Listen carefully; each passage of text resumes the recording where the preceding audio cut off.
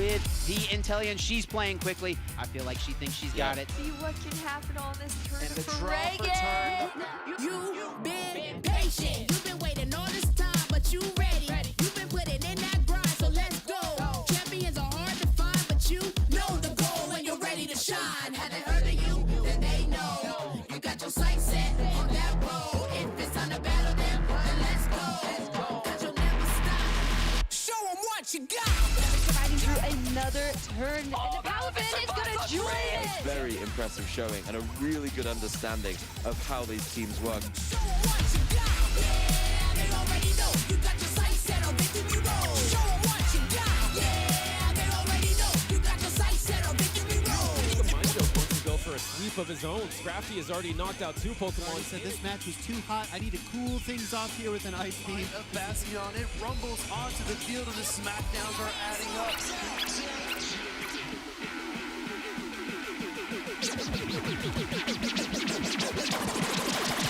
Show 'em what you got. Yeah, they already know. You got your sights set on victory road. Show 'em what you got. Yeah, they already know. You got your sights set on victory road. Put your hands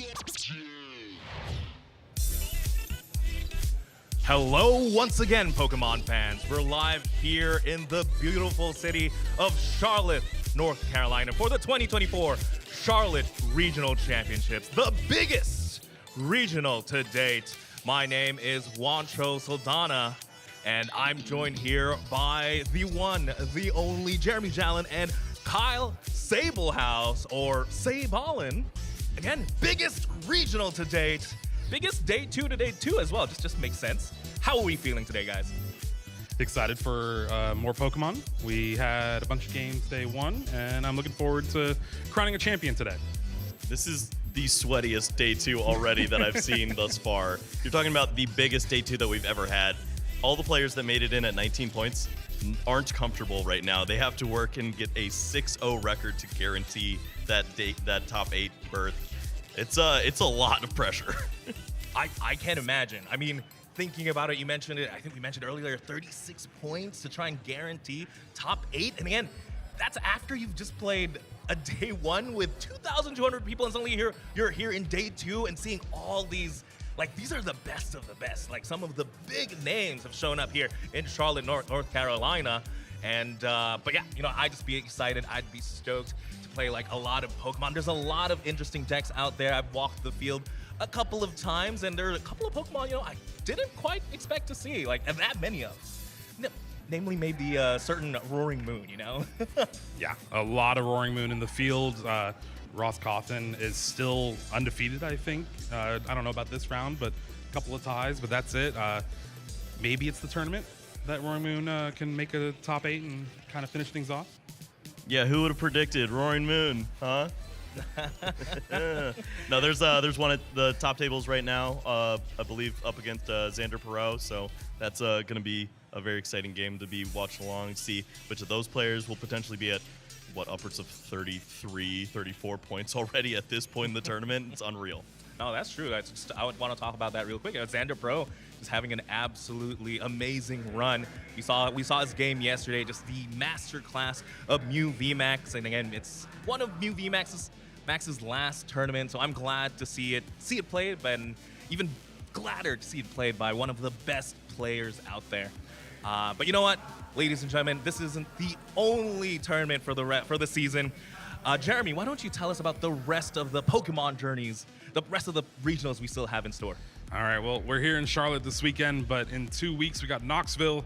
2 weeks after that, Vancouver, then EUIC in London, and then, of course, we're closing out with what potentially could be the 3 largest regionals we've ever had after this weekend in Orlando, Indianapolis, and Los Angeles. Yeah, I feel like Orlando was a record-breaking one for us. Indianapolis was a crowning point post-COVID for everyone, where everyone came back and we saw well over 1,000 players and got very excited a few years back.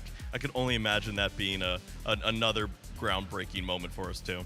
I mean, let's not we have to talk about Los Angeles and New Orleans, though. You know, some of the newer places we're going to be visiting. I cannot wait to go to LA, you know, just be one of the stars as well, just for that weekend, you know, be a Pokemon star in the One of the V stars. Exactly. And of course, that all leads up to Honolulu, the Pokemon World Championships. And if it's anything like the last one, if it's anything like all the previous World Championships in the past, you can expect amazing Pokemon and honestly just an absolutely great time. But of course, to make it to the Pokemon World Championships, you have to earn some CP. Why don't we, Kyle, why don't you tell us about how we can earn our CPs? Yeah, the championship points that you're looking for, that's going to be 600 for the Masters Division across North America, which a lot of players are starting to etch closer and closer to that mark. Obviously, with all of our local scene that we have, you can start to build up on those points, but you're going to need some help, which is why we have the regionals and, of course, the international placements that you can have as well. And that's really where you can earn the bulk of your points, with upwards of 200 points for first place, which would also get you a auto qualification to Honolulu, which sounds pretty nice. I feel like the auto qualification definitely helps out, but it's kind of crazy to think that, you know, now that we're playing in these really big regionals, sometimes making like a good top 500, like you can earn like maybe like 20 points. Yeah. And you're still in the top 80% of all players of that day. It's ridiculous. It does help out a little bit, quite a bit. But maybe we play like a cup or two instead of challenge. Well, speaking of, like, even the challenges and the cups are getting really big. Just the one we had in on Friday for this tournament, that was over 120 people. Yeah. I mean, if you want to play in the cup today, there's 9 rounds. It's a regionals on its own. So you're telling me you just played 9 rounds of Pokemon yesterday, and you're gonna do that all over again? Yeah. I feel like a lot of Pokemon players would do it again. Yes, we love this game. For better or worse. No, definitely. I actually am itching to play. After we casted games yesterday, what do? You played some Standard after the tournament. Of course we did. That's how much we love the Pokemon trading card game. And you know what? I do want to check out, though, some clips from day one, some notable plays and some from notable players. I think we had so many amazing games. There were a couple of interesting decks as well, like the Superior from game 1, from round 1. Not round 1, round 4, excuse me. Something I enjoyed was seeing Landon Kettler just see his own Squovit. Yeah. And he just goes, you can hear it through the mics. I'm familiar with that card. No, but yeah, and what are the other interesting matches for you guys from day one? Well, here we got good old Jake Gearhart himself getting an Amp You Very Much. At The future is now. Yeah, for future's Jake now. Gearhart. And This has to feel so good. if you're going to amp you very much anyone, it has to be Jake Gearhart. Meanwhile, we had another great game to close out in our final set of the day, where we saw Leopoldo do a phenomenal 4-prize turn with the Urshifu VMAX. And of course, we have the legend Ross Cawthon. This one, I do remember. You have such a powerful deck. You have Roaring Moon. You have these Galarian Moltres. But sometimes all it takes is a little more Pekko to get that game 1 donk. Just 70 damage. Just enough. a little bit hungry. Times 2. For sure. And of course, this is what we were talking about. I was just talking about Xander Pro against Michael Pramawat. The two legends playing the two of the best decks, just Mew VMAX and Mew VMAX. Definitely learned quite a bit from that game. And again, we can only use it. I can only use that knowledge for like, what, 2 more tournaments? But it's very important knowledge indeed. Mew VMAX, again, one of the best games. Xander Pro, again, one of the best players against Michael Pramawat. That was quite a game. And 2 very different lists of Mew as well. Was it? Yeah. No, it wasn't. They're both Meloetta. One just had 1 more Ice Cube. Yeah, that's very different. I guess, yeah. I mean, that's the nature of Mew VMAX. You switch out 1 extra card, suddenly it's completely different. Yeah. Yeah, I mean, Xander should know. Yeah, for sure. Yeah. You add in 1 Aerodactyl, V-Star, maybe Dreepy. a Manaphy. Everyone forgets Dreepy. I don't forget Dreepy. There was a lot more too. As Pramawat, he wasn't done after he played against Xander. He went on day 2 just earlier today. He had to play against Andrew Mahone, another Mew VMAX. He's going through the absolute gauntlet of the great Mew VMAX players right now, and he's getting the job done. He has potential to be in our top 8.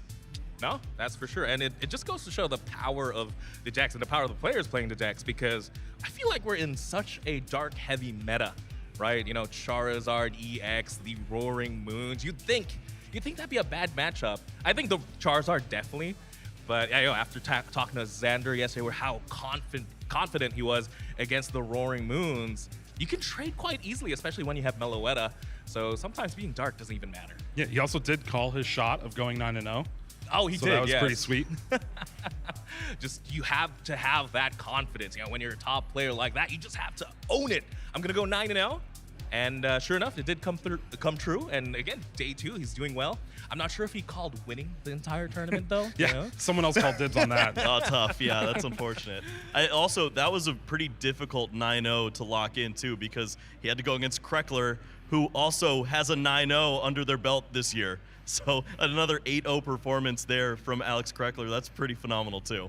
That's for sure. That's for sure. We're talking about so many of these amazing players. What I am curious about though is our current standings for round 12. I want to see where these players are placing right now. And yeah, just like we said, Xander Pro right there. Number 2 spot, 10-1, but he's just under Aaron Santos, 10-1 as well. Ross Cawthon, Calvin Connor, again, big names. And who are you excited to see here? Alex Szymanski with that Sablezard, still having my pick of Radiant Charizard go strong. Somehow is finding ways to keep winning, and you'll love to see it. I'm excited for Vinicius Fernandez, player from Brazil, off of a great performance in the World Championships, moving up into the Masters division and showing that he can compete against all of these great players. Playing with the Lost Zone Giratina, so close to my heart, and I'd like to see a good performance here today.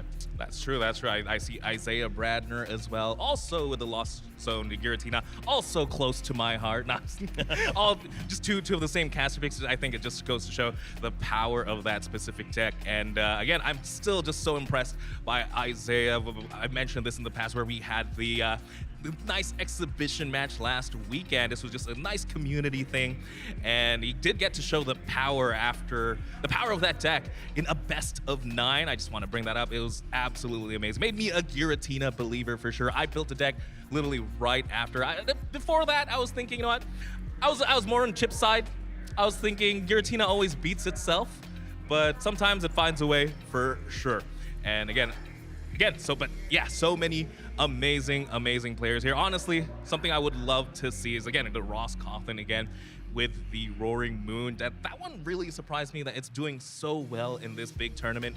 I feel like these future and ancient Pokemon really haven't had time to shine as of yet, but maybe now's the time in the biggest regional today. Ross has a real clean, consistent list. I like the approach, but I feel like something like Aaron Santos's list, it has that extra push, that extra reach. It has really cool plays with Thornton and moving into Iron Hands. A lot of different scenarios where he can come up with the correct optimal line to come out on top. And I feel like when you have all of those options, you're usually going to find those great lines to win against these amazing players.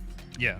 No, that's for sure. That's for sure. And again, all of these players, absolutely amazing, but there can only be one Charlotte Regional Champion to join the rest of our other regional champions. You see here, again, from Pittsburgh to Portland, from Andrew Estrada to John Eng.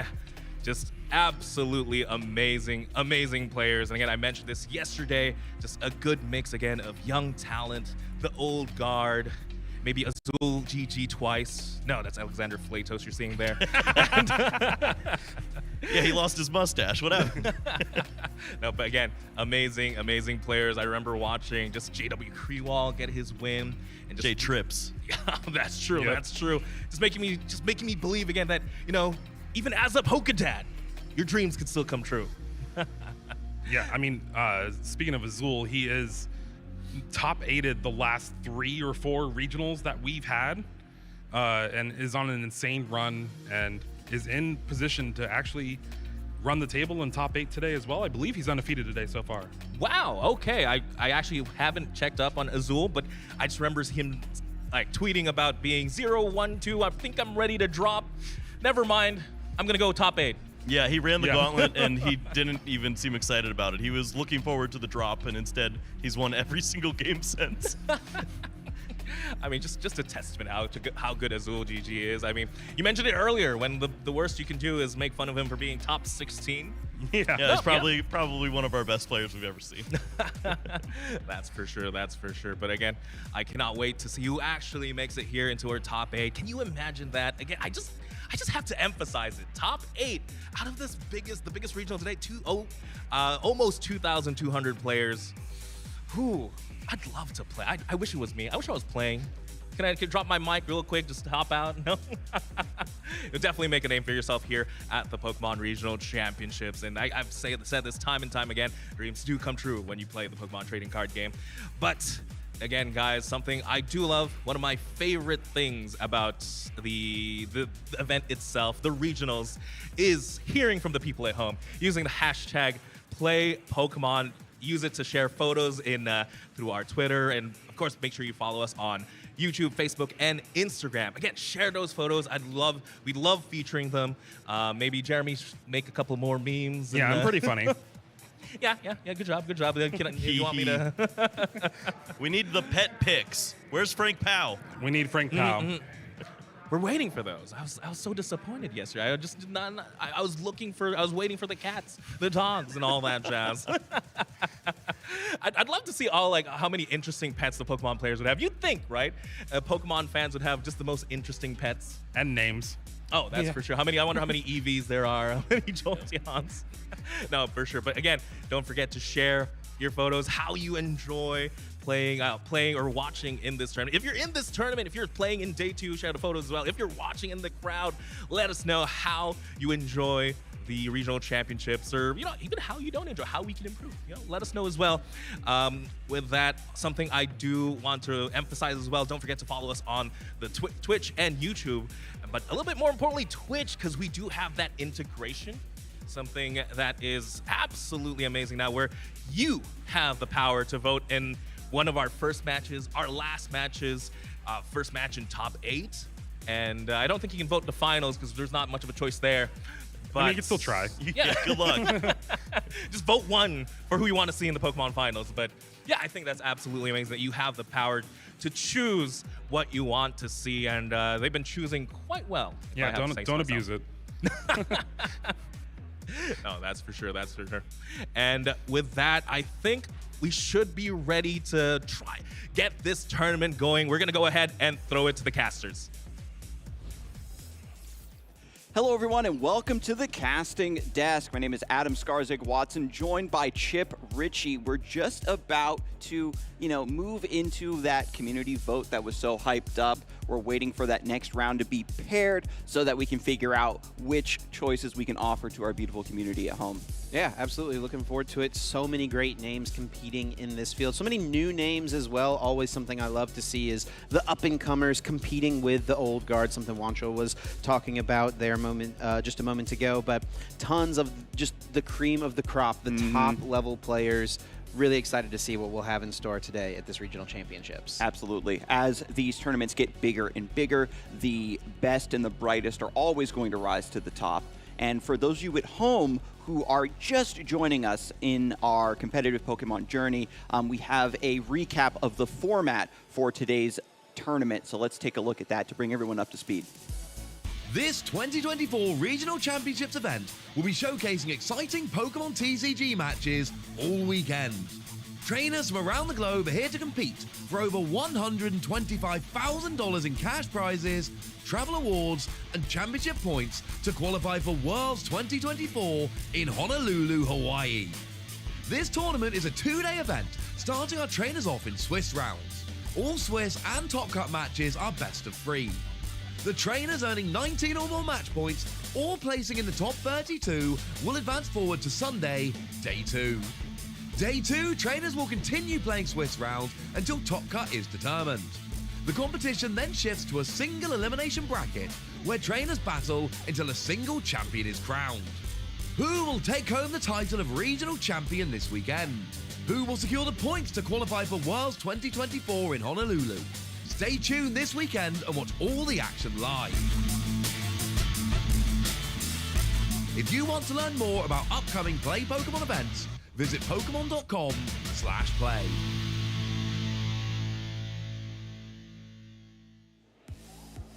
And that is how our competitors are going to claim victory this weekend, Chip. And this is a breakdown of the prize pool that we have. So much on the line here. First place taking home $10,000, and then payouts all the way down to the top 32, walking away with $1,000. Pretty solid, if you ask me, and a huge increase from what we had even just last season in the game. Love to see that as the game is continuing to grow, those prize pools are continuing to be pushed higher and higher. Yeah, our most competitive players, our most consistent players are really able to get some return on their investment. And especially with how many competitors here, how stiff the competition has become, I love that the players can get a little bit of money for their troubles. Yeah, without a doubt, helps you fund future Pokemon TCG adventures, maybe, you know, add a little bit of bling to your Pokemon TCG deck, or Absolutely. you could just pull those cards because you get tons of TCG booster packs as well, all the way up to 3 booster boxes for first and second, third, top 4 and top 8 placements. And any Pokemon fan will tell you that that is a joy in and of itself to just open some packs, just kind of relax and, you know, see what you'll get. And I might be preaching to the choir here, but I think especially within the last handful of sets, right, the art has really become front and center for a lot of the best cards in the game, like all the special alt arts that we have these days. It always makes me so excited for when, you know, these new sets do come out. Well, let's look at the decks that the players chose to bring to this event. Of course, yesterday was our day 1 of the tournament, so we can look at the meta for what day 1 looked like. Of course, Charizard EX remaining the most popular deck in the format. Yeah, the breakdown is so important here, Chip, right? Because we try to take into account results of other tournaments or what's trending upward based on online events, but you've got to settle in with a deck that you know is strong and a deck that you're comfortable with. And Charizard EX really ticks a lot of boxes for a lot of the player base. Yeah, it's consistent, it's powerful, does a lot of damage, has a lot of HP. It's really hard to KO a 330 HP Charizard EX. And then Lost Zone Giratina coming up there in second place, 13.44% of the meta, 285 of our trainers choosing to play that archetype to the tournament this weekend. No surprise that that would be a popular choice after winning the Portland Regional Championships so recently. Of course, and then Miraidon, Roaring Moon, kind of neck and neck. Miraidon having, I think, a much bigger boost because of its legacy. It's been a longer existing deck for sure. More players are comfortable on Miraidon. And of course, Mew VMAX, Gardevoir down at the bottom. Just kind of standby lists that are always very represented in tournaments. Yeah, and I always love to look at the day 1 meta, but I think the thing that's more important to track from a competitive standpoint is what is converting to day 2 and which decks are, you know, increasing their meta share in the second day of competition. And honestly, Giratina is making a pretty good argument for itself, bumping all the way up to 18% of our meta share, 40 out of our 220 day 2 players on that deck. And that does make a lot of sense to me, Chip, right? This is a deck that is touted for its intricacy, its difficulty to play, and only the most dedicated players have that confidence and the reps on the list to bring it. So even though we have less in day 1, of course it would have a stronger conversion to day 2 because those 40 trainers that brought this list have, you know, the skill and the familiarity necessary to do well. Yeah, so there's really no big surprises in the top 2 for me. You know, Giratina increasing a little bit, Charizard decreasing a little bit. I think those things make sense, but I think the biggest surprise for me is at this 3rd spot on our day 2 meta graph. Very true. 13.64%, 30 players in day 2 on the Roaring Moon EX, a really sizable increase from about the 9% it was in day number 1. Just proving, you know, this consistent and really powerful deck archetype can really go a long way for you at these competitions. Players love, you know, the threat of the frenzied gouging, the ability to discard stadiums, also very handy in this era, and having just some pivoting and utility options, right? With the Dark Patch, the Energy Switch, it seems like where other decks might stumble to keep their pressure up, Roaring Moon always has some threat about to come into the active spot and take some prizes. We see Gardevoir EX and Mew VMAX both neck and neck, about 11% for each of those 24 trainers on those decks. The things we're kind of used to seeing, of course, many players trying to give Mew VMAX that one last ride before the rotation upcoming very soon.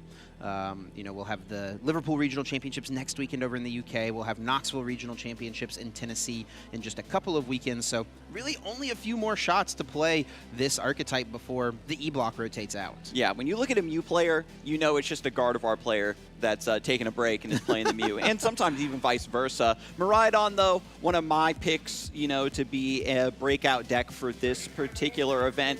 Not a strong conversion to day 2, surprisingly. I know that the players who did bring it do have some tech, are very comfortable with the list, but maybe missing out on that utility that might be necessary right now. Iron Hands not carrying as hard as I was counting on it to. And then, yeah, the Miraidon, it was a choice of mine as well. The Iron Hands is the big part of the deck at the moment, but there's still a few players in the running for top 8, so we could see our cast prediction come through, Adam, hopefully before the end of this event. Yeah, I mean, you have to cast or curse responsibly. You know, sometimes when you count on a deck too much, it will fail you. But at any rate, I'm always looking forward to the players simply surprising me, right? It's no fun if you're able to perfectly predict the meta and you're looking forward to mirror matches after mirror matches. Having such a wide variety of decks has been a delight to see for these recent competitions, Chip. Yeah, absolutely. And let's not forget as well, in the tournament today, you know, we've got the Masters TCG event, but we also have seniors players out there in the field competing in their first ever day 2 of Swiss. Super exciting to see that the game is growing in all facets, not just the Masters division, but also the juniors and seniors division as well. Those seniors, of course, getting to the over 227 players in your event needed to trigger that 9th round of Swiss plus the day 2, 5 extra rounds. So there's still a lot of competitors out there trying to fight their way to become a regional champion in their own division. And I'm just getting word as well that that community choice poll is live. So if you're watching on the Twitch stream, make sure you have the chat pulled up so you can vote in that poll and see which of those 4 options are going to be our first streamed match for the day. I gotta go cast my vote here. Oh my goodness, I cannot believe what is winning. Chip always likes to get a nice preview of what we might have to cast coming up, but I know that our very dedicated viewers will certainly pick us a good one.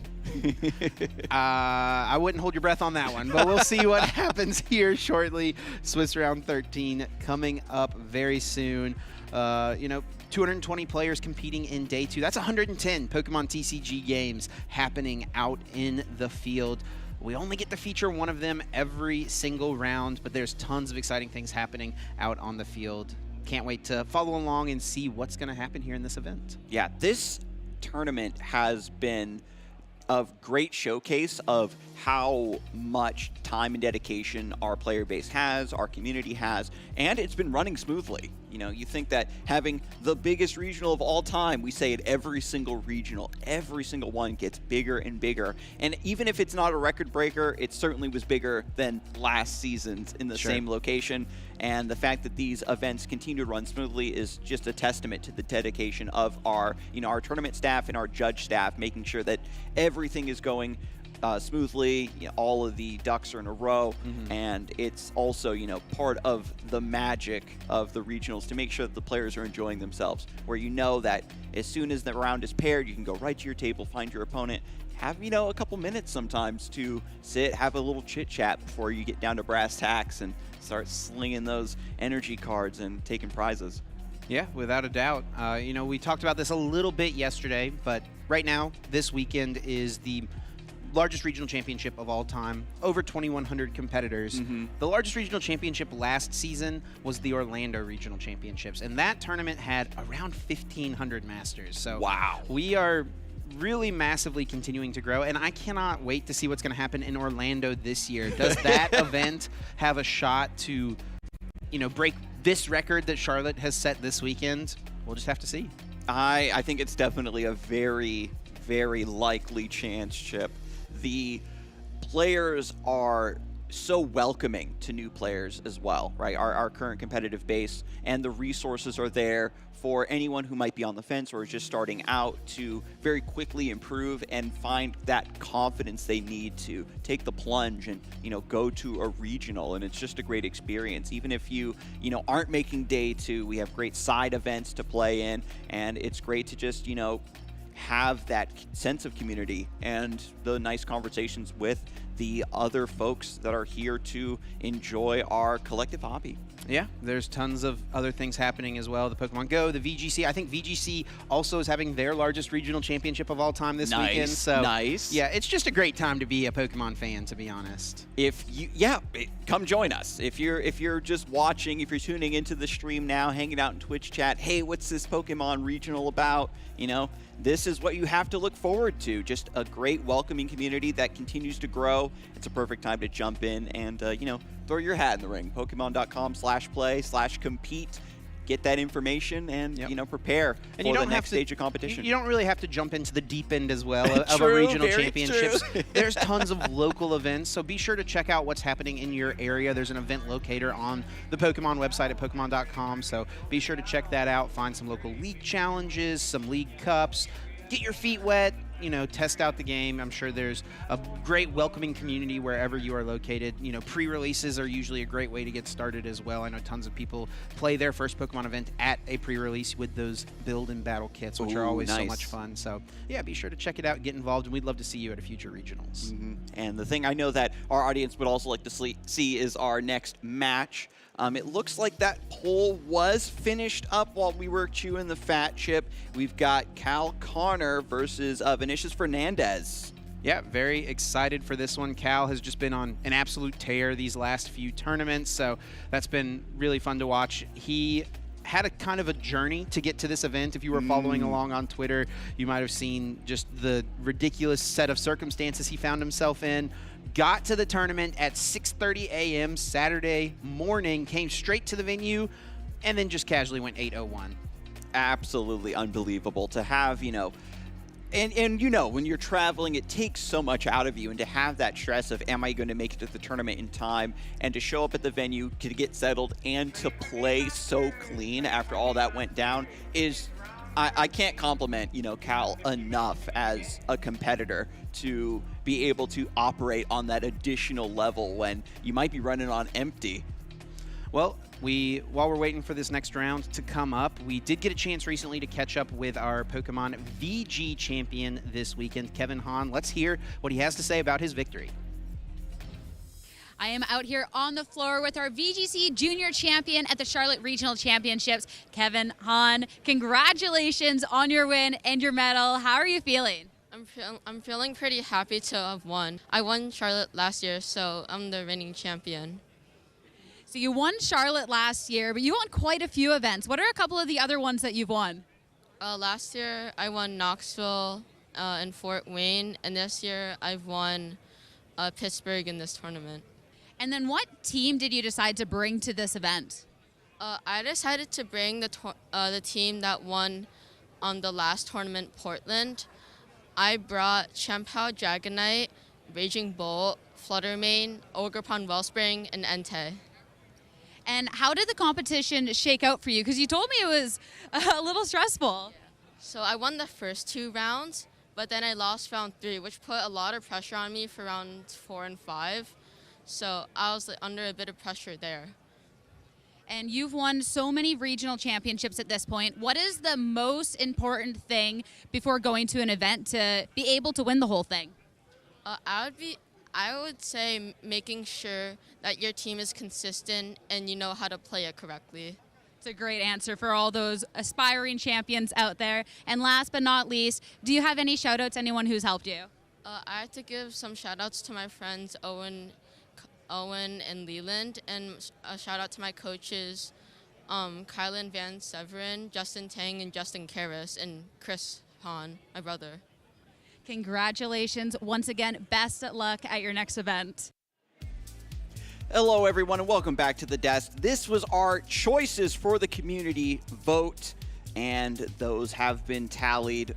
I'm again shout out to you, our audience at home. This wouldn't be possible without you. I'm glad that we're able to provide this additional access for you to participate in the stream, and thank you for making such an amazing choice. Yeah, I'm glad, honestly, that we had the community vote on this one, because if you look at the 4 matches here, I mean, you can make an argument to want to watch any of these games. Just 8 amazing players facing off against each other. You'd expect no less from the highest level of the Pokemon TCG competition. And like we mentioned, it will be Cal Connor facing off against Vinny Fernandez. Vinny, of course, traveling to this tournament from Brazil. He's a first-year Masters Division player. A couple seasons ago, he got 2nd place at LAIC in his home country of Brazil in the seniors division. Of course, his brother Gabriel was the world champion this year in Yokohama. He actually was competing in the seniors division this weekend. We'll have to maybe keep our eye out on how Gabriel's doing over there in the seniors tournament that's happening. But for now, it's going to be Vinny versus Cal up on the main stage.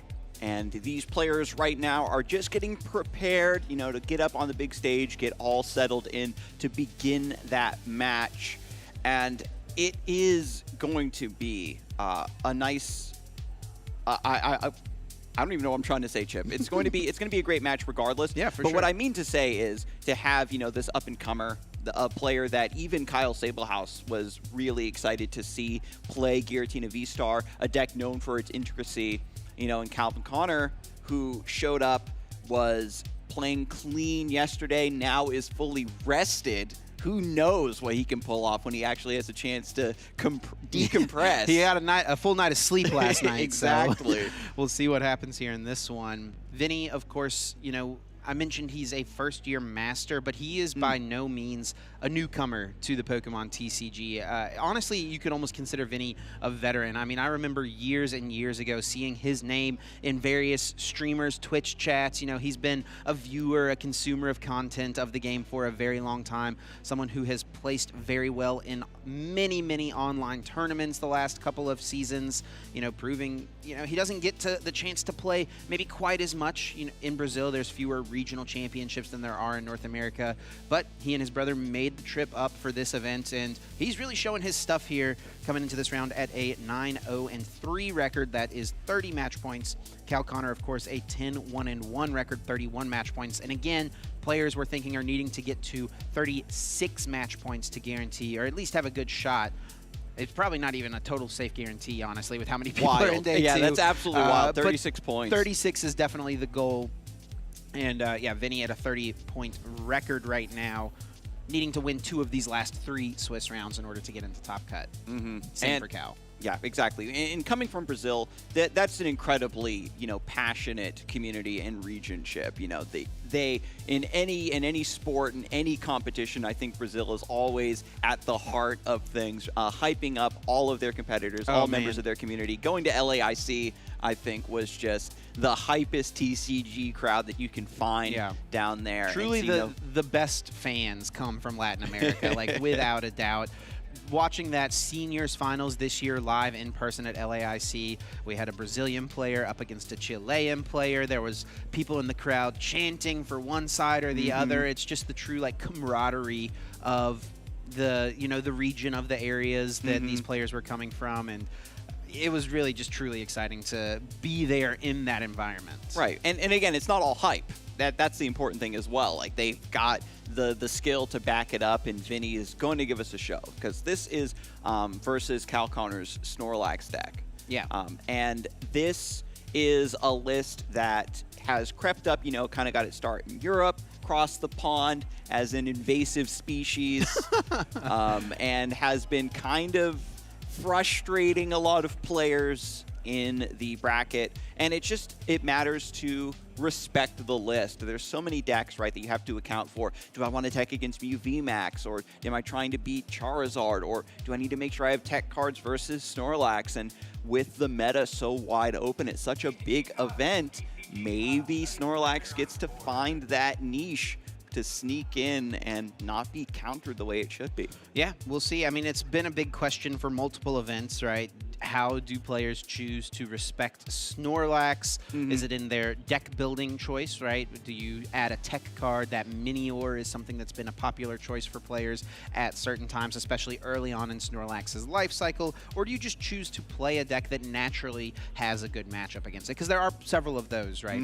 But Snorlax does usually like to prey on decks like the Charizards that are out there. You know, the Gardevoir is an okay matchup. The Gardevoir can definitely add techs that allow you to beat it. Miraidon, very winnable matchup. And also, I would say Control is a very difficult deck to play against. And when you have a player like Cal that is so talented at the game, playing up against players who are way less familiar with what to do and like what strategies to employ, he's going to find opportunities to capitalize even in those what should be on paper unfavorable matchups. Yeah, because Control as an archetype in Pokemon is something that really ebbs and flows. So you need to have that long-standing history with the game to understand typical Control playstyles and win conditions, and you have your best practices for how to deal with that chip. And, you know, Vinny, as you said, consumer of content, a veteran, will hopefully have studied up against Snorlax, and Giratina does generally well into it thanks to that shred.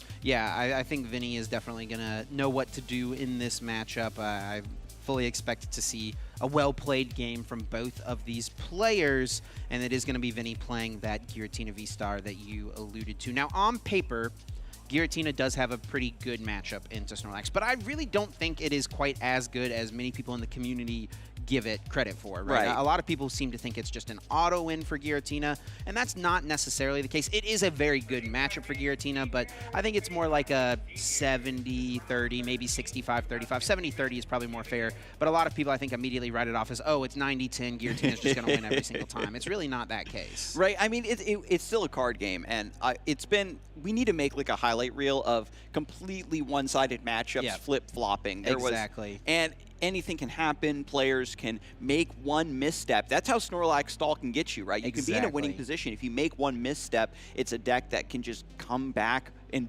punish you so hard, Chip. And that is what is the big pitfall that Vinny needs to watch out for. If you are in such a winning position, especially if it's like a Game 2, Game 3 scenario where you're trying to win the set, if time is ticking down when you're playing against a control deck, maybe you begin to overthink. Maybe you begin to play too quickly and missequence something. And this is something that we've seen players turn a victory into a defeat or a victory into a tie. And even taking a tie is so detrimental in an event of this size because 36 match points is so important. At the very least, just to have a shot at top 8. Well, let's get down to the stage. Skarzig, our match is getting set up and getting ready. The players are at the table. And here they are, Cal Connor on the left with what has become his signature deck of this format, that Snorlax stall, and Vinicius Fernandez with the Giratina V-Star. Giratina V-Star is just really the sort of list that you love it or you hate it.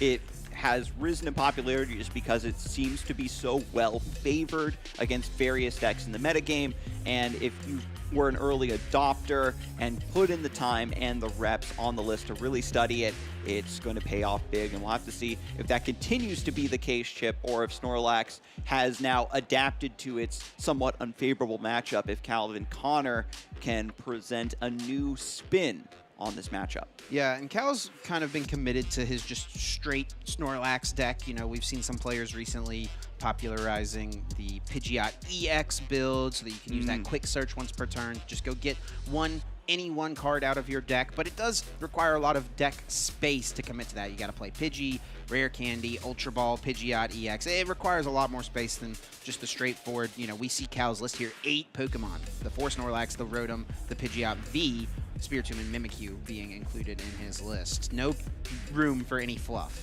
Yeah, this is, you find the Pokemon that's going to be best suited for the current board state, going to try to punish your opponent with that Erica's Invitation one ending up in the prizes. That's going to be very important. Rotom V also important to get those resources, but on the other side, Vinicius prizing 2 Jet Energy, going to have the less switch opportunities to get something stranded out of the active. Yeah, really not ideal prizes for either of these two players. Now, Cal does play the one Hisuian Heavy Ball, so he will have access access to that Rotom, but it's going to require him to play, you know, a supporter to find that card. You know, he does play 4 copies of Arven. Here we go. We're kicking this game off. Snorlax in the active for Cal Connor, and it is staring down a Comfey. Your most likely starter with a Lost Zone box deck, of course, 4 Comfey in all of these lists.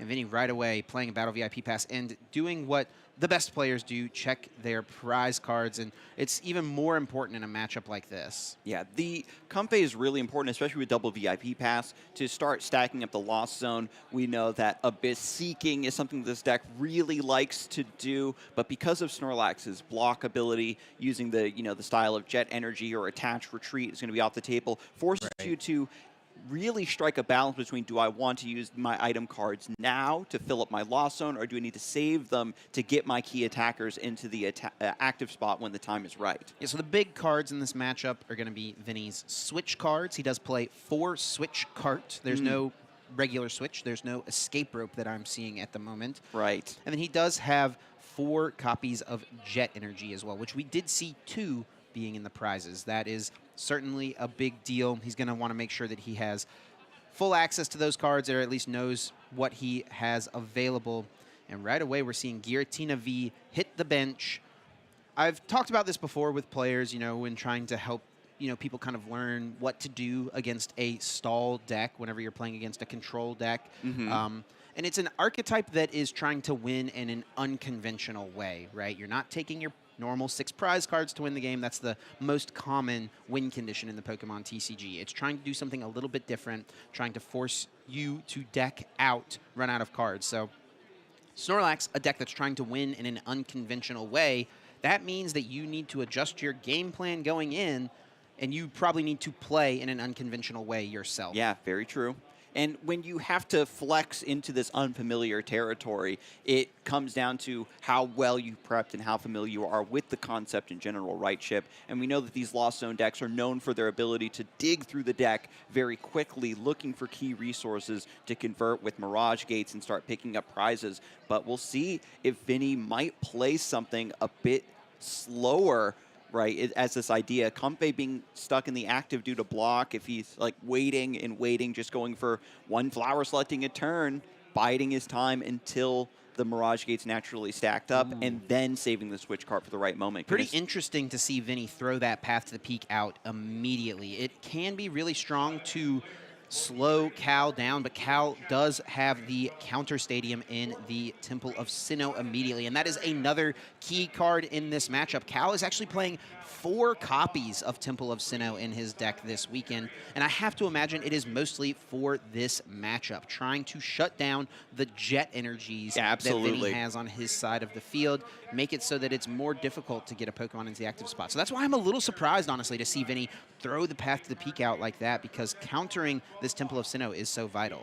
Yeah, probably saying, if I get this down early, trying to turn off that Rotom V, you know, starve the resources, allowing him to play the game at his pace, setting up for that Giratina V to come into the active once that switch card is picked up. But Calvin Connor's not going to have any of it. Temple of Sinnoh, and this is the adaptation, right? Oh, the Giratina matchup is bad. Well, I've got all this space in my deck, 8 Pokemon plus a bunch of other cards to help that win condition thrive. It's going to be the Temple of Sinnoh. And right away, Cal on this first deck search with Battle VIP Pass, checking his prize cards, moving all those Pokemon to the front. And you see the other card he's moved to the front right away, that Hisuian Heavy Ball, because he knows how important it is to get Rotom up and running. And I did see an Arven in his hand. Beautiful. Arven for the turn. This lets you find the Pokemon tool and an item card. Of course, just picks up that Hisuian Heavy Ball, and the item card, excuse me, the Pokemon tool is the Bravery Charm, giving additional HP to a basic Pokemon, make it much more difficult for those easy prizes to be taken, because Vinny, right, can't play stall versus stall without things like Silene. You've only got a couple Super Rods to put the resources back in, maybe Iono to just draw things out. It's going to be on Vinny to find a way to take some prizes when Calvin Connor's doing his utmost to stop that from happening. Yeah, and the Giratina V is certainly the most important and best attacker in this matchup. It's got the excellent Shred attack for 3 energy. It deals 160 damage, which is enough to knock out the Snorlax. Of course, the Bravery Charm does make it so that it forces a 2-hit knockout, so Cal can get into some of those penny loops at some point in the game. But he is going to have to do more to try to slow Vinny down. You know, if your opponent is 2-hit KOing your Snorlax every single turn, even with a Bravery Charm, that's not enough time for you to keep the loop up and running that Cal is eventually going to try to get to, which we'll have plenty of time to talk about once we see it come to fruition here in this matchup. But you know, the combination of the Penny to pick up those Pokemon, the Silene, the Team Yell's Cheer to get as many cards back as possible, that Pal Pad. Plenty of time to delve into exactly how this is going to work out. But for now, Cal is grabbing that ever-important Rotom V. Yeah, this sort of infinite deck idea, you know, was popularized last season with the Mewtwo V Union lists, you know, from Sander Wojcik. Yes, yes. And this engine is still in standard, so this is just the new package for it that you can stall out the game, draw some cards with Rotom V. You know, after you use the instant charge, you draw 3 cards, but it ends your turn, and Snorlax is perfectly okay with that trade-off. We're back over to Vinny's side. Flower selecting. There's a lot of things that you're loving to throw away into the Lost Zone with this deck in this matchup, and one of the things is basic Pokemon. You know, that's a huge win condition potentially for Cal, is to use an Erica's Invitation to catch Vinny with a Manaphy or a Radiant Greninja, something along those lines in his hand, bring it to the active spot, something that cannot attack, cannot do damage, and then force Vinny to burn more resources, exhaust more resources, switch carts, those jet energies in order to get that Pokemon out of the active spot. Yeah, and Vinny, after looking through the deck, knows what the deal is. There's 2 jet energies in the prizes, Temple of Sinnoh currently in play. It's all up to switch cart to get this Comfey out of the active spot when the time is right. Thanks to Corwit's experiment and this flower selecting, it's maybe 1 or 2 more turns away from Giratina V-Star being ready to come into the active spot alongside a Mirage Gate. So something Vinny could do would be to, you know, if he finds a counter stadium or a switch cart, you know, he can jet energy or attach an energy plus switch cart, use that abyss seeking to try to get more cards into the Lost Zone, but that's not really something he is pressured to do. And the switch cards are the most precious resource in this matchup, the most important thing for Vinny to be tracking. And speaking of those switch cards, that is what Cal is hoping to hit here on the Misfortune Sisters. He gets to look at the top 5 cards of the deck and discard as many item cards as he would like. Gets rid of a Mirage Gate. Really nothing too bad to be discarded here. The Mirage Gate, you know, is something that you would like to use probably at some point, but you're going to have time to just manually attach your energy cards. That's fair. And Cal recognizing, hey, Counter Catcher and Battle VIP Pass, those are 2 pretty bad cards. I'm happy to put those back into your deck. I don't have to discard them with the Misfortune Sisters. Yeah, this is another high-level aspect of the matchup, is making sure that your opponent has bad cards, dead draws. Another Colress's experiment, however, for Vinny. Roxanne being offered up, finds another Mirage Gate, fortunately. Gets rid of a Water Energy. And I think we saw a Path to the Peak as well, Chip. Yeah, does need to make sure he keeps those stadium cards hanging around. That Temple of Sinnoh being in play still, of course, a little bit of a nuisance. But yeah, this is pretty fine for Vinny. You know, you can play this matchup pretty slow. Cal, of course, is going to have plenty of time to amass a large hand so that he can have plenty of options, different things to play with. Yep, and switch cart kept 100% of the time here, getting rid of Giratina V-Star into the Lost Zone. And of course, it doesn't matter. Yeah, that first Mirage Gate coming out, hitting 7 cards in the Lost Zone. So we could see Vinny go on the offensive here.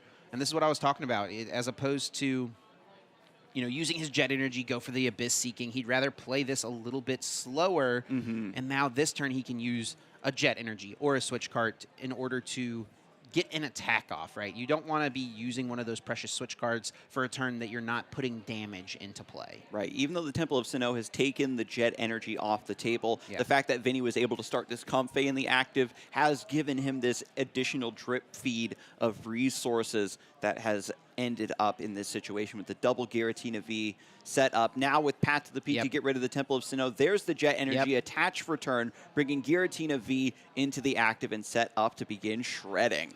And shred indeed is what we will see. 160 damage laid on this Snorlax. It does only have 150 hit points, but that Bravery Charm allowing it to hang on just 40 HP remaining. Now, will Cal Connor respond with the penny to pick this Pokemon up and reset it? Or is he going to be fine letting the Snorlax go down? That is an interesting question to, kind of see where things go. At some point, Cal does want to allow Vinny to take a prize card. Ultimately, with these control and stall decks, you're fine if your opponent takes 5 prize cards. You just can't let them take the 6th. That's all that matters is, they can take as many knockouts as they want. You just got to kind of figure out where the right time is to allow that to happen, because you want to activate your counter catchers to try to, bring this Comfey back up. I think Cal is really going to be bullying this Comfey through the rest of this game. It's going to be in the active, whether it likes it or not, Chip. And what I like, too, now that Vinny has got the Giratina V in the active, got that first shred off, it is going to be a penny. Calvin Connor's already calculating, right? How much time do I have to stall out this game? How much pressure does Vinny actually have after expending the penny? This is already beginning a separate clock, not from the round timer, but the different timing of when do I begin this penny loop? How quickly can I thin down my deck to really get that up and running? Now, at some point, Vinny will be able to utilize his Giratina V-Star to one-hit KO Snorlaxes with Bravery Charms, but it's really something you got to be careful about when you put it in play. If Vinny was to utilize Giratina immediately right here, he would almost certainly lose the game. He would just run out of energy cards because Lost Impact forces you to Lost Zone 2 energy attached to your Pokemon every single time you utilize it. And that's a pretty poor trade-off when you're only getting 1 prize card. So at some point in the game, this Giratina V-Star will likely come into play, maybe in combination with like a Boss's Orders on the Rotom V in order to take 2 prize cards. But for now, it's going to be a continued onslaught of Shred. Pokegear 3.0, looking at the top 7 to find a supporter. Penny was already used. Cal's looking for Silene, wants to get those key cards ready to go. Picks up a Sydney instead. Yeah, this is a pretty important card as well. A pretty unique effect, letting you view your opponent's hand and then discarding up to 2 in any combination of Pokemon tool cards and special energy. And speaking of which, and stadium cards as well, let's not forget that gets thrown into the mix. Speaking of which, though, Vinny having to discard one of his Jet Energy. That's actually his last one available to him right now, the other 2 being in the prizes. So the potential to bump the Temple of Sinnoh to get another Pokemon into the active, slowly shrinking down. And now Calvin Connor also has that hand knowledge. I see you've got 2 switch cards there, my friend. Now I can begin to adapt and adjust my game plan around that.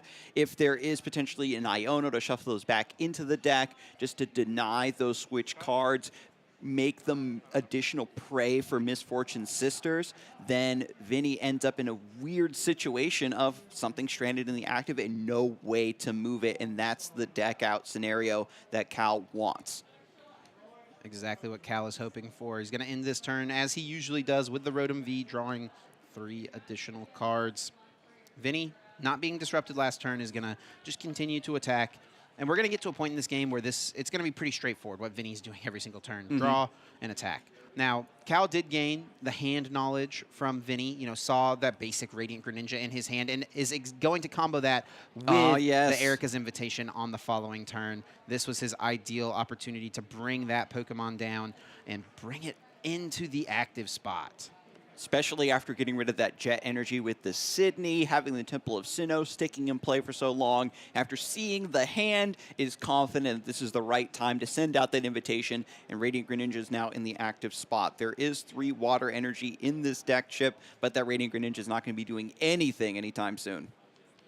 Yeah, well, I wouldn't be so sure. There's a basic Water Energy in the hand, and, Mirage Gate could, lead us to some Moonlight Shurikens to take multiple prize cards. That is something that Vinny could go for. That is a pretty extensive use of his resources, however. We'll see if he does choose to go that route. And with this Super Rod being played, I think there's a shot we're going to see it. Let me see. The hand has gotten so big, I'm losing track. That's Mirage Gate number 3. If I'm not mistaken. And we do see the 2 energy cards going onto the active spot. Vinny well, does have 2 Super Rod available to him. And this is really nice for Vinny because it's going to take 2 Snorlax out of play. He's going to take 2 prize cards, but almost more importantly, he's getting rid of 2 Bravery Charms. If he can limit those, I mean, they're a lot harder to get back than something like the Snorlax. You can put Snorlax back into the deck as Cal pretty easily with something like Super Rod, with something like the Team Yell's Cheer, and then get them right back with the Nest Balls that he's going to have access to. But with those 2 Bravery Charms going down... yeah, was this a misstep from Calvin Connor going for the Erica's Invitation? Maybe pulling the trigger on that a little bit too soon? Because I didn't think the Radiant Greninja was going to pull it off either. Yeah, the Radiant Greninja was able to get there. I mean, Cal did have perfect knowledge of Vinny's hand, right? So he had to have known that it was pretty possible, and he has definitely played this matchup a lot, so I have to assume Cal is aware that that was a play that Vinny could have gone for. But for now, you know, it doesn't matter that you lose 2 Bravery Charm necessarily. You know, you can get them back with something like the Silene later on, but he does still have the 1 more Bravery Charm, which we see attached now to the active Snorlax, but also a luxurious cape to boost the HP of another additional Snorlax later on. And, you know, this play from Cal, you know, by bringing up this Greninja, allowing Vinny to go for the 2 prize cards, it does force a pretty large expenditure of resources, right? Vinny had to use the Super Rod, had to use a Mirage Gate, and that's really what these matchups come down to. It is a true resource war, and both players being aware of what the other one has access to. Yeah, and maybe that is Cal Connor just kind of ripping off the Band-Aid there. Like, this Moonlight Shuriken is going to happen eventually. The longer I wait, the more likely it becomes. I'm going to give the two prizes now, get those, you know, energies discarded to the discard pile due to Moonlight Shuriken's effect, and now you're on a Super Rod to get those back if you want to try again. So Vinny here has the Giratina V-Star, and he has Boss's Orders, so, you know, he could go aggressive after the Rotom V on Cal's bench. I don't really expect to see that just yet. We also could see a world where Boss's Orders like targeted the Snorlax, but no, it will be the Rotom V. This does, very importantly, send the Snorlax to the bench, so that block ability no longer active. That means the Radiant Greninja can retreat, and it is going to be Giratina V-Star. We will see the Lost Impact.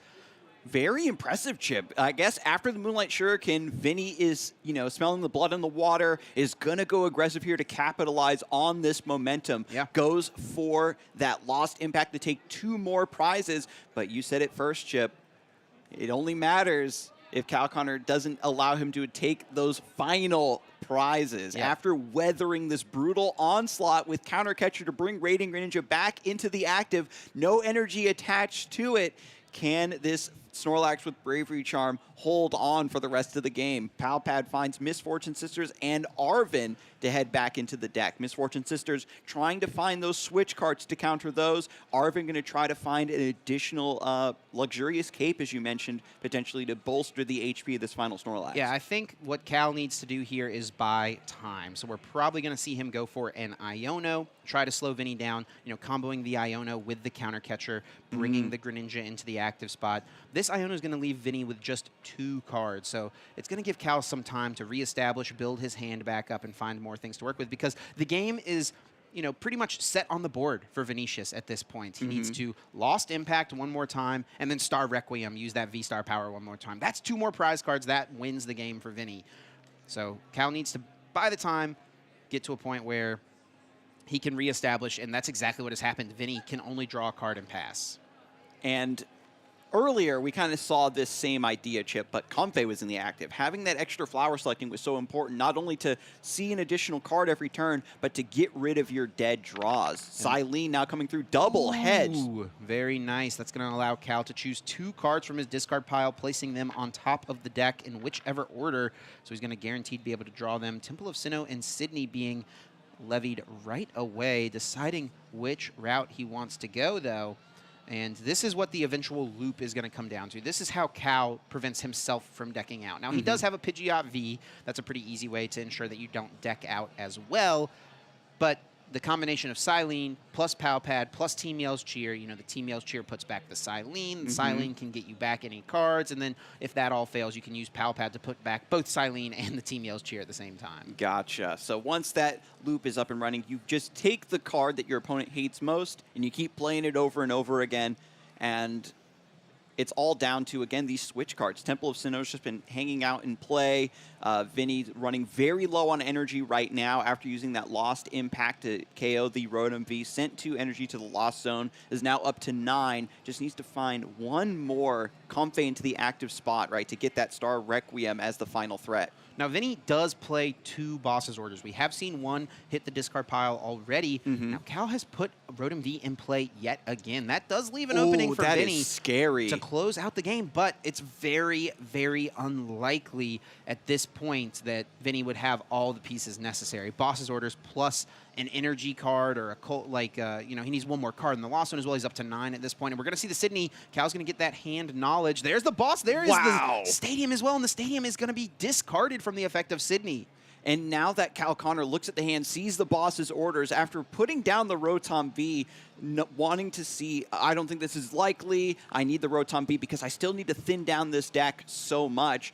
Right now, what's the option? Penny has to come through to get this Rotom V out of play before Vinny can get this Radiant Greninja out of the active spot. At some point, yes, but Cal should know that he doesn't really have too much to worry about at this moment. There's not really one card that Vinny can top deck that gives him the instant win, right? Maybe an escape rope, something like that. We know Vinny doesn't play escape rope, but Cal might think that there's an escape rope. If Vinny top decked an escape rope, he could flower selecting into a switch card, into boss, into an energy, something like that to try to win the game. But it's pretty unlikely that Vinny would find any one card to get him the win based on the other cards that Cal saw from the Sydney. Okay, I see. So Arvin grabs for a Seal Stone, another big reason to put the Rotom V in play so that it can carry that powerful tool. Use Star Alchemy, find that additional missing card. You need to put the, put the rest of your turn together. And is this going to be a resource that Calvin sits on right now, or is there a card that he wants immediately that you can envision, Chip? You're probably going to sit on it for just a moment, and pretty soon he's going to want to start playing the Misfortune Sisters, which he was fortunate enough to draw into from this Rotom Instant Charge. While Vinny has a very low amount of cards in hand, he's going to want to try to get rid of those switch cards, but Vinny finding a switch card at nearly the perfect time, this flower selecting does hit a Super Rod and a Colress Experiment, 2 pretty good cards. Now this is going to put Vinny up to 10 cards in the Lost Zone after this flower selecting, so that means that a Star Requiem is online. The path is there for Vinny to just close out the game, but he doesn't quite have everything. If he has a Mirage Gate, he could win the game right now. Boss's Orders brings up the Rotom. Mirage Gate putting the energy on the Comfey to retreat it into the Star Requiem. But, we haven't seen the game-winning play just yet, so I don't think Vinny has it. Yeah, I think that Vinny is on 1 copy of Mirage Gate left, if my count is right, Chip. Yeah, I think so. He's played 2. 1 got Lost Zoned, right? Or maybe, no, 1 got discarded from the Misfortune Sisters, so there's 3 in the discard pile. And so this is the race of Vinny gets Mirage Gate. Penny as quickly as he could possibly do it. Frame 1, Rotom V. Counter Catcher brings that Radiant Greninja back into the active spot, trying to buy even more time. So now, at the very least, no 2 prize Pokemon in play. Didn't even use the Forest Seal Stone, right? Oh, and the next card for Vinny is an energy card. So he was 1 card away from just winning the game instantly because he could have bossed up the Rotom, attached the energy card to the Comfey, retreated, used the Star Requiem, and won the game. Literally 1 card away from Vinny just winning this game number 1, and he doesn't find it. And now this is pretty awkward, as you mentioned, Chip, right, where the Giratina V, using the Lost Impact, Lost Zoning energy is pretty awkward now. After that Super Rod, Vinny still needs to draw into those energies that were shuffled into the deck because Giratina V does have Shred, that great attack that allows you to just consistently threaten the Snorlax that's in the active spot, but needs to get this Radiant Greninja out of the active and needs to find 1 more energy for the Giratina V to do that. And now we're going to see the Misfortune Sisters Onslaught. 5 cards from the top of Where's Vinny's that Mirage deck. Gate? And there's a switch card. Oof. The immediate discard from Cal Connor. And I think that means that Vinny's on 1 more switch card? I think that is right. 1 switch card remaining. Cal's going to get a count right now. We see 2 right there. 1 was played last turn, of course. Ooh, there are 2 switch card remaining, actually. So that is pretty nice for Vinny. Let's see, 1 Jet Energy in the discard pile. So there's still a few of those remaining. We know there were a couple prized, but now Vinny, I think, has taken both of them out of his prize cards. And so potentially in the hand and shuffled back in from the Iono. I did see 1 in the hand there, Chip. And this resource battle is getting pretty down to the wire. Path to the Peak, bumps Temple of Sinnoh. That means the Jet Energy will be employed to bring Giratina V-Star into the active. Star Requiem is online. Don't have to worry about this Bravery Charm and the Snorlax. Just take prize number 5. It could be the Lost Impact as well, just Lost Zoning the Jet Energy here and then the Grass Energy here. We'll see which route Vinny decides to go for. It will be the Star Requiem. 1 prize card remaining. Can Cal Connor fight back in this spot? I already see Counter Catcher. You know that's going to be one of his first cards played. Counter catcher, Radiant Greninja getting bullied. Back into the active once more. Vinny has a couple more shots to get this Radiant Greninja out of the active spot. Cal Connor playing the Temple of Sinnoh, trying to make Jet Energy not work. And you have to think, Vinny, with how many turns are remaining here with just one prize card needed. Oh, that's pretty huge. Hitting the Giacomo in order to lost zone the energy. That would have been, or sorry, to discard the energy. That would have been a decent argument to actually go for the lost impact last turn. Vinny here does find the Colress. We'll be able to look at the top 5. Does he find a switch cart? No switch cart found from these 5 cards. Yeah, just a counter catcher. Not going to be able to do anything with that. Nest Ball not doing much either from this point. Don't want to put another basic Pokemon in play that just gets stranded in the active. Could be a good way to thin. Yeah, for Vinny, I think the 2 Pokemon to put down would probably just be the 2 cards to put down would just be the 2 Pokemon. They're the basic Pokemon, the Comfey and the Giratina V. Instead, we'll just lose the Counter Catcher, decides to hang on to the Comfey, maybe thinking that's not too bad if that gets Erica's Invitationed out. Of course, that Greninja already being in play is all Cal really wants to be picking on. And look at that, so many energy cards in the deck. 2 Switch card in there as well. 1 Jet Energy I see. No Mirage path. Gate. Yeah, no path remaining. There's 4 path in this list. And yeah, Vinny had opened up the game with that path initially, trying to shut off Cal Connor's engine with the early Rotom V, and immediately had gotten that bump by Temple of Sinnoh. And all 4 path are in the discard pile. So those Jet Energy are not out to get a Giratina V-Star into the active spot. So Vinny needs to, at some point, draw into a switch cart and an energy card so that he can lost impact for the game. And Cal Connor is going to do everything he can to make sure that that does not happen. So that's the win con, folks. It is the Misfortune It could still Sisters. happen here. 2 cards from Radiant Greninja. There's an energy card, but no switch cart. And the longer those switch carts remain in the deck, the higher chance for Cal Connor to hit them on the Misfortune Sisters. Pidgeot V attaching Forest Seal Stone has access to Star Alchemy as well. Palpad to put those key supporters back in the deck. Going to be Misfortune Sisters and a Penny being eyeballed. Iono as well, great choice. You could grab the Silene, something along those lines, but it will be that Misfortune Sisters, and I think we'll see that V-Star marker flipped pretty soon to just go get the Misfortune Sisters. Cal recognizing the situation, he needs to get rid of those switch carts, but not doing it just yet. Maybe he has another plan up his sleeve. Yeah, and this is a game of chicken at this point. How long do you want to wait? Do I want to be aggressive with finding these Misfortune Sisters and cycling them to get rid of the switch cards? That's the win condition. That's how Cal Connor wins. I would love for him to go for that right now. And Cal does have a Misfortune Sisters in the hand already, so not needing to grab one out of the deck. Okay. So he can utilize that here if he wants to. Is actually going to choose to go for the Iono, knowing that Vinny has used a couple of turns to amass a decent amount of cards in hand, and off of just this 1 card, decent chance that he's not going to be able to find the win.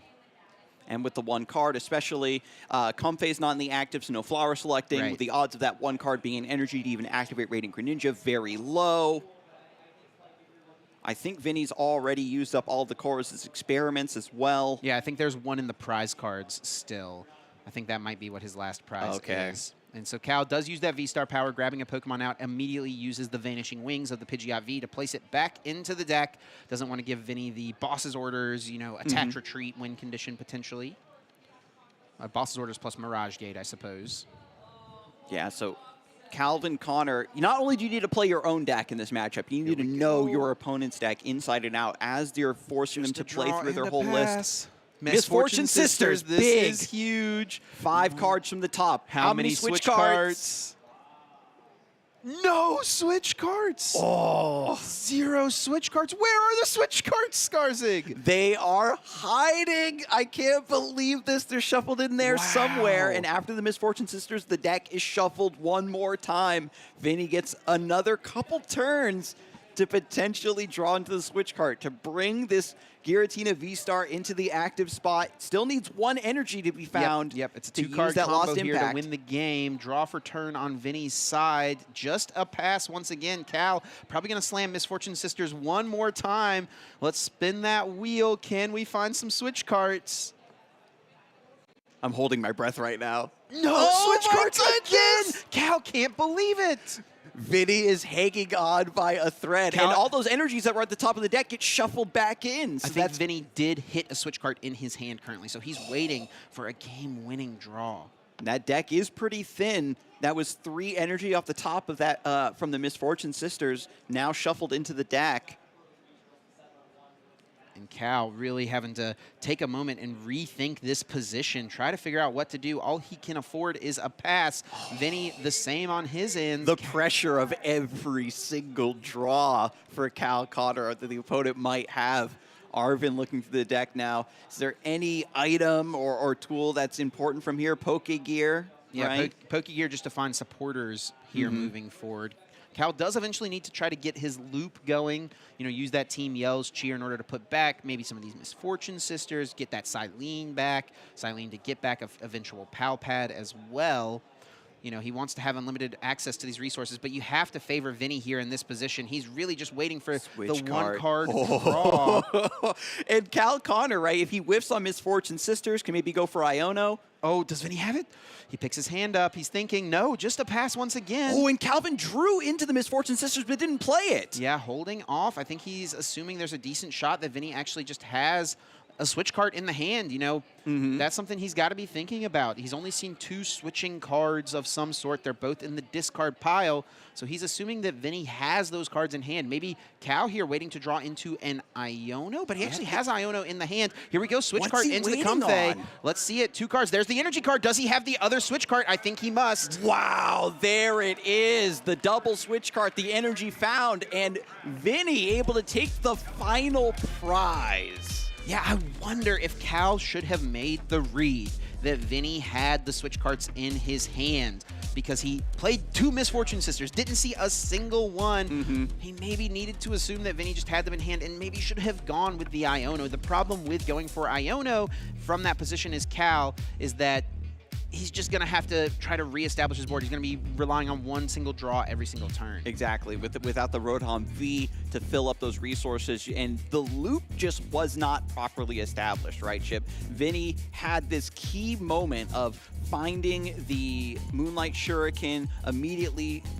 capping that off with the Giratina V-Star, taking so many prizes all at once and just building up this snowball of pressure and momentum. And Calvin just did not have enough time in the early parts of the game to thin through the deck the way he liked.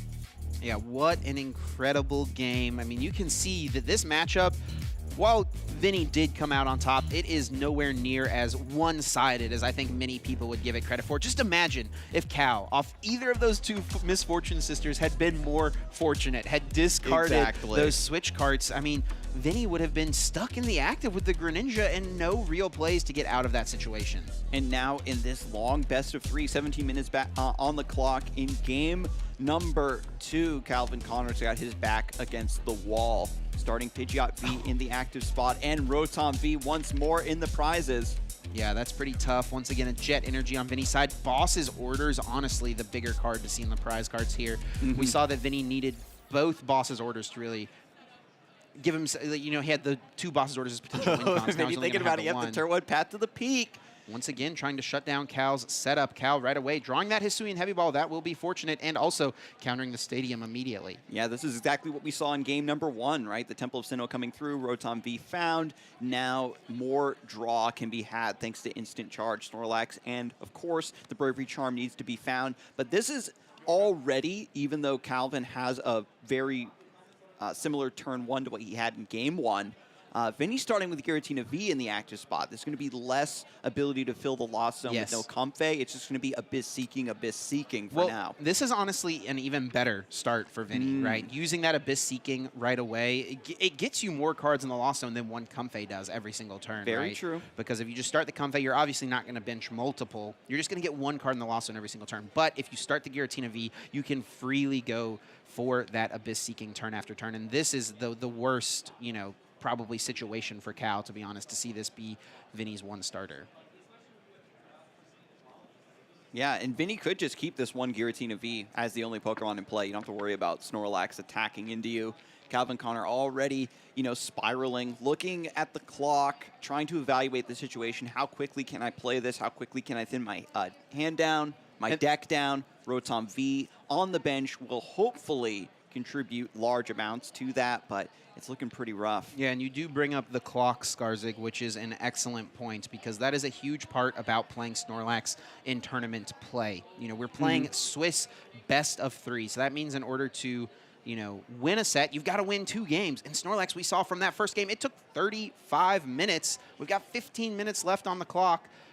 Not going to be enough time to close out this game number 2. Really, Vinny doesn't really need to feel pressured to do much of anything in this game. He can just play his game, you know, draw, pass, draw, pass. And honestly, if he just did that, there's probably not enough time for Cal to deck Vinny out. The early pressure, right, of starting the Giratina V, combined with, you know, the onus on Calvin Connor to go for blind, potentially, Erica's invitation to try to snag something into the active spot just to keep alive from this point is going to be pretty rough because it takes so long for Calvin Connor's win condition to truly happen. And being at 10-1-1 means that he's piloted against several Giratina Vs, I imagine, very successfully. And it's just at this moment, Vinny had what it took in that final game. Because as we said, Calvin Connor went for the Erica's invitation in game 1, brought the Radiant Greninja up to the active after seeing the Mirage Gate, and I guess just wanted to rip off that Band-Aid, but gave up too many early prizes and too much early pressure before the deck was properly thinned. Yeah, I'm honestly a little surprised to see that Vinny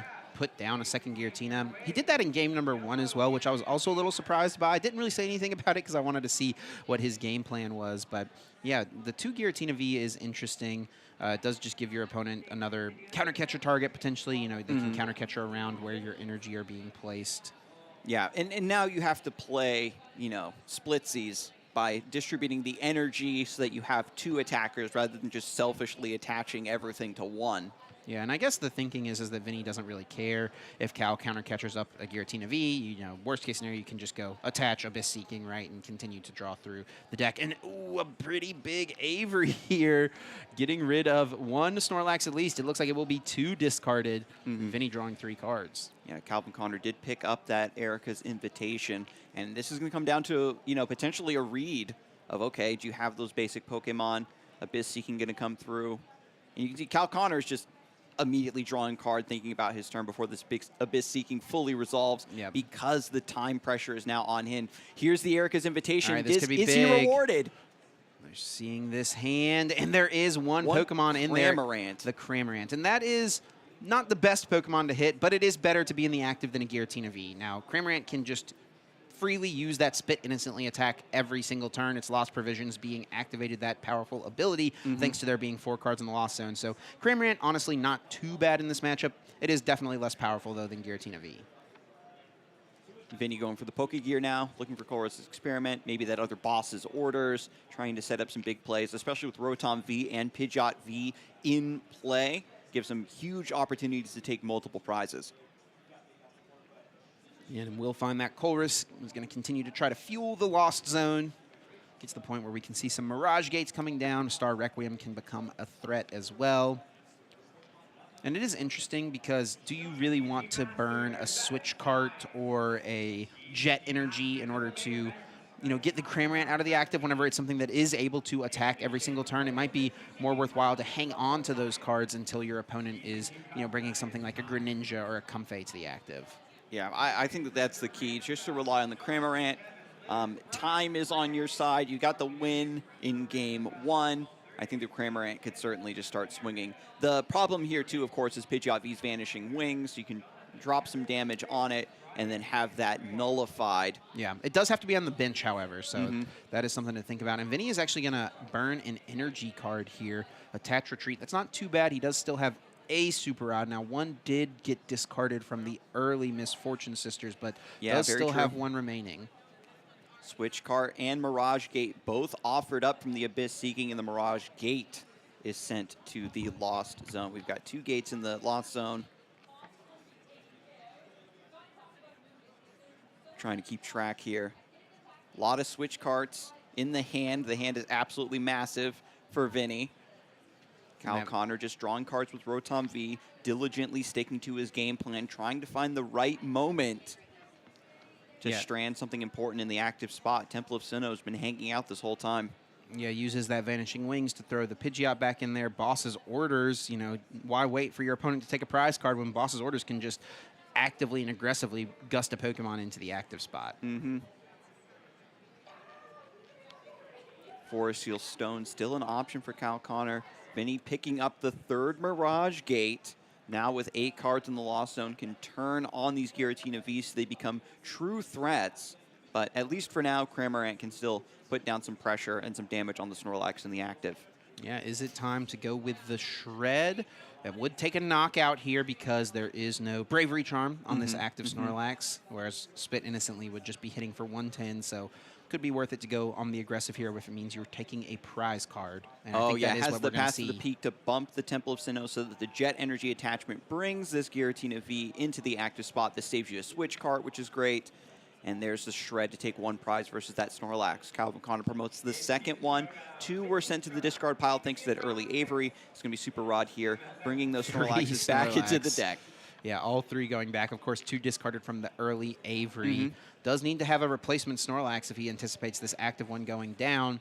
He either needs to buff its HP with a tool card or, you know, have another one to replace it and be okay with this one being KO'd. He also needs to find a counter stadium to get rid of the pesky Path to the Peak so that he can activate his Rotom ability. And sure enough, that Temple of Sinnoh comes into play. Yeah, wonderfully timed. I don't think Cal Connors had to tolerate a turn under Path to the Peak at all this set. Has all the Temple of Sinnohs. Bravery Charm now attached to the Snorlax, and Cramorant being brought into the active with Counter Catcher. And the Arven being found from the Pokegear. He's going to play it right away, probably grabbing a Nest Ball to get another Snorlax set up. And a Bravery Charm for the new one as well. Yeah, beautifully done. Nice shortcut here as well. 8 minutes now on the clock, folks. If this time ticks all the way down, just because of the way the best-of-3 rules do work, Vinny will be declared the winner, but Calvin Connor's still going to try and get this deck thinned down thanks to Rotom V, get that loop started, and just get Vinny to deck out. And right away to the front of this hand, Vinny brings his Boss's Orders and Giratina V-Star. Are we going to see him go aggressive after the Rotom V on the bench? Pull that to the active spot, take 2 prize cards. Let's see if that is the route he wants to go right away here. Yeah, but taking 6 prizes as the main win condition of Pokemon, it's difficult for Cal Connor to stop that from just naturally occurring as time passes. As long as you have enough Pokemon with consistent enough damage output, you know that your opponent will eventually win the game. The idea is to really weather the storm and completely starve them out of resources. So the attach retreat from the Cramorant. We're going to see the 2 prize cards here, and it is important for Vinny to try to take 2 prize cards at some point off this Rotom. The longer he waits, the more likely it is that Cal Connor can just use Penny to pick that Rotom up. And actually, Vinny does have Super Rod and Boss's Orders and an Energy in his remaining 3 prize cards. Yeah, so after taking those 2, he is set up for victory, but Pidgeot V going to re-enter play with the Forest Seal Stone. This was brought into the deck once more with Vanishing Wings, but going to use Star Alchemy immediately to find Sydney. Yeah, and uses that Sydney. Going to view Vinny's hand, is able to discard up to 2 in any combination of tools, special energy, and stadiums, and it looks like a pair of Jet Energy going down most likely. Yeah, sees that there's no Path to the Peak, but still wants to get rid of those Jet Energies right now. And then, of course, is going to look and see all the switch cards, sees the Boss's Orders. All 4 of them. All 4 switch cards in Vinny's hand currently. Unbelievable. Yeah, so nothing is getting shredded into the active here until an Iono is played, and Cal Connor sees the writing on the wall. How can he adapt to this, Chip? Is there any hope? It's definitely looking bleak at this point. Vinny might just win this game outright, and we might not have to worry about the whole, you know, winning game 1, and it's a 1-0 victory. Yeah, but after Sydney reads the hand, Countercatcher brings up the Cramorant. Vinny can just use a switch card here, bring Giratina V into the active spot. There is 10 cards in the Lost Zone.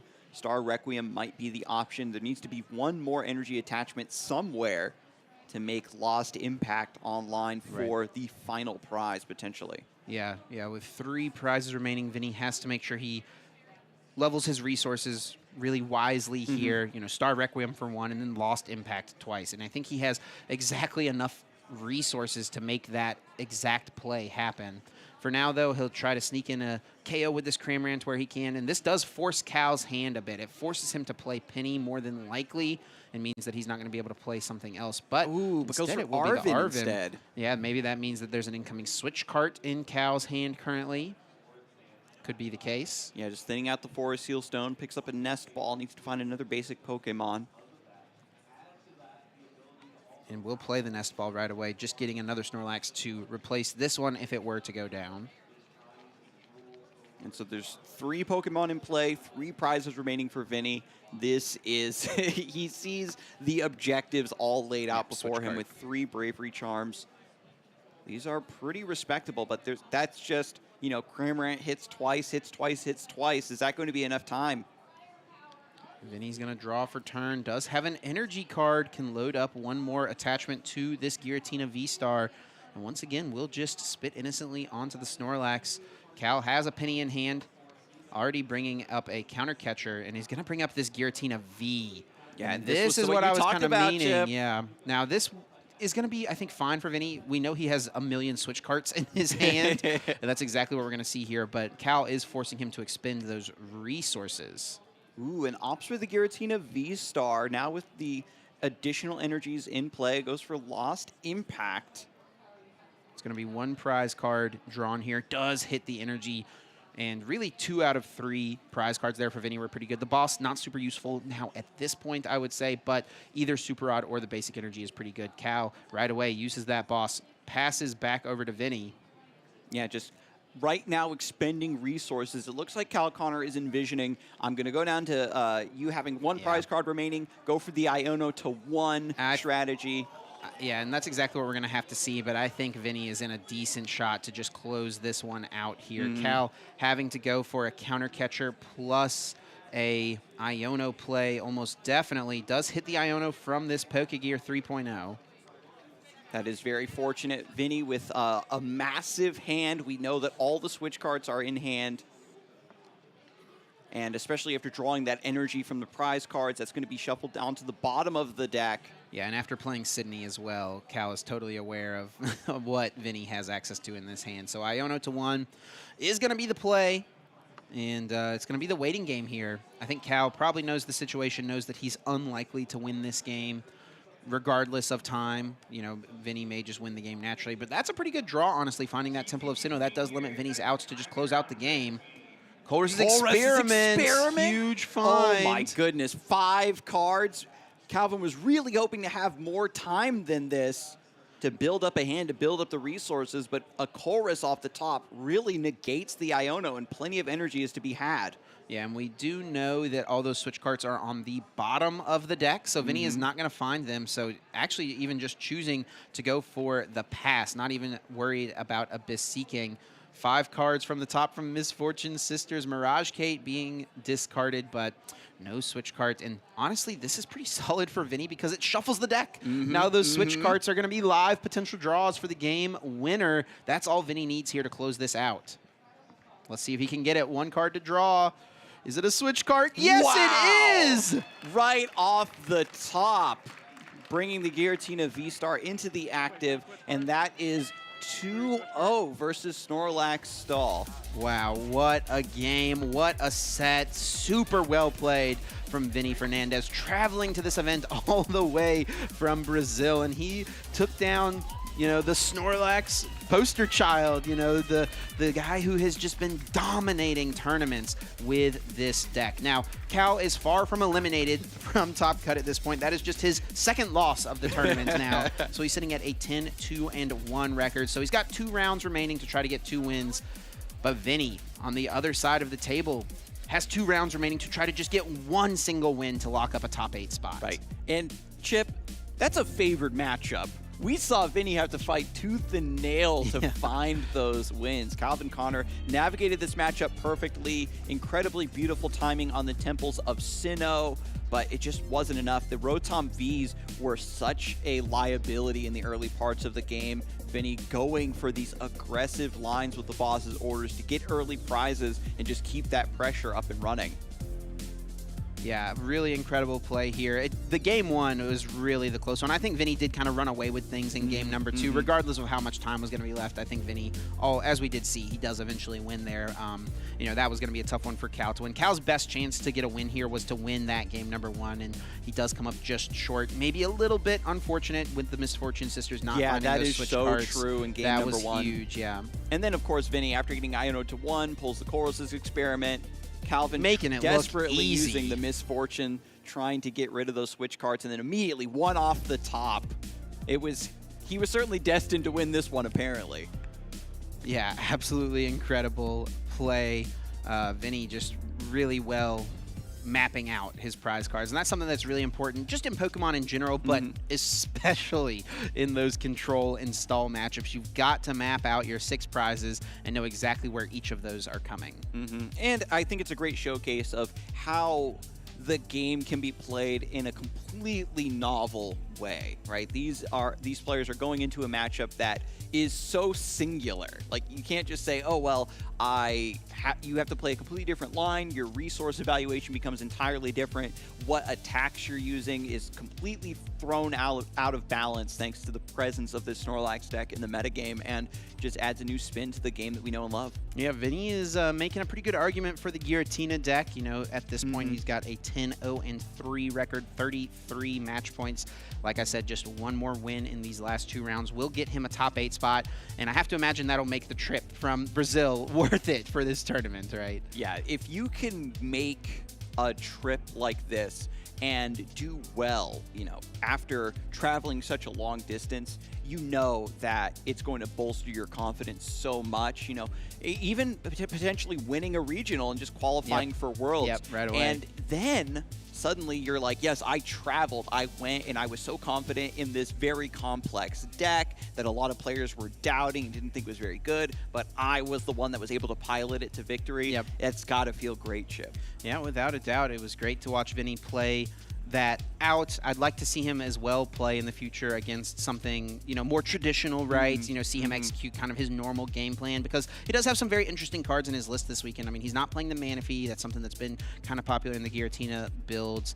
He does have that Tech Avery. That's something Isaiah Bradner's kind of popularized in these Giratina lists, and I do like a lot the 4 Path to the Peak. I think that's one of the biggest draws for the Giratina deck, is just being able to lock that path into play early and really limit your opponent's resources and ability to use their powerful rule box abilities through the game. Yep, and now we can actually hear from our winner in the lounge about his deck choice and perhaps that 4 Path to the Peak. So take it away. We'll hear from Vinny right now. Thanks, Chip Skarzig. Jeremy Jallin here with our winner of this round, Vinicius Fernandez. How are you feeling? I'm feeling very good. As you guys know, I am from Brazil. I flew all the way from Brazil to here, and it feels great to start with a record like this. Yeah, a long travel to get here this weekend, and a long days of playing Pokemon. You're now, what, 1 match win away from hopefully making top 8. Now, how's your season going so far? This is your first year in Masters? Yes, this is my first year in the Masters division.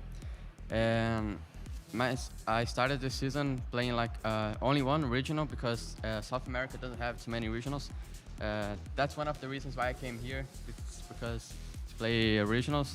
And this is actually my first good tournament. I got top, I think 6 for the LAIC, I'm not sure, and top 16 at Curitiba regionals in Brazil. But this is the first time I'm doing it very well, and I'm happy to do so. Yeah, I mean, especially in a field in the biggest regionals we've had ever so far, and doing it with a deck like Lost Zone Giratina. It's a deck that has good matchup spread across the board, and you sit down against Cal Connor, who's been on a heater of a run these past few regionals with Snorlax control. How was your feeling of the matchup going into it? So I actually, around 2 yesterday, I hit one of his teammates playing, I think, the same 60. So I knew he played cards like Second Sydney, but I prepared for this matchup. I know it's a very good matchup. I know how to play it. Of course, on stream, you get a little nervous and make some misplays, but overall, I was feeling very confident. And if I could choose like one matchup, this would be the one to play on stream because I think it's very good for Giratina. Yeah, I mean, we've seen it time and time again. Even in top 8 in LAIC, Giratina was able to take down Snorlax, and it's all due to that shred attack from Giratina. Yeah. V just being able to attack freely, and then you can clean up with the Star Requiem and then the Lost Impact. We saw game 1 going down to 1 prize card. Cal's trying to hit those switch carts with those Misfortune Sisters, but off the Iono, you just had the one. You're waiting for the energy. It's basically inevitable at that point. Yeah, that game, I knew I had like 2 switch cards in my deck, and like he couldn't discard it, otherwise I would lose. I had no other cards like Jet Energy or Path to the Peak, and I actually got Yono to 1, and I drew one of my switch cards. I was just waiting for the energy, and I drew my second switch card before the energy. So I used a switch card to Comfy and to find energy because I had pretty good odds to find it. Yeah, I mean, that last Misfortune Sisters was like 3 energy in the deck. So it was just inevitable. You're waiting for that energy. And that game 1 took 30 minutes. And it's very hard for Snorlax to close out that game 2 and kind of force a tie. Yes. Now, going forward into the field, is there any matchups you're kind of worried about trying to make it into this top 8? I haven't played against a single Mew yet. It was one of the decks that I expected to be popular, and I'm not playing cards like Spiritomb, so I'm not very confident in the matchup. But otherwise, all of the Roaring Moon is also a deck that is on the top tables. Like I think the first table is like 2 Roaring Moon decks. It's not a great matchup. I played against Ross Carlton yesterday, and I tied against him. But yeah, like Mew and Roaring Moon are the most scariest matchups for me. All right. Well, before I let you go, any shout-outs to anyone that might be watching? Yeah, I want to shout out all of my Brazilian friends, my family, my brother Gabriel. Like I think you guys know him. Maybe a little bit, yeah. And yeah, just want to shout out my family and my friends and my brother. All right. Well, hopefully we get to see you in top 8. Hopefully you get that last win you need. And for now, we're going to toss it to Wancho down in the field. Thank you so much, Jeremy. And right now I have a very special interview for you guys here today. Someone who's also made it to day 2, Dre Alderete or Dreoxys. Dre, how are we feeling? I'm feeling really good. It's been a good weekend. First time in North Carolina. It's been awesome. Perfect. So we made it to day 2. This is one of the biggest regionals to date. How did we prep for this? And I have to ask, did you bring the Deoxys? Yeah, so I mean, a lot of grinding, both locally, online, whatever I could get. But yes, Dreoxys had to get its last ride. Had to bring it one more time. I was stressing over the deck selection. I was like, you know what? Mew. I'm like, well, if I'm playing Mew, I'd be doing a disservice if I didn't bring the Deoxys. That's for sure. That's for you. Very happy with your pick. I know right now you made it to day 2, but we did drop from the tournament. Tell us about the matchups you've faced. Yeah, so I mean, the first matchup of round 10, I hit a friend Sawyer playing the Tino with Tomb. Started Tomb both games. I'm not playing the game. I hit Miraidon, who's another friend that I hit. We beat that pretty convincingly. And then Karma came full circle. I hit another Dawn and got donked. Went from doing the donking to getting donked. How it goes. The nature of Mew, indeed. So I believe after this, there might be only 1 or 2 more tournaments where Mew is legal. Do you think you're going to bring it to, if you were going to play in those tournaments, would you still bring it to those tournaments? Yeah, I mean, if I was going to Knoxville, I would. Unfortunately, this was my last ride with Mew, so sending it off, made it with day 2 with it. But yeah, I think if you haven't got to play Mew these past couple tournaments, or you're stressing it, play Mew Go Burr, have fun. It's going away. You'll never get to enjoy it again. That's for sure. If you love drawing cards, you love hitting hard, I'm a Mew fan myself as well. But yeah, something of note though, with this tournament, by making it into day 2, that means you've actually earned enough points to make it to the Pokemon World Championships. How does that feel? It feels so great. Getting to 2 for 2 on my seasons, last season being my first getting the invite, this time getting it way sooner, it's surreal. Needed 6 points. Got the day 2, so it's guaranteed 30. So it feels awesome knowing I don't have to stress about trying to get those, and Hawaii bound. Awesome. How are we prepping for Worlds though? it's going to be a lot of grinding. I got the best teammates to work with. I got a great local scene to work with. Shout out to my local scene in Fresno. And yeah, it's just going to be a lot of grinding. As the format's going to change at least twice between Paldea and Fates and then the new set after that. So we'll have to see, but I'm definitely going to be cooking still. All right, great to hear. All right, before I let you go, any last shout outs you want to do? Yeah, definitely. Big shout out to TSS, Shuffle Squad, making sure they keep me taken care of. Great team to be part of as well as, yourself. So it's great to have you guys around support-wise. Again, shout out to my Fresno locals, American Card Shop in Fresno. They make sure I'm taken care of as well with all my cards, my entry fees, so love them for that. Shout out my fiance Daisy, who's holding it down back at home. Lets me come to these trips on my own. For sure. Definitely important. With that, thank you so much, Dre. We're going to have to throw it back to the casters for more Pokemon action.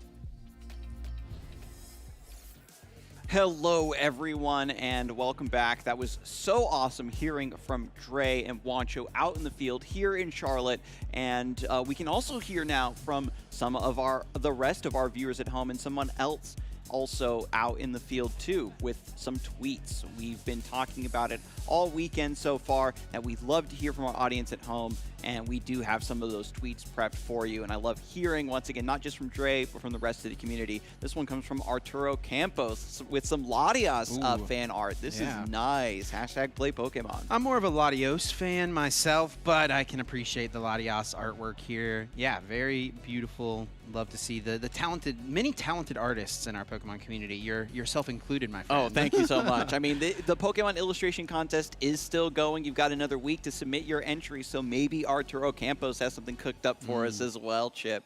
Love to see Pokemon artwork. It's just such a great pastime from doodling in a notebook. But William Bauer says, I had to send out a favor some of my Pokemon great and watch and guide me as I play out scenarios with the Mewtwo deck that I'm bringing to Knoxville Regionals. But for now, let's love on the Charlotte, folks. Hashtag good vibes only. A lot of hashtags here alongside hashtag play Pokemon. But yeah, this is awesome, right? It's all about the prep and the plushies backing up Will here. Yeah, very spicy deck cooked up. You see we got the Xatu there on the bench in order to accelerate energy cards. I think that's a Mewtwo EX, a Terra type with the electric typing there.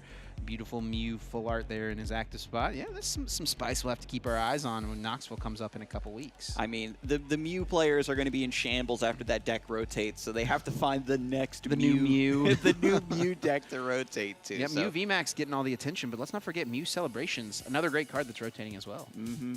And this one comes from Seax. Misty Moo is loving the Charlotte Regional stream, and Cineroar is one of her favorites. Finally, the pet picks. Thank you. Thank you. This cat is adorable. I love the little swoosh of hair on top. A little emo action from the cat, you know. A scene kid. Incineroar recently returned to Pokemon VG via the DLC. Yep. To the dismay of many, but the joys of most.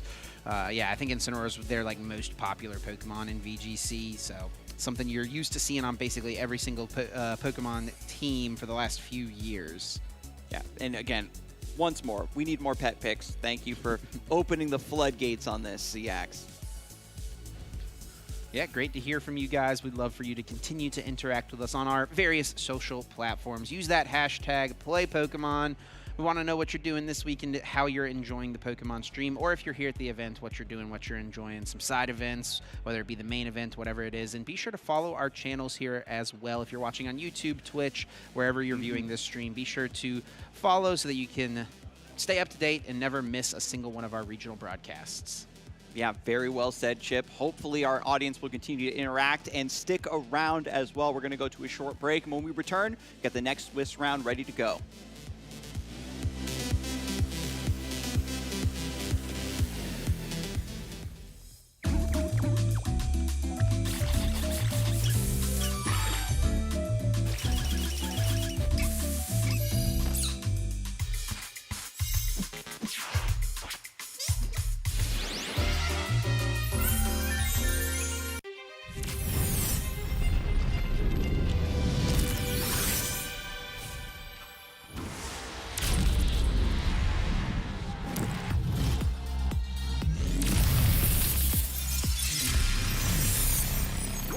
Prepare for a battle of the ages in the Pokemon trading card game, Scarlet and Violet Paradox Rift. Available now. Each booster pack of 10 cards sold separately. Cards vary by pack.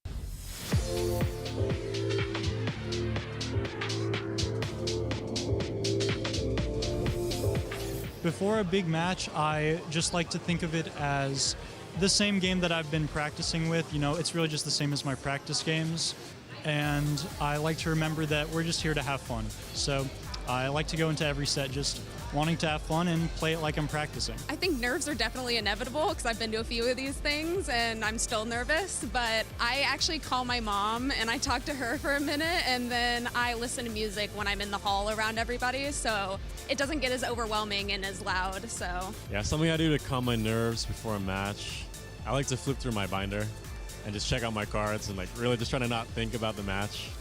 Because yeah, it helps a lot because yeah, if I think about it too much, game's not gonna go good, but yeah, that's what I do. Something I do to calm my nerves is first I just take a breath and try to remember that at the end of the day, this is just a fun game. We're both here to have fun, win or lose, no matter what.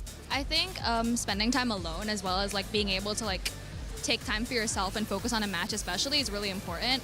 I find that like sometimes like even talking to friends or even just like being alone and relaxing, it's really just, it helps a lot with like calming down nerves, and especially before a big match, it really just takes the focus onto the game and lets you play at your best basically with the best mindset possible. So before a big match, I tend to get pretty nervous, and I usually like to take some deep breaths, kind of focus on the moment. Nothing else matters, just this next game. So really I've just been focusing on my breath and yeah, just trying to stay in the moment. So I started playing in 2017. My first event was at Hartford Regionals. First competitive event was actually a PC or Premier Challenge it was in New York, in Brooklyn. I still remember this because it was like my first tournament ever and I got to meet a ton of people. It was a lot of fun. It went okay for your first tournament, I think. So my favorite Pokemon, it's kind of been contentious over the past couple years. I think my favorite right now has to be Lunala, but King Gambit and Yveltal are kind of up there for me as well. I think I look up to everyone who's able to really perform consistently. One person this year who's been really impressive to me has been Riley Factura. He's had a lot of consistency, and like I definitely respect that a lot because I understand like how hard it is to be consistent. Even like having to do that myself in previous years, it takes a lot of work and effort, and it's just something that I think is really cool when players are able to show they're consistently good at the game in a game where there's a lot of chance. I would be a Dark type gym leader for sure, like no question about it. I think Dark types have like some of the coolest Pokemon by far. So this has been kind of a tough question because there's so many good like players you'd like to play versus. I feel like the one player I haven't gotten the opportunity to play versus that I want to is Naoto Mizobushi. He's actually a really insanely good Japanese player. He won in 2019, so I'd love to get the opportunity to play him at some point. I think my favorite part about Pokemon events, so I've been going for a while and the competition was always the main driving force for a while, but I really do think the friends that you make and the ways that you can learn things in ways that can impact your own life outside of the game are really important. I think Pokemon's actually really good in a lot of cases of teaching you life lessons, how to get back up when you have a bad tournament, how to keep pushing through, how to get through adversity, and I think it's actually really, it's a really useful ability to be able to take these lessons and kind of take them into real life. I think the go-to, I actually don't really eat anything during events for the most part, but if I'm ever getting a snack, it'll probably just be like a cookie or something. I don't typically like to eat too much just because like, I feel like it can kind of distract me sometimes, or like, your stomach gets a little like worked up because, you're nervous or something. So if I won the World Championships, I would definitely call my mom and my dad first. They've been some of my biggest supporters and, I love them. I wouldn't have to call Sierra because she'd probably already be watching. So then, mom and dad would definitely be the first for me. Am I Team Rocket? Maybe.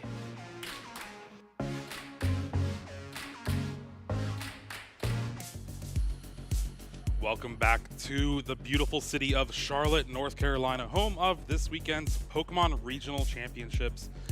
We are in the Masters TCG division here. Jeremy Jalen and Kyle Sablehouse.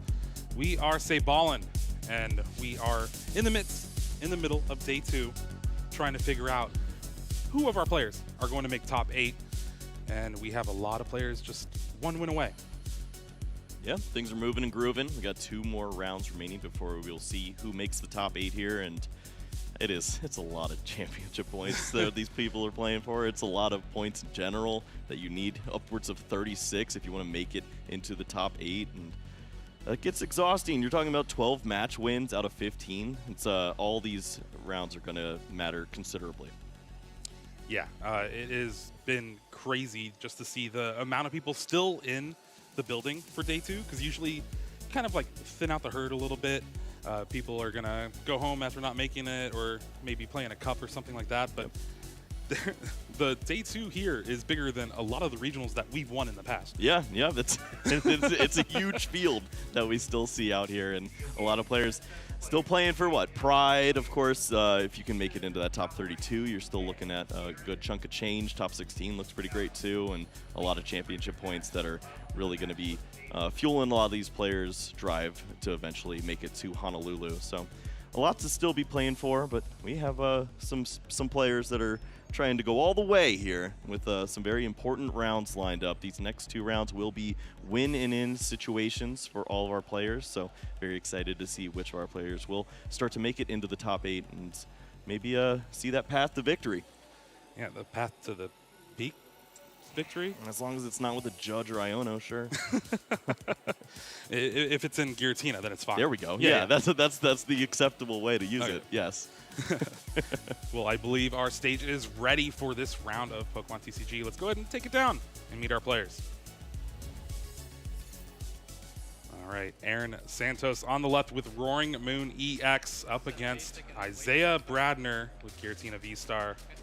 This is going to be a great match for sure. Yeah, this is very exciting. These are 2 players that we highlighted during our opening broadcast.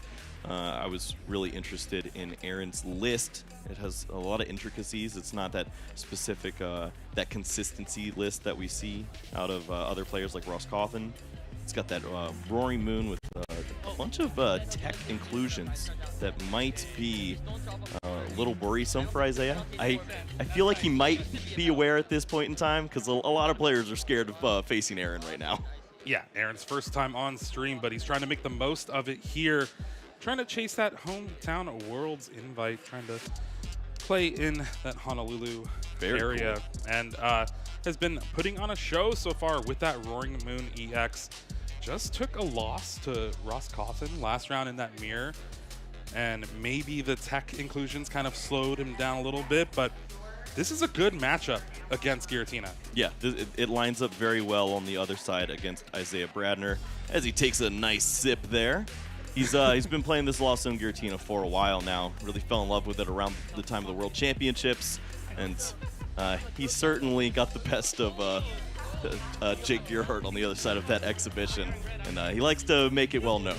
Yeah, I mean, anytime you just go 5-0, must that's be sweet, man. Yep. That was something else.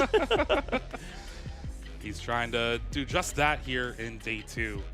Let's go ahead and take a look at the prize cards for both of our players. Ooh, that Thornton in the prizes for Aaron. That's the fun one. Meanwhile, a Colress's Experiment and a Sableye for Isaiah.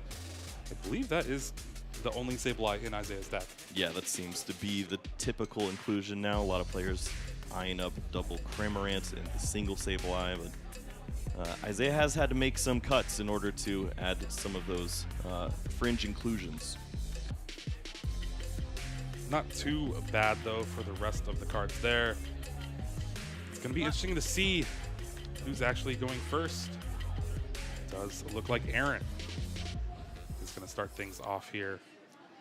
Yep, Won't be able to get that good attack, but these are 2 decks that really like to go second. We've seen both players, obviously, the Roaring Moons that we've seen on stream have had some very aggressive starts, potentially accelerating upwards of 3, 4, 5 energy onto the board and taking knockouts on that opening turn going second. So could have been Isaiah winning the flip and then passing that over and trying to make the most of maybe early Cramorant or whatever it may be. Well, we're going to see a nest ball from Aaron here, eyeing down that Radiant Greninja brought to the top, but it's going to take a look, see what's prized, see what resources you have available to him.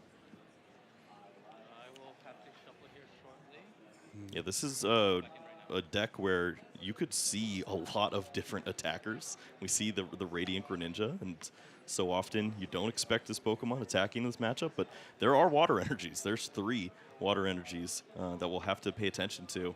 And as we see Aaron grab a couple of those dark energies as well, obviously, you've got your main inclusion there, the Roaring Moon that likes to take big KOs. Yeah, I mean, that's what it does. It chews Bubblegum and it takes KOs, and it's all out of Bubblegum. Oh, unlucky. Or I guess Jelly. Squawkabilly EX is going to be the next play for Aaron here. Such a great inclusion in a lot of these kind of turbo-ish style decks, just being able to discard your hand and draw 6 on the first turn of the game. Yeah, especially when you start to fill that hand up with those dark energies, throw those away very quickly, and then you have an opportunity to accelerate those energies. As early as next turn with the Sada's Vitality, you start to get aggressive pretty quick. Isaiah only has a mana fee right now, so he's just going to try to download as much info as he can after seeing that opening discard. And hope that he's got as good a turn as we see Aaron having. Discarding both of the energy off the Earthen Vessel with the Squawk and Seize, but Aaron finds another one. Discards a second Squawkabilly EX to find a couple more energies. That's going to lead to this concealed cards and an attachment for the turn, most likely. Yeah, and now we see the other inclusion there, that lightning energy. And this is going to be for the Iron Hands EX. Amp you very much. An attack that scares all Comfey owners, as we know that this is a great way to start to steal some additional prize cards. Well, there is that lightning going to the discard. 4 concealed cards, 2 more cards for Aaron here. Drawn a lot of cards for this beginning turn, but will not have access to something like that Professor Sada's Vitality until the following turn. Looks like an Ultra Ball being eyed up. Ooh, that's 2 Sadas now in the discard. Yeah, that's got to be some alarms going off in Isaiah's head as he sees all of these great resources being thrown away. It makes you wonder, okay, what is in your hand then? if that's a bad card, I'm afraid to see what's good. Just a lot of energy switches, most likely. And sure enough, that's the card that we see in the window of the hand. Galarian Moltres V is going to find an additional energy by way of the Dire Flame Wings. And we know that those energies can accelerate very quickly on this board state. And Aaron also has that 4 Sealstone in hand, which is more likely going to be attached to that Galarian Moltres V, so you can get some use out of that Star Alchemy V-Star power. Being able to just grant your Pokemon V that powerful ability. Isaiah has started the Manaphy, which can be good against a surprise Moonlight Shuriken from Aaron. But starting things off with a very powerful supporter in that Colress's Experiment. Yep, this is the way that you want to start all of your turns, have that Colress Experiment, build the hand up, and then from here, obviously looking for some of those switching effects, Battle VIP Pass, whatever it may be.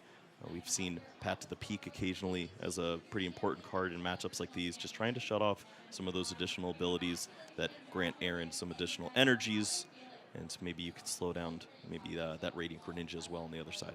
Now Aaron does have 4 counter stadiums in Pokestop, trying to just speed through the deck yet again, but wow, big item here for Isaiah, that Battle VIP Pass. It's going to allow him to find some Comfey, but more importantly, search the deck and figure out what's prized. Yeah, and this is the first deck search for Isaiah, so certainly need to take that time. Understand what you are working with here. Spiritomb could be an inclusion that you think about early in a matchup like this. This is something that I faced playing up against some of the turbo decks of NAIC. You see that that Moltres on the other side. You know what? Actually, I don't like when you just get energies every turn. Yeah, it's almost a free bench, too. You don't really need a full bench in a matchup like this. And having access to kind of just slow your opponent down with that Dire Flame Wings is always beneficial. And from there, clearly, also, you have to think about the Comfey starting to burn through the deck, get more cards into the Lost Zone. Just that classic strategy of trying to reach at least 4 in the Lost Zone to do something impactful, but you start to worry. There hasn't been much else played from the hand, but we still are only on the first 2 cards of the game. It does look like Isaiah has a Jet Energy in hand, so that could be useful to bring up a Comfey and get that Manaphy out of the active spot. And is there another Battle VIP Pass in hand? I saw red coloring. I saw red. It's either that or what? Don't Ultra tempt me. I don't know. Oh, yep. There's the second one here, and this hand is looking pretty good here for Isaiah.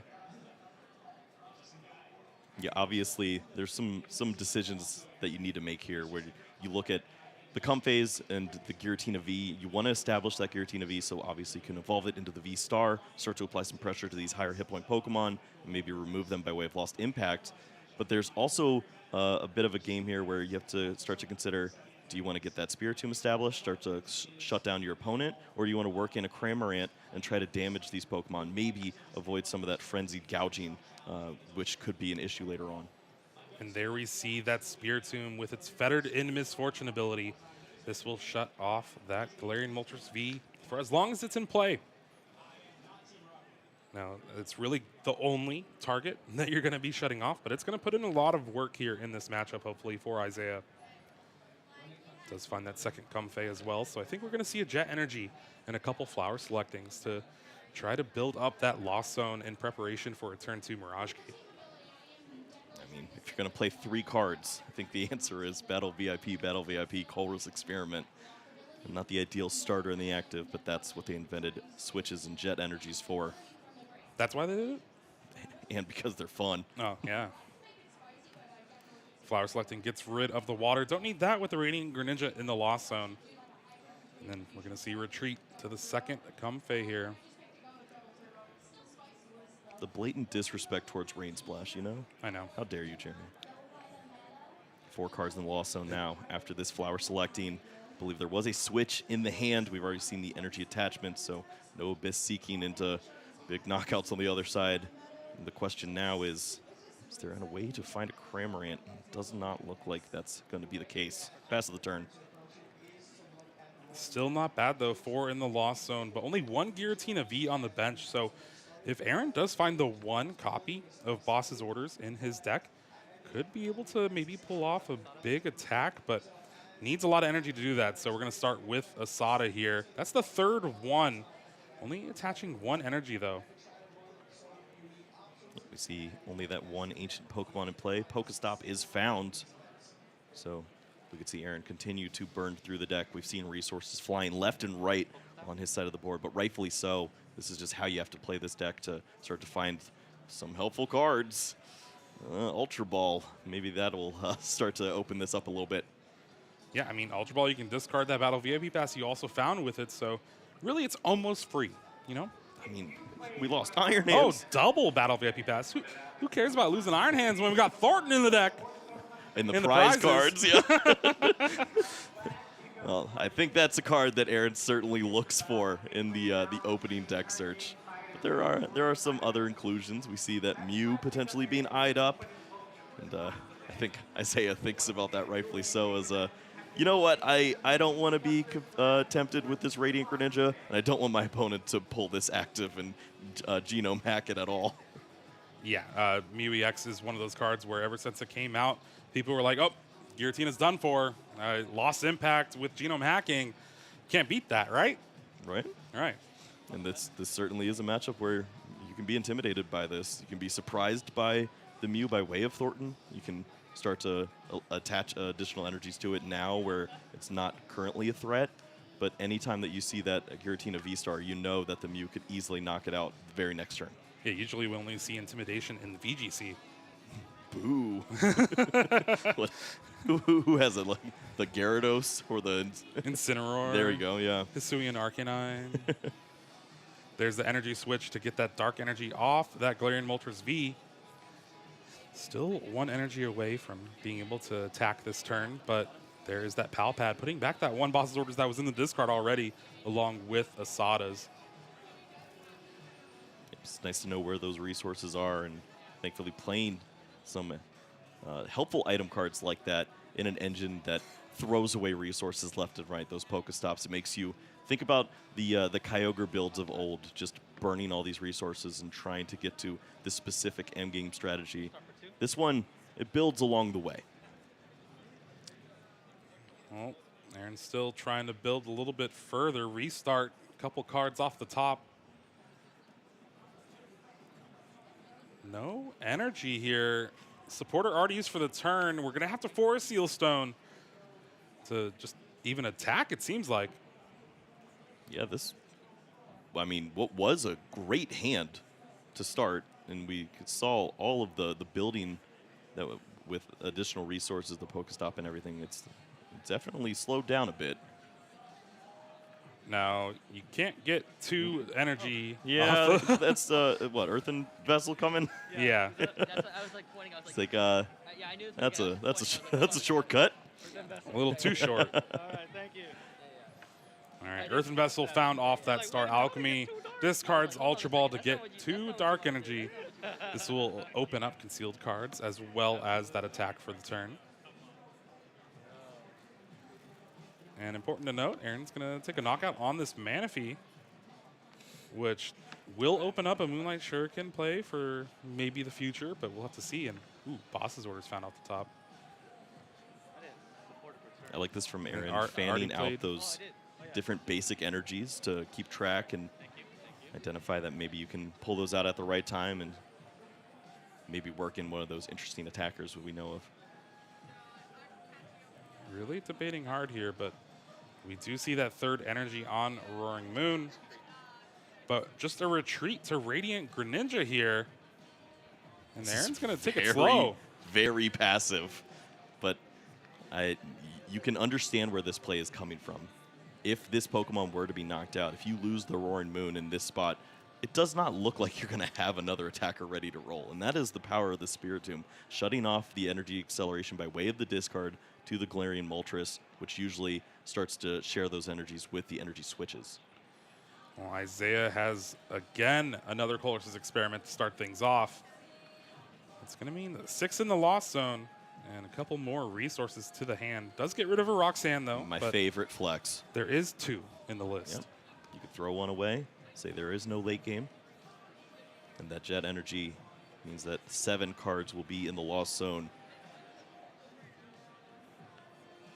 Question is now, which Pokemon do you want to incorporate into the mix? You have that open bench slot, so maybe a Pokemon like Cramorant could get some chip damage onto the Radiant Greninja. But a card like Escape Rope would be very nice in a spot like this. I feel like that was one of those cuts that he continued to make, and sure enough, it is.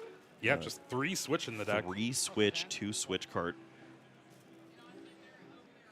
And now the Cramorant play could be pretty good here if you had access to that Sableye, but it's in the prize cards towards the top, too. So having that 110 damage just stay on that Radiant Greninja might be a little troublesome. Rain Splash. I guess you're right. I guess you're right. Lining it up. You can fade out twice. You got to see all the lines. That's the beauty of Giratina. Spinning attack. There you go. It's going to be the double Giratina V setup. Seems like a pretty solid strategy at this point in time. Now it is the battle of the boss's orders, it would look like. If you could see 3 Giratina V-Stars up against whatever V or EX Pokemon is on the other side. Well, there is a retreat to another Comfey Flower selecting yet again. Plenty in the Lost Zone for Isaiah here. Does get rid of a Super Rod, finds that 2nd Roxanne, so had to keep that card. Is there access to any switch or Mirage Gates? Ooh. Wow. That's risky. Well, we found a Mirage Gate. Did lose 2 energy, and with 3 in hand, Isaiah has to be running pretty low. We do see that V-Star being evolved. Path to the peak, not bad here. Just a pass. Both of these players taking this matchup very slow, trying to force the other to make the first move. Yeah, I mean, it's an intimidating process. You understand that the counter action is right there waiting for you. Instant knockouts on both sides of the board, and you're trying to map out those prize cards. The one benefit that Isaiah currently has going into this is he can just continue to build his hand. And if you hold on to cards like Boss's Orders, you can take those risks like the Pokestop, throw away, maybe find some of those item cards which will help you close out and take those big KOs. You're not really worried about any shuffling on the other side from Aaron. I think there is a Pokegear in hand to go along with that Pokestop. And Aaron's going to be trying to find another Professor Sada's Vitality, maybe. Maybe even just use the boss's orders in hand. But needs a way to get out of the active spot. Ripping it. Needs a little bit of help here. Energy switch. Ooh, loses that Sada, though. I mean, the combination here is retreat along with boss's orders. But it's not all there. There's not even an energy switch up and then have a good attacker. Can we thin the hand down enough to maybe restart for a couple cards? I think that is the line that Aaron has to consider here. I believe there's Ultra Ball in the hand along with a VIP pass as some fodder. With that, do you commit to the boss's orders? That's the real question here. You have to understand your energy counts in this position. Energy switch is going to be thrown away. You can fail the Pokegear if you choose. Yeah, and there's 4 energy in the discard, 3 in play, just 4 left in the deck. Granted, you do have some Earthen Vessel you can kind of draw into. You can play into the switch card or escape rope. So we'll see if these cards even matter to Aaron. Says, oh, cool, my switch card is in the deck. That's all I care about. Let's shuffle up. I've got a few opportunities. The real question now, do you boss's orders first? Because there is the interesting escape rope draw, which would hurt so bad here. Well, there's a boss's orders on the Giratina V, trying to avoid the V-Star knockout for now, and a big 3 cards off this Mew EX's restart. Energy would do it. Switch cart would be great. Escape rope would hurt. Earthen Vessel, that's going to do it for Aaron to be able to accomplish a big knockout this turn. Does have to discard a Dark Patch, though. But the other card in hand, another Dark Patch. Okay. And looks like the last 2 energies in the deck being found. Look how thin the deck is at this point. Aaron has not taken a prize card. He has burned through all of these cards in upwards of 3 turns. Maybe we see a Kyogre from Aaron. Hold up. Someone's cooking. Yeah. Dark Patch on that Roaring Moon EX. That had no energies. Do we see the... Yeah, we can't even see the concealed cards because you don't want to discard the energy. There is the retreat. And we're going to see a Calamity Storm taking a big knockout, discarding that Pokestop. And Aaron's going to be able to find another energy from the prize cards. But other than that, not really working with much in hand. Yeah, drawing first blood there, taking that big knockout.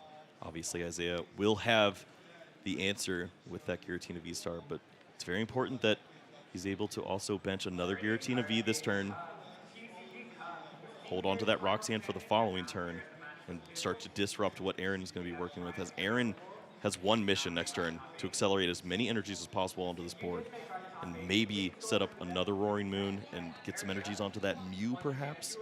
Well, the Stats Ball is going to help out Isaiah finding that second Giratina V, like you were saying.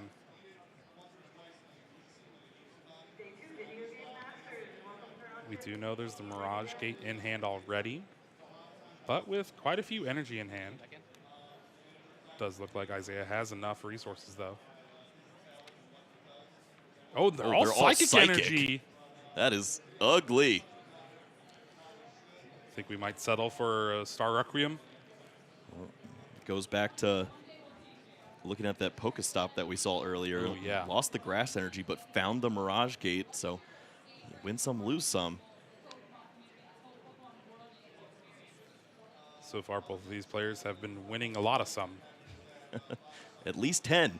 At least 10. Both these players have a loss to give as well, at least with our calculations. 36 match points should be the safe spot for top 8. Both of these players sitting at 33. Yeah, you can tell every resource is just so important from this point. Trying to map out what is the potential that Aaron can set up really relevant Pokemon on this following turn. Get those energies down onto the Mew or the Roaring Moon on the other side. And losing the Path to the Peak here is pretty bad, too. Looks like it was another Mirage Gate, though, was the card found. Grabs just another Psychic Energy.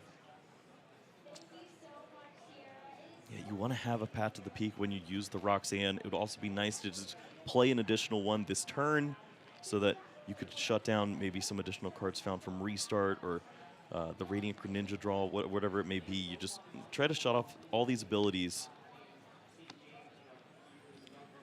We do see the switch. Giratina V-Star now in the active spot. Grass Energy for the turn for Isaiah. And now he has the knockout with Lost Impact, but there wasn't 10 in the Lost Zone, so unable to get that Star Requiem kind of save those energies. And 2 Psychic Energies going to Lost Zone. Yeah, you have to worry about what Isaiah will be able to accomplish on the following turn. We already see a Giratina V-Star in the Lost Zone, the 2 Psychic Energy there. Finding the Mirage Gates was so difficult the first time, and if you do, it's just the last Psychic Energy. I mean, there's chances you draw into it, then you have to awkwardly use the Roxanne first. We'll see how this works, but first, Aaron needs to find an attacker this turn. Yeah, the hand wasn't too good following the knockout. Does have that concealed cards for 2, and wow, Ooh. Professor Sada's Vitality found yet again here. Just attaches the 1, though, still missing the second Roaring Moon. And it's so cute. You find the lightning energy and throw that on just in case you can work in some Thornton shenanigans to close out. Thinking of everything here. Energy from the hand for turn. That means Aaron has this knockout yet again, but this time with Frenzied Gouging. Frenzy gouging for knockout. This is going to deal 200 damage to But himself. look! After this, you have nothing, no energies in play. All of your resources, look at the discard pile. That's 10 energies of the 11 that will be there after this knockout. And it could be as simple as a Cramorant in this spot. And you know that Roxanne is waiting on the other side, most likely too. And Isaiah still has not played Cramorant this game yet. Has access to Nest Ball in hand. That could be a great way to fetch it out. Did draw the Psychic for the Yeah, turn. I was like, Yeah. I see the 2 Psychic Energy in hand. I'm like, he's not very lucky, is he? I guess the one benefit of that is that when you use the Roxanne, just throw it all back in. Who cares? And you can draw into the Mirage Gate for later. Yeah, still 2 Mirage Gate in the deck as we took a quick look through there. And as long as Isaiah has a switch out, this is going to be a pretty easy KO here, going down to 2 prize cards. If there's a path to the peak left, this could be a pretty crazy turn for Isaiah. Yeah, this is exactly what Isaiah's been working towards this whole game. You understand that this position will come about. The issue is Aaron wasn't able to set up another attacker. And that makes Isaiah feel so much more comfortable in a situation like this. You can switch into that Cramorant. You have that Roxanne ready to roll. And you know what? We're done here. Let's move on to game 2. Just no way to set up an additional attacker for Aaron there. Already used the boss's orders, the pal pad. No real way to work around that Cramorant, and Giratina is just looming in the back with that Star Requiem. Yeah, it's so wild how these matchups can turn on their head just based off those opening draws. And it looked like Aaron had the potential. The aggression that we saw, throwing cards left and right, typically that leads to a lot of energy acceleration. But this was the only period where we really saw multiple Roaring Moon on the table at the same time. And this led to no additional acceleration from the Sadas. It was always 1 dark energy at a time or whatever it may be. And slowly but surely, that starts to weigh on you. And it led to situations where Aaron finally gets this big attack off, yes, but he has no energy to follow up, which means that you just have to scoop things up and try to get it done in the next one. Yeah, Spiritomb putting in a ton of work in that game 1, shutting off that Dire Flame Wings from Galarian Moltres V, really just canceling out an attacker for that entire game. Yep. And certainly there is a lot of potential on the other side for this to go differently.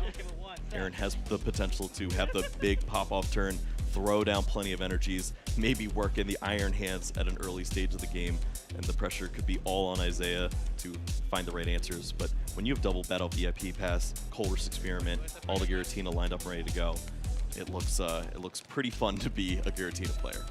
Double Pokestop in the prize cards for Aaron. That could be detrimental if a path to the peak sticks in play for Isaiah. Meanwhile, Jet Energy, Colress Experiment, Mirage Gate, nothing too bad for Isaiah in those prize cards. And Aaron choosing to go first here in this match, but starts that Battle VIP Pass, able to find a couple Pokemon. Yeah, that's a little surprising. But maybe this leads to faster Iron Hands. Maybe the consistency of just being able to play out more cards works. That's Three battle VIP pass. Yeah. Who are you taking to the concert? Taking a couple friends at least. Maybe your boys. Say ballin'? Yeah, we're available. The squad being established. Well, we were talking about missing extra Roaring Moon for those Sadas. I don't think that's going to be a problem here. And fetches the Iron Hands. We're going to see the last Battle VIP pass here, most likely. Or just a nest ball. To fail.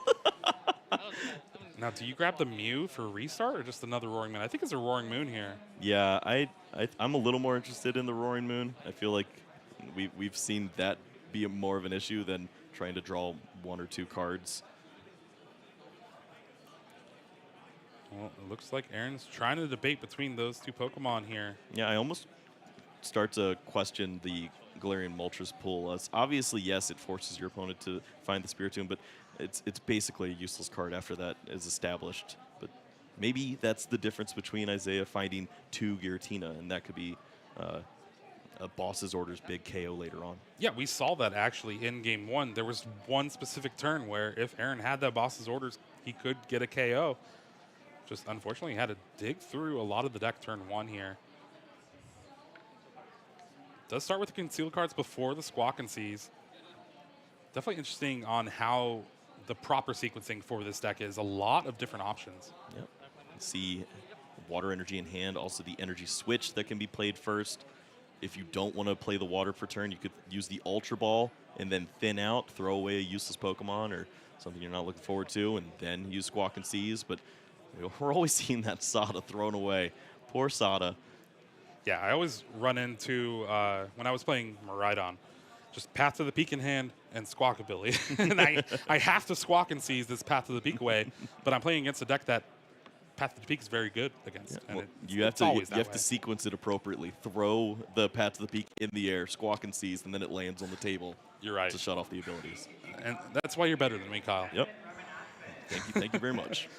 Isaiah starting things off with a Colorless Experiment yet again. It must be nice. I guess this is how you end up 10-0-3. Yeah, sign me up. Undefeated currently at this spot, up a game against one of the scariest players currently in the tournament in Aaron Santos and this very interesting Roaring Moon deck. And take a look at the discard pile and see all of these resources that found Pokemon, but no energies in the discard pile.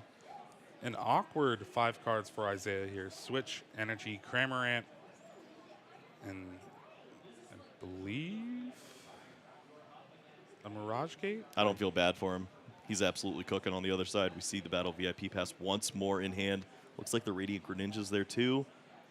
Last time chose to throw that Pokemon into the Lost Zone.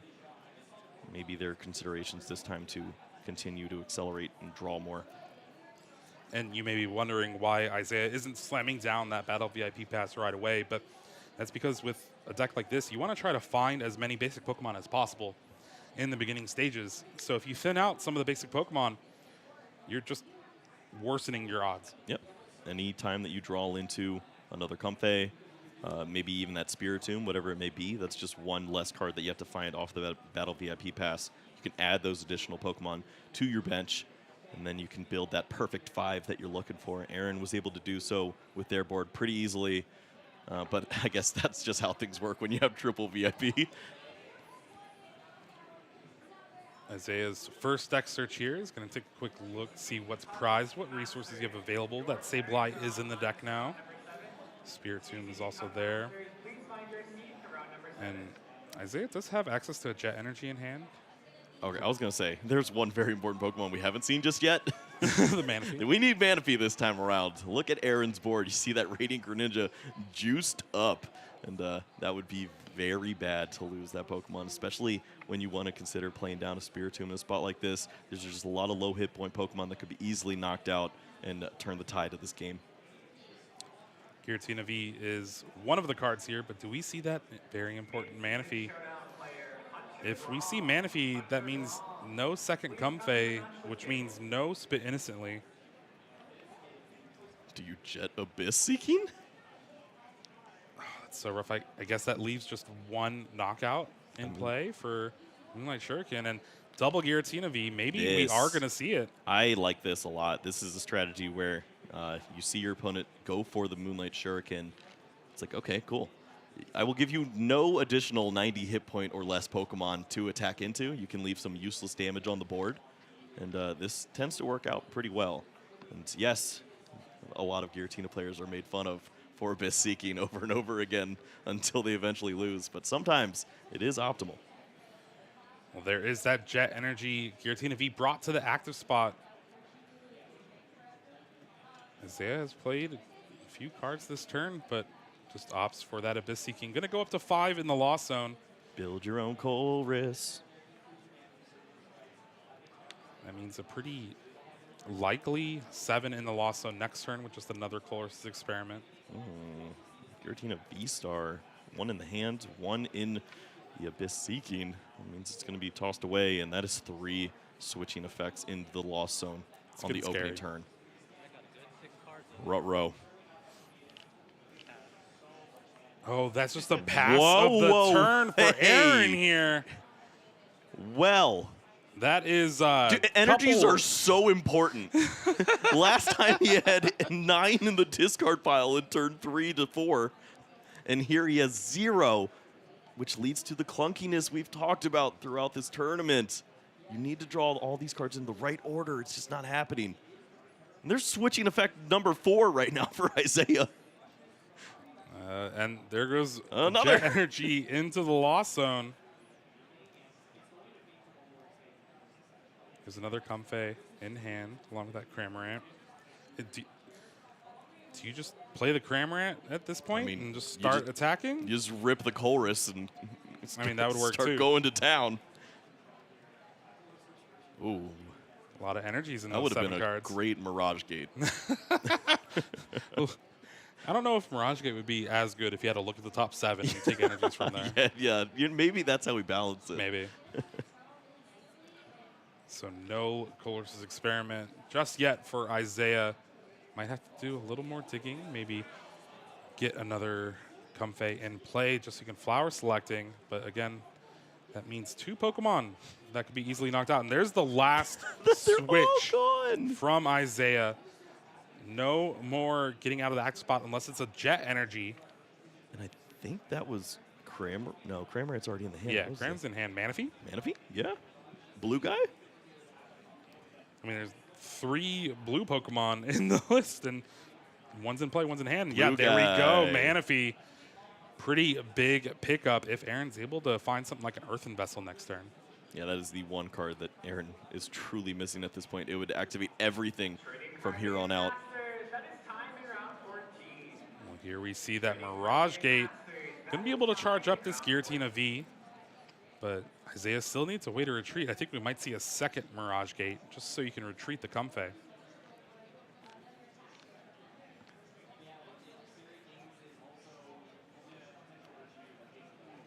Grass Energy on Giratina V, or not.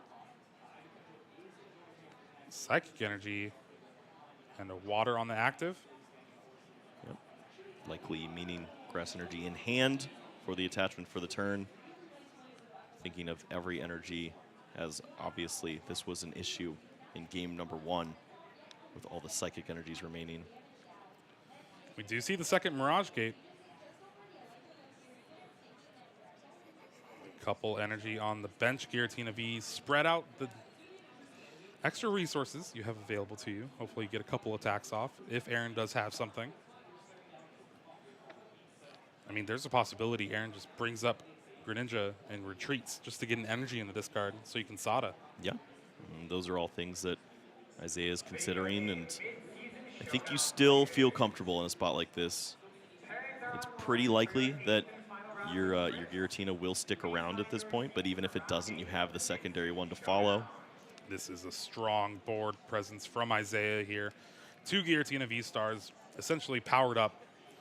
Manaphy along with it. Yeah. 2 energy to the Lost Zone, but that's going to power up Lost Impact for the following turn, just needing 1 more by way of Colress or Flower Selecting. Yeah, this is a very crucial turn for Aaron. If the pieces align, obviously the retreat opens up some of the draws. But if you can take the knockout this turn, there's a window. Isaiah only has a 3-3 line of Giratina V-Star. We see the V-Star in the loss zone already. If you knock out this Pokemon, there's a world where you run out and there is no closing final 2 prize cards for Isaiah unless you start attacking with Cramorant, sadly, into nothing. Aaron needs Earthen Vessel off those 3 cards, but I don't know if he found it just yet. Oh, there is an energy. 2 more cards yet again. Maybe Forest Sealstone, anything at this point just to help out. No, there's been a couple of Pokegears, which aren't very good after you already played your supporter for the turn. We already have that piece. Dark Patch in hand, but that Roaring Moon is in the active spot here. Nest Ball's going to be able to search the deck.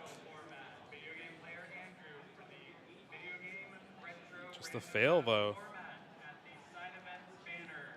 You have access to Dire Flame Wings, no Spiritomb in play, Dark Patch. But again, the complete opposite of game 1, where Aaron was just flooded with energies in the first few turns.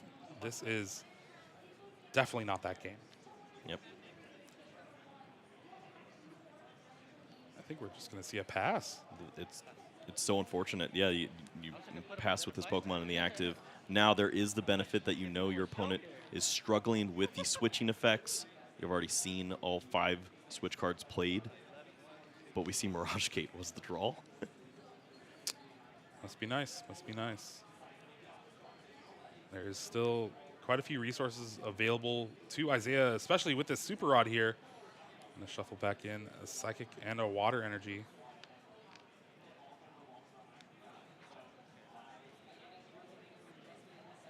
And with this Mirage Gate, you can power up this Giratina V-Star yet again, take a knockout, and then just have that Star Requiem sitting and waiting. Yep, starts to look a little like a checkmate situation. The main attacks that are going to produce those additional prize cards would be a V or EX Pokemon attacking. Be 2 prize cards remaining. You already see that the V-Star will be available in this situation. And you could even use the Jet Energy on the bench Pokemon, bring that active, and just Lost Impact, throw away the Jet and the Water, and then both these Pokemon are ready to take the final knockout. However you want to do it, this will do the exact same thing. And there is that Lost Impact, and the writing is on the wall for Aaron here. No way to knock out both of these Giratina V-Star in this turn. And honestly, no way for Aaron to really get an attack off right now. Yeah, we need a knockout for Pride at this point. It has not been the cleanest game, unfortunately, but that's just the way that the cards fall with this deck sometimes. When everything lines up and you get the perfect assortment, the Earthen Vessels, the Sadas, into all of the additional resources, this deck looks incredible. It can knock out any Pokemon on any given turn, but when you don't have one piece, that's all it takes to watch it crumble. It was a few turns too late, but Aaron finally found that Earthen Vessel, being able to discard Squawkabilly EX, get a couple of energy to the hand. Staring down 2 Tina V-Stars, bro. Let me just get a little action going. It'll be all over. Looks like Aaron has come to the same conclusion here.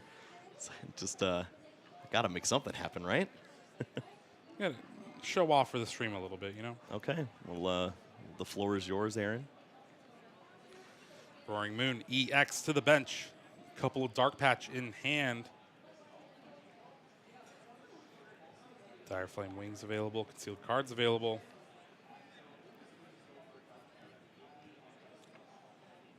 Aaron going through the motions. Oh, multiple Dark Patch ready to roll. For how locked up Isaiah has this game, he looks very worried for some reason. Yeah. I don't know what he's considering at this point. But let him do his thing. Maybe what concession snack to get. Yeah, okay.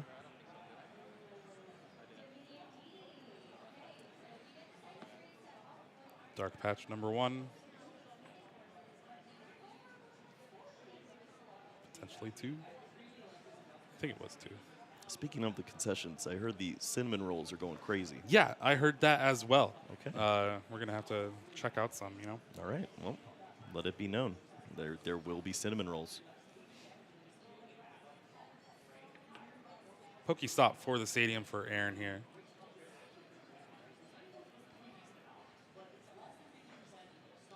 For Sealstone, and it's just continuing this turn. Triple draw from the Pokestop here. I mean, that is exactly what you'd want 3 turns ago. All of the resources finally lining up. You have this Mew ready to move out of the active spot. Frenzied Gouging ready for a knockout.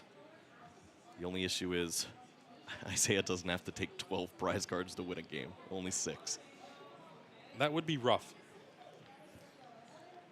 He's down for the challenge. Who knows? What is it? Dialga Palkia Legend or something Oh yeah, like that? we've seen some nightmare situations. The graphics would not be prepared. Oh my gosh, could you imagine if we had something like that nowadays? That's why we're not on the design team.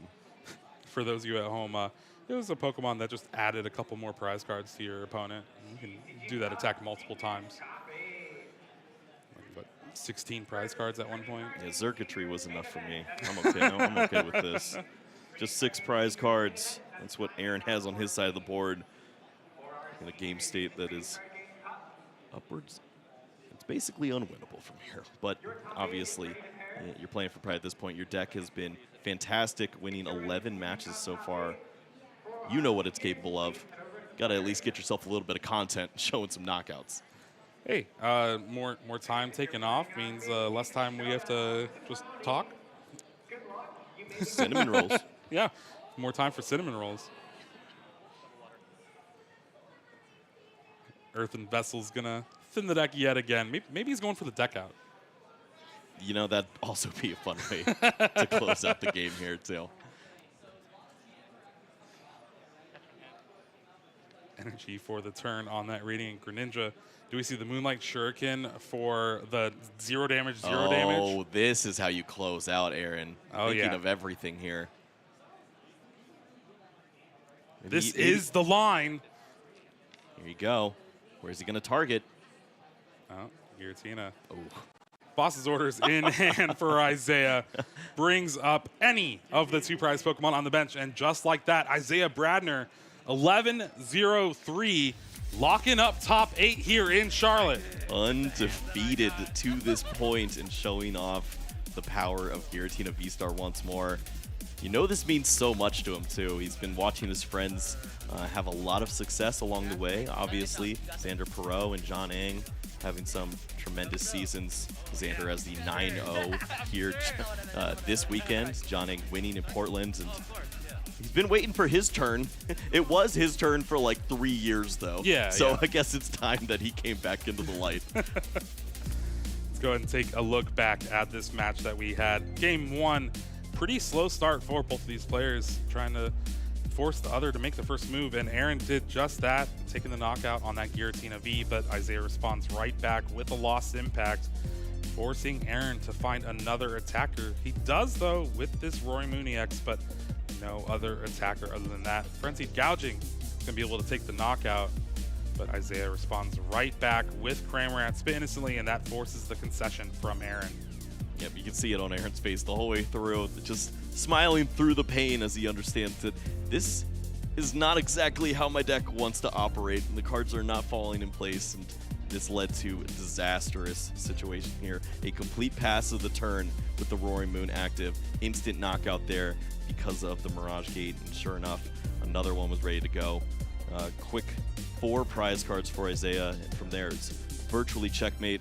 Aaron had a fun turn to establish a Moonlight Shuriken and get some damage on the board. Really make Isaiah sweat here on this last turn where he clicks boss. Yeah. And just like that, we have one of our first few players locked in for top 8. Again, Aaron's still not out of it yet, sitting at 11-3. Just a win in the next round could be a win and in for this Roaring Moon deck that is pretty teched out. Yeah, and of course that means that we'll be approaching our round 15 pretty soon. That community choice will be coming up, so you don't want to go anywhere, because obviously we want to see the best matchup to potentially find another player to add to the top 8 along with Isaiah Bradner. There's a lot of interesting decks out there, a lot of players really dying to find that last spot. Maybe add that addition to all of the work that they've had throughout their history of the Pokemon TCG. I'm excited to hear a little more about Ross Cawthon, Yeah. who was at 35 points. Maybe we have another player that has been able to lock up that top 8 contention. But I mean, if those are our first 2 players in the top 8, I mean, we're in for a good show. I mean, it's already been pretty great just watching how this format in particular has progressed. Just the variety of decks you have, the kind of polarizing matchups you have too. You really don't know what's going to happen, or you think you know what's going to happen on paper, then all of a sudden the Gardevoir just does not draw and Ross is able to win pretty decisively 2-0. Things can happen in Pokemon that you will not expect, and there's one thing we can expect, and that's to see Isaiah Bradner in top 8. Yeah, he's certainly found his way back again. Obviously, we've talked about the storyline. This is a similar storyline for a lot of players. It's get to that age, you got to focus on school and big boy world and do all those things, and he still has managed to give us some additional time and to chase that passion that he loves so desperately. We've seen him play in this game for so many years, and I mean, he's a top caliber talent every time that we watch him play. Well, we're not going to wait any longer. Let's go ahead and take it down the lounge and hear from Isaiah Bradner himself. Thank you, casters. Juancho Saldana here, and I'm here with someone who is over the moon because he just beat up a roaring moon. I'm here with Isaiah Bradner, someone guaranteed into the top 8. Yes, sir. How are you feeling? I feel amazing. I'm a little bit emotional, to be honest. I mean, I play a lot of Pokemon. It's been a long time since I get a top 8, or have got a top 8. Obviously, I'm lucky to be someone who's been in this spot a lot of times before, but it's been almost a year since I've been able to play a top 8 match of regional championships. And so I'm extremely excited, blessed to be here. But yeah, couldn't be happier, but job's not done. You know, I got 3 more to win, so I am so ecstatic to be in this spot that I am, but got to focus overall on winning the event now. No, for sure. The way you've been playing, though, I wouldn't be surprised if we're going to be with a finals interview as well. You know what I'm saying? I hope so. No, but yeah, again, you've been playing the Giratina deck absolutely masterfully. I mean, just watching that last round, I feel like you've been able to set yourself up into these checkmate scenarios more often than not. So let me walk me through that. Why the Giratina pick? So I absolutely love Giratina. I mean, the deck is amazing. And the reason that I love it so much is that Giratina, more than any other deck in format, gives you a chance to win games whenever you start poorly. And that's why I think it's so good, because almost any deck wins whenever it draws well, right? Like Roaring Moon, they get a turn 1 Roaring Moon off. You know, if I have a slow start, they're probably going to win. Like Charizard, turn 2 double candy, like they're probably going to win. When Giratina draws well, it definitely wins. Like game 1, I hit double VIP pass, it was over from there, right? But even whenever I draw kind of poorly, like I did in game 2, like granted he drew worse, but there were a lot of games today and yesterday as well, where I go like draw, pass, and then I'm able to come back because I have Colress and do Abyss Seeking, and my deck is just so good at working with the limited amount of resources, which other decks aren't able to do. And so whenever I realized that, I really fell in love with the deck. I've been grinding it. I think it has good matchups against everything, and I'm here, and that's why Giratina. No, I have to agree. Not gonna lie, Isaiah, you actually made a Giratina believer in me. One of my caster picks was Giratina V-Star, and you know, you put it right. You know, sometimes I do feel Giratina sometimes can brick. You do Abyss Seeking a couple of times, but it's not over until it's over. Roxanne Path is just so powerful, and actually, you know what? I just want to talk about it real quick. I've been dying to interview you the past 2 days. We've actually, for the folks at home, we actually set up a skit that we never did get to do. Never got to do it. Maybe someday. But Isaiah actually played a big exhibition match, best of 9 against Jake Gearhart, Giratina against Gardevoir. And after that match, actually, is when I realized, wow, okay, Giratina really is something. So after that exhibition match, do you think that helped you really prepare for this tournament? I mean, I don't think I learned anything new, particularly from playing against Jake. I think that I've been playing Giratina about as well as I can for a few months now, starting... I learned some stuff whenever I played it at Pittsburgh, but from San Antonio onwards, I think the last 3 events, I've really been playing Giratina almost perfectly. And so, yeah, I mean, I learned a little bit. I learned a little bit of the perspective, but to be perfectly honest, I think I was pretty prepared before that match. But always good to play more Giratina. I love playing Pokemon. For sure. All right, so it sounds like, you've been playing Giratina absolutely perfectly. It shows right now, you know, making it to top 8. Do you have any tips, though, for any Giratina aspiring player? I mean, that's like asking me. We're not ready for coaching. Well, no. I'm just saying there's so much I could say. I mean, I don't even know where to start. That's like asking me to tell my life story. But I think that some tips for playing Giratina well are, you really have to focus on how you're gonna win each game, because there's almost always a way to win. Like, I mean, it sounds stupid to say like focus on winning, right? But I think that really the thing is just stay calm, keep your composure, and then even when things go wrong, if you know what's in your deck, if you know what's in your hand, then odds are there's going to be a way for you to win. But the biggest thing is really just practice. It's practice, watch good players who have played Giratina on video, learn how to play it from them, and then, maybe you too can play Giratina V-Star one day. I'm definitely going to give it a shot. We're going to watch this one on Rewind for sure. All right, with that, you know what? You're into top 8. Tell me about your mindset. How are you preparing yourself for this? I mean, I'm going to look at my opponent's decks. I'm going to try to find out what I can hit in top 8. If there's anything that I can do to try to avoid a bad matchup, then I'll definitely do that. But other than that, I mean, I'll just try to get some food in me. I'll try to be relaxed, and then hopefully I'll have good composure going into top 8, and hopefully, I always say hopefully I'll draw well enough to win. I don't need to draw well. I just need to draw well enough where my skill can get me there. So that's the goal. All right, just well enough. Just give you that chance for Yes, sure. sir. If anything can give you a chance, it's that Giratina. With that, any last words? Anyone you want to shout out before I let you go? Yeah, definitely. I want to give a big shout out to my girlfriend, June. She actually told me she had a good feeling about this tournament whenever I left on Friday. She said I didn't have a good feeling about the others, but I had a good feeling about this one. And then, of course, the biggest shout outs go to my boys. John Ang just won a regionals with Giratina. I'm going to try to win this one for him. Ooh. Justin Bakari, someone as well who's been, following me along. He's at this tournament, so maybe I can win one that he's at. And then, all the rest of the boys, too many to list. I'll list them after I win later. But, my family at home, mom, dad, love you guys. Amazing. Thank you so much, Isaiah, for the interview. Cannot wait to see more of your matches for sure. With that, we're going to go ahead and throw it back to the casters. Thank you, Wancho. Always great to hear from Isaiah Bradner, one of the best, most consistent players we have in this game. And with a deck like Giratina, sky's the limit. Anything's possible. It's been in the finals of the past 2 regionals here in North America. Is it just a matter of time before it sees the finals yet again?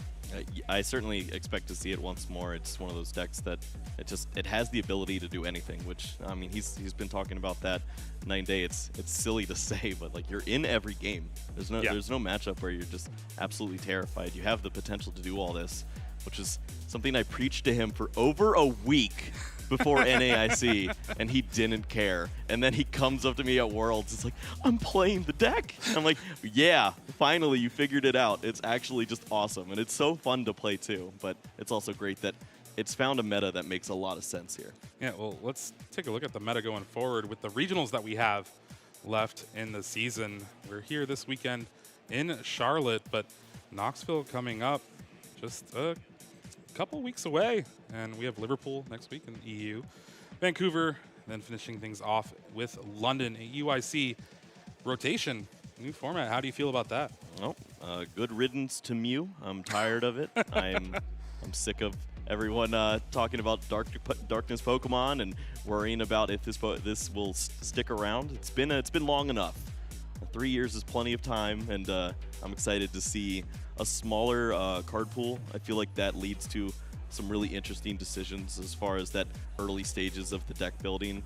A lot of players have to go back to the lab and try to figure it out all once more. And I feel like that very first tournament after rotation is just so interesting to watch. Yeah, honestly, when I think of rotations and new formats, the EU region has a lot of great deck builders, and that we could see some very seriously cool things pop off. Yeah, I think one thing we've learned the most from that situation is if you just get a lot of great players in a room and give them a few weeks, they will find an amazing result. And that's something that's been adapted over time. And obviously, post-COVID, a lot of players have started to develop that too. And it's led to a lot of great iterations. It's what led to the Mew DTE strategy, which we called the London build, as that was one of the first opportunities to play that style of deck. And it just continues to happen. So I'm excited to see what that will be for 2024. And be sure to follow the channel here on Twitch and YouTube so you can stay up to date with all of the tournaments that are going to be shown and going on. You know, we want to keep providing you with some great Pokemon content, and use the hashtag #PlayPokemon. We could hear from you, maybe feature some of your social media posts on the stream as well. We're still waiting for Frank Powell. Yeah, I feel like it's about time. We'll see if that happens. Maybe we got some of you hungry talking about cinnamon rolls. Yeah. in the last match. I'm still waiting on my cinnamon roll. So I don't know if we get one. I don't think that's a perk of the job. Yeah. For that, I believe we're gonna do a quick game of attack or not, maybe. Yeah. Or we can take a break. All right, well, I think we're going to take a break, though. Okay. We don't want to be embarrassed. We'll be back very shortly, and we'll see if we have round 15 ready for you. If not, maybe we'll play some games. Stay tuned.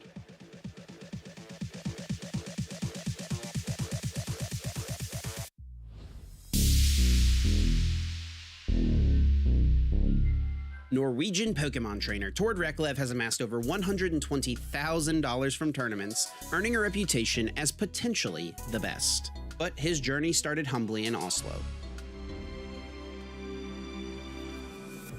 Playing Pokemon on Game Boy and learning the trading card game from his mother, Tord's skill began to blossom, winning 3 Norwegian national championships and a top 32 finish at the 2012 World Championship. Global recognition was limited until the 2017 season with the introduction of the International Championships. EUIC 2017 was the first chance for him to show the whole Pokemon world how great of a TCG player he was, finishing top 4. While he didn't win the tournament, Tord's performance earned him recognition around the globe. Riding this wave, Tord triumphed at the inaugural North American International Championships, the largest Pokemon TCG event at that time, clinching the title and drawing global attention. He continued his streak with another win at the European International Championships in 2018, setting the meta for one of the strongest decks for months. Then, at the Oceania International Championships, he became a 3-time international champion, sparking debates about his status as the greatest player of all time. At the 2019 World Championships, Tord reached the top cut, but lost to former world champion Shintaro Ito, fueling his drive to do better. In the 2023 Latin America International Championships, Tord piloted the newly released Lugia V-Star. After a back-and-forth 3-game set, Tord finally did what no one had ever done before. He won all 4 international championships.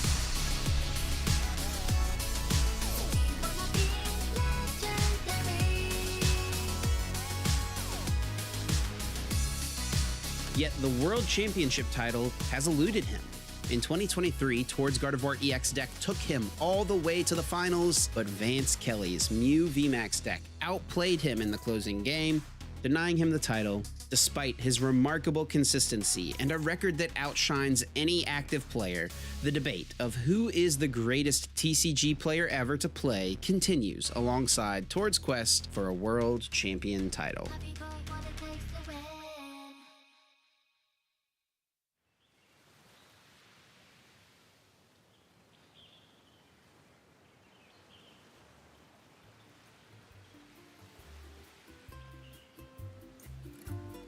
Hui, he leo kono keia, ia oko e hele mai I Hawaii, I Honolulu I ka makahiki, I Wakalua kumaha.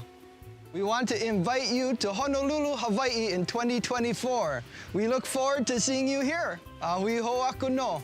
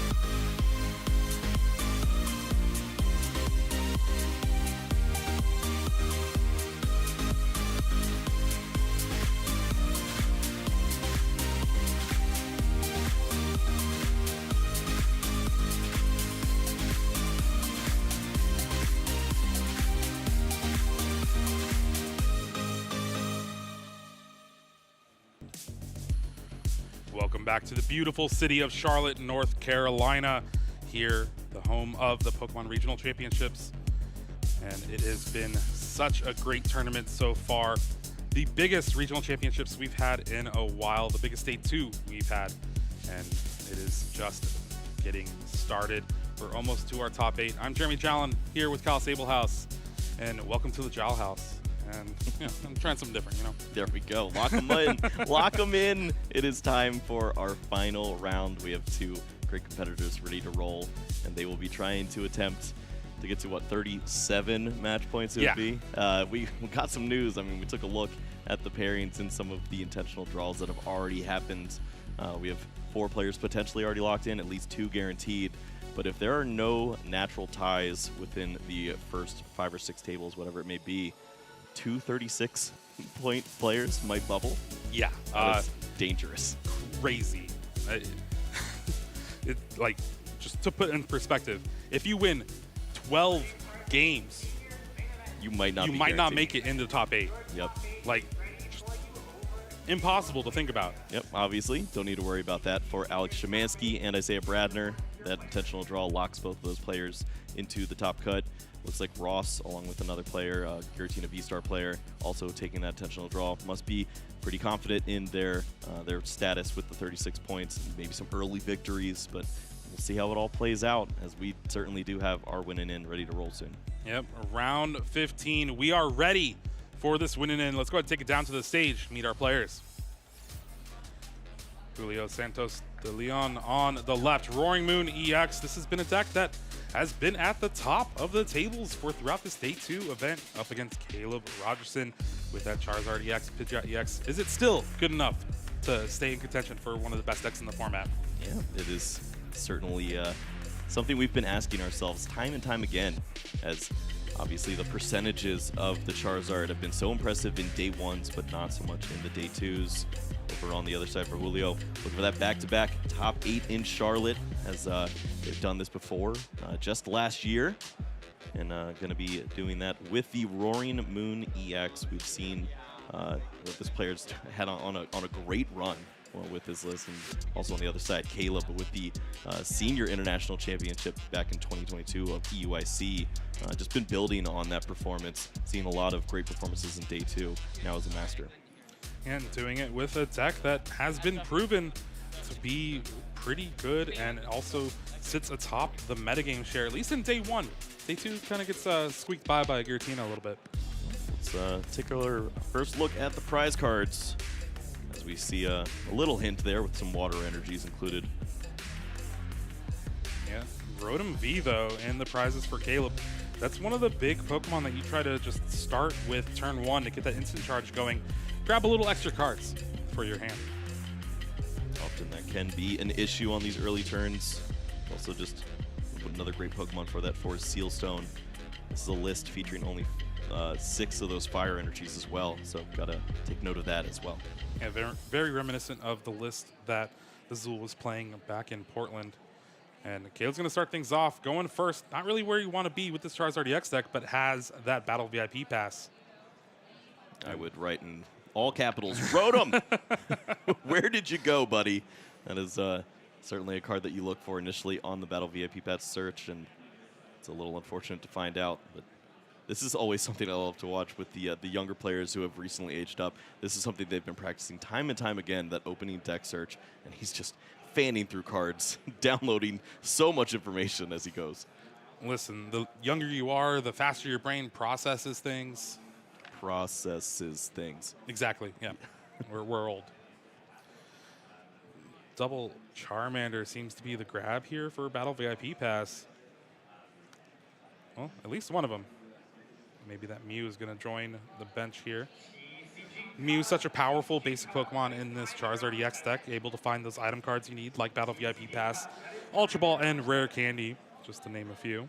We see that Artizone in the hand as well. That's going to be a nice option to find additional Pokemon. I believe we see a Pidgey in the opening hand too, so a lot of access. Maybe you can work in that Manaphy early on, identifying that Julio is a player that has those water energies, and that can be a dangerous surprise occasionally.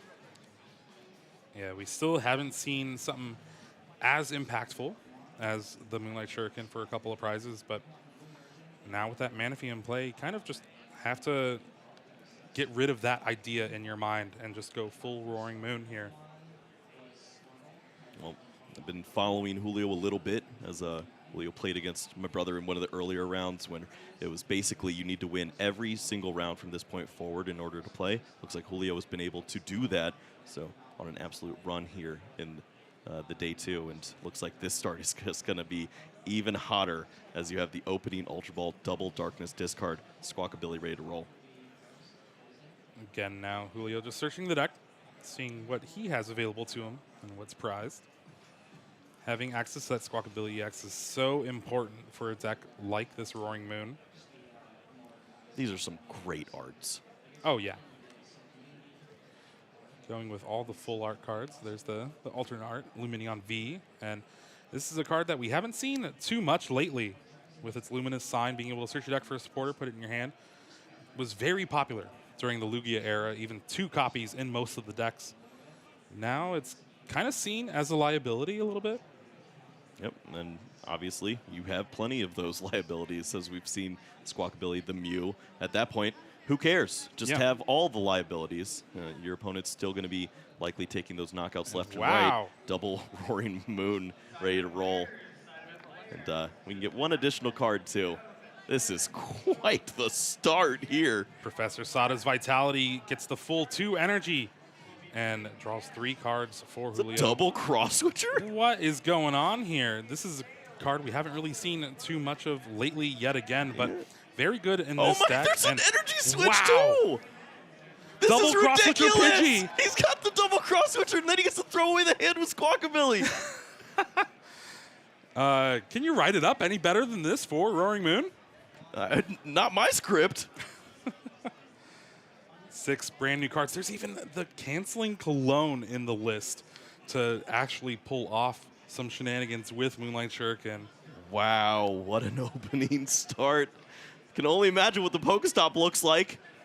Sure, throw away a Dark Energy. Yeah, sure. Galarian Moltres V to go along with it. Dire Flame Wings grab an energy. 4 energy in play on turn 1 for Julio here. Unbelievable opening start to remove the Pidgey from play. Caleb tried to play it safe and play the Manaphy, think about some other resources. You don't think about double cross switcher taking out your Pidgey there on that opening turn. Yeah, and you're fine taking that knockout on the Pidgey. Roaring Moon has 230 HP, so just out of range of Burning Darkness with Charizard EX. Caleb does have that Rare Candy Charizard EX, will be able to charge up itself as well as that Mew, so you can retreat. And I think there's a boss's orders in hand, so Caleb might just bring up that Mew EX, take the knockout, and try to prize race. Yeah, I think I know which side of the field I'd rather be on with the prize race, though. It's the shiny side. Yeah, There's a lot going on here, and this hand is still absolutely juiced. Well, Mysterious Tail's going to hope to find a couple more hold up. cards here. Rare Candy. Those are pretty good. Ultra Ball. There's Luminion in hand as well for Caleb. But I think if you play that, that's probably worst case scenario. It just opens up an easy knockout with boss's orders where you don't have to Frenzy Gouging. You have to think that Caleb will run out of gas at some point. So you take the Ultra Ball. Maybe that's an option that opens up some other avenues soon enough, but discarding cards doesn't seem great when your hand's so low. Yeah, especially when you don't have access to that Pidgeot EX with its quick search. Your deck is very limited on the options that you have available to you. Caleb was thinking there maybe about going back in, but I think we're just going to hold on to that Ultra Ball for the following turn. There's the retreat. Boss's orders that Mew. Caleb's going to be able to respond with a knockout here, but it is looking scary. Yeah, think about the game that we just witnessed and, and how slow the prize cards fell off the board. We are rushing to a finish very early on, and we are not even 7 minutes into the game at this point. Cards flying left and right in the Earthen Vessel. Once more, looking for some additional energies. Just one left in the deck here, it seems like. Energy switch in hand. Ultra Ball. There's another Sada's ready to go, too. Oh, wow.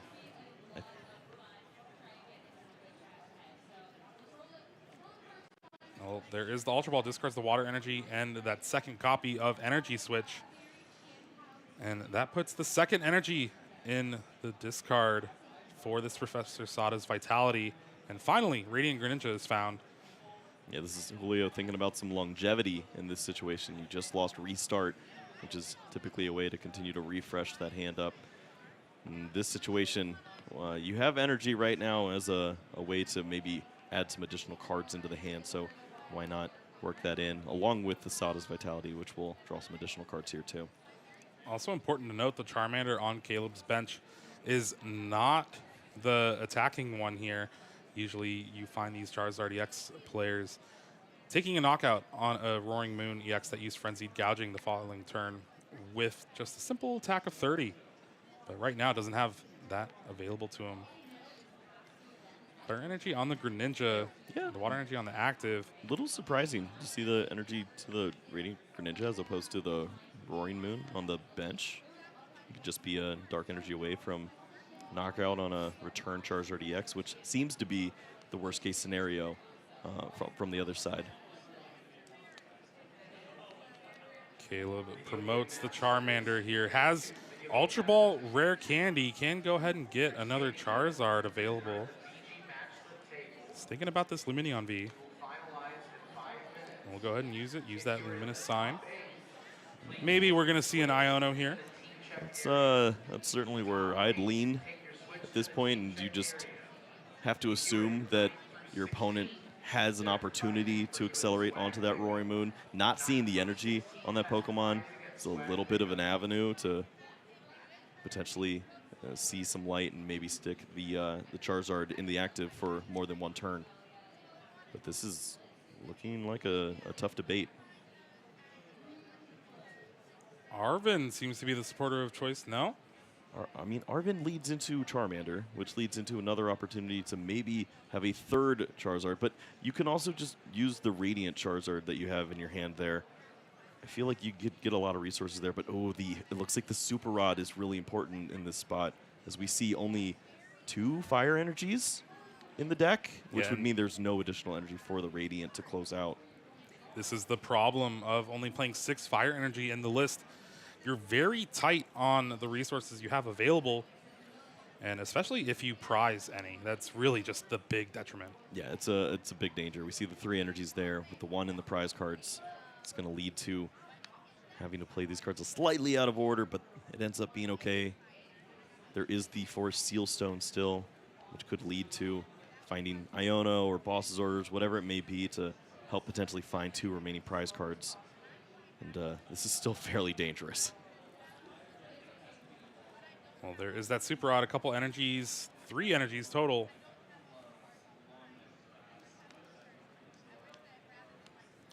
Rare Candy, Charizard EX, Infernal Rain, charge up yet again.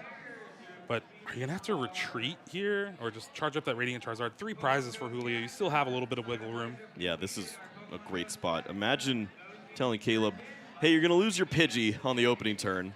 And sure enough, here you are.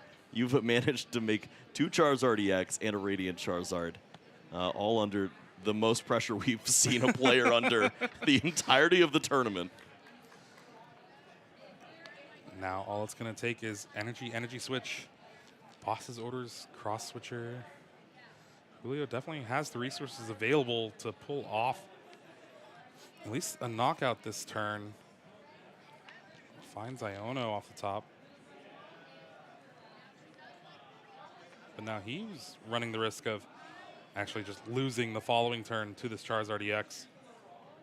Yeah, the situation now calls for finding a way to remove the Forest Seal Stone, cross switcher, bring up Manaphy and knock it out with Radiant Greninja, get to the 2/2 prize cards, and then try to close out the following turn. Hopefully your opponent doesn't have the Boss's Orders. Earthen Vessel going to take a look through the deck, but there's no energy left for Julio here. He's 1 in hand, and this is the awkward part about playing cross switchers with a card like Iono. 1 in hand, Iono trying to dig for more. You're going to put that second one on the bottom and never see it again. Yeah, playing to outs that are very difficult to find at this point. Don't believe there's even a way to remove that Forest Sealstone on the other side from Caleb. Yeah, not playing a card like Lost Vacuum. Canceling Clone, Iono.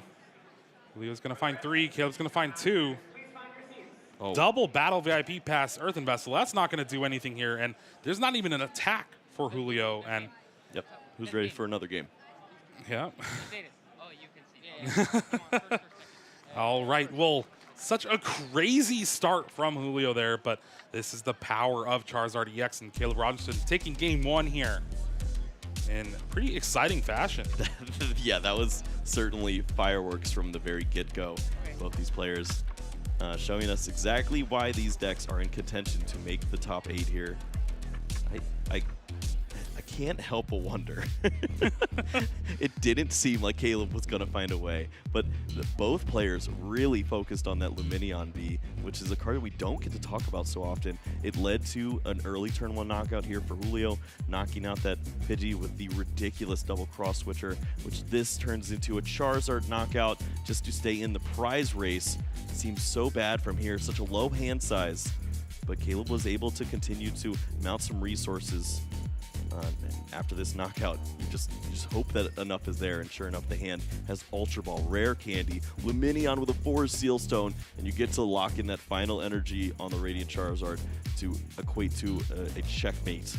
And Julio just finds the worst possible hand off Iono and has to give up for the game.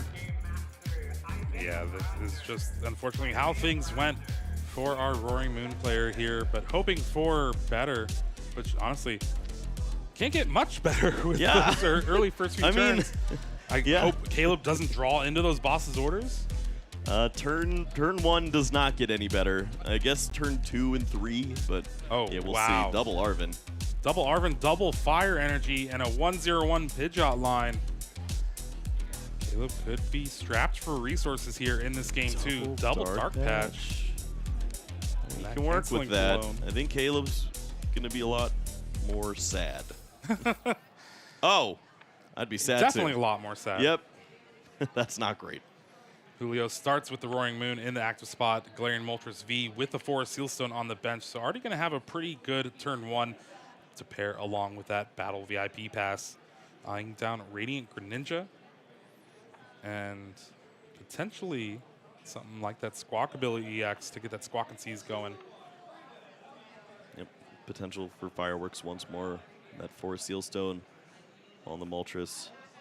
But going first, it's just doesn't always lead to that. We see the Sadas in hand. Looks like that will be discarded along the way. It only takes an Earthen Vessel typically to start see these cards turn into a lot of energies on the board. Usually it takes a village. Yeah. Instead, you just need a vessel.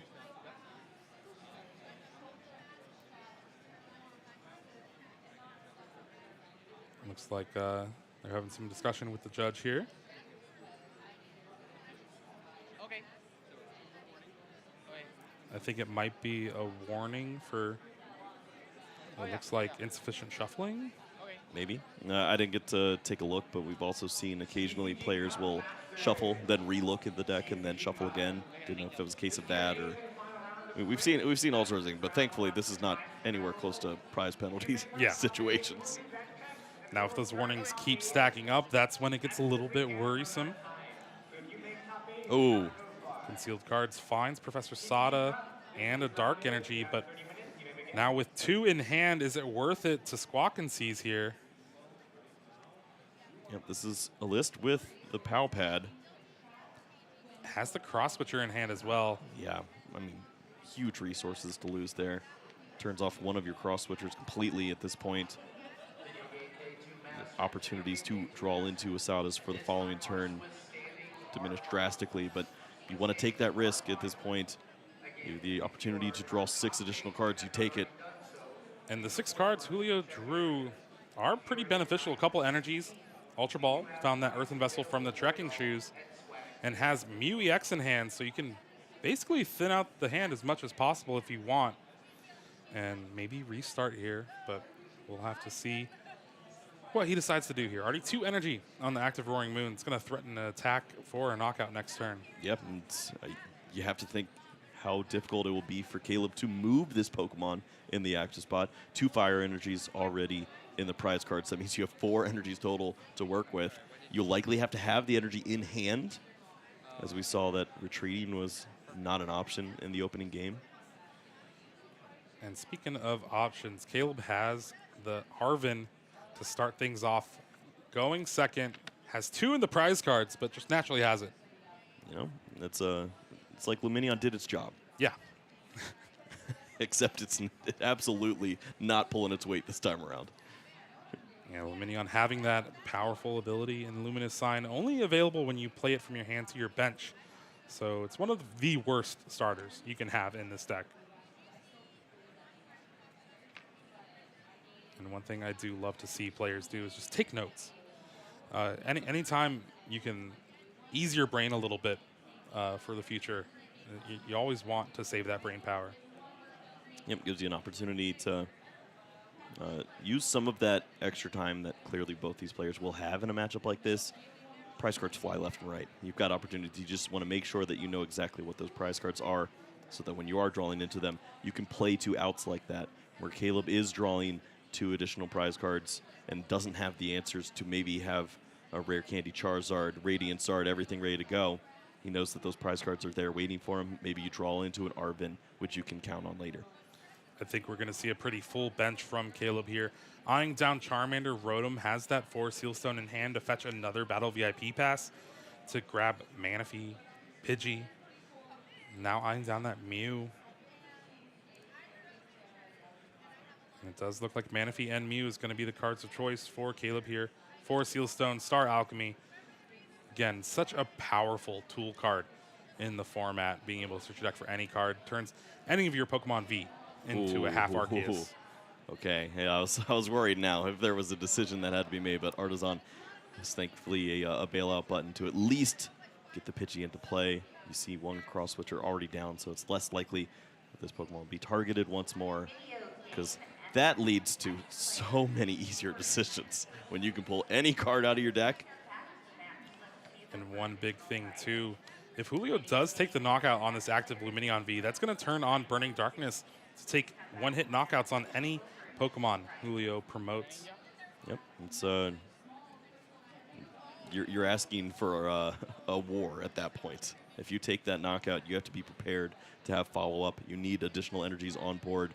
Every energy switch needs to be lining up to either an energy onto a Radiant Greninja or to a Roaring Moon at that point. And we'll see if the answers are there. Luminion can help out to find Asada's, one of the 2 remaining in the deck at this point. I thought I already saw the Professor Sada's Vitality in hand for Julio, but it must have been something else like that boss's orders. Maybe Iono. But finding this powerful supporter for the ancient trait Pokemon, going to be able to charge up this Roaring Moon EX in the active as well as that one on the bench. Then you can save your energy attachment for the one on the bench. It does look like it was the boss's orders in hand.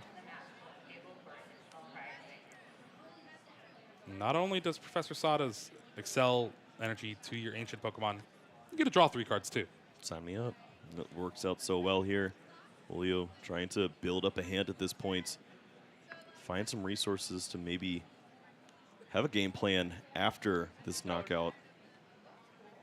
This Ultra Ball is going to allow Dire Flame Wings from Galarian Moltres to go ahead and grab a Dark Energy. One thing that Julio's been missing is something like those Earthen Vessels to chain together, and Palpad putting back those Sadas. Yep, thankful to find that card. This is the exact turn where you'd like to find it. You already were able to draw some additional resources. Now you shuffle back in the Sadas, have an opportunity to accelerate some additional energies later on. Do you think he's ready, Jeremy? Sure, you can take the knockout, but are you comfortable with this current hand and the board state? No. Well, we'll see how Julio feels, because it's time. Knockout. Calamity Storm taking the knockout, discarding the Artizone from Caleb. And having that Mew on the bench is just such a great promotion. Already has Ultra Ball Rare Candy in hand. We're going to see the Ultra Ball thin the deck out of a card here. But again, it also depends what you hit with the Mew. if you go for the Pidgeot or if you just go for the Charizard. I was like, you know, it'd be good here, maybe Luminion. Oh, yeah, that guy. Oh, that's in the discard, Kyle. Yeah, that's how that works, Jeremy. Does look like it was about to be Charizard, but Pidgeot EX pulled to the front. And this is going to be a little bit risky. Does have access to Iono to be able to draw some more cards, but is going to rely on this Mysterious Tail to find either Ultra Ball or a Rare Candy just so you can fetch the other one with Quick Search. Exactly. And the sequencing is great here. You can Rare Candy into this Pokemon. You may ask, why would you do that first? It's because you wanted to play the Ultra Ball and make sure that you pull that Pidgeot out of the deck first before you line up those resources. Looks like all of these resources stink. Except for that Charizard EX. That's what you need. Oh, we found Charizard. Cool. Yeah, I'm looking at the rest of it. It was I saw all the sandwiched VIPs. in between the Battle VIP okay. passes. That helps. Now if you can find the Rare Candy, that'd be ideal. And sure enough, there's two. This means Caleb still has access to Quick Search to be able to search the deck for any card. We also see the Fire Energy to retreat. All right. Remember, this is the game where Caleb prized 2 Fire Energies. Going to be searching for the rest of them in the deck. Yep. And at this point, potentially you find an additional resource to find the next Charizard. You can start to build that along in your hand. As you know that it's pretty unlikely that Julio is going to incorporate Hand Disruption. Looks like we'll focus on the Radiant Charizard here. You want to get the energy played onto this Pokemon after you accelerate and Rare Candy into this Charizard. Caleb choosing the right Charmander, Rare Candy into, leaving that one. Ooh, wants to attack with the Radiant Zard to start things off. Okay. I mean, with the way things are, there is 2 Pokemon EX in play for Caleb, so just 2 Frenzied Gougings in a row to be able to seal this game up for Julio. So pretty heads-up play, trying to disrupt the prize map. Yeah, it looks like the answers won't be there for Julio to find a boss's orders knockout on an EX Pokemon this time around, especially with the lack of energies currently. This hand is not great. Second Pokestop found off the top. Has that Dire Flame Wings, 2 energy on the Galarian and Moltres V now. Cross Switcher in hand, switch card. This is going to have to be a pretty good Pokestop. Finding maybe Dark Patch, Cross Switcher, Dark Patch. It needs like 6 lures on it. This has to be the greatest Pokestop we've ever seen. How about a Battle VIP Pass, Dark Energy, Sada? How's that rank on your Pokestops? Near the bottom? Low. Low. 2 out of 10. Does have access to that 4 Sealstone, though, so we'll be able to search for a Sada, it seems like. Still have that Cross Switcher available to you. Julio just thinking through the plays and the resources. Energy Acceleration's beneficial. Another thing that's missing is a second Roaring Moon, too. Yeah, I think Cross Switchers are at the top of Julio's mind here. And now needs another energy to even attack. Ultra Ball, Sada, Cross Switcher. There's no energy. Is there energy switch? Anything to... I think Julio's going to be forced to Ultra Ball this hand down for Mew and try to restart into an energy to attack with, or something like a Dark Patch maybe. That's the lines I'm seeing. Has the switch card, can go ahead and bring up Galarian Moltres V. Discards Battle VIP Pass. It has to be the Pokestop here. No. Discards the switch card. Unless I'm missing something. I'm following the lines right there with you, and just keeping the Pokestop in hand. That's one less card that you're going to be able to draw off restart. Makes this a little more difficult.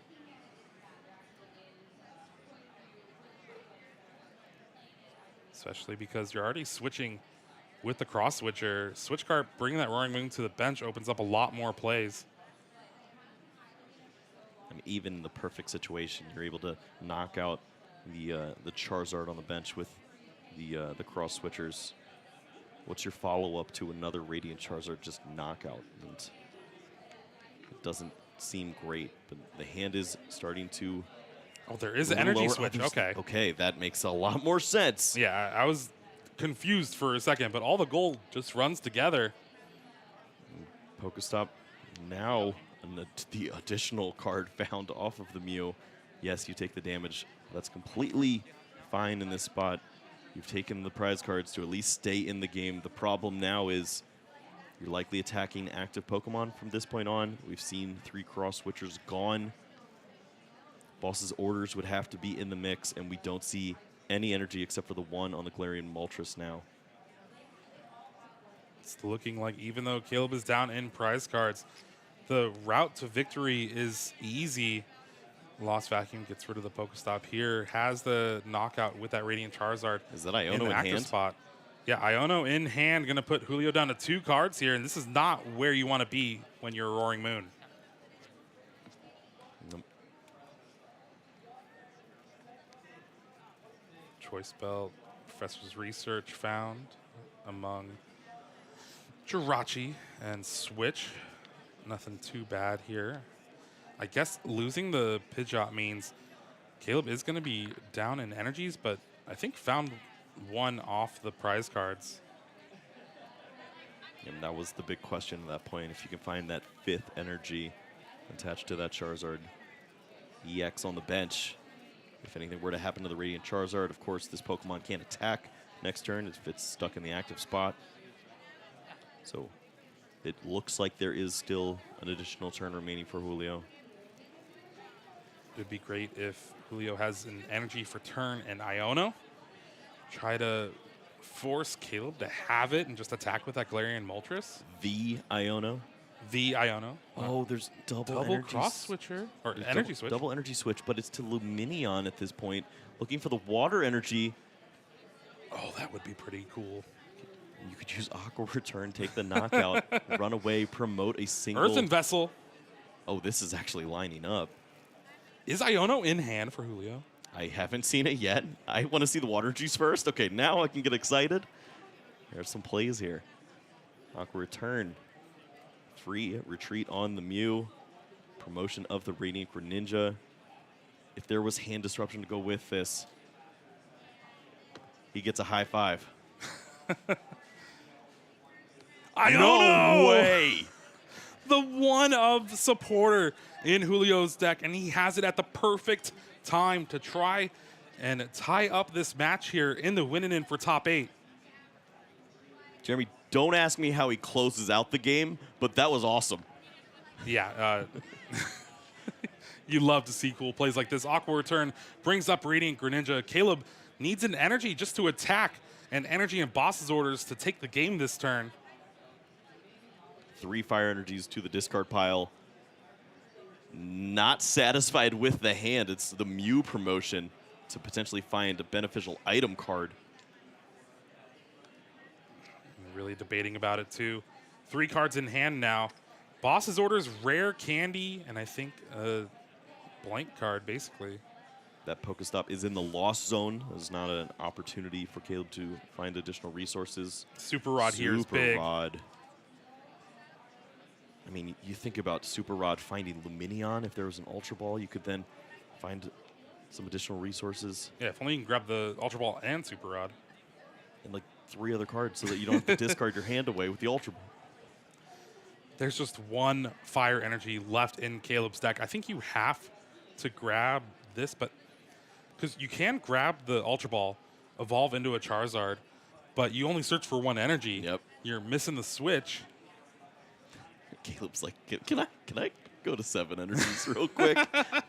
Would have made life so much easier. Oh, and it was rough because if he had access to that 7th energy, That Ultra Ball paired with that Boss's Orders is game. Again, not only is it just top 8 on the line, the chance to win the tournament, the difference in prize money between top 8, top 16, crazy. I mean, the top 16 not guaranteed at this Yeah. point either for these players. It likely could be a top 32 huge swing, and that is just a pass of the turn. Caleb holding onto the Super Rod in considerations to find more items with the Mew. Okay, we see a Dark Patch energy. You have Dire Flame wings. That's 3 energy on the Moltres. Can you get this Radiant Greninja out of the active spot? Pokestop Sada. Can't Sada. There's no Ancient. Pokemon. I think you could play Pokestop, but then your opponent gets to use it and maybe find a game-winning resource. Concealed cards the energy away. 2 cards here for Julio. Earthen Vessel Pokestop. Everything's telling you to use that Pokestop, but I understand why you don't want to. Earthen Vessel is going to be able to search for some energies that are left. It looks like, yeah, Dark Energy and a Water. Julio still has the attachment for turn available, still has a supporter available, but I don't know if there's a supporter in the deck that can actually keep digging. I don't know if there's Ancient Pokemon left in the deck. This has to be a Pokestop angle. You have to consider maybe the Pokestop into a card like the Switch cart here. Big 3, no! And that's not only is it difficult to see because you don't find the cards, but maybe you opened up the avenue for Caleb to find some game-winning cards. I think you just have to go for it, right? Dark Patch attached to the Galarian Moltres and restart for 1. There's been, what, 1 Switch cart played this game Are you so using far? your 1 time, Jeremy? 1 time. Oh, Julio doesn't want to use it, though. Just pass the turn. Dangerous. Boss's Fire Orders energy in hand. found. Is there... I think if Ultra Ball is found off this Mysterious Tail, Caleb can win the game right here. Gonna Pokestop first. Ultra Balls. 2 Ultra Balls. But discards the Charizard. Has the Super Rod, though, so you can Super Rod a couple energies and that Charizard EX back. And I think with that, Caleb should have this. The resources are all lined up at this spot. Even without the Boss's Orders, you could bring back the Luminion, but it's in hand, ready to go. No need to shuffle. We're going back in. At this point, Caleb just wants to make sure he lines up all of it, but it seems to be there. He sees the line. Charizard EX, Infernal Rain, raining down those fire energies. 1 on the active, 1 on that bench. Charizard retreat and sealing things up with a Boss's Orders just like that. Caleb Rogerson going into top 8 here in Charlotte. Representing North Carolina, making the home team proud, moving into the top 8 here. But maybe giving hope to all those Charizard players that didn't convert in day 1. We have one in top 8 now. Insane game. And I'm really interested to see what the top card was for Julio there. Still had access to that restart, but just attached and passed the turn. Hoping Caleb didn't have it, but everything came together to finish off that last knockout. What an exciting set between these players. Absolute fireworks back and forth. An opportunity for a top 8 once more for Julio. Did not come to fruition this time around.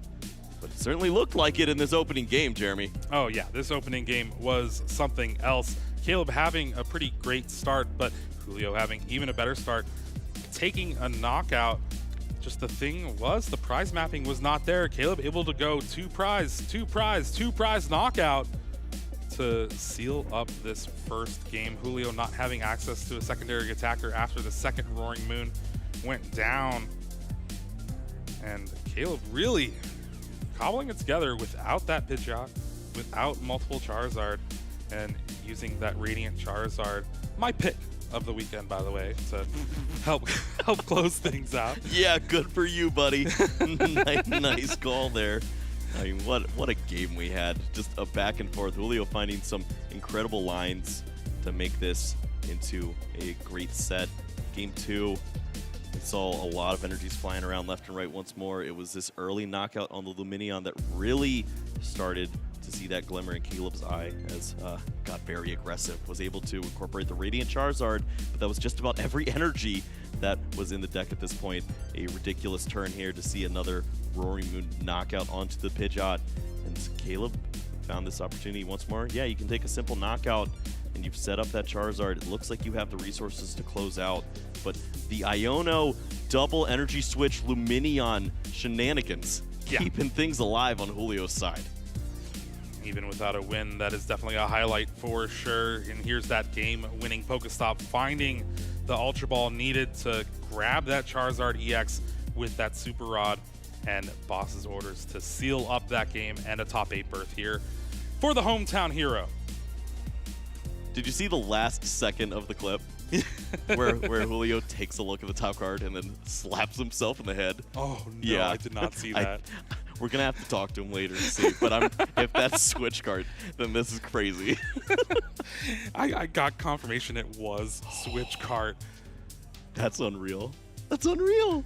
I used my one time and it didn't even work. Well, you did, but it did work. But yeah, oh, that's Pokemon. That's why we love this game so much. What an unbelievable set we had. Who would have thought after so many Roaring Moon, we come down to that last turn. It's just crazy to think about and shows the power of Iono. Yeah, and it's not always an inclusion in these decks, and sure enough, just one of them seems to be enough. We know Ross Cawthon had some interesting additions. We saw Judge in there too. We saw the one Iono, so obviously having a bailout button like that can be so impactful, and it looked like there was a great opportunity. Julio did not want to play that Pokestop at all costs, wanted to avoid doing that, and sure enough, that was exactly his downfall at the very last turn. Well, let's go ahead and hear from our winner for our round 15 and top 8 player, Caleb Rogerson. Take it away. Hello, everyone, and welcome to the lounge. Adam Watson here with our winner that you just saw on stream, Caleb Rogerson. How you feeling, my friend? I'm feeling great. I just made top 8, I believe, and yes. The last time I was going to make top 8, I threw it for myself, so I'm happy to finally into day 2. And I just switched to Zard because I feel like Gardevoir is a deck where you have very little room for error. And in addition to that, it's like with Gardevoir, if you get unlucky one game that you're expecting yourself to win, you don't really have time to win 2 more games. But with Charizard, you have perfect time against a lot of different decks to win 2 games out of 3, play 3 full games, which I was pretty happy with. Oh, yeah, that is very important to have a deck that's a little bit more straightforward, especially with the larger field competitors these days. You don't want a lot of ties. And so when you decided to make the switch over to Charizard, you know, what was that journey like, finding the right deck or maybe finding testing partners for the list? Yeah, so I had a couple different decks that I was considering for this tournament. I really wanted to be off the Gardevoir deck, and I was trying out Goldango. I was looking at Mew possibly, but I ended up with Charizard because it's the deck that I had been testing most recently the most over Mew VMAX, which is my other option. And for the Charizard list, I actually copied Azul GG's 60 from his recent YouTube video. So I just took that list and I thought it was pretty close to perfect. There were a couple changes I was considering, but I didn't have enough testing with them, so I just stuck with the 60. Yeah, I mean, go with something that's tried and true, something that's already proven. It's a smart decision, especially when you're swapping an archetype and you have your decisions there. Now, let me ask you this. Now that you've been playing Charizard in the field, you've got a nice sampling of matchups today, or what have you been hitting out there so far? Oh yeah, so I've actually been hitting great matchups. Like to top 8 a tournament, you really need luck on your side, but obviously you need to play well, but no one can really top 8 if they're getting super unlucky. I have hit 6 Mews, I believe, throughout the tournament, which was great. My first round was a loss to one of those Mews, but the other 5 I was able to defeat. I hit, I think, 3 Roaring Moons. I believe I beat all of those. A Miraidon. Okay. And then Giratina can be a close matchup. Only hit one of those. Gardevoir can be a rough matchup. Only hit one of those. No Snorlax. Those are some of the matchups I was looking to avoid. And here we are. Nice. I'm glad that it's working out for you. You've got the great deck. You've got the good run. Hitting those matchups playing against so much Mew, did you just execute on a known game plan, or were they actually giving you a run for your money? Is the matchup really as easy for Charizard as people make it out to be? Yeah, so the matchup is interesting. A lot of it comes down to the judge and path plays from the Mew VMAX decks. I believe 5 out of the 6 Mews I hit were just the double turbo with 1 or 2 Fusion Strike energies. But the one more Fusion Strike build that I hit, Xander, had me scared for a little bit because of the 4 Fusion Energy Meloetta play. Yeah. So I had to try to play around that. But other than that, mostly the matchup is try to set up one Charizard, try not to attack into Box of Disaster if you're going to lose your only Charizard to it. Okay. And then as long as you can get more than one Charizard set up in a game, you should just win. And if you can only get one, there are still ways to get around winning from there. Okay. And to bring things around to the game that we just saw on stream, you're up against Roaring Moon. This matchup, I think, on paper tends to be pretty even. When your opponent got off to that incredibly strong start in game 1, were you nervous at all, or did you think that after he took the initial prize, that was really going to bring your Charizard online?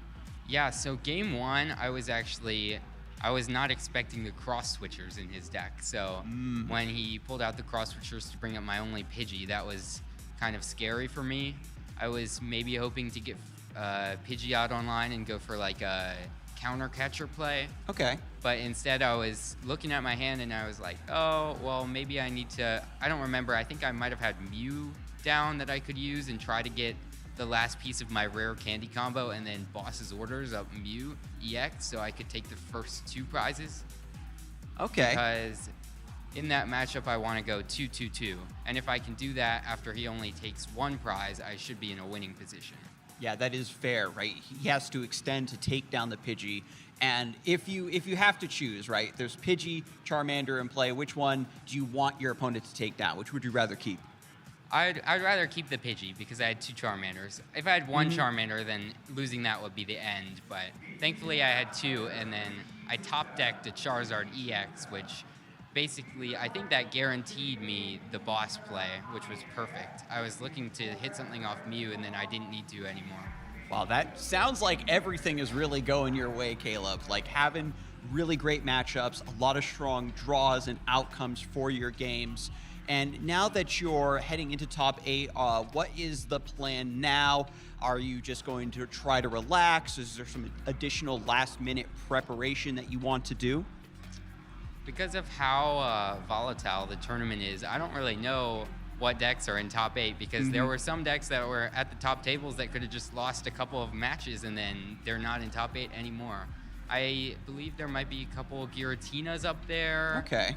Calvin Connor, I know he was doing well with the Snorlax. I hope I don't hit him if he makes it in. I decided to not play the Lost City in my list, which was like giving me a very small chance against the Snorlax deck, but really it wasn't good enough, so I'd rather go with the consistency of the Artisan anyways. Okay.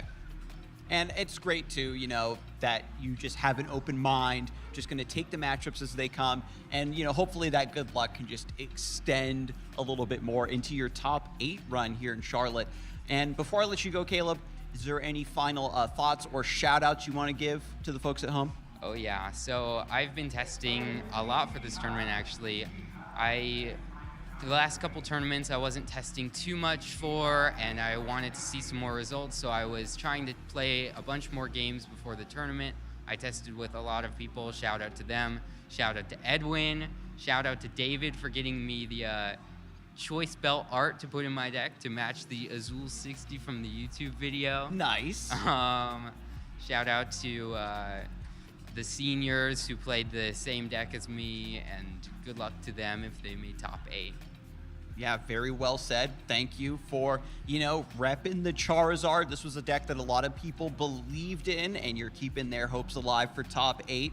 And congratulations once again. Thank you. We're going to send things back over to the casting desk and keep this tournament underway. What a great round 15 we had. Caleb Rogerson making his way into top 8, trying to take down his home state regional. We'll have to see as we're waiting to see how our top 8 shapes up for all of our players. Again, the way these matchups are working, might have 2 36 points, with top 8. Yeah, no, obviously we've been taking a look through the list. We see some incredible names that could be potentially gracing us with their presence in the top 8. Don't have all of the information just yet. Looks like some of these matches are still going to be going to time. Looks like Cal Connor playing up against a Mew VMAX. That's going to be going to time for sure. Yeah. And there's a couple of those still floating around. But all the other matches have concluded. So without the natural ties currently, it would be those 2 players, the 2 of the 36 pointers missing the top 8 here, which would be so disheartening after a 12-win performance or an 11-win 3-tie performance. Yeah, even going through the list, we have Portland Regional Champion John Eng, 11-3-1. A great record, a record that could make top 8 in a lot of our previous regional championships. Not here. Insane to think about. There's a possibility that we have 2 Brazilians in top 8. We already have Vinicius locking up that spot, but Gustavo Wada at 36 points, hoping to make it in. Arguably the most famous Brazilian. It would be incredible to see Gustavo once more in another top 8 here. Yeah, I mean, you just have to think about it for a second. We're in Charlotte, North Carolina, and there could be 2 Brazilians out of 2,100 players in the top 8. They're flexing. Yeah, they're flexing for sure. And we've been talking a lot about these terms and stuff, bubble, top cut. For those of you at home that don't really know that or understand, we got a few graphics that we can show you about all of this. The punishing scissors. Scissor knows plenty about making cuts, but so do the players. After 15 rounds of Swiss across 2 days, standings are assessed, and only the top 8 play the bracket phase. That's just 0.37% of the players who started. Yeah, this. I mean, it's an amazing accomplishment to be in the sub 1% of players who are making it into the final top 8 cut. But I mean, you think about the other players who are within that and still are making the top 16, top 32. They're having incredible performances throughout this tournament, and it's still going to be cutting it just short. And of course, we talk about the bubble a lot. On the bubble, I know that word. Bubble doesn't only paralyze and do 10 damage. The bubble refers to the lowest amount of match points required to make top 8, but comes down to resistance. Here in Charlotte, 36 match points puts them on the bubble. And there's at least 1 person missing it. Could be 2, depending on how our last match plays out, like you're saying. Snorlax versus Mew tends to go to time a lot. Yeah, you expect that to go to time, but you also expect to probably have a definitive answer. It's usually one long game, but we'll see how that works out for our players. And if that is the case, we will have 2 players on the bubble, which is the worst place to be in the tournament. Although, yes, you still will earn plenty of championship points, along with some great prize money. It definitely hurts a little bit to not be in the final dance. Yeah. What is resistance? You and your opponents both need to maximize victories. When players are tied on match points it falls to resistance and an average win percentage of all your opponents played to decide who moves on. So the way this works, day 1, of course, you have your resistance, all that stuff. Doesn't really matter. You're just trying to get those match points. As soon as you hit day 2 Swiss, that's a whole new tournament, essentially. You carry over your match points, that's it.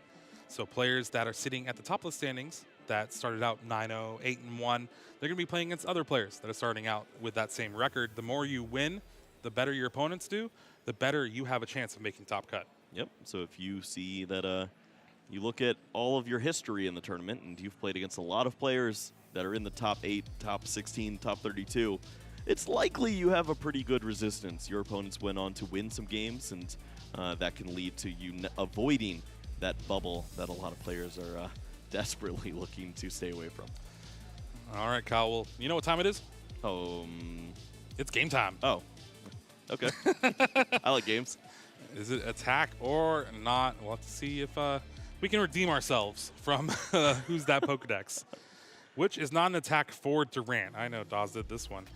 Adversity Jaws, Hard Scissors, Bite, Body Slam. Okay, it's between A and B for me. I feel like a Durant has body slammed before. Bite feels obvious. I think what is Hard Scissors? You know, I think it's Body Slam. You think it's body slam? Yeah.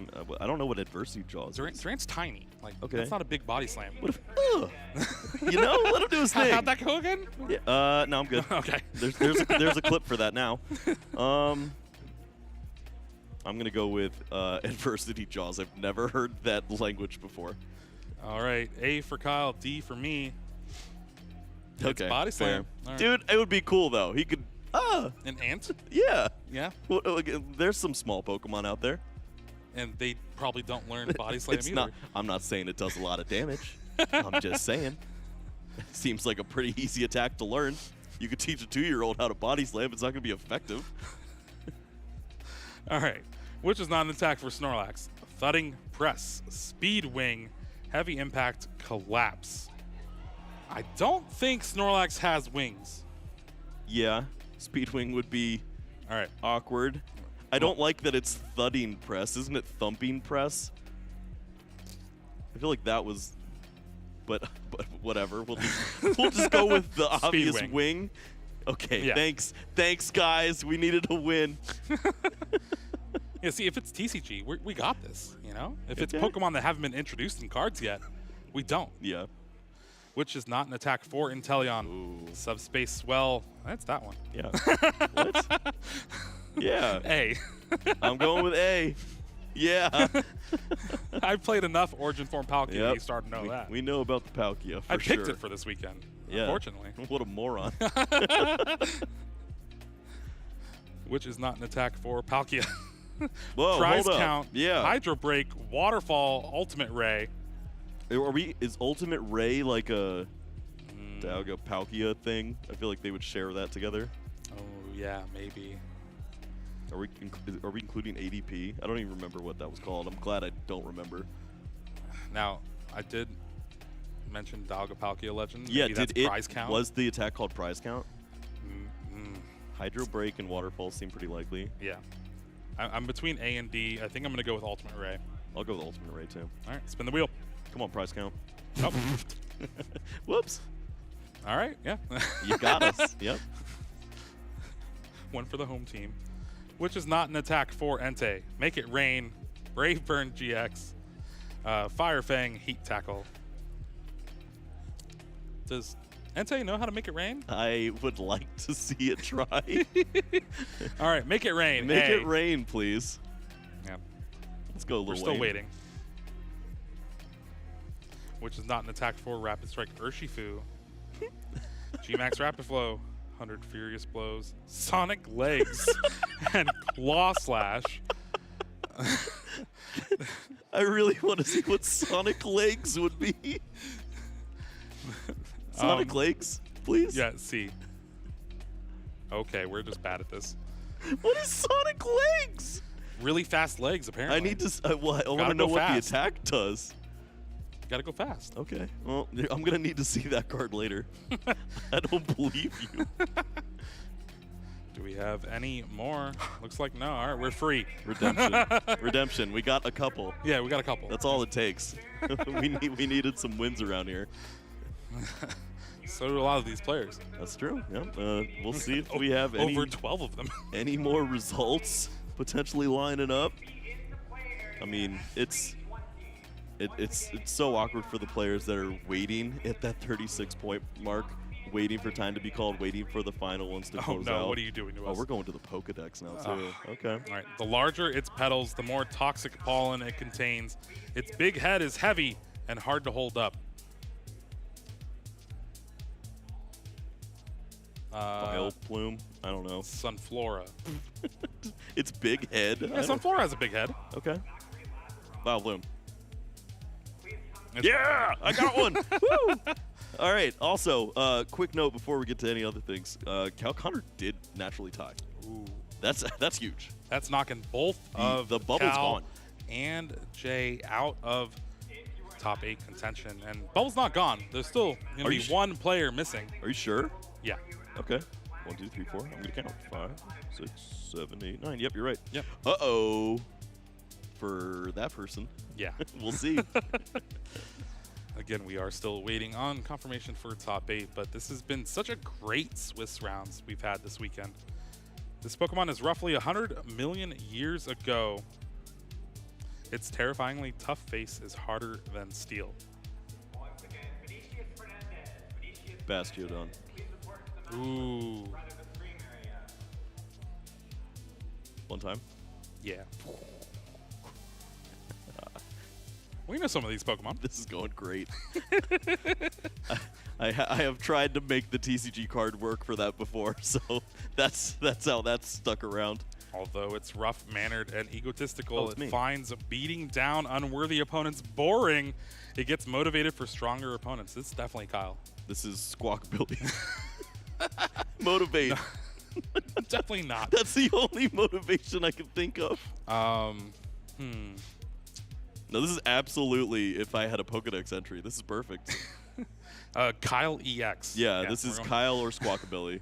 No, I'm going to go with like someone angry, you know? Like rough-mannered, Annihilate, maybe?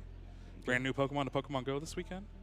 If they have an image of me, I'd be very impressed. That would be hilarious. Please? Oh, Incineroar. Okay. All right. I can champion. I can relate. Yeah. Cool. It's intimidating too, right? Yeah, it does no intimidate. I don't share that with that, but no, we'll get there. You don't lower opposing Pokemon's attacks? No, I used to. Like 10 years ago, I'd come out here in the tank top and try to flex on them. True. That's all gone. Yeah, no more flexing now. All right, is there any more? There is. Oh, it's the same one. Incineroar. Yeah. Got that one. An Academy theory proposes that this Pokemon's arms were once the head of an ancient dragon Pokemon. The theory remains unproven. What? Regidrago. Ooh. That's cool. Yeah. Look at you. Oh, yeah. Yep. See, the card art doesn't look like that, so my brain doesn't know what to even fathom a Regidrago looks like. It looks like that. Okay. I mean, now I have that. Thank you. You didn't play enough Regis then. I played just enough Regis. 0. Yeah. Do we have any more fun times? Oh, fun's canceled. Okay. No, never mind. When it gets dark, the light from its bright, shiny tail can be seen from far away on the ocean surface. Charmander. Lantern? Does Lantern have a light Oh, bulb an on ocean its tail? surface. Okay, thank you. Yeah, Charmander would be horrible. Charmander is struggling so bad. Just keeping his booty in the air, trying not with to his little leaf cover in the rain. Yep. Oh, poor guy. I'm gonna go with. It's on its tail. Yeah. Lantern's on the front, right? Both, maybe. I don't know. I don't have a picture. I don't Ampharos? have a That's better not near water. But like then like that goes to like the lore of like the lighthouse. I'm gonna go Lantern. I'll go Ampharos to be wrong. Woo! All right. We take those. We take that those. definitely made up for a lot of the other mistakes. I will take that one, please. All right. Well, I do believe we have an interview lined up for y'all. It is the junior champion from this weekend. Go ahead and take it away, Wancho. Hello, ladies and gentlemen. Wancho Saldana here, and it is my absolute pleasure to announce the first Charlotte Regional Champion here for the junior division, Jose Cruz. Jose, how are we feeling? I'm feeling good. I'm feeling excited that I won this regional. For sure, great job. And fun fact about Jose, he's actually been in the finals 3 times in a row. He's your San Antonio regional champion. He was finals in Portland, and he's champion once again here in Charlotte. Let us know, what's the secret to your success? What did you play today? I played a Rapid Strike Urshifu.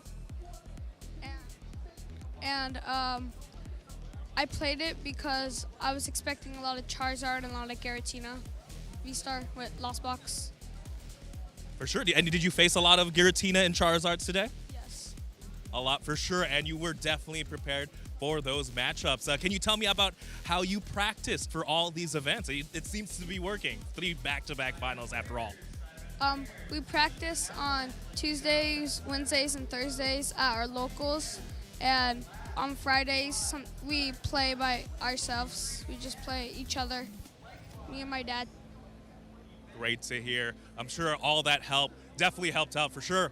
And now I have to ask you, what's next though for Jose? I'm gonna be at Knoxville. Definitely, you're gonna try and win Knoxville as well. Go for the 4-time finals. I'm sure you can do it, Jose. And I just want to ask you real quick, how are you gonna celebrate for this win? I'm gonna. Are we gonna be opening all those packs you won? No. I might open a little bit, but not all of them. For sure, gotta save them. But yeah, again, congratulations again. Anyone, before I let you go, anyone you want to shout out, say thank you to? My family, my dad, my mom, my brother, my sisters, and everyone that comes to our locals. Awesome. Thank you so much, Jose. Again, congratulations, ladies and gentlemen. Once again, your junior regional champion, Jose Cruz. Thank you.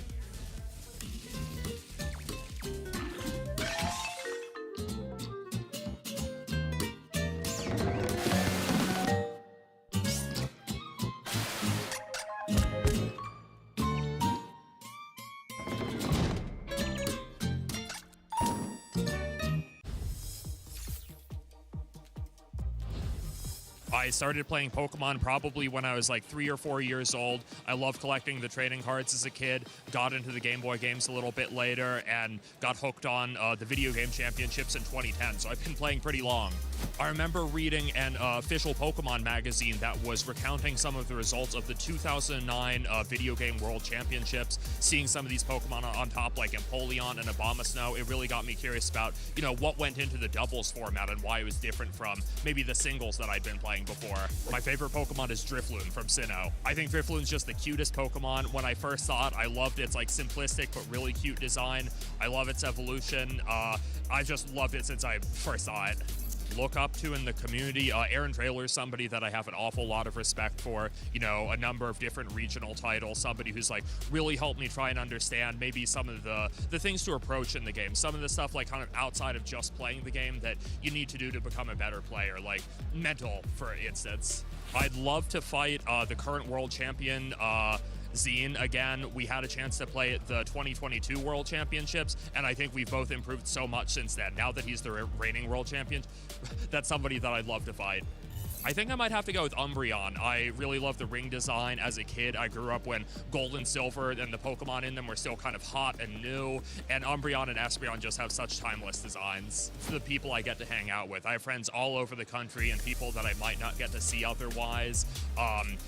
Being able to see my friends and travel to somewhere new is just such a really unique experience, and I don't think anything else except Pokemon would be able to do that for me. No, I just don't think sweet and savory mix. Those are two different things. I'll eat it if it's in front of me, but I'm more of a vegetable pie kind of guy. I'd have to go with my father. He's just been there for me the whole way through my video game championship journey. Just been incredibly supportive. He started out by taking me on the bus to go to events. Now that I'm an adult, he hasn't come to an event for a bit, but I'm sure he would be delighted to learn that I won the World Championships. I like Mew. It's just cute and mysterious. It's hard to get in the main series of games, and that's something that I've always loved in Pokemon. I love the ones that are a little bit hard to get, like Hydreigon, Garchomp, Pokemon nestled away in some rare kind of cave. Not that Mewtwo's not one of those, but Mew's nestled in a cave, and you have to go to an event for it. It's just unique. What's up, Pokemon trainers, and welcome to the Pop-Up Pokemon Center here at the European International Championships at the XL London.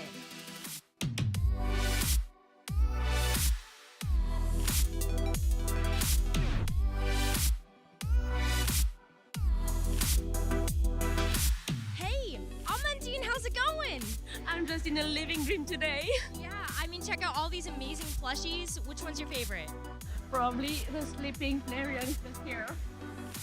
It's just so cute. Oh, so cute.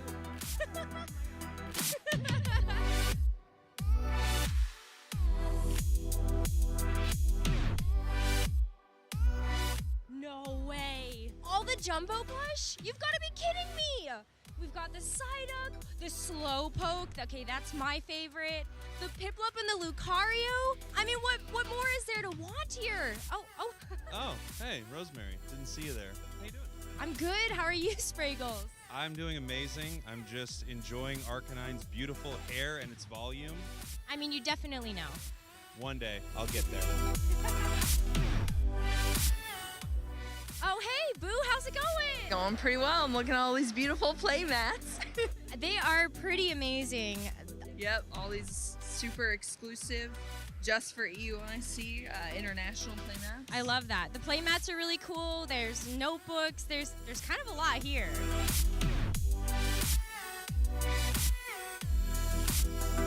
How amazing is this? This is the Pokemon Center at EUIC. I'm going to see you guys later because I'm about to go shopping.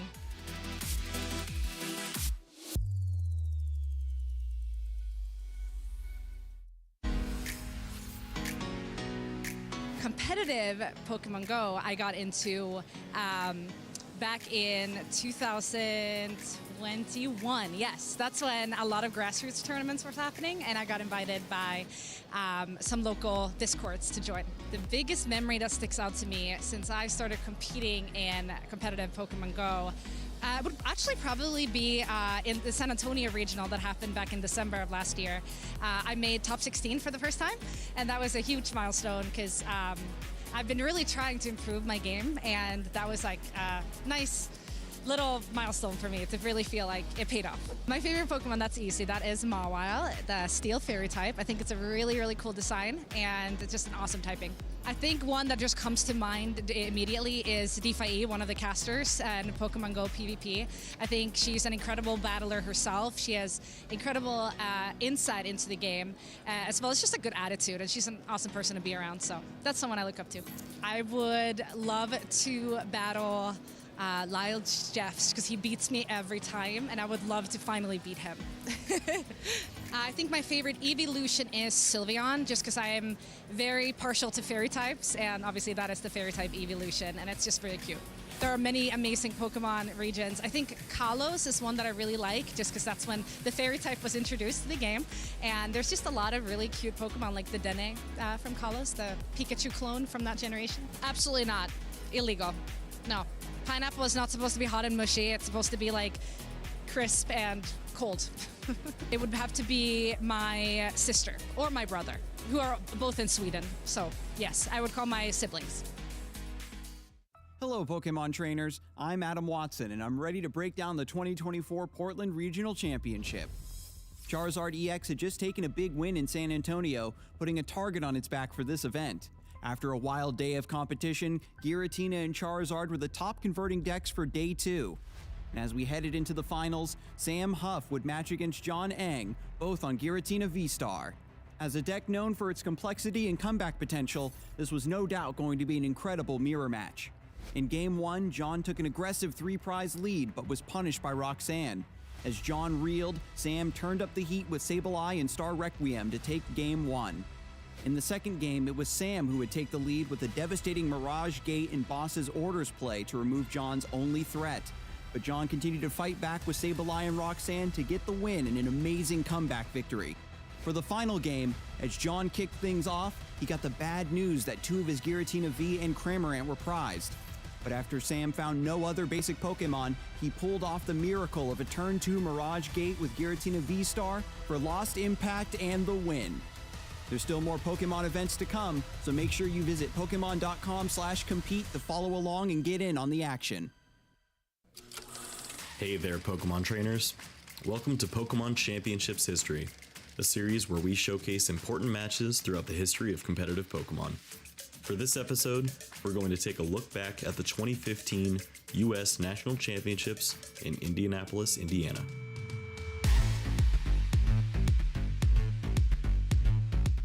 After a stacked top 8 bracket for the Masters division, we were left with 2 players remaining.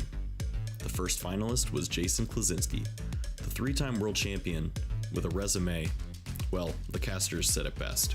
No one has a resume like this even close in the Pokemon trading card game. He's won many more regionals than just that one in 2015. This was the furthest Jason had ever gone at the National Championships, and he was counting on the item and ability locking deck of Seismitoad EX and Garbotoxin Garbodor to get the job done.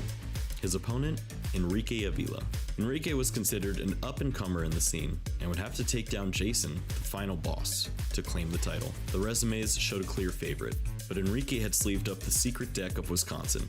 Wailord EX. This massive Pokemon featured 250 hit points, the most in the TCG at this time. The strategy was unlike anything ever seen on a table of this magnitude.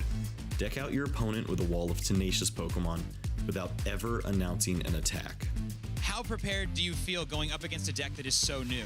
Not prepared at all. I got 75 minutes plus 3 turns to figure it out. So. The stage was set, and Enrique started things off with that Wailord EX in the active position. Jason was taken aback by the size of this Pokemon. The game plan commenced. Pass, pass, pass. Jason's main attack only dealt 30 damage. With the Muscle Band for an additional 20 damage and Hypnotoxic Laser for poison, Jason tried to whittle away at these giant Pokemon. Enrique meanwhile used well-timed healing cards like AZ to avoid giving up prizes. In a pivotal spot, Jason had to overcommit Pokemon to the bench, and Enrique jumped at the opportunity to play Lysander. Enrique played back-to-back Team Flare Grunt to remove energy from the Seismitoad EX and led to the deck-out victory in Game 1. With half the match time depleted, Jason's opponent shifted from Enrique to the clock. For a game to be considered complete after time plus 3 turns, a player must have taken 4 prize cards. In Game 2, Jason focused on a single Seismitoad EX stacked with energies, leading to the necessary knockouts. And there's the knockout. Wailord goes down. With just minutes left, Enrique finally ran Jason out of energy. But was there enough time to deck him out? With a Colress and an N both reloading the deck and avoiding the Hue, Jason had found a way to outlast the Wailord. With the match tied 1-1, this would have to be settled in sudden death. The crowd was electric. The rules for this final game were simple. 1 prize card for each player. Take it and you are the champion. For Jason, this meant bide time until the perfect turn. Energy, Band, Furbank, Laser, N to 1.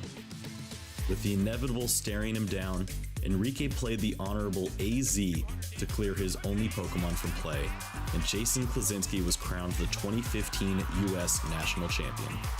With this victory, Jason had won every level of Pokemon TCG competition, cementing his legacy in the competitive scene. Thank you for watching, and let us know some of your favorite moments in TCG history by using the hashtag #PlayPokemon.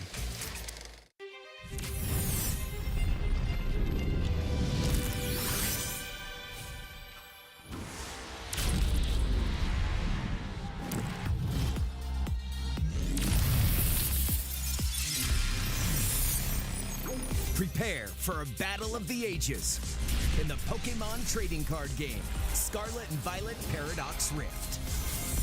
Available now. Each booster pack of 10 cards sold separately. Cards vary by pack. Hello, Pokemon fans. Juancho Saldana here, and I have a very special treat for everyone here. A very, very, very cool interview. Top 8's about to start, but we're gonna reel it back and talk to the community here. I have Hannah Tilmany, someone who is a big fan of a certain card. How are we doing, Hannah? I'm doing great. Awesome. Happy to be here. How are you doing? I'm doing great. Hannah, I've seen you in multiple events. Yes. A little bit spoiler. What do people know you for? People know me for my expertise in Shadow Rider Calyrex VMAX. Shadow Rider Calyrex VMAX. One of the, honestly, when it was first released, it seemed like such a busted card. You get to It is a busted card. It's cool. It's awesome. It's energy turbo, draw 2 more cards. Brrr, it's awesome. It definitely feels like it goes fast, right? You attach an energy, you draw 2, and you can do that as many times as you have Shadow Riders. So up to 4. And yeah, this is a deck you brought to pretty much every regional you've been to since release, huh? Every regional I've ever been to. So I actually started playing again around Brilliant Stars. So I wasn't playing during Chilling Reign era when it was BDIF. But yeah, I have been running Shadow Rider for about 2 years now, ever since Indianapolis, right after regionals came back.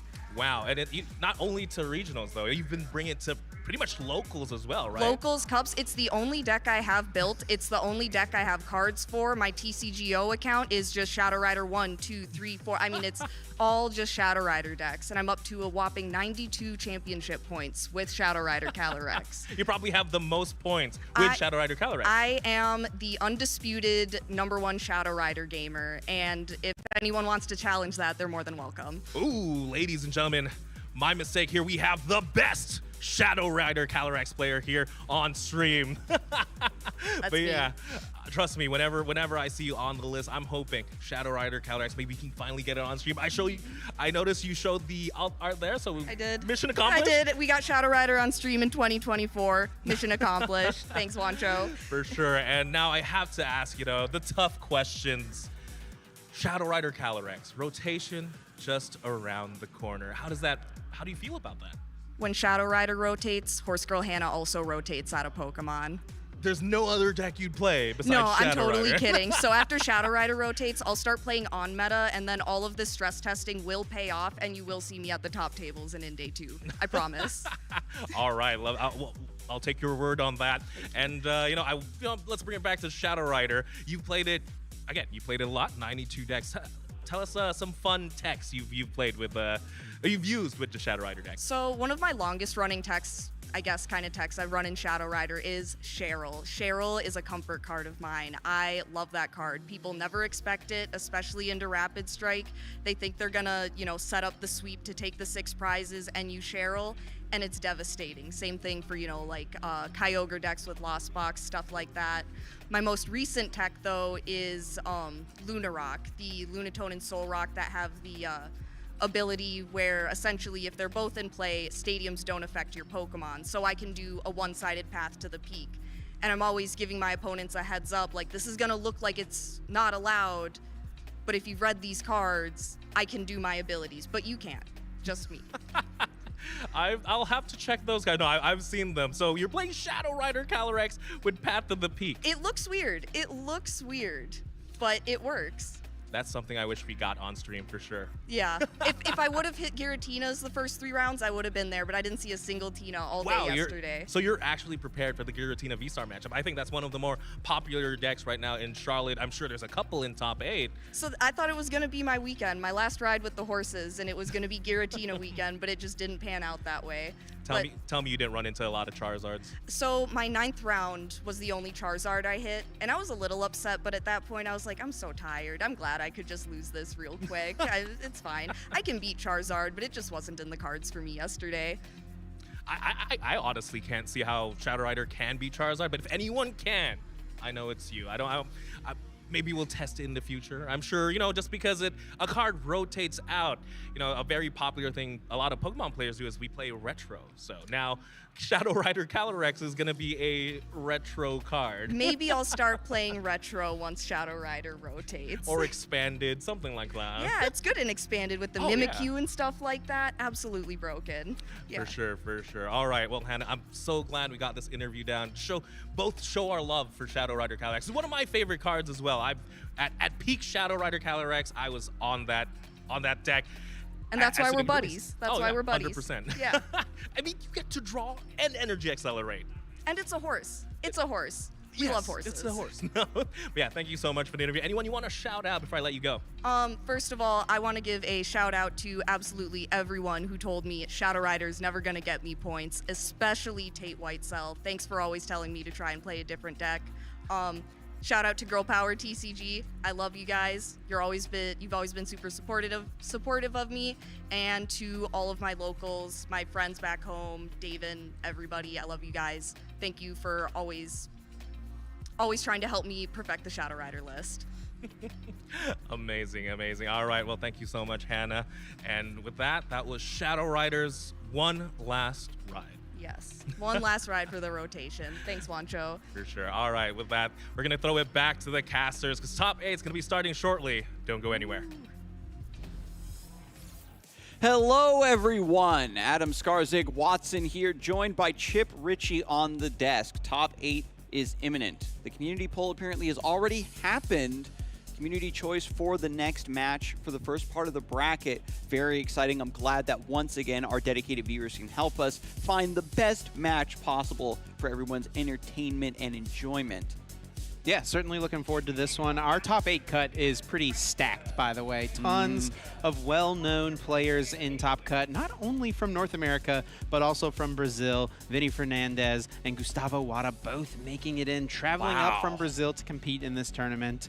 I cannot wait to see who's going to come away the Charlotte Regional Champion. And just because, again, this tournament has been so large doesn't mean that, you know, these big names are going anywhere, folks. These are the Pokemon, you know, all-stars. This is the legacy of the game, and we're going to see a lot more of these players going forward. There's only one champion that can be crowned today, but the rest of the 7 are probably going to be part of another top 8, or at least a top 16 coming at many of the events we have coming up down the road. Yeah, as we get into our top 8, let's take a look back at what our Day 2 meta has been thus far, what our top 8 competitors had to fight through to get to this point, and that is Lost Zone, Giratina V-Star being the most popular archetype for our Day 2 competitors. Yeah, the Giratina, I wasn't sure that it would have as big of representation, even though it was a very popular deck and did well.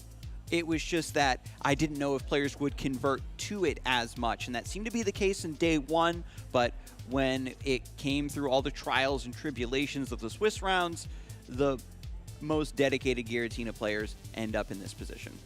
Yeah, and, you know, speaking of the Lost Zone Giratina, it has been one of the most popular decks in Day 2, but it's also the most popular deck in our top 8 cut. 3 out of our top 8 competitors are choosing to play that archetype. Of course, Vinny Fernandez, Isaiah Bradner, who we've seen on the stream already thus far today, and Russell Monteiro, trying to make a name for himself in this star-studded top cut. Yeah, there's a lot of big names here, but as long as you've made it through so much competition and you're on one of the best decks and you've put in the time and dedication, you've got to stay calm, you've got to stay confident, Chip, that you deserve to be in this top 8. It wasn't all luck, and you could be the one to take it all if the bracket goes the way you want. I got to throw all my chips in with Ryan Miller, of course, keeping the Miraidon dream alive.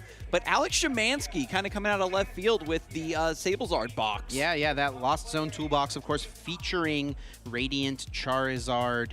Really looking forward to seeing Alex play, and that is going to be our top 8 community choice match. Something else, interesting here. We've got 3 Lost Zone Giratinas in the top 8. The other 5 decks are all unique. We've got the one Lost Zone box with the Radiant Charizard. We've got Caleb Rogerson, the local North Carolinian, on Charizard EX. We'll see if he can, take home the win for his home state of North Carolina. Of course, Ross Cawthon, one of the legends of the game. If there's a Mount Rushmore of the Pokemon TCG, Ross Cawthon's face is definitely up there. And he's looking to qualify for his 20th World Championships this year. And if he gets the win today, he'd be able to make that happen. And then Gustavo Wada with the Gardevoir, something he's been playing quite a bit of the last year or so. And then, like you mentioned, Ryan Miller on that Miraidon EX.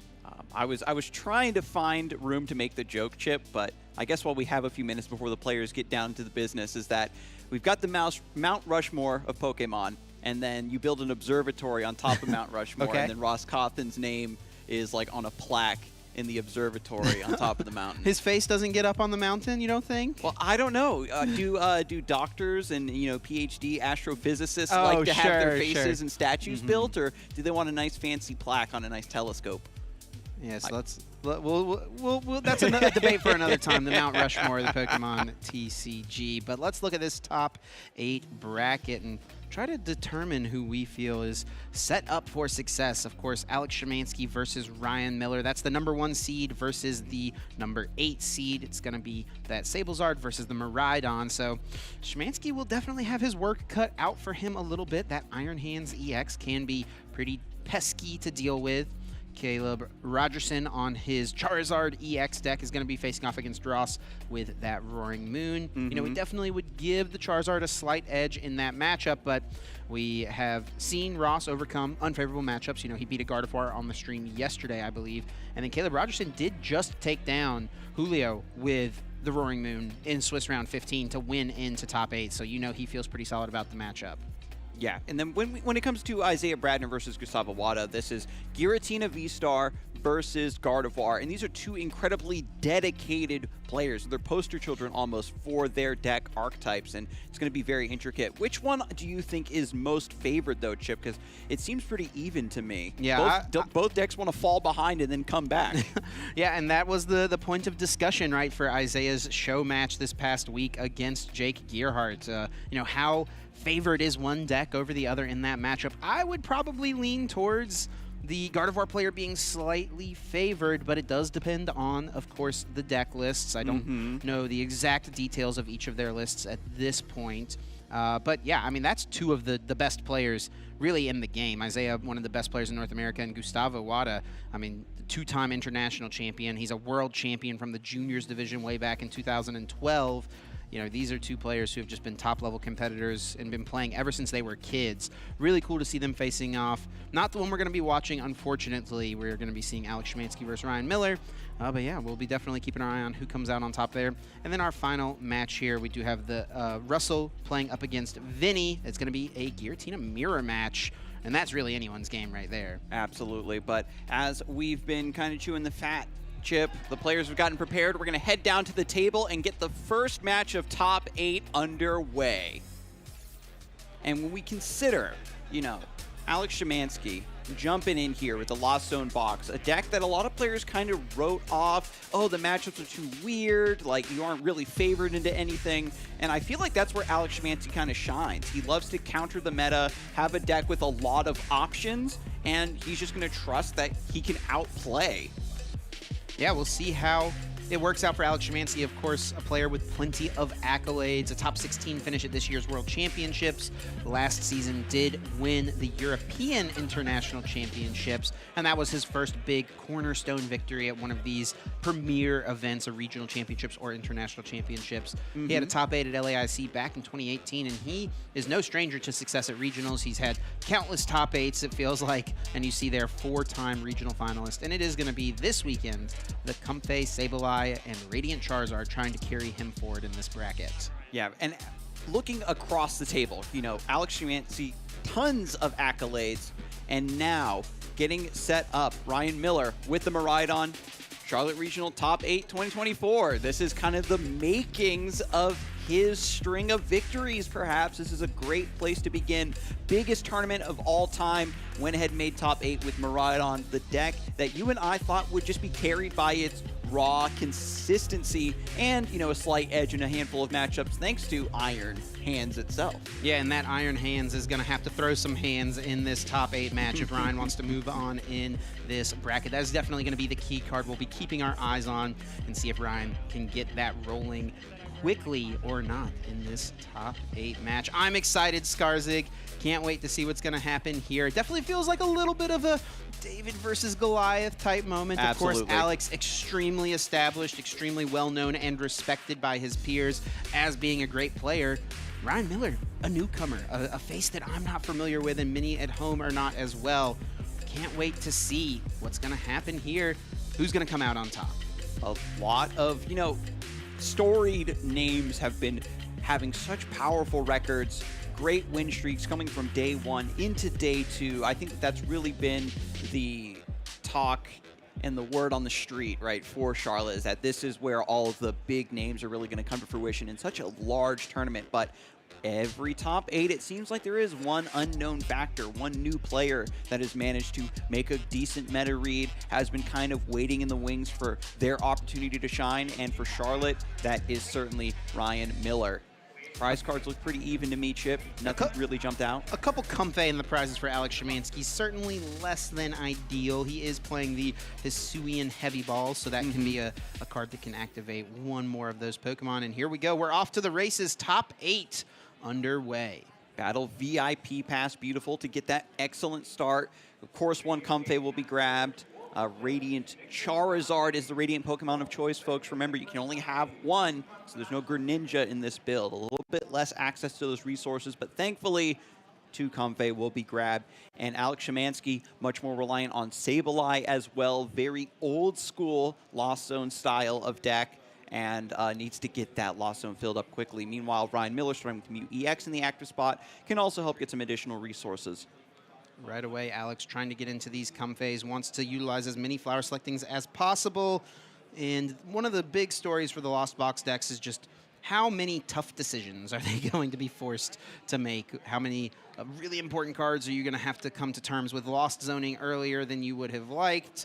Looks like it wasn't too bad of a decision for Alex to start things off, though. Yep, so Mew EX, again, just starting the active. Nest Ball is the card of choice. Most likely grabbing a Miraidon. You go for the tandem unit, grab another Miraidon, get the bench set up. Iron Hands is in the deck. Ryan Miller is counting out these Pokemon already, about to get established. And this was one of the main selling points of Miraidon, at least for me, Chip, was, you know, Miraidon EX being a pseudo VIP pass, allowing you to very consistently get your Pokemon in play and get established.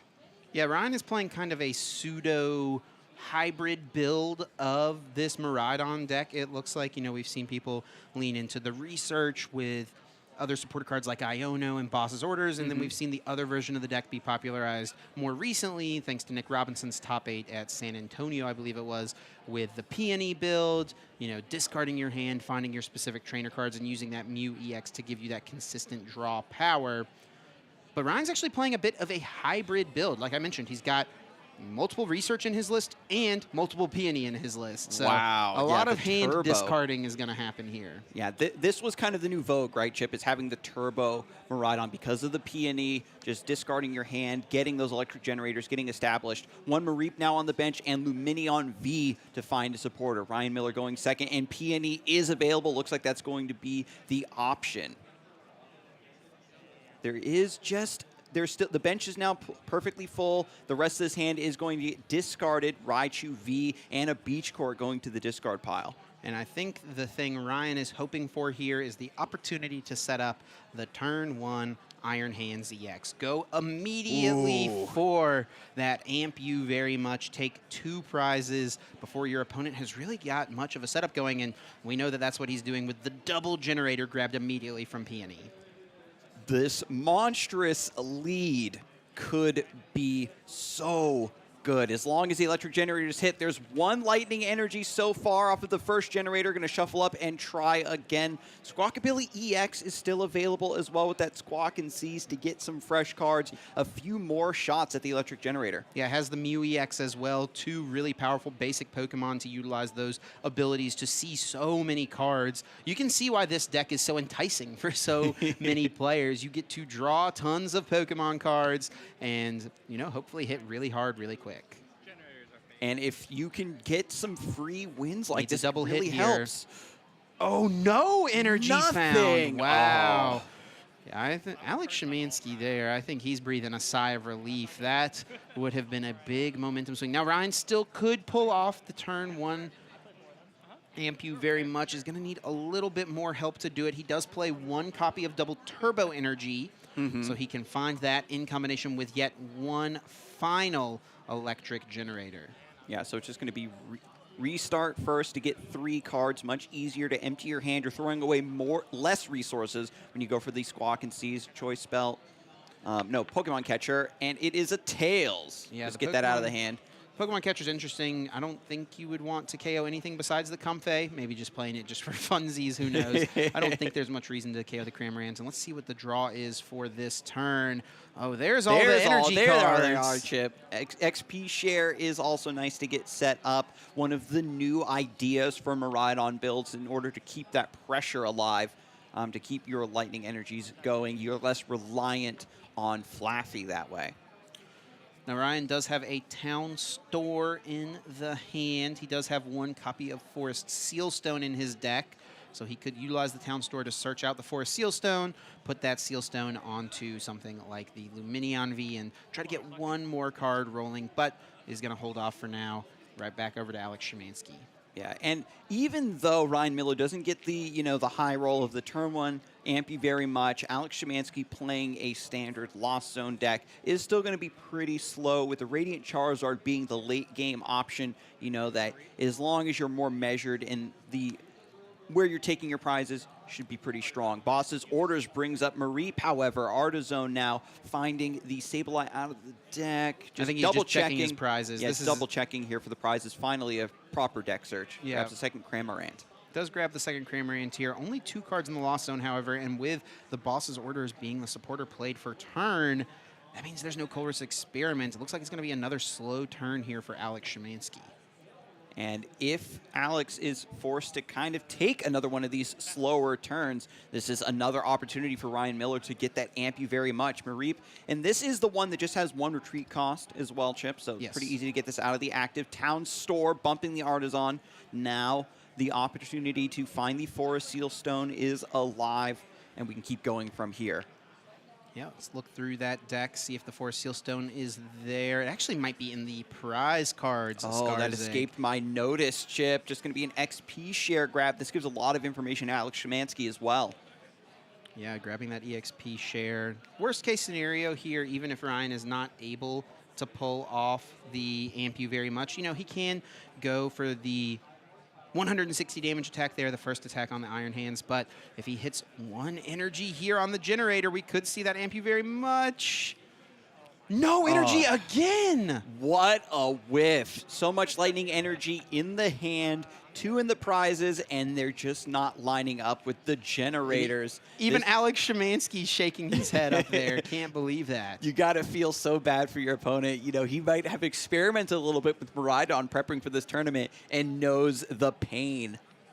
Perhaps Flaffy can be grabbed here. Got to get Marie out of the active first. This is important, Chip, because if you evolve into Flaffy, then that's 2 retreat cost. Yeah. Things get really dicey. Depends on if you're committing to the switch card being your way to get the Flaffy out of the active spot, right? If you just find a switch or an escape rope, that also will work. Now, with the Flaffy, Ryan can still pull off the amp you very much this turn. It is still unfortunate. You want to get as many energy cards in play as you can.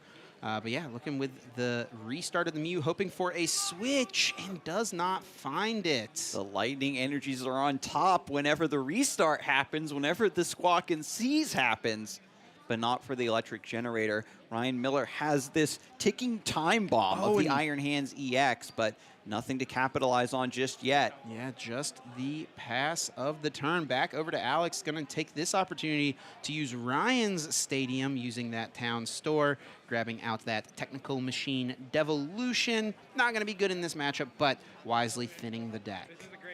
Yeah, great way to, you know, just use your opponent's stadium just to help out a little bit more, especially with how slow Alex Szymanski's start has been.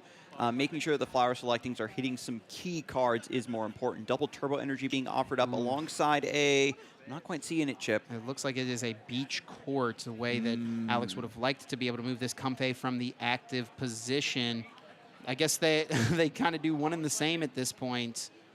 There's the attach and retreat. Still trying to get this Cramorant up. Wants the Spit innocently to take down the Mareep. Stop that Dynamotor ability from bringing lightning energy from the discard pile onto these benched Pokemon. Yeah, a little interesting to see Alex ditch the Fog Crystal. He could have used that to go get a basic Psychic Energy, retreat this act. Oh, no, he's already retreated this turn. That's why. Never mind. Yeah, can't retreat twice in a turn. Also attached an energy already. Yeah, I need to pay attention to our little markers up there, I guess. Yeah, and I mean, yeah, keeping the Town Store in play, especially was offered the Beach Court. And Beach Court is also, you know, a stadium that Miraidon really likes to use. So Alex Szymanski very wisely not putting down a stadium that can be used. The third EXP share coming out from Ryan, that's not something you really expect to see all that often. That is a heavy, heavy count of that card. Ryan really valuing that energy retention. Not as valuable really in a matchup like this. Things are going to be a little bit slower more often than not.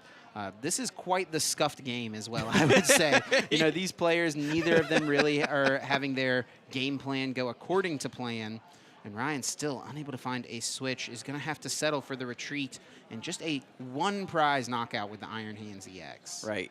This game has just been really trying to come alive through fits and starts. Dynamotor can only attach to a benched Pokemon, so it is just going to be Iron Hands coming up in the active to very sadly claim 1 prize. Fortunately for Alex Szymanski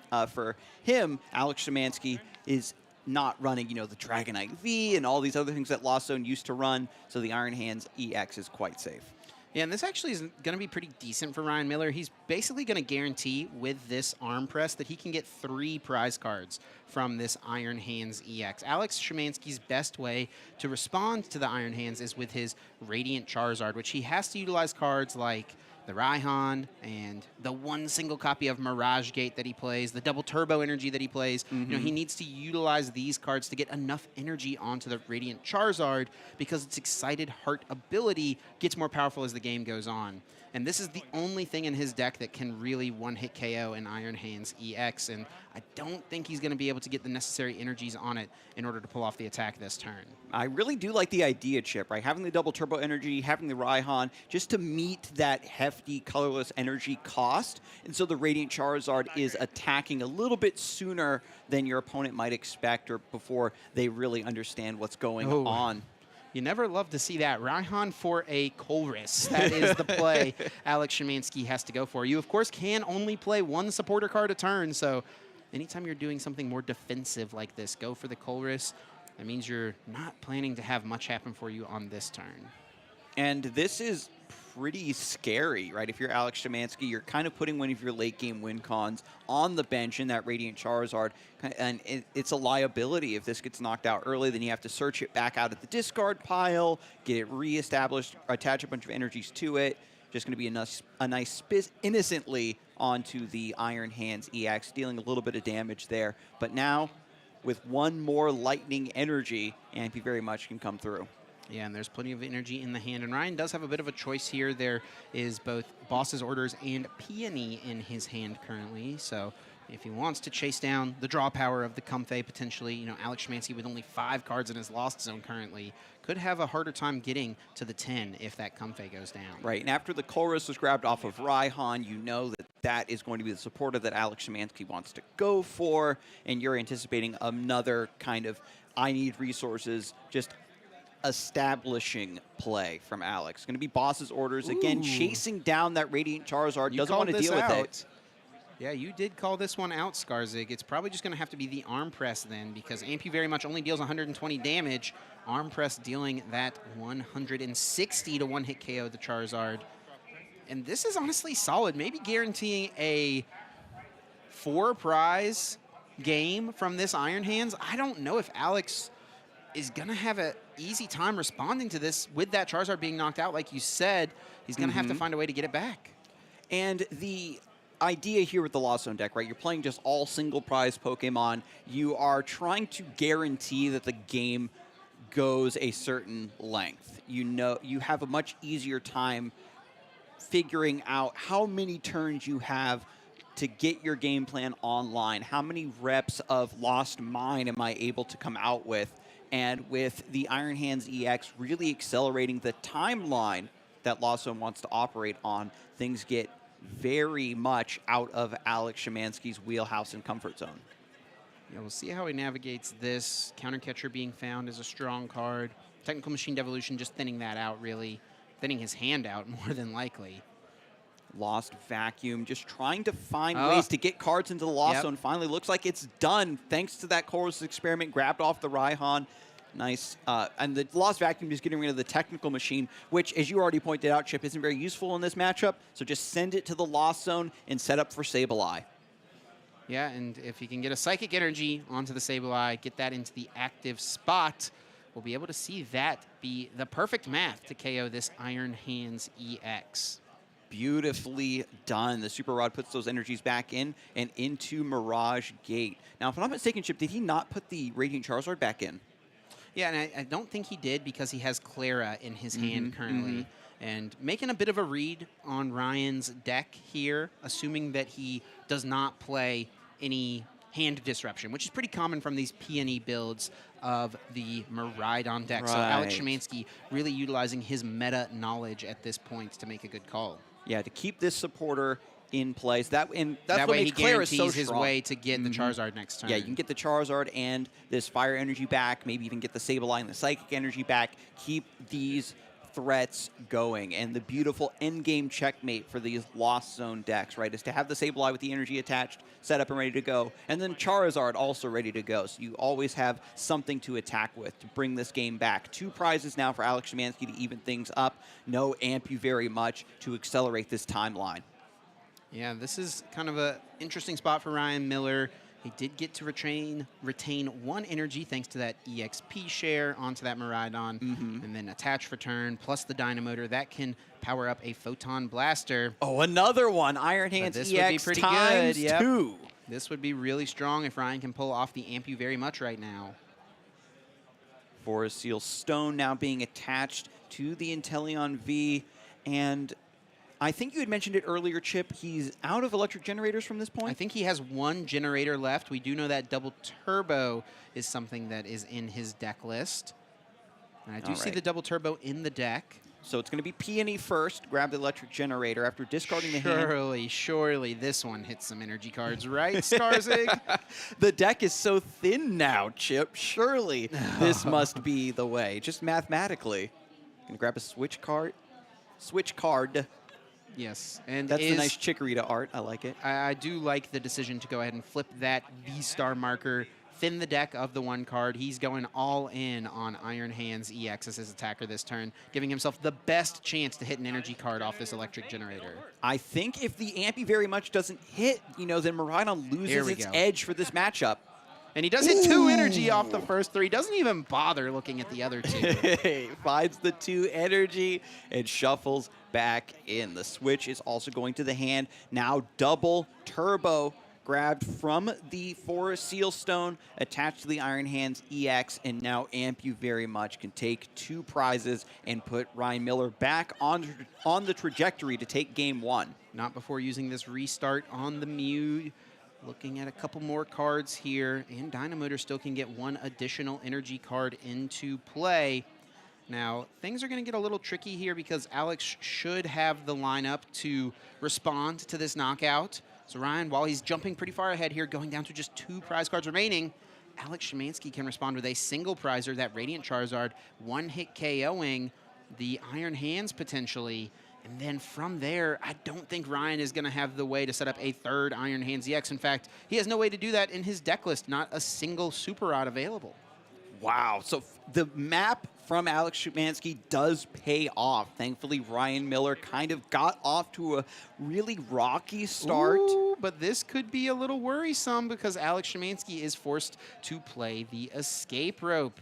Ryan happily sending up this Squawkabilly. That means that the Iron Hands is still in play, but Alex has the counter catcher to ensure that this Pokemon will still be KO'd. Beautifully done. Going to go for the Pal Pad as well. Raihan and Clara going back into the deck. Oh, not Raihan. Boss's orders, right? Makes sense. And now... Oh, he's tricking me. Yeah, he's tricking all of us. He's not totally sure what's going to be useful through the end of this game, assuming that he's going to have 2 more turns to try to take one additional knockout, 2 additional prize cards, trying to map out what exactly is the best, most likely way for him to accomplish that. And after the Radiant Charizard was played, energy's been attached for turn. Sableye still waiting on the bench. Radiant Charizard does attack. Thanks to Excited Heart, that energy cost is only 1. Takes down the Iron Hands EX for 2 prizes to even things up. And now the tempo is back into Alex's favor. Yeah, that EXP share grabbing 1 more energy card onto this Miraidon. Dynamotor accelerating yet once again. Photon Blaster is going to be the way to take a potential KO here. As that Zapdos does hit the bench, that could be a decent 1 prize attacker, but I don't think Ryan has a way to weave that in here. Going to just have to be the Photon Blaster and cross his fingers that Alex Szymanski does not have a way to get back the Radiant Charizard to take his final KO. Let's see if Alex can find the pieces. Escape Rope, I think, gives him a decent shot. He might need to find another counter catcher. Double Rope would have done it if Ryan had not wisely benched this 2nd Zapdos, because if there was no other Zapdos in play, Alex could Clara for the Charizard, play the Rope. Ryan, of course, would promote the Flaffy, and then now another Rope would win him the game, but Ryan, with the bench of the Zapdos, is playing around the double Rope option. Absolutely fantastic, Chip. And with Ryan Miller with 1 prize remaining, Alex Szymanski cannot recover the Charizard to take a 2 prize knockout. Is there anything that can be stranded? No, everything else that potentially can be stranded just has 1 retreat cost. You just bring up Zapdos, then try to buy yourself a little bit more time. Yeah, if he can. I don't know if he has that option available. This is going to be really close. He doesn't have the win in hand at the moment. He would have gone for it right away if he did. We know the Clara is in hand. That gets the Charizard and the energy card, but getting this pesky little 1 retreat Comfey out of the active spot is the only thing that's stopping Alex Szymanski from just winning this game on the spot. And it's always so heartbreaking, right? Lost Zone's kind of developed a reputation. Its original claim to fame was its ability to just keep on switching from the active. But Roxanne is going to be the option for Alex Szymanski, trying to limit Ryan Miller's cards and just shuffle up and buy some time. Now, for Miraidon EX, its Photon Blaster means that it cannot attack this upcoming turn, has to get out of the active, and something else needs to take its place, or it needs to retreat away and back with a switch card. And Ryan does play quite a few switch and has not used any of them yet. There's the switch card. There is the Fire Energy. If Alex had found Nest Ball and Super Rod, I think he would have had the game-winning play. As it stands, though, it might just have to be switch card into Sableye and cross his fingers that Ryan Miller did not find a switch off of the 2 cards from Roxanne. We're going to see all of those damage counters going onto the Flaffy to knock it out. 3 extra on the Zapdos. Does Ryan have a switch? There it is! And there's the switch to bring up the next Pokemon, retreats back, etc. And Ryan Miller takes game 1. That came down to the wire, Chip. Yeah, and it was really a scrappy game for both of these players. Neither deck was firing on all cylinders here. Scuffed, I believe, was the term you used. And scuffed it was, absolutely. A wild, wild sequence of events. But eventually it is Ryan Miller coming out on top. Yeah, I mean, after hitting the first electric generator for 1, things were looking nice, looking hunky-dory, but the Iron Hand sat there and had to get slowly powered up, just, you know, cranking up the energy generators to just manually wind up that battery. Yeah, and the generators were really not kind to Ryan in game number 1, and he still comes out on top. You have to wonder how much more quickly he could have finished this game if he had hit some of those earlier generators. Right, and if Ryan Miller gets off to another slow start, there's also a chance that Alex Szymanski has a much more accelerated position as well, right? With the flower selecting into Colress, an earlier lost Vacuum, that would have really gotten the Lost Mine a bigger threat earlier in the game, especially with Mirage Gate, because of the double turbo energy. Having the earlier threat of Charizard is so big for this matchup. Prize cards going out for these players. Generator and double turbo energy, not ideal from Ryan Miller. That Clara and the counter catcher from Alex Szymanski definitely could come up. He does play a pair of both of those cards. Ooh, starting Sableye in the active does make things a little awkward, but Mute EX is Ryan Miller's start. Just an attach of attach XP share, attach a lightning energy, and pass. Alex Szymanski opens up with Colress's experiment on his first turn, sends away a switch card, keeps the Radiant Charizard, has his Hisuian Heavy Ball. And now playing this heavy ball, looking for maybe a Comfey, crossing his fingers that 1 made its way into the prize cards, but there are no Pokemon there for him to choose. Fails the heavy ball. And so now with Sableye just stranded in the active, no Comfey being on the bench, Ryan Miller just attaching and passing. We're off to another scuffed game, Chip. Yeah, this is what high-octane Pokemon gameplay looks like, Skarzig. When both players, you know, low roll, it's an even matchup. But honestly, I've said this many times on our broadcasts over the last couple of years. Really, these are some of my favorite games of the Pokemon TCG because any player can get to the point where they know how to play a deck whenever they open up with the perfect sequence of cards, right? But players really get to express their skill, how good they are at the game whenever things don't go according to plan, whenever they have to do things outside of the norm, and that's exactly what we're seeing here in this set. Yeah, you can study plan A and plan B, but, you know, yeah, how we're many on plan like, you know, Q or something like that at this point. Starting Sableye, Escape Rope, Comfey, 3 cards in the Lost Zone thanks to Chorus, not too bad. Ryan Miller has to kick this whole hand with the Professor's research and try to find something to get some threat going. Electric Generator was also part of the sacrifice for the resource. Yeah, we'll see if Ryan can piece together another way to attack here. Of course, Mew EX, it's genome hacking, copies the attack of whatever your opponent's active Pokemon is, so not going to be super strong. You know, using spinning attack from Comfey doesn't seem like a good option.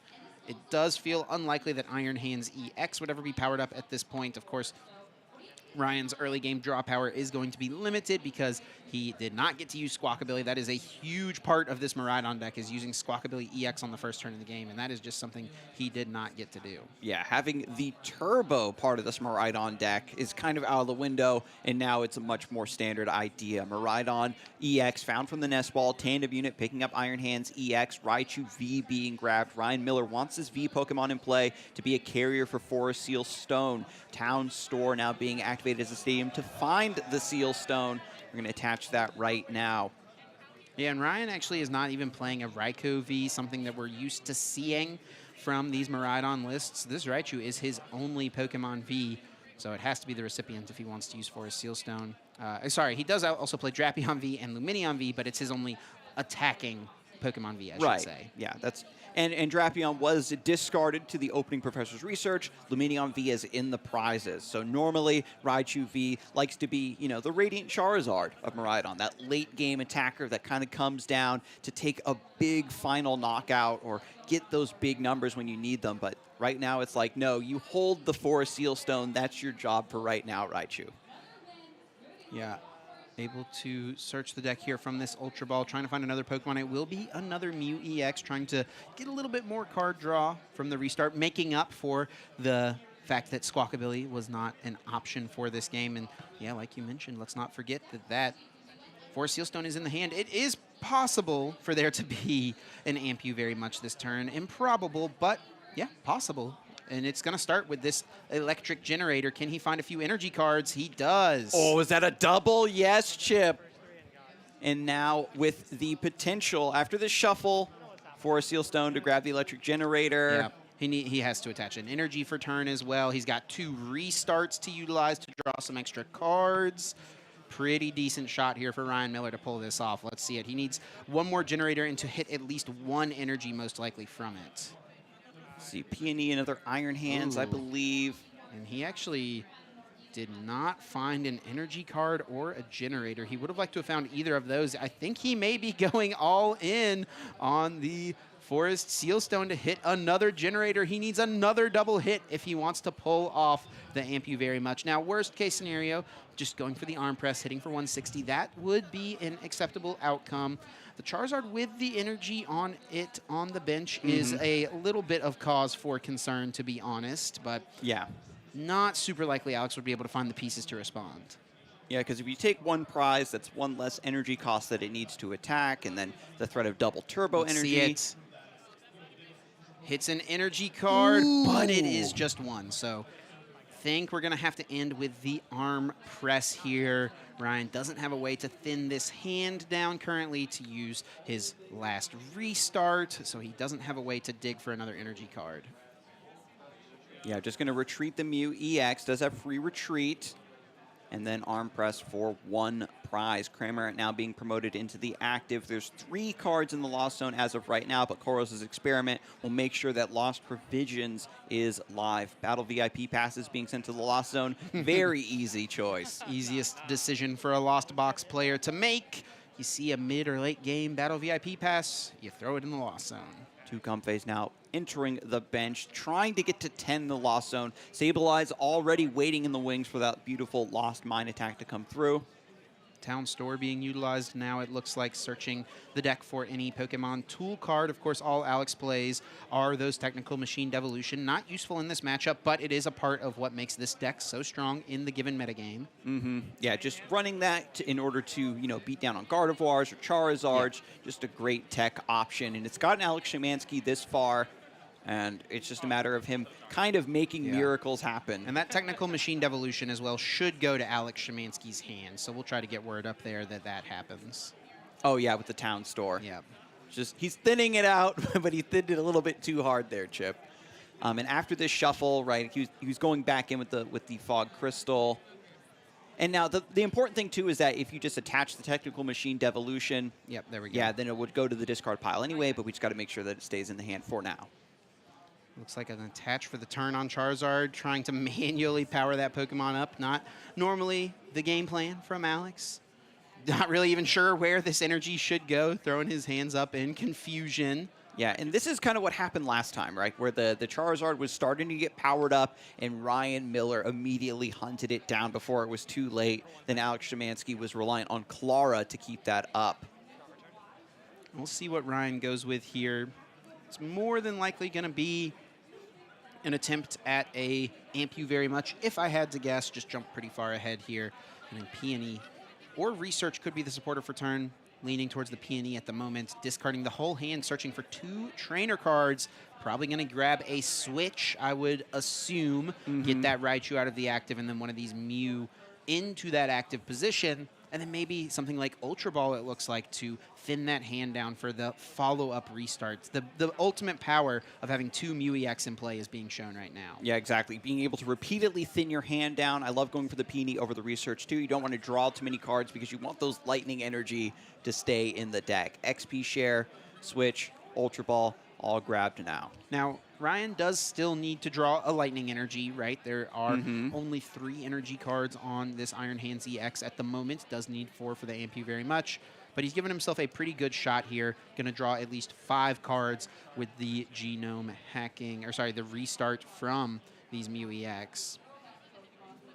And after the restart, grabs 2 Lightning Energy, finds 1 to get onto the Iron Hands EX, and then the second restart finds Flaffy. This turn is really coming together for him now, Chip.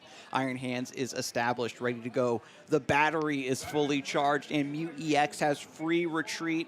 Here it comes into the active for Amp You Very Much. Yeah, no hands pumping across the table at this point. We're taking it a little bit more seriously here in Top Cut, but Alex Szymanski is going to need to find a way to respond. All he really needs is a basic fire energy, and he'll be able to take the KO, but he does find himself facing down a pretty large deficit here. 6 prizes to 3 at this point, immediately keeping that fire energy. Yeah, and you can see Alex Szymanski immediately promotes into the Charizard, doesn't go for the Comfey to get another flower selecting, doesn't want that to get stranded in the active and miss the opportunity to take the knockout. Radiant Charizard comes through to knock out the Iron Hands EX and remove this threat. Alex does have the Lost Vacuum with that Technical Machine Devolution in the hand. That can help get him closer to 10 cards in the Lost Zone on the next turn. For now, it will be that Combustion Blast. Of course, Ryan retaining an energy thanks to the EXP share, and actually the pair of EXP share on both of these Pokemon.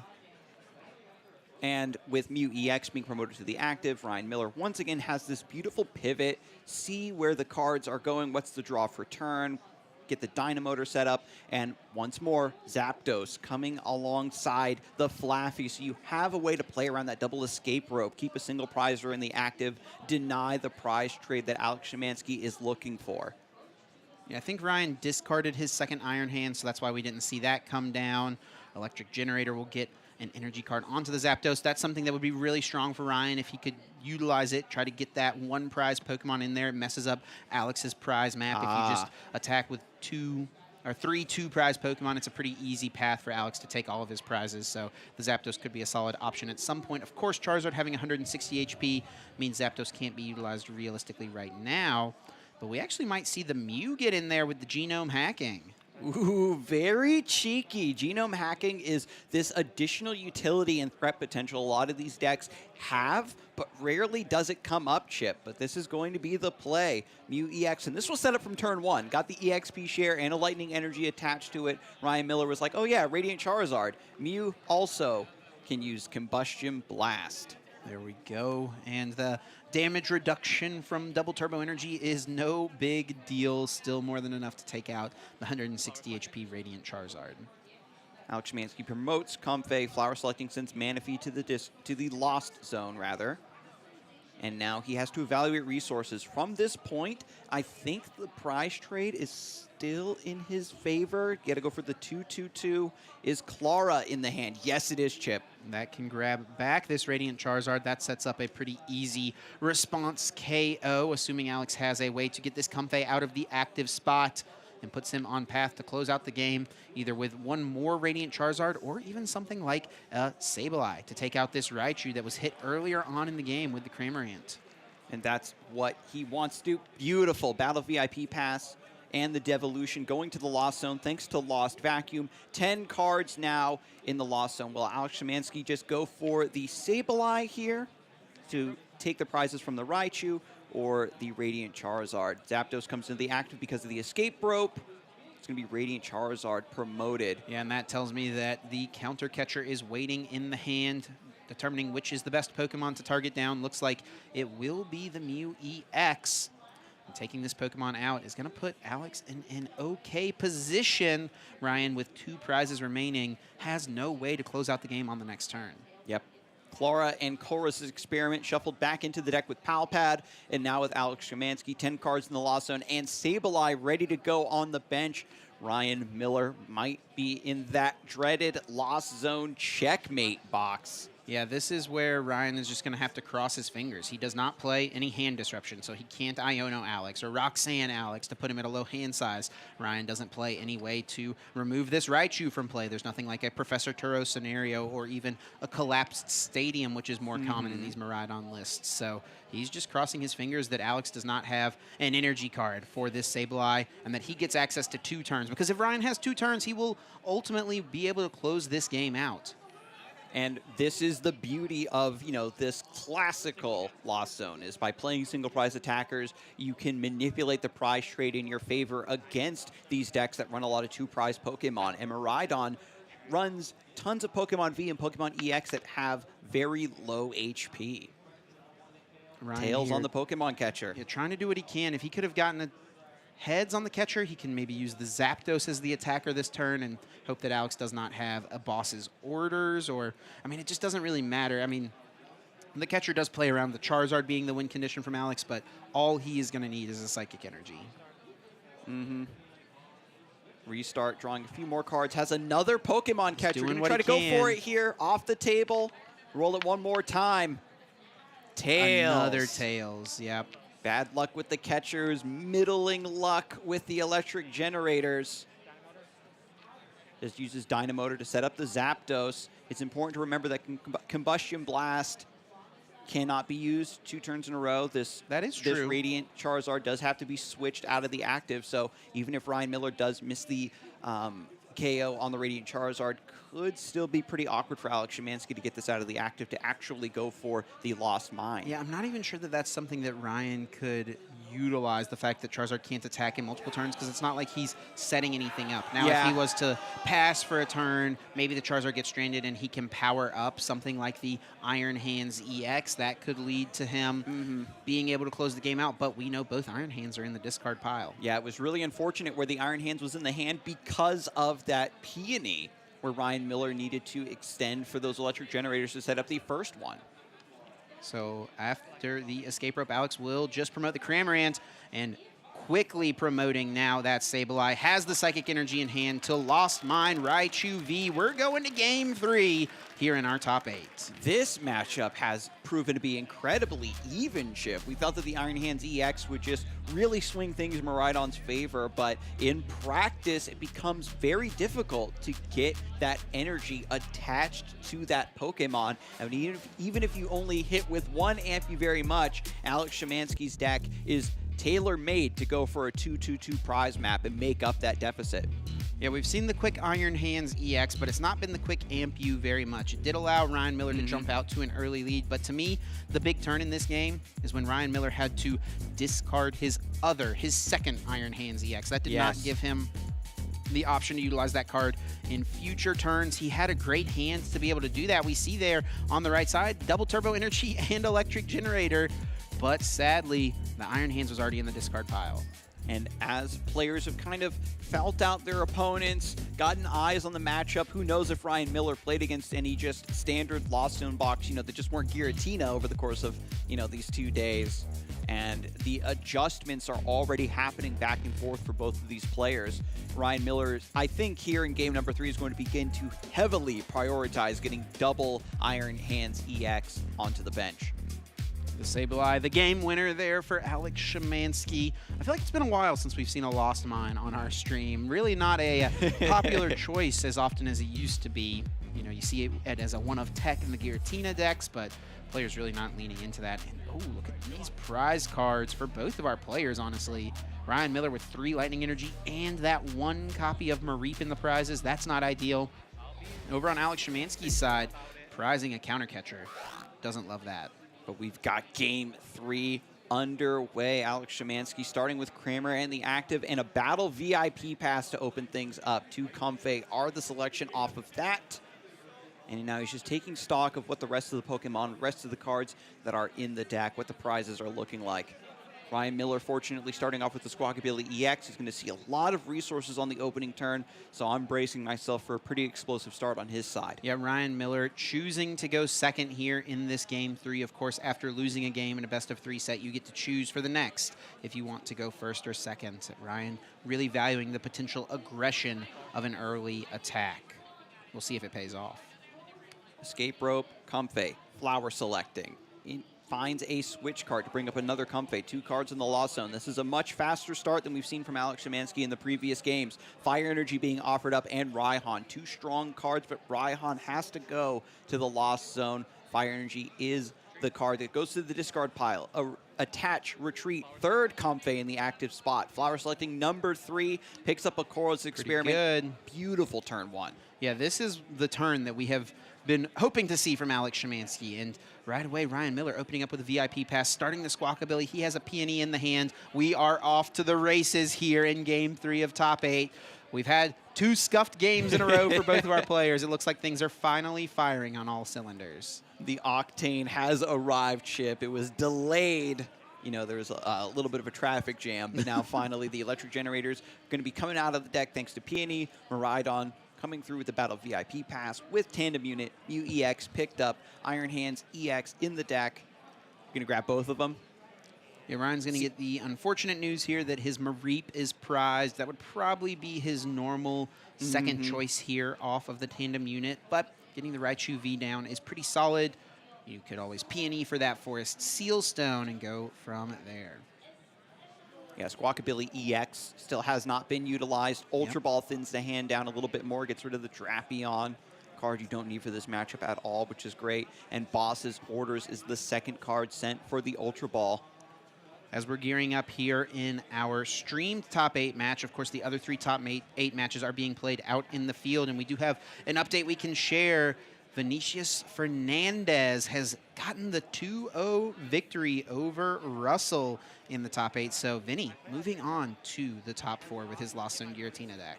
Giratina staying alive, trying to claim another regional. We'll see if it can make the back-to-back happen. But in the meantime, we'll see if Ryan Miller can piece together the dream setup. I think he's already got an electric generator in the hand. Iron Hands EX, electric generator number 1. There's an energy and 2 it's energy. A double. His luck's turning around, Chip. Honestly, he is due. There have been some really unfortunate plays here thus far in top 8. Really glad to see things firing on all cylinders for both of our players. And Ryan, off of the Peony, has plenty of choices. It looks like electric generator and switch will be the options. Yeah, you don't want to get stranded, right, with this Squawkabilly EX in the active. Once you get this Iron Hands EX set up, it's going to be generator, switch, still has Squawk and Seize, still has restart, a lot more resources to be gained, more cards to see, Chip. Now let's remember, this game, Ryan has prized 3 Lightning Energy, so a little statistically less likely to find them. Oh, big whiff on that Alex Szymanski is so happy to see that. Switch into Mew EX. It's a free pivot if the Iron Hands does get established. Still plenty of cards to be drawn.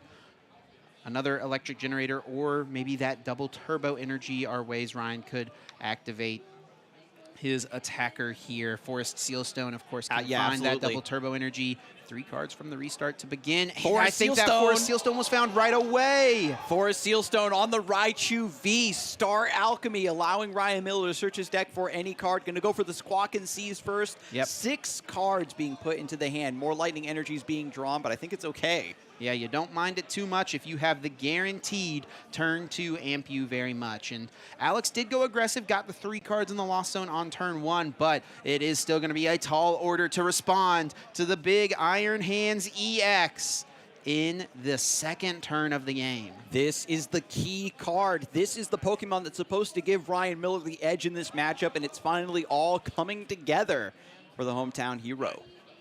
We'll see exactly if he can piece it together. It looks like the double turbo was grabbed from the Forest Seal Stone. The problem with this, I will say, is that Ryan has not established any of his EXP share up to this very point. true, very true. He does not have his Mareep in play to become a Flaffy on the next turn. So if Alex can respond to this Iron Hands, Ryan might be left reeling.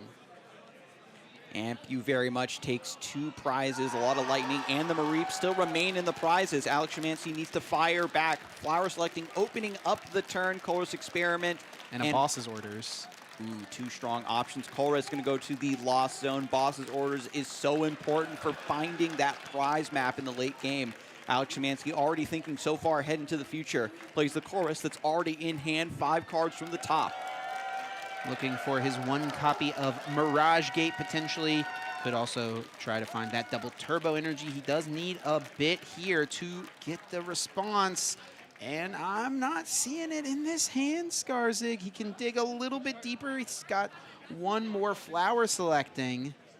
There's a Raihan, and there's the Comfey. He's already played his supporter for turn, though. Yeah, the Raihan would have been a beautiful way to respond to that Ampu very much. And this will be the first time I think that Alex Szymanski has not been able to respond directly to the Iron Hands EX with Radiant Charizard. So now with this already powered up, double Ampu very much puts Ryan Miller in an insurmountable lead. Now, Alex does have a play of using the counter catcher to bring up the Zapdos that Ryan put on the bench, and that's exactly what we're going to see. Trying to stall this Pokemon active. He's going to hit it for 110 damage, leave it with just 10 HP remaining. But the important thing to note about Zapdos, 2 retreat cost. Ryan is going to need to find another switch if he wants to get this out of the active.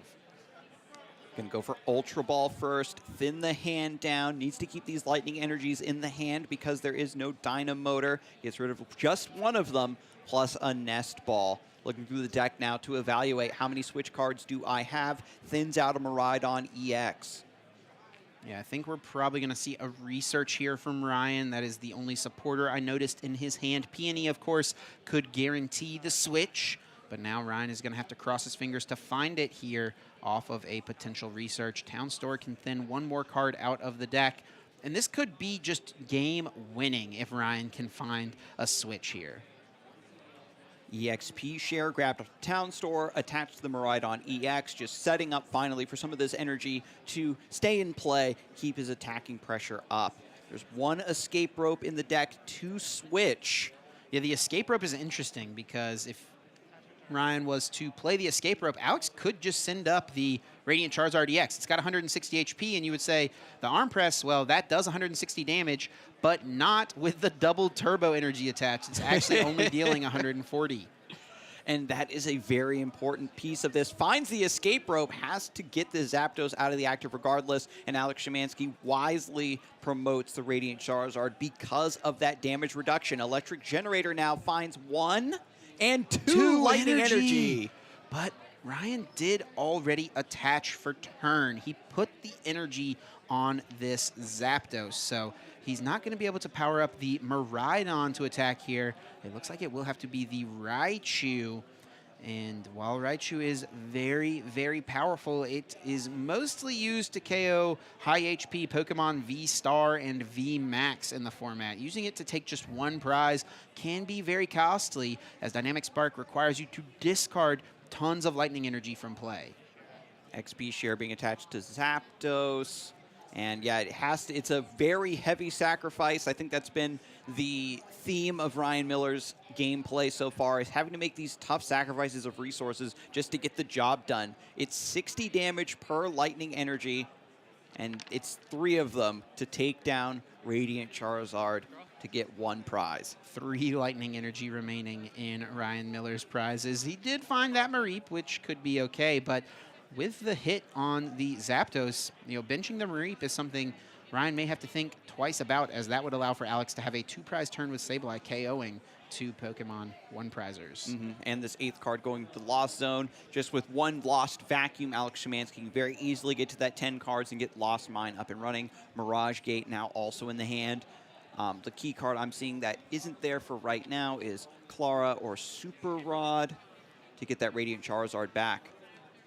Ryan quickly promoting the Mew EX from the escape rope. Alex has to look once more with the flower selecting. Drapion, that's not something you need in this matchup. Happy to throw that into the Lost Zone. And he did hit the Lost Vacuum, which is going to allow him to get to 10 cards this turn. Looking at the hand, there is Raihan available.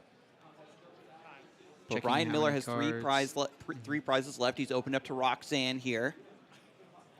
Yeah, it looks like Raihan is going to have to be the choice for the turn. Alex really needs to start taking prize cards to keep tempo in this game, however. Yeah, Super Rod has to be the choice now. Radiant Charizard and the Fire Energy. Maybe one more energy card being shuffled back in. You might just leave it down so that his Clara is a live target to get an energy card. I do like that decision. Leave yourself with more options in the future. And then having the energy in the discard for Raihan now. That's important to remember as well. And what's the grab here, Chip? I'm not really sure what he can do. Just immediately grabs Radiant Charizard. And I think that will work because he does have the Mirage Gate in hand. So that can power up the Charizard, put 2 energy cards on it so that it can attack with Combustion Blast this turn, taking 2 prizes and giving Alex a shot to try to fight back here. This has been, you know, the theme, right? Ryan Miller jumping ahead with the Iron Hands EX. Alex Szymanski just being barely able to counter, right? With be it counter catcher, but the timing of the Radiant Charizard with this game, with this build that's able to take advantage of it in the mid game has been so clutch, Chip. And using that double turbo energy while he can. Will send up Radiant Charizard, take the 1-hit KO, using the Town Store to thin 1 card out of the deck as well.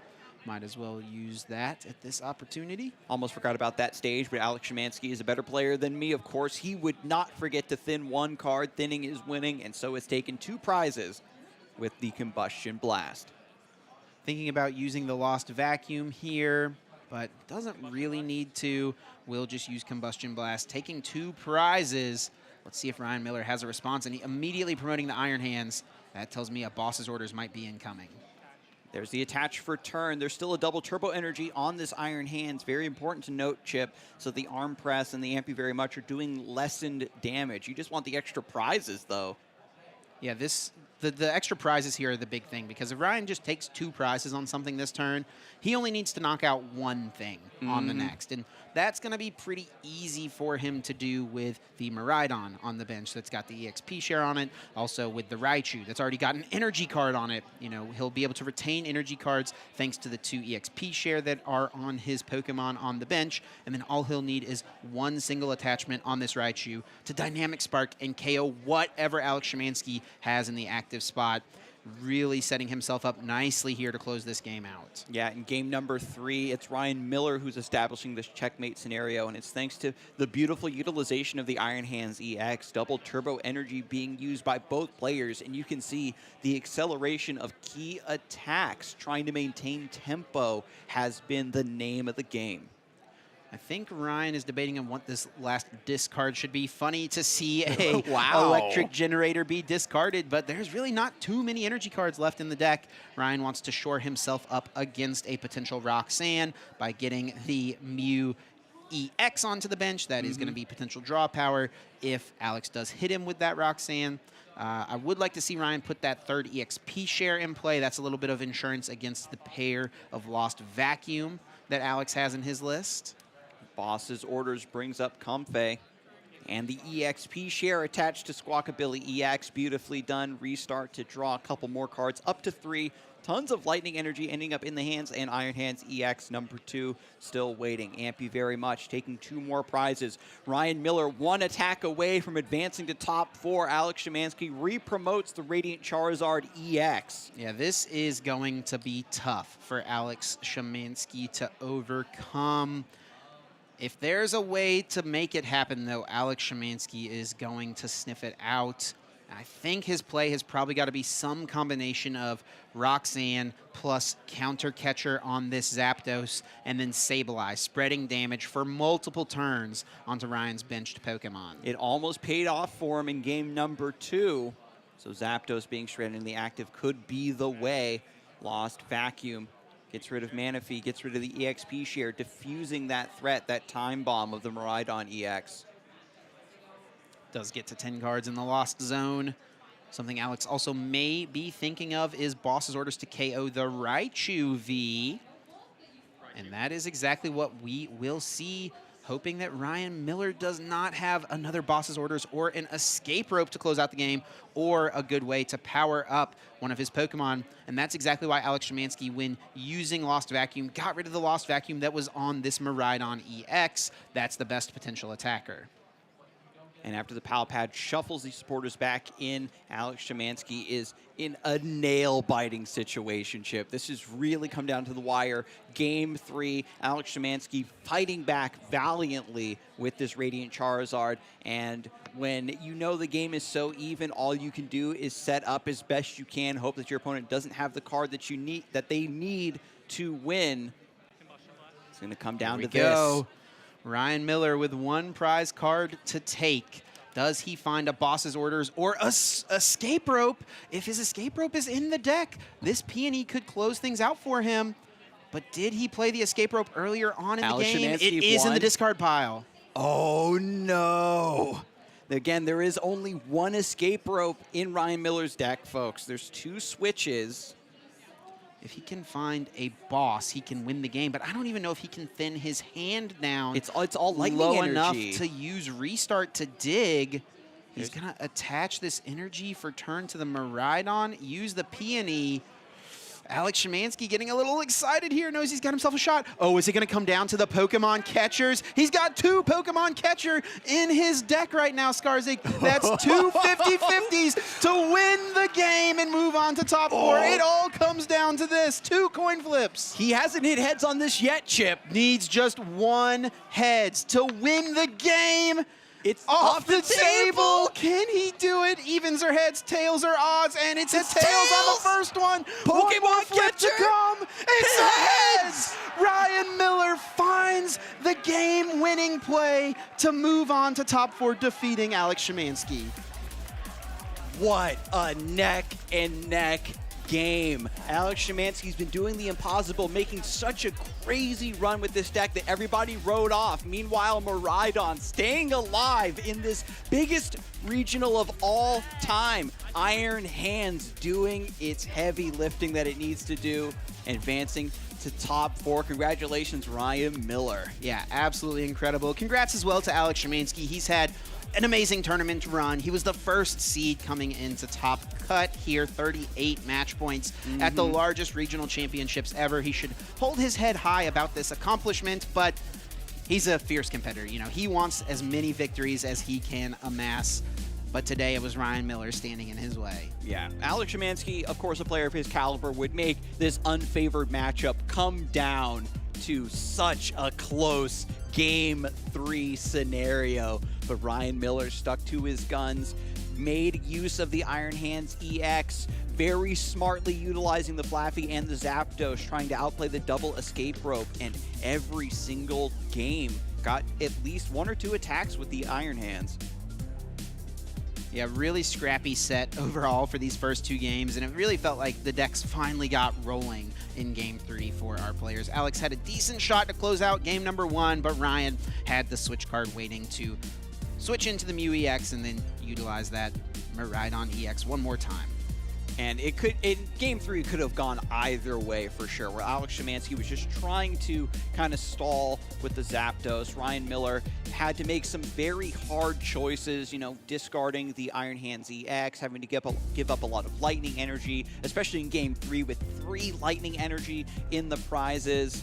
It was looking pretty dicey. We've seen that Miraidon decks they want their electric generators to hit so much, they get desperate and run like 15, 16, 19 lightning energy. This one only has 14. Yep, 14 energy, and like we've said, the 3 in the prize cards for game number 3 just made those generators all that less likely, but they came through in the clutch when Ryan Miller needed them the most. And the Pokemon catchers, a completely oddball inclusion that we had been speculating about the entire set. And you can look how long this highlight reel is, because there were so many strong and awesome moments in this best of 3. This is another one for the history books, Yeah, Chip. an incredibly close game. You know, just a great showcase of what a Pokemon TCG match can have in store. Ryan had to hit heads on one of those two catchers. Otherwise, Alex Szymanski would surely have closed things out. And it did come through for Ryan Miller. It just has the hand face up. It's just Pokemon catcher number 1. And he rolled off the table. Oh, my goodness. Yeah. I was keeping us truly on the edge of our seats back here, Skarzig. I know. The camera wasn't on me. It was on the table because I was reeling in my chair, just going completely buck wild back here in the caster area. You love to see a smile from Alex Szymanski as well, recognizing the situation, knowing there's nothing he could have really done there at the end of the game, and just being glad that he had this journey to get to top 8. But it's going to be Ryan Miller continuing his journey as we move into top 4. Miraidon EX staying alive. Just what a pleasure to see that game and to see it be so close. That is the quality of games that you can expect here in top 8 for the biggest regional of all time. And I am just, whew. I can only imagine how the players must feel after that because I'm the one who's tuckered out. Truly, truly, yeah. And you can tell as well that this is a deck that Ryan Miller has put a ton of time into, that he's really worked on because he's playing an unconventional list. I mean, this is the first time I've seen someone playing both Peony and Research in the same Miraidon deck. The only reason that, we're seeing that here from Ryan is because he put in the work to determine that was the best way for him to go about this deck for the tournament. He's got some other unique techs in here, that Drapion V for those Mew VMAXs. Normally we see people playing Spiritomb in their Miraidon decks, but he's going with the Drapion instead. No Raikou as well. Ryan has definitely put in the work to get to this point, and it's paid off. Yeah, I definitely am so curious about what his journey was like to sculpt such a unique idea around Miraidon EX. We've got him in the lounge now for an interview, so let's hear more from our top 4 participant. Hello, Pokemon fans. Juancho Saldana here, and I'm joined by our top 8 winner here. Again, it was an absolutely intense game. I could hear the crowd from the back. I was doing another interview, and it was so electric. How are you feeling? Man, I came in and I was like feeling pretty good about the matchup. You have Iron Hands to just deal with all their one prize really early, and if they don't get a response, it's pretty favorable for you. So I was feeling pretty good going in. It is Alex Szymanski, who's like a great player. So I was a little bit nervous, first time on stream as well, but I think it went pretty well. Yeah, this is, I believe, your first time into top 8, if I'm correct. Yeah, my best finish before this is like top 64, so haven't come close to this good so far. For sure. And that was, I think, one of the most explosive endings to a top 8 match for sure. I just want to start talking about that. How are you feeling when you're rolling those dice, Ryan? Well, before rolling the dice, I set up my board the turn before, and I was like, all right, I got him for sure. There's no way he can come back. I think boss in my Raichu, I'm like, oh shoot, I guess he can come back. And my hand is dead. It's all energy. I was like, I can Mew, but no.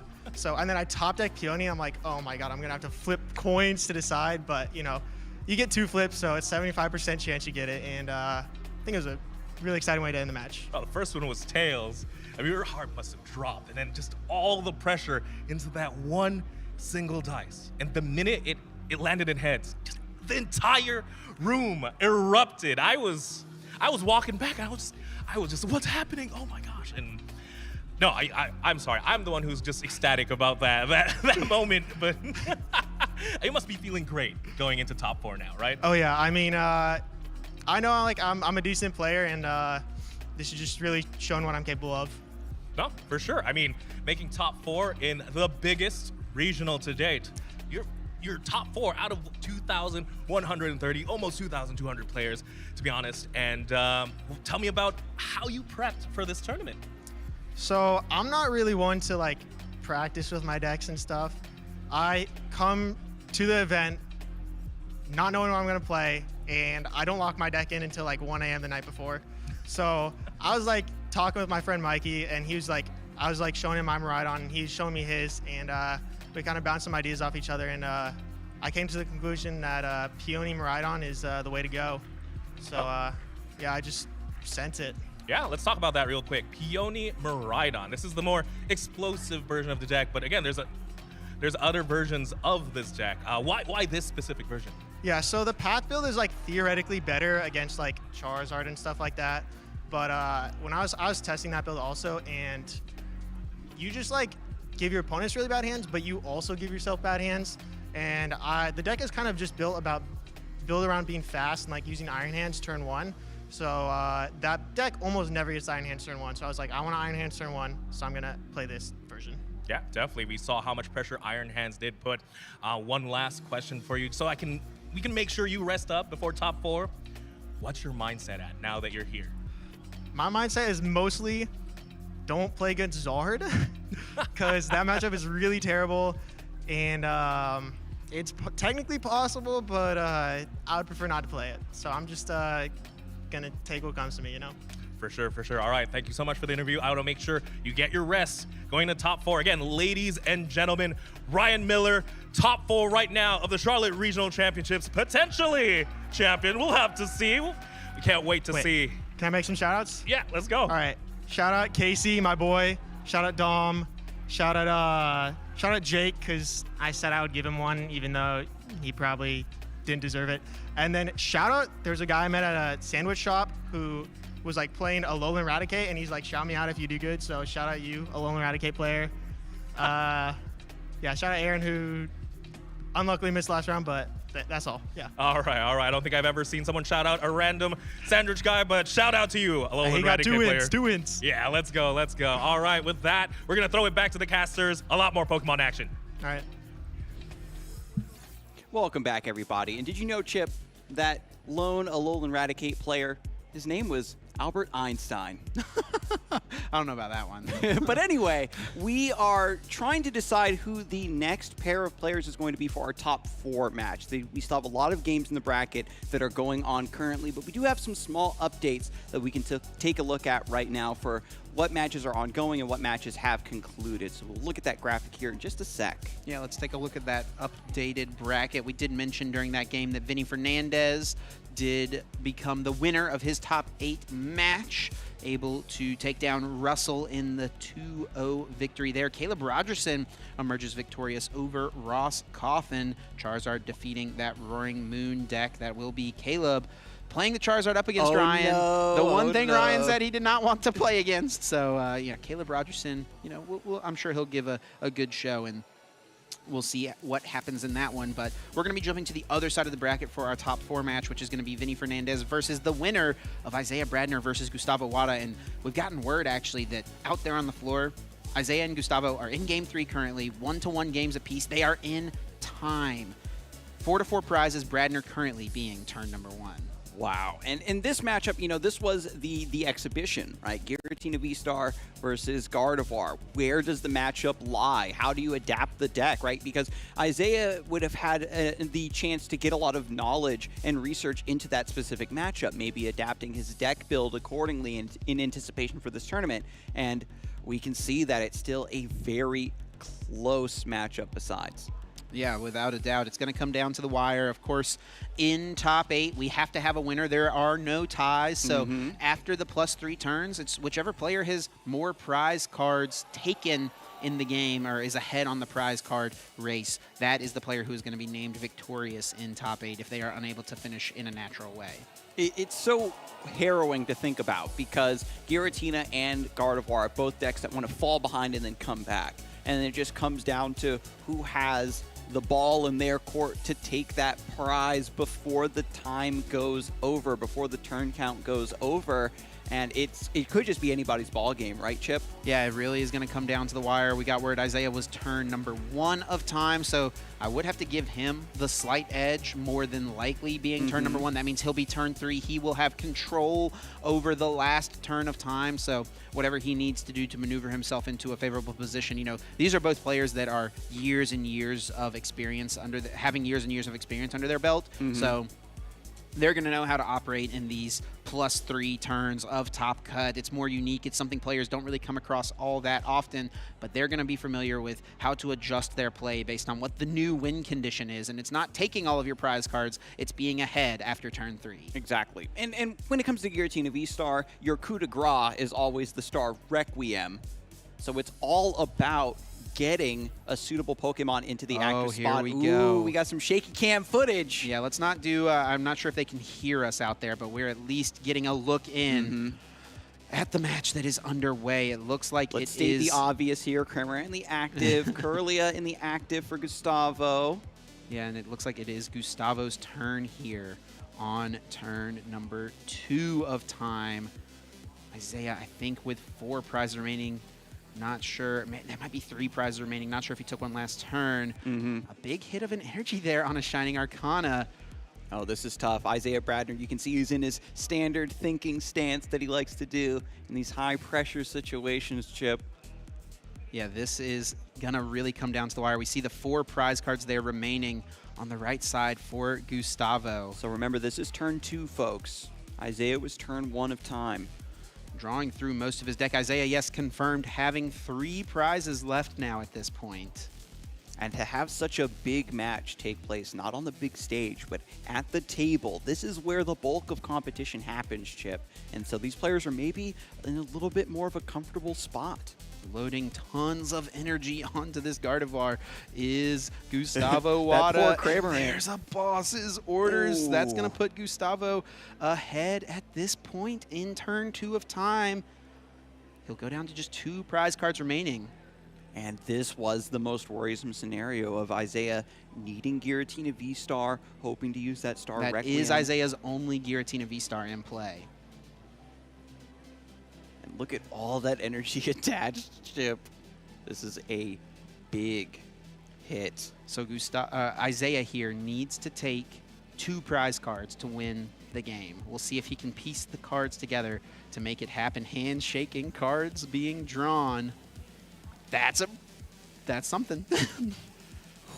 Yeah, we gotta resist the urge. These players, they don't have the headsets on, the white noise, all the guarantees, folks, right? That they can't hear us casting the match. We're spectating just like you are at home. Everybody gathered around the table. The judges are there at the table looking at this match. We're going to get a really good look right here. They've got an area around the table roped off as well, so there's going to be a lot of spectators that are a safe distance away just looking at this gameplay to see which one of these players will advance. Now, if this being turn 3 of time, if Isaiah just ties the game up, doesn't jump ahead, doesn't take 2 prizes, if he just takes 1 single prize, that means play will continue until one player is ahead on prize cards. So that will put the ball right back in Gustavo's court. And you have to imagine with that board, he's got a pretty good shot to make that happen. Yeah. And it doesn't look like Isaiah has it. He needed to find Sableye there.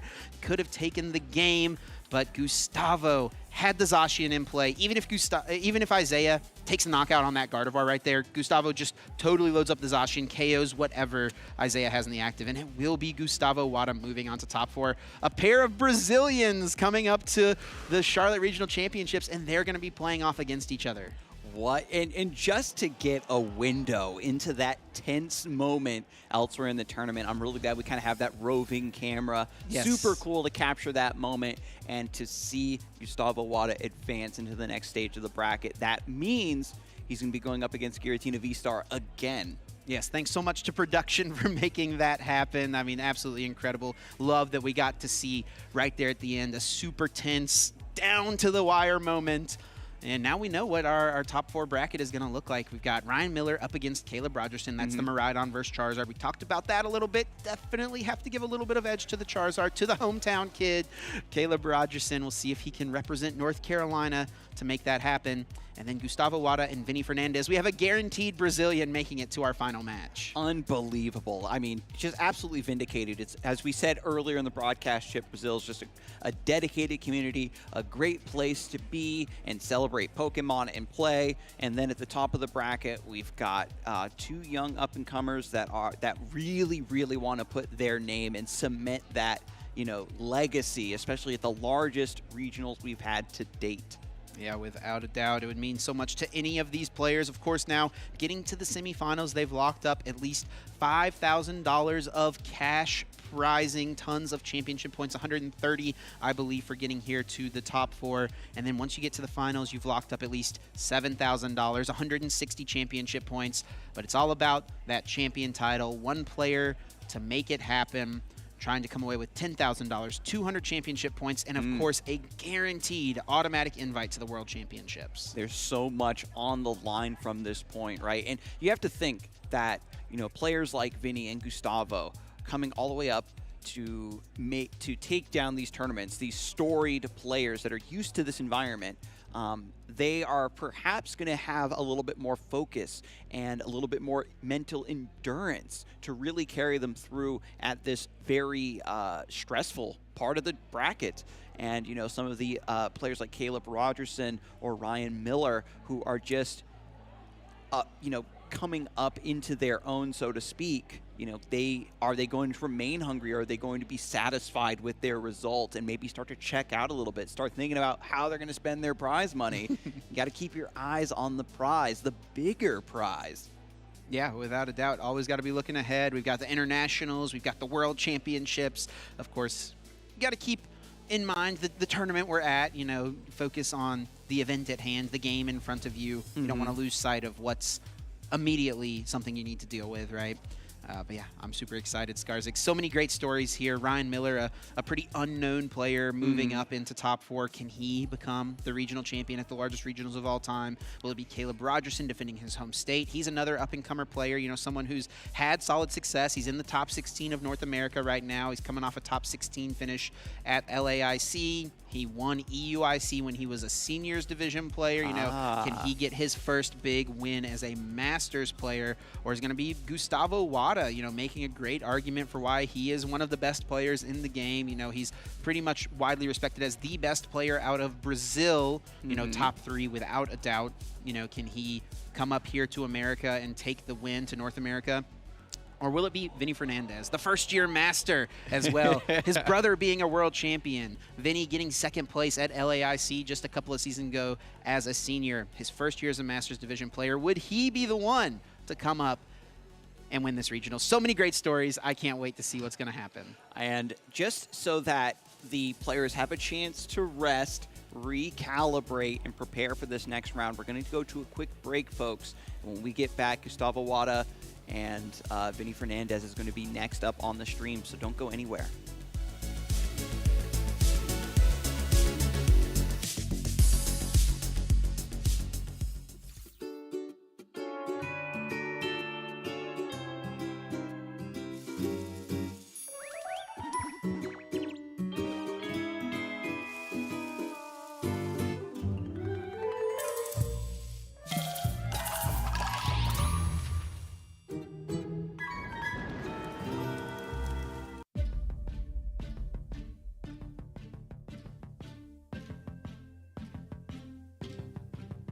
Oh, the legends are told of the heroes who won the hearts of the world. They were born champions. The deeds were well known, and the word of them spread, and they vanquished their foes wherever they tread. They came for the glory, they went for the fame. They go down in the books. We'll remember their names. You can tell as they fight, but look in their eyes. They came to win, they came to be immortalized. Immortalized. Immortalized. Immortalized.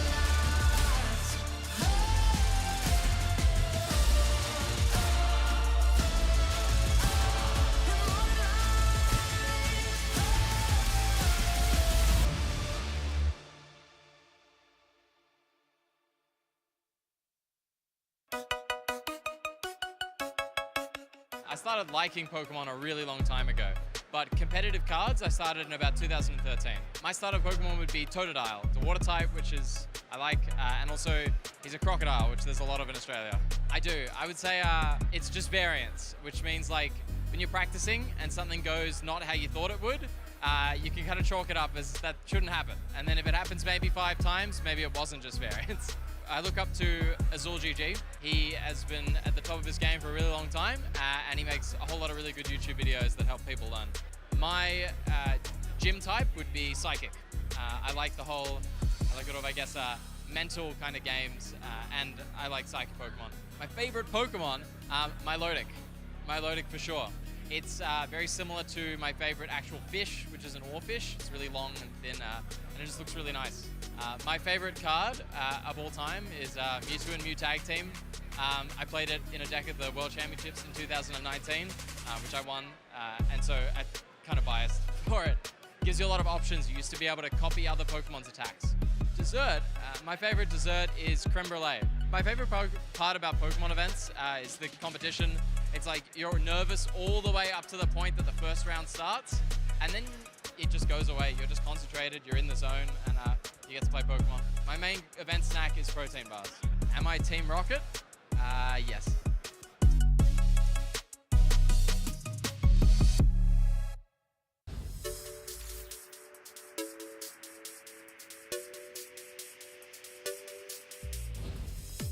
Well, this is actually my first regional, so I didn't actually prepare that much. But I thought, I watched some YouTube videos, went on Reddit, read about other people's experiences, and I have a whole cheering squad here, so, I think I go and meet with them after my games to get a little bit more energy, but yeah, that's basically it. Obviously have a good sleep, like an 8-hour sleep, and then have a good breakfast too next day. And then I think you should be good for a long day of Pokemon. If it's this tournament, I don't sleep.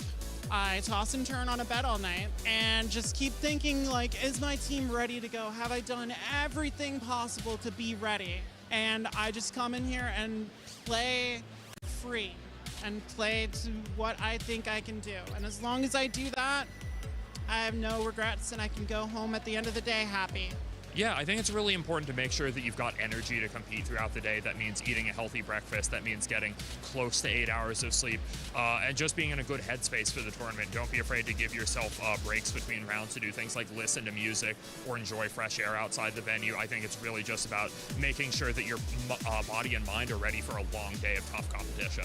I, first of all, make sure that I get a full night's of rest if I can.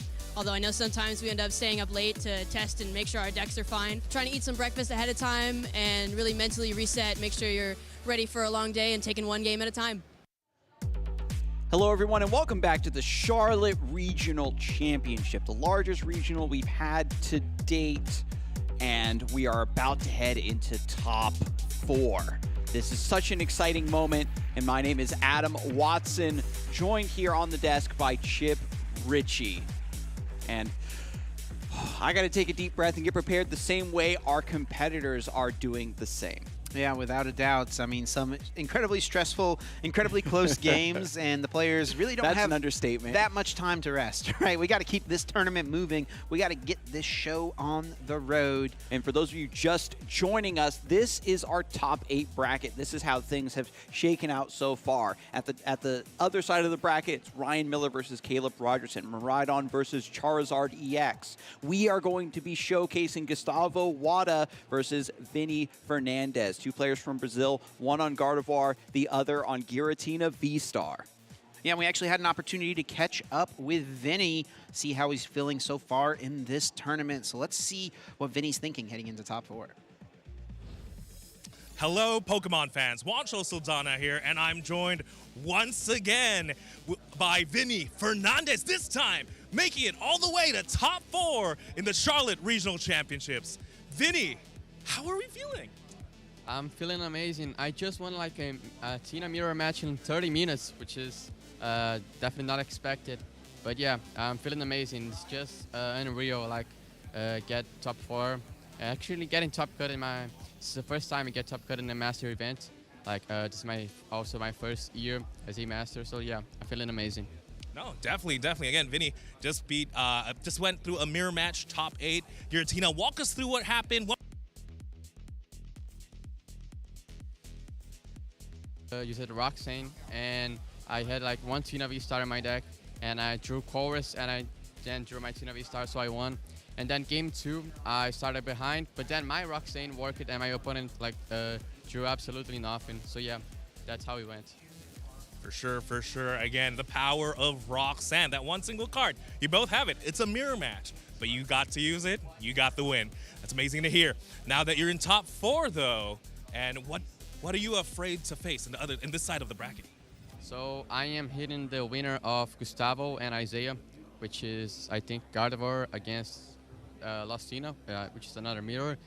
Honestly, I feel like the mirror is basically 50-50. There's not much skill I mean, it's whoever draws out of Roxanne, like happened in this game.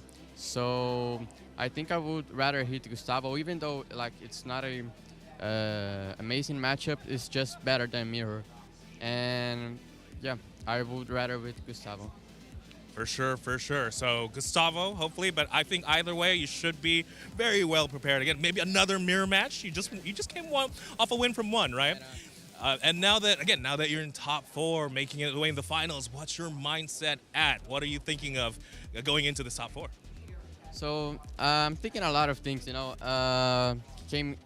going to this event, I was not expecting this, but like I know what I need to do to win. Like I haven't lost yet. I am undefeated.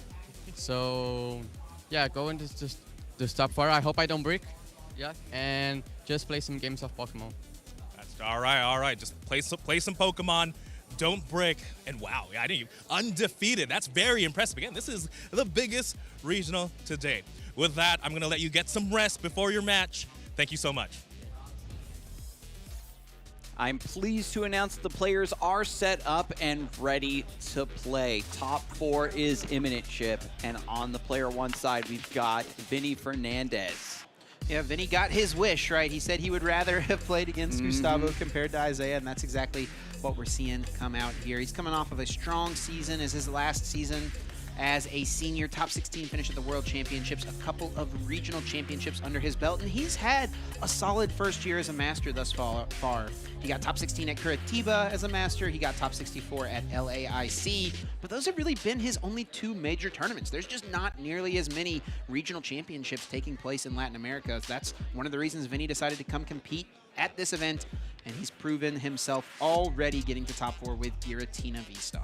Yeah, an excellent deck, tried and true at this point. Won a mirror match to get out and is hitting a matchup that he is pretty confident in his ability. He has the game plan, as he said during his interview, and he just needs to execute on that. But his opponent, Gustavo Wada, maybe he is also on the Mount Rushmore. EUIC champion, tons of top 16s, just a storied player, and already he won against a Giratina V-Star, so he might be feeling comfortable going into this match as well. Yeah, he's coming off that win against Isaiah Bradner in top 8. It's going to be that same matchup here in top 4. We'll see if he can overcome that mountain once again. Gustavo, without a doubt, one of the best players in the game. Definitely a top 5 consideration for current players, maybe even all time as well. A world champion in addition to that, you know, winning back in 2012 in the juniors division. He has been around for quite some time. So as the players get ready to jump into game number 1, here's the prizes. Mirage Step Curlia going to be off the table for Gustavo Wada. Yeah, that is not ideal, but Radiant Greninja being off the table for Vinny. Also that 1 copy of Cramorant. Those are both one-ofs in his list that he has prized. It's going to be a scrappy one from the start here, Skarzik. Yeah, Cramorant is so good for putting on the early aggression, setting up some damage counters, so it's harder for Gardevoir EX to attach those energies where they want. But Gustavo, without Mirage Step Curlia, means he doesn't have that comeback potential that Gardevoir is known for if it falls behind early. We'll have to see how things open up here as we get into game number 1. Gustavo Wada starting off with Manaphy in the active. Vinny starts with Comfey, benches a Giratina V. 2 Giratina Vs, already looking like a great start for him. Yeah, having that Comfey in the active as well means he'll be able to get some cards powered up in his Lost Zone right away. And leads off with a Nest Ball. In addition to that, wants to make sure to play that card before utilizing that Flower Selecting, so that way he knows when he's making that Lost Zone decision, he's doing it with full knowledge of what he has access to for this game. Yeah, counting the Pokemon, counting the energies, sees what the prizes are looking like. No Radiant Greninja, no Cramorant for now. It's going to be a very weird game. It's going to be, you know, Abyss Seeking, filling up the Lost Zone. And we'll have to see, right, if just Shred can do a lot of early work to put Gustavo Wada behind. And it's important to note, right, when it comes to Gardevoir, it also has a dark side. Giratina has a reputation for bricking, but Gardevoir sometimes starts with only 1 route or not even a Curlia, and it's very easy for the opponent to hunt those down. With Manaphy in the active, things could get awkward for Gustavo's opening compared to what Vinny's put together. Yeah, honestly, considering Vinny's prize cards at this point, I would expect to see him put 3 Comfey in play this turn. And honestly, it might have been good for Vinny to hold off on benching either of these Giratina until after he searched his deck, because if he wants to put 3 Comfey in play, it can be nice to have that open bench space or 2 to work with. So we'll see exactly how it works out. He's going to want to probably push for 3 cards in the Lost Zone this turn so that we can see a turn 2 Shred or maybe even a turn 2 Lost Impact. Yeah, already taking stock of the path to the peak and the Mirage Gate. Vinny Fernandez, you go in, as we said, Chip, with plan A. You know what your basic idea is for the matchup. But then with the prize cards, with your opening hand, that plan is always going to change. It looks like Vinny still remaining very calm and has a plan in mind. Yeah, he doesn't look like a first-year master, that is for sure. He looks as calm as anyone, as any true veteran of the game. And while we mentioned he is a first-year master, he is really someone who could be considered a veteran of the game. He has been playing this game for years and years since he was a juniors division player. So really not surprised to see him transition so well into the Masters division. And finally, after that nest ball and the shuffle from Gustavo, going to be the first flower selecting from Vinny Fernandez. Yeah, 2 cards from the top, 1 to the hand, 1 to the Lost Zone. Let's see if he's got any tough decisions to make right off the bat, and that is a key card. Ew, that is all I can say. That Avery is a super important card. It is a tech for Just this a matchup. Just a one of, and the Sableye. So important for cleaning up those damaged Pokemon once the Psychic Embrace has put all of those Psychic energies into play, taking multiple prizes later on in the game. And Vinny has to sacrifice the Sableye. Gustavo wondering what card was more important than Sableye in this matchup. Yeah, pretty wild. I mean, most Tina lists at this point do only have 1 Sableye, and that is something Vinny has this game as well. Did find the Jet Energy, but I don't see a way to get the 3rd Comfey. So just 2 cards in the Lost Zone will be all Vinny can muster. Now it's over to Gustavo. Wada opens up with the Fog Crystal, is now going to be able to search the deck and see that Mirage Step Curlia is missing, but the rest of the routes are all there. Zacian V also present, and Gardevoir is a list that tends to be a little bit more straightforward. You don't have to go down into weird lines just because you have access to so much card draw with Refinement and Shining Arcana, but still everything rides on the quality of your opening foundation. Yeah, with Gustavo having that Mirage Step Curlia prized, I do expect to see him push to get multiple routes into play this turn. Normally you can play these early turns with just 2 routes in play, commit to the Mirage Step angle, but it's not something he's going to be able to do. Does eye up the Mew right away with that Mysterious Tail. More than likely, we're going to see this come into the active spot and utilize Mysterious Tail to try to search for a Battle VIP pass. It's always the beautiful start for the Gardevoir list. There's the attach and retreat. Mysterious Tail looking for the top 6 cards of the card. One more. Last card, no VIP pass. And I think his only out to a Ralts in hand is a pair of Ultra Ball. Wow, Ultra Ball just to get the routes down. And this is trouble, Chip, because again, that's a single routes that Vinny Fernandez might be able to hunt down. Gustavo maybe has some information, right, that the Cramorant's not there quite yet. Might be in the prizes, so might just need to go for the single routes and pray. Yeah, no supporter card in this hand either for Gustavo. That would be another way he could maybe get out of a tough situation like this if he could, you know, go get a Ralts and then play Iono, play Research, draw a bunch of cards, give himself a shot to find a VIP pass here on this pivotal first turn. But he just is not going to have those options at all. One single Ralts and a pass. Yeah, and it's too risky to go for Ultra Ball, Radiant Greninja, try to draw. You need the routes so you can be in a position to evolve it next turn and get the Curlia. Jet Energy sent to the Lost Zone off of Flower Selecting. Switch card brings the next Comfey up. Flower Selecting number 2. Colress is offered and taken. Played immediately. 5 cards off the top for Vinny. 2 are going to go to the Lost Zone. 3 added to the hand. It looks like a pair of VIP. Beautiful. The easiest decision any Lost Zone player will ever make. And already game number 1 going very well in Vinny's favor, despite having to give up the Sableye. to the Lost Zone, and Cramorant being in the prizes, the Lost Zone is just getting fed. It's getting full, Chip. Yeah, and putting that path to the peak in play does turn off any potential pop-off turns, really, from Gustavo, though they would be relatively unlikely to happen anyway with such a low hand size. Vinny will go with Giratina's favorite attack, Abyss Seeking, looking at the top 4, getting to keep 2 in Lost Zone 2. It's great, too, because with this matchup being so slow in the opening turns, you can get away with 1 or 2 Abyss Seekings without much detriment. With 8 cards already in the Lost Zone, the threat potential is now coming alive. Gustavo Wada now going for the refinement, discarding a Gardevoir EX. Ooh, this is clunky. Not ideal, without a doubt. That Mysterious Tail is able to hit a level ball, however, so we can see at least 1 more Ralts come into play. That does hit the bench pretty quickly here. And so with 1 refinement used, Mysterious Tail used, things are still pretty dicey for Gustavo. I'd like to see have 1 to be more a pass, just a pass. He has an Ultra Ball in hand, but only 2 other cards, so doesn't want to do that. And now Mirage Gate is online. Vinny can get aggressive, and honestly, if he has a Boss's Orders in hand, I would not hate to see Vinny try to capitalize on Gustavo's slow start, target down this Kirlia, take away that draw power, and see if it can get you ahead in this game.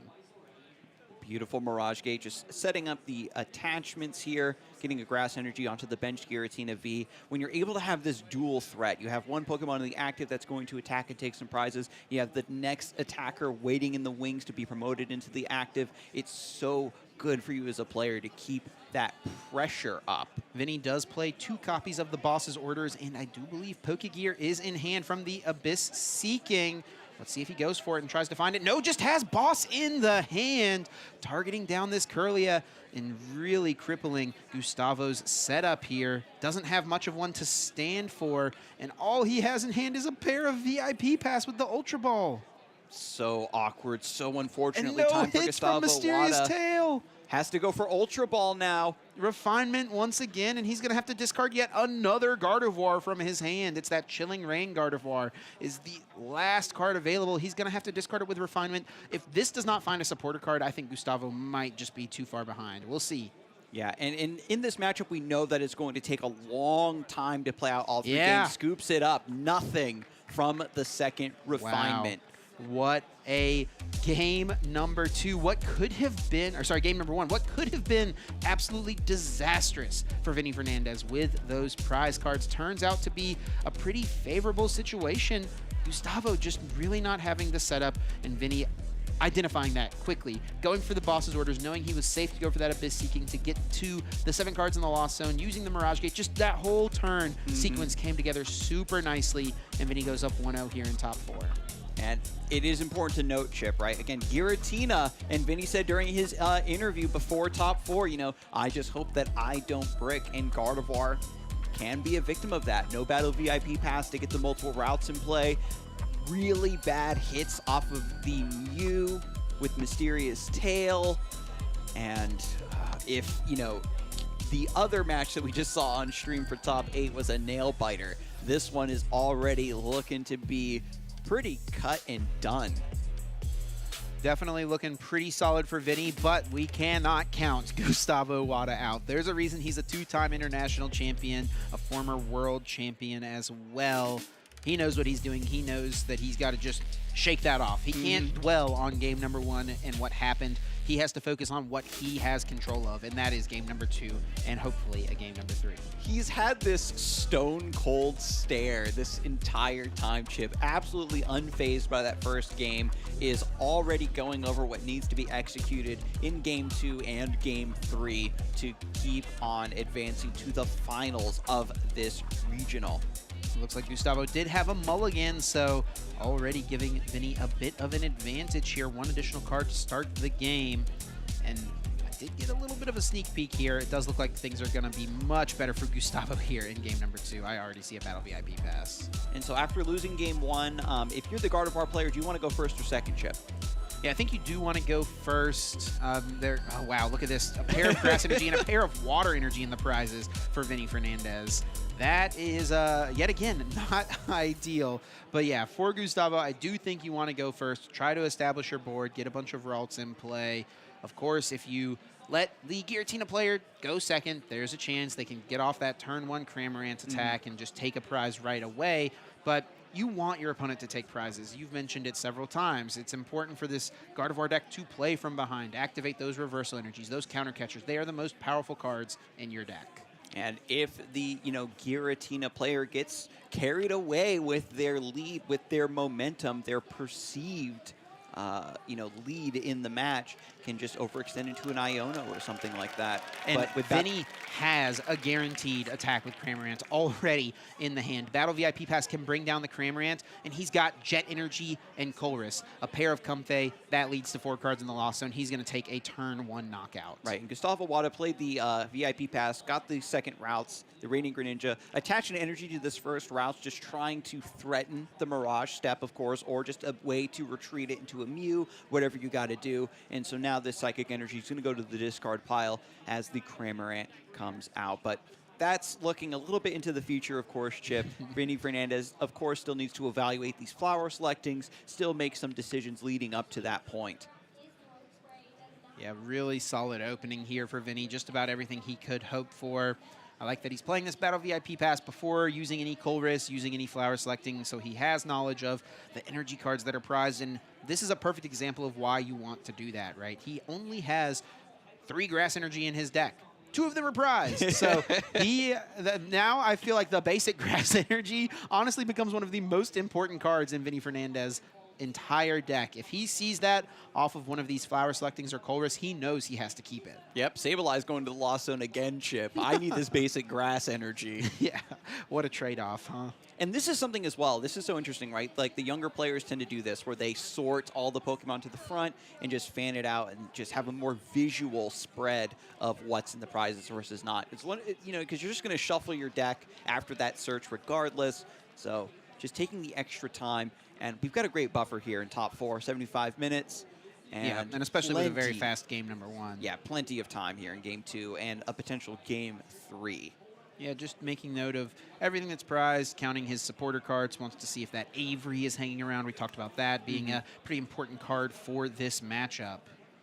Now, the general idea, right, with this matchup is Giratina needs to get a lot of cards in the Lost Zone early, so Mirage Gate can allow you to get attackers ready to go to contest Gardevoir. While Gardevoir is trying to play from behind, disrupt, and then go into this later game scenario where they're able to rely on a lot of single prize Pokemon that are kind of manipulating the prize race back into their favor. But with Vinny, with the Jet Energy, Colress's experiment, as you talked about, Chip, turn 1 Cramorant means that he's going high octane in game 2. What do we see right there in the hand? The most important card in his entire deck right now. The Grass Energy finally picked up. You can just attach that for turn to the Giratina V. Super important to have here. Yeah, probably going to be that Jet Energy right on the Comfey. Oh, yeah, true. Get that pivot in there. But can discard a Psychic Energy to the Radiant Greninja. You could also discard the Grass. You, of course, have Super Rods to bring it back, so it's not too big of a deal, but using Greninja feels pretty strong. Flower selecting now. I think it's a Roxanne and a Mirage Gate. Yeah. Roxanne is another big card in the matchup. You want to be able to Roxanne plus put Path to the Peak in play, try to buy yourself a turn at the end of the game. And with this sequence of Jet Energy, having the Cramorant, keeping the Mirage Gate, maybe indicates that Vinny is looking to go aggressive and remain aggressive. He does choose to discard, or Lost Zone, I should say, a basic energy. With 4 in the prizes, it's a little risky, but it's leading to a turn 1 KO. Vinny Fernandez jumping ahead very quickly here in this opening. Gustavo Wada promoting that Ralts, really needing and hoping to find that Mirage Step Kirlia. Draws 2 off of Radiant Greninja's concealed cards. Has Ultra Ball at the very least to find that. Yeah, but what are you going to discard?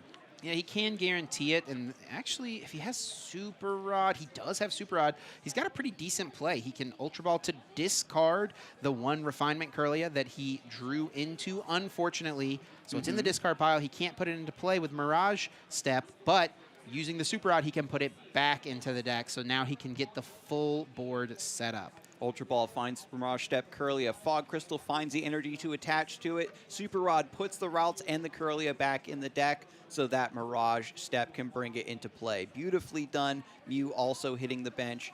And there is Mirage Step. There was a lot of contention, right, based on Gardevoir, whether or not Mirage Step was necessary. Oh, you know, do I want to count on being behind? But with the advent of Counter Catcher and Reversal Energy, Gardevoir is more than happy to go down on prizes, take a slow opening, and just get established for a plethora of card draw. Yeah, and the thing that would normally be a little scary about this board is that there is no Manaphy in play. And Vinny does play 3 basic water energy, so he could potentially attack with Radiant Greninja. That would definitely be what he would want to do in this position, but he prized 2 basic water energy, so not going to be something he has an option to pull off. Gustavo might be holding his breath a little bit, but will breathe a sigh of relief whenever Greninja does not receive any energy cards this turn. Yeah, especially with Vinny putting so many cards in the Lost Zone quickly, the threat of that Moonlight Shuriken is weighing on Gustavo for certain. The basic grass energy is discarded with Radiant Greninja, so that's going to need to be recovered later. I think he did take one off the prizes, so has a second one available. True, true. So Colress's experiment, this is just the beautiful sequence that you love to see when you're a Lost Zone player. Getting the Colress into the Colress, just beautifully filling up the Lost Zone. No need for Abyss Seeking. This is just classic Lost Zone. Yeah, your deck is really working super well at this point. Vinny is doing exactly what he wants to do, amassing a large hand, giving himself plenty of options. Pokegear and Switch Cart potentially going down. Ooh, I like keeping the Switch Cart. I think that one of the biggest things that, can punish Giratina is getting something awkward into the active spot. You can't really get the attacker you need when you need it, and he does reconsider to put the Path to the Peak in the Lost Zone instead. Yeah, Path is a pretty important card in this matchup, but Vinny is playing 4 copies of that card. Already having one in hand makes him feel okay about Lost Zoning 1.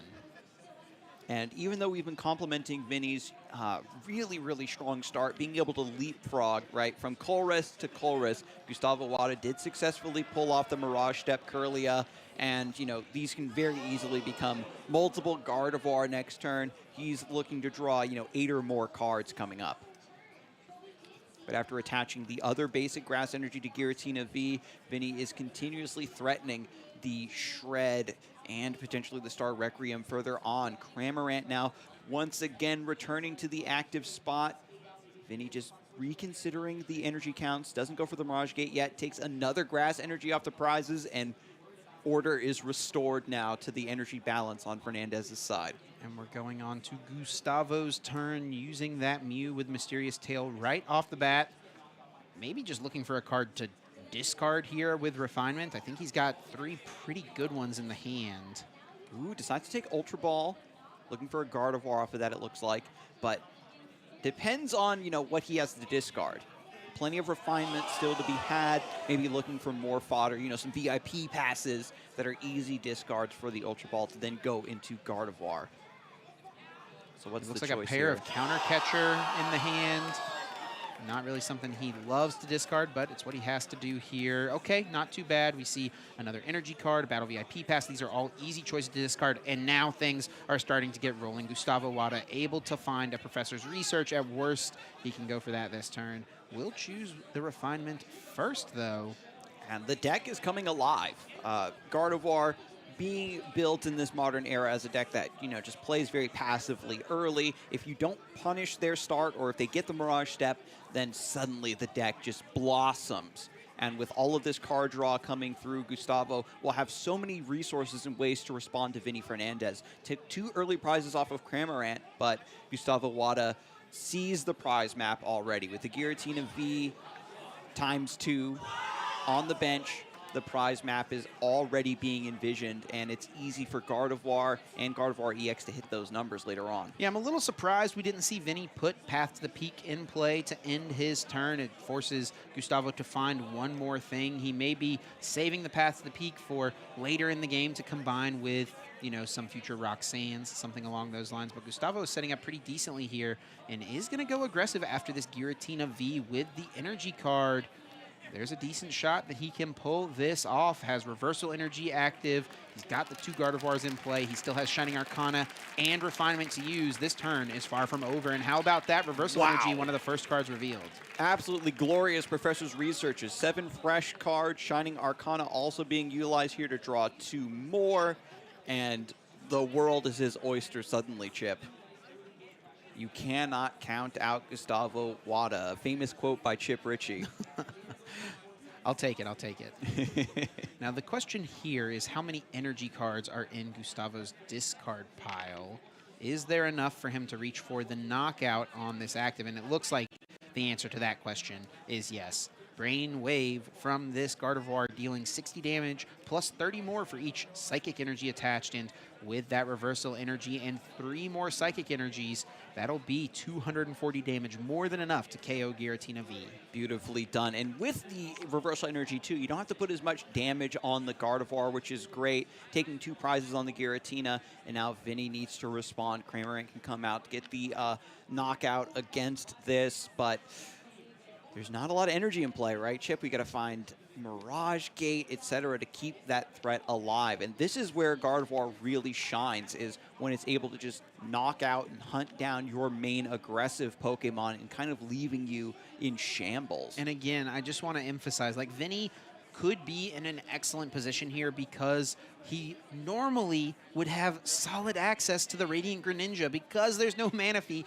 on Gustavo's bench, but it's just not something he can do with the energies that are prized. He's going to have to give up on that line of play. Yeah, there's 1 Water Energy. The other 2 are at the top of the prize cards. So that is just completely off the table. There is potential for Sableye this turn. Going to discard the Psychic Energy, drawing 2 with concealed cards. Yeah, I think I saw a Chorus. And the Sableye would be pretty solid here with 40 HP remaining on the Mew, 80 HP remaining on this Gardevoir. Lines up perfectly, 120 damage, 2 prize KO. And then all Vinny would need to do to close the game out would be to bring up this Gardevoir, use Star Requiem with a Giratina V-Star. Yep, the classic coup de grace. Now, Nest Ball, just thinning the deck a little bit more, finding that Sableye. I don't know if it's already in the hand. There you are. There's only 1 in the deck. Now, I will say the thing that's a little unfortunate about this board setup is that Vinny is unable to bench 2 Giratina V and the Sableye at the same time. You know, he's got the full bench of 5 at this point, the 1 Pokemon in the active. So while he can go for the Sableye play, and it looks like that is what he's going to do, he needs just 3 more cards in the Lost Zone, which should be pretty easy with this Colress and the Comfey. There is a pretty clear-cut response for Gustavo, right? And that's Counter Catcher or Boss's Orders, the Giratina V. Now, Gustavo is down both of his Counter Catchers, so that does make things a little bit more difficult for him to pull off, and I think is only playing 1 Boss's Orders in his list, so that could lead to some issues. And after Chorus's experiment, Vinny inches closer and closer to that key 10 cards in the Lost Zone to turn on Lost Mine and Flower Selecting once more. Has to attach return to the Sableye. Needs to find a way to get this Comfey out of the active. Giratina V-Star going to be sent to the Lost Zone in order to keep... Was that an Avery? It was the Avery. Yeah, you only need really 1 Giratina V-Star at this point to win the game, so you don't mind losing 1. The only thing that could be a potential issue is finding it off of an incoming Iono, and I think we're going to see it. Lost Mine spreading those 12 damage counters. Is Vinny, going to take the 2 prizes while they are available to him? It's tricky. It depends on what the rest of the hand is looking like. Avery is there. You can't really play that because your opponent's just going to discard those damaged Pokemon. But another option, which I might honestly like better, would be to KO the Kirlia and the Mew, right? Take those out, get rid of this Kirlia so that you limit some of the refinement abilities later on in the game. You know, thinking ahead past just this turn, but no, it does look like Vinny will, for now, take out the active Pokemon, deal with the threat at hand. Goes down to 2 cards remaining in the prizes. Gustavo Wada promotes routes. This is a prime target just to get a rare candy played, come back as a Shining Arcana Gardevoir, and... Still no Path to the Peak being put in play, by the way, for Vinny. Oh, yeah, nice shout out there. A little curious, to be honest. Not really sure what he's waiting for. This is one of the matchups where you want all of those paths to the peaks. You want to utilize them as quickly as possible. You know, maybe assuming Gustavo just has a stadium bump in hand, but really the path is something you don't really want to draw into. You don't really want it in your deck when your opponent plays an Iono or something like that. And Ultra Ball does find that Shining Arcana Gardevoir. No rare candy? Question. Oh, there it is. Yeah, it has the rare candy in hand and the evolution. Shining Arcana going to see 2 more cards. Refinement hasn't been used yet. Concealed cards hasn't been used yet. So still so many resources to see for Gustavo Wada. And as you mentioned, Chip, his big idea is to bring up that Giratina V-Star and take those 2 prizes because Sableye doesn't have a lot of strong targets to respond with. Yeah, and actually, Gustavo is going with the Iono. He did not find the other reversal energy, so I don't think he would have been able to get there without, you know, the Gardevoir doesn't have enough HP, effectively, right, to get there. So going for the Iono instead, trying to disrupt Vinny. So now Vinny Fernandez down to 2 cards, didn't play the path to the peak, and when you know that this is what's going to happen to you. Vinny mentioned it during his interview before he went into this match. He knows that you just have to be able to survive against the Ionos and the Roxannes, this late game hand disruption. Yeah, really, I guess the main issue for Gustavo was that if he wanted to attack with that Gardevoir, he would have had to put way too much damage on his board. So if he goes Gust KO the Giratina, then the Gardevoir plus the Manaphy or something like that can be KO'd. Okay. He would definitely like to find his Jirachi at some point here, but no, is going to put down the Ralts. So bench is now full reversal energy. Just going to take a 1 prize knockout, get rid of that Sableye threat.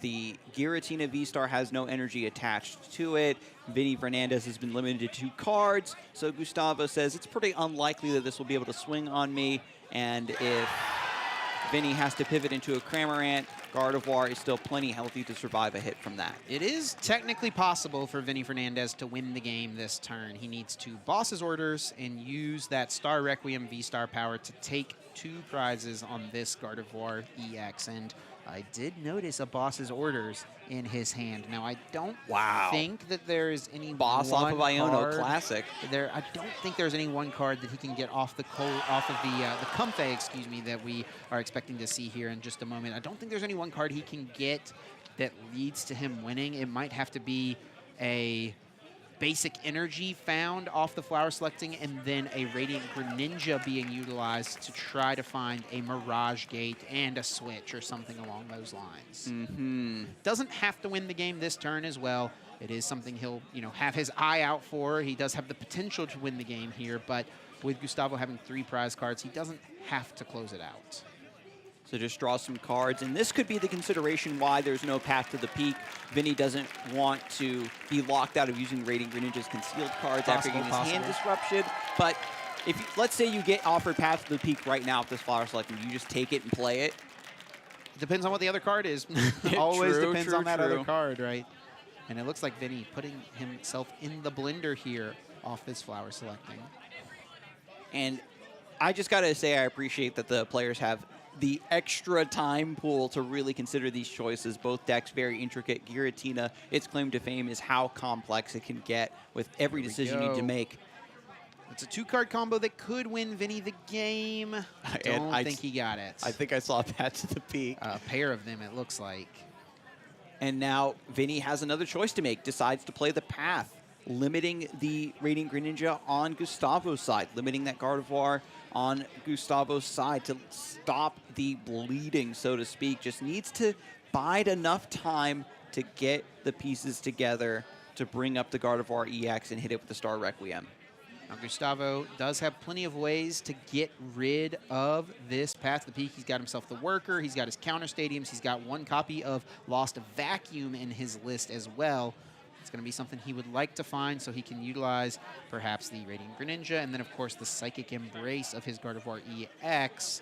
He doesn't actually have to use Psychic Embrace this turn. He could even just leave the path in play because it is hurting Vinny a little bit, right? Yeah. Vinny doesn't have access to the Radiant Greninja now, so we could see him leave the path in play and just use this active Gardevoir, take the knockout on the Comfey.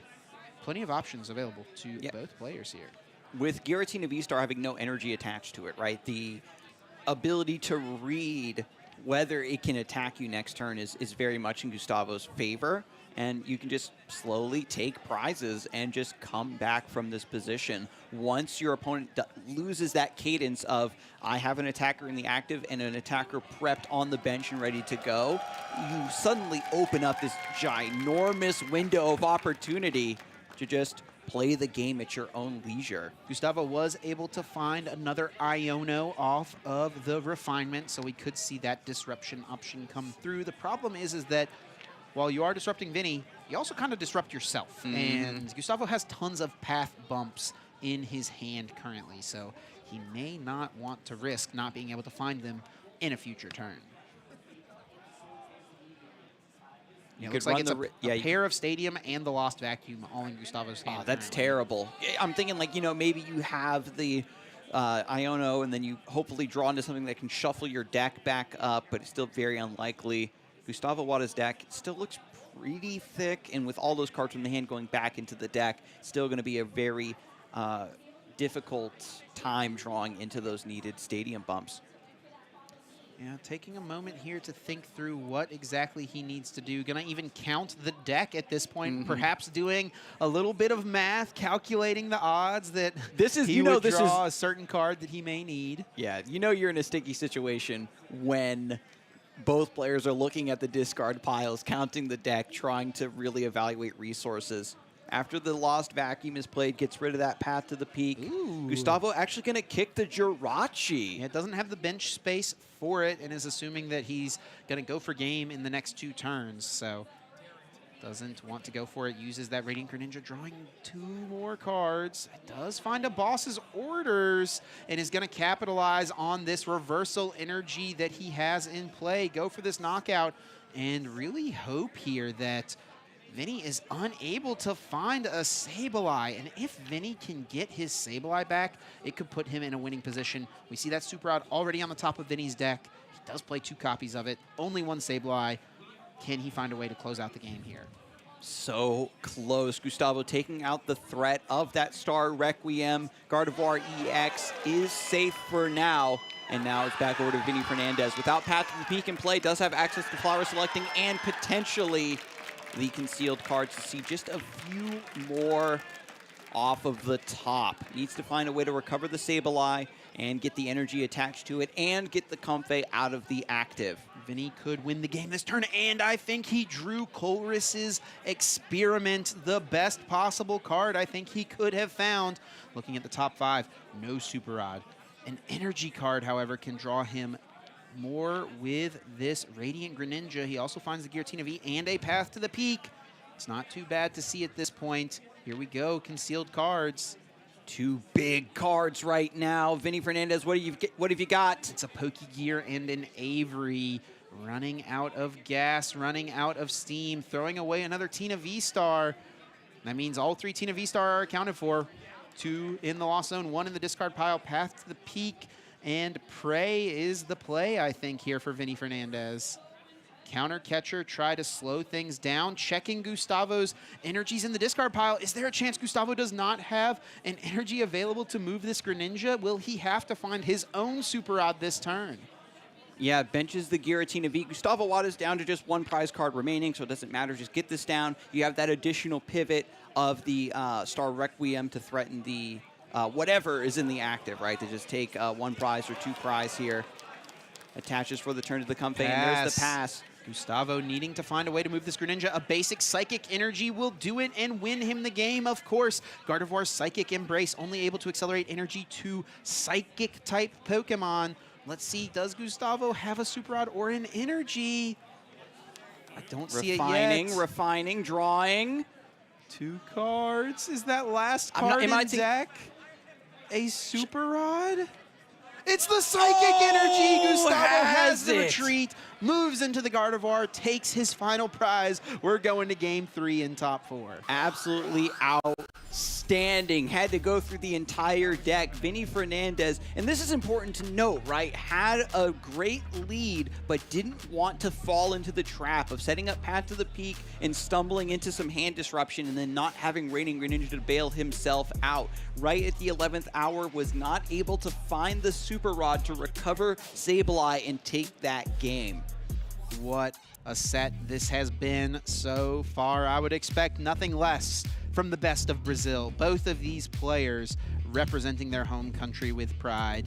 And Vinny did jump out to an early lead in this game. Things maybe looking a little bleak for Gustavo, but he got off that Mirage Step, filled his board with Kirlia, and Vinny just did not have the punish thanks to those 2 water energies being in his prizes. Look at those 2 water energies hanging out, those final 2 prize cards. Yeah, Gustavo Wada didn't have the Manaphy in play for so long, and we don't know if it was just a hard read or if it was just unfortunate timing. It's all the punish he could never do, lined up. Yeah, it's all he could do.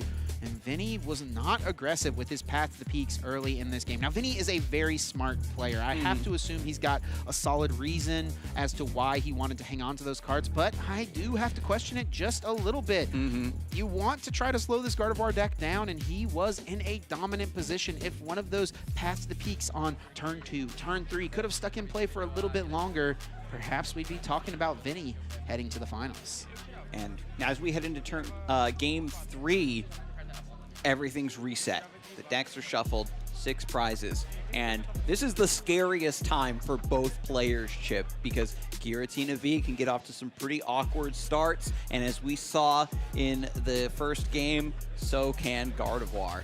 Yeah, I think Vinny will likely choose to go first in this game. It's going to be interesting. Gustavo did choose to go first in game number 2, and usually there's only one correct choice for the matchup, right? You know, both players should want to do the same thing because that's what's better for the other player, right? So you want to limit them from having their best ideal setup. So I'm definitely curious to see what Vinny will choose. And now prizes are being placed. Mirage Gate, Boss's Orders, VIP, Comfey, Giratina. Looks pretty balanced to my untrained eye. Yeah, well, there's nothing terrible in the prizes, but it's certainly not ideal. A Kirlia prize for Gustavo is not great. Energies for Vinny. And here we go, game number 3. Let's see who comes out on top. Just a bench of the Giratina and a pass. Ooh, that's the awkward start I was afraid of, Chip. Mew comes onto the bench, level ball to find a Ralts. Jirachi gets an energy attached to it. This can just retreat, bring Mew into the active to use Mysterious Tail. One more shot at finding Battle VIP Pass and getting fully established in here turn 1. Yeah, Gustavo can also play a supporter, let's not forget, and I do think there was an Iono in the hand. It's going to take a moment to check the prize cards. We've got over 30 minutes here for this final game, so more than enough time for this game to have a natural conclusion, thanks mostly in part to that game 1 being so fast in Vinny's favor. And I am getting word now, Chip, the winner of this Game 3 will ascend to the finals to take on Caleb Rogerson. Oh, wow, yeah, Caleb Rogerson, the North Carolinian, defending his home state and looking to ascend the rankings of the North American top 16. Which one of these Brazilian players will be taking him on, we'll have to see. And after this very thorough prize check, again, Gustavo Wada has been completely unfazed. Knows his matchup, knows his game plan back and forth, is just trusting that the deck is going to respond to his needs. And after this, Mew comes into the active spot, after the Iono, that is. Going to be the Iono first, looking for more VIP pass, of course, giving yourself the best shot to find a VIP pass. You know, really proper sequencing here from Gustavo. Play the supporter, then go for the Mysterious Tail. Doesn't find a VIP pass here. It's going to look for it here off now these 6 cards from the top, and does find it. Okay, and this is important as well, right? Some players would be like, oh, I don't want to use Iono because Vinny had a really slow start, and I want to make sure he stays on a dead hand. But, you know, with the turn going back over there, with flower selecting, potential Chorus Experiment, you can't really rely on that hand staying, you know, under control for long. It's much better for Gustavo Wada to focus on getting multiple routes and playing, completing his own setup and game plan. Yeah, we do see that Jirachi being in play. It was something that Gustavo started, but it can be a strong answer to the Sableye that was able to wreak havoc in game number 2. Though Gustavo did still come out on top in that one. Jirachi is normally a decent part of the game plan in this matchup. Vinny Fernandez drawing the Battle VIP pass at the most inopportune time. Turn number 2. It seems like that's the turn where most of the Battle VIP pass always seem to find a way to come through, right? I definitely agree, Chip. You either get VIP pass on turn 1 or turn 2, and then never again for the rest of the game. They all just go to the Lost Zone after that. This Colress here, we'll see the top 5 for Vinny. Already having a tough decision. He has not done a deck search yet. So Lost Zoning Energies is something that could be pretty risky. Water Energy, Radiant Greninja kept. Without the knowledge of what he has available. It looks like Boss's Orders, Grass Energy, and the Nest Ball are the final cards Vinny is considering. Oh, yeah, a little spooked. Going to keep the Grass Energy. Saw how that was so important in game number 2. Just prioritize keeping energies is probably mathematically the best option when you haven't done a full deck search yet. The Nest Ball could have found... Sableye! Oh, is it the Sableye? The Jirachi's there, so the Sableye, it loses just a go lot bye-bye. of value, yeah. Now, Vinny, I don't think has a way to get the Cramorant just yet. That would be really nice to find. It's maybe why he considered keeping that Nest Ball for so long. Oh, there we go. Cramorant able to be found. There you are, buddy. Now we just got to get this Comfey out of the active. Jet, ooh, actually just going to look for Jet Energy on Giratina V for Abyss Seeking with 4 cards in the Lost Zone early. Doesn't want to just attack willy-nilly, activate Reversal Energies, activate Counter Catchers. Just wants to focus on setting up the Lost Zone, being in the, the zone for Mirage Gates and Star Requiems as quickly as possible. And you know what I think this means is that this game, Vinny is going to try to go after something we haven't seen him be able to achieve just yet, and that is going to be the Radiant Greninja Moonlight Shuriken, trying to take down Gustavo's board. Gustavo does have 1 bench space open still, but if he commits to Manaphy, that means he's not going to be able to use any of his auxiliary attackers, something like the Scream Tail, right? It's going to be 1 less bench space for Avrald to potentially become a different Gardevoir in future turns. We'll see how this plays out. Yeah, Gustavo Wada hasn't been punished yet by the Moonlight Shuriken. Maybe he's feeling a little bit confident. Maybe wants to go a little bit greedy in order to take this game number 3. It really depends on what his read on the overall matchup spread, right? Because there was that special exhibition show match between Isaiah Bradner and Jake Gearhart where that was the main point of contention. How good or bad is this matchup one way or the other? And so if you think the Moonlight Shuriken's not really that big a deal, I'm getting so much value right now with the Shining Arcana and the Refinements. If they take a little bit of damage, it's no biggie. But that all remains to be seen.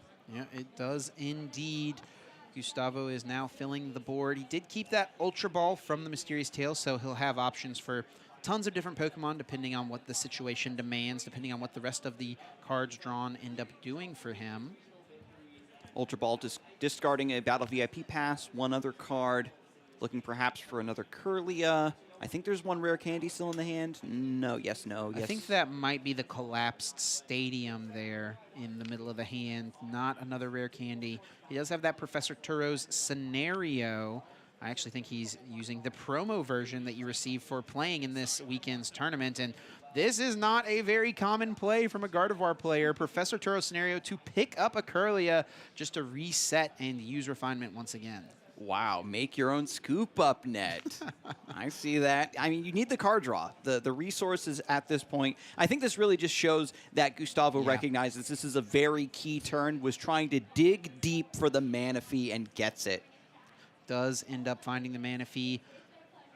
Had to use the level ball to find it. He did have an Ultra Ball worst case scenario to go fetch it out of the deck, but works out pretty nicely here. Just a pass now, and let's see how Vinny wants to respond. 6 cards in the Lost Zone with the concealed cards. The Giratina V is already sitting in the active, so I think there's 1 Chorus in the hand. The hand is so big right now, Chip. And who knows if Vinny's just going to go for, Abyss Seeking number 2. Nope, instead goes for Switch, wants to get that 7th card in the Lost Zone first. Flower selecting, offers up a Psychic Energy and another Switch card. Sableye's already been ditched, but you still need to keep track of your Psychic Energy to be able to use your Giratina V attacks. But gives it up. Vinny does have Mirage Gate in hand, and I believe he also has a Boss's Orders, or maybe he's going to dig for it. I couldn't quite make out his hand here. Using this Pokegear 3.0, he'll look at the top 7. Let's see what he can find. Grabs Maybe a chorus. You know what he was looking for? He was looking for that Avery, that key Oh, one-of yeah. supporter card. This is the type of board that Vinny wants to try to capitalize on with the Avery, and that's something he has kept hidden from Gustavo. Gustavo may not be expecting it. He may not be aware that that is something that Vinny has access to in his list. Not a very common tech card, but it is something that comes up every once in a while. And when you're playing a deck like Giratina V-Star, you know that other decks are trying to play around you and adapt to you, and sometimes they don't respect it, and you get to the, the privilege of kind of adapting some of your worst matchups, and the Avery's a great part of that. Another Comfey hitting the bench, Mirage Gate. So let me ask you, is he just going to go Mirage Gate, set up the Giratina V, or is this attaching energies to retreat into the Comfey to get one more dig at the Avery? Is it that important? Yeah, I think it's just going on to the Giratina, which is what Vinny does choose to do here. He does have Switch Card in hand, so he can still look one more time. He probably should concede the fact that Avery's not going to be very powerful, because it's going to be best on turns where you're comboing it with the threat of the Greninja Moonlight Shuriken. So if he wanted to dig once more, I would expect to see him hold on to the gate so that he has the threat of the Greninja available. One other thing as well, there is 1 water energy in the discard pile, but I think his other 2 water energy are actually in his hand. So it would have been pretty tough to pull off the Moonlight Shuriken play regardless. Just commits to the Colress now. Mirage Gate being offered up. I see a Jet Energy and another Psychic Energy. There's one in the Lost Zone, one attached to Giratina V, out of 4 total in the deck, Chip. So maybe a little bit more value being attached to that basic energy. It looks like Colress is going to be the first card decided to be kept. A Jet Energy and a Psychic as well. Looks like 2 energy going to the Lost Zone. Normally you want to be sending energies to the Lost Zone with Lost Impact, not because of Colress Experiment. Yeah, so this is getting very thin in terms of margins for Vinny Fernandez. The longer the game goes, the more pressure there is to recover your energy from the discard pile with those Super Rods, and we saw how important Super Rod ended up being for game number 2. Evolves into Giratina V-Star, has the Star Requiem now, or Lost Impact available, rather than just going for a shred and getting knocked out in response. Yeah, I think it's going to be Cramorant more than likely this turn, but Gustavo's got a lot of cards in hand, and he's got a lot of draw on his board, and we also know he has an Ultra Ball in hand from the Mew on the last turn, so if Vinny goes after a KO here with the Cramorant, then that opens up Reversal Energy, Counter Catcher. Exactly. This Giratina on the bench is far from safe. Oh my god. Yeah, just pass.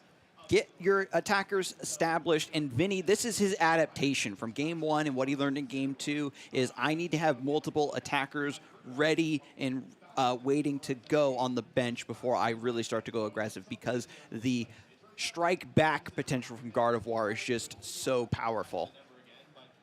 We do see an energy hit off the Shining Arcana, and we do see that Counter Catcher was also in the hand, so Gustavo was ready to pounce if Vinny had taken that prize card. His spider sense was tingling. He didn't want to get punished again.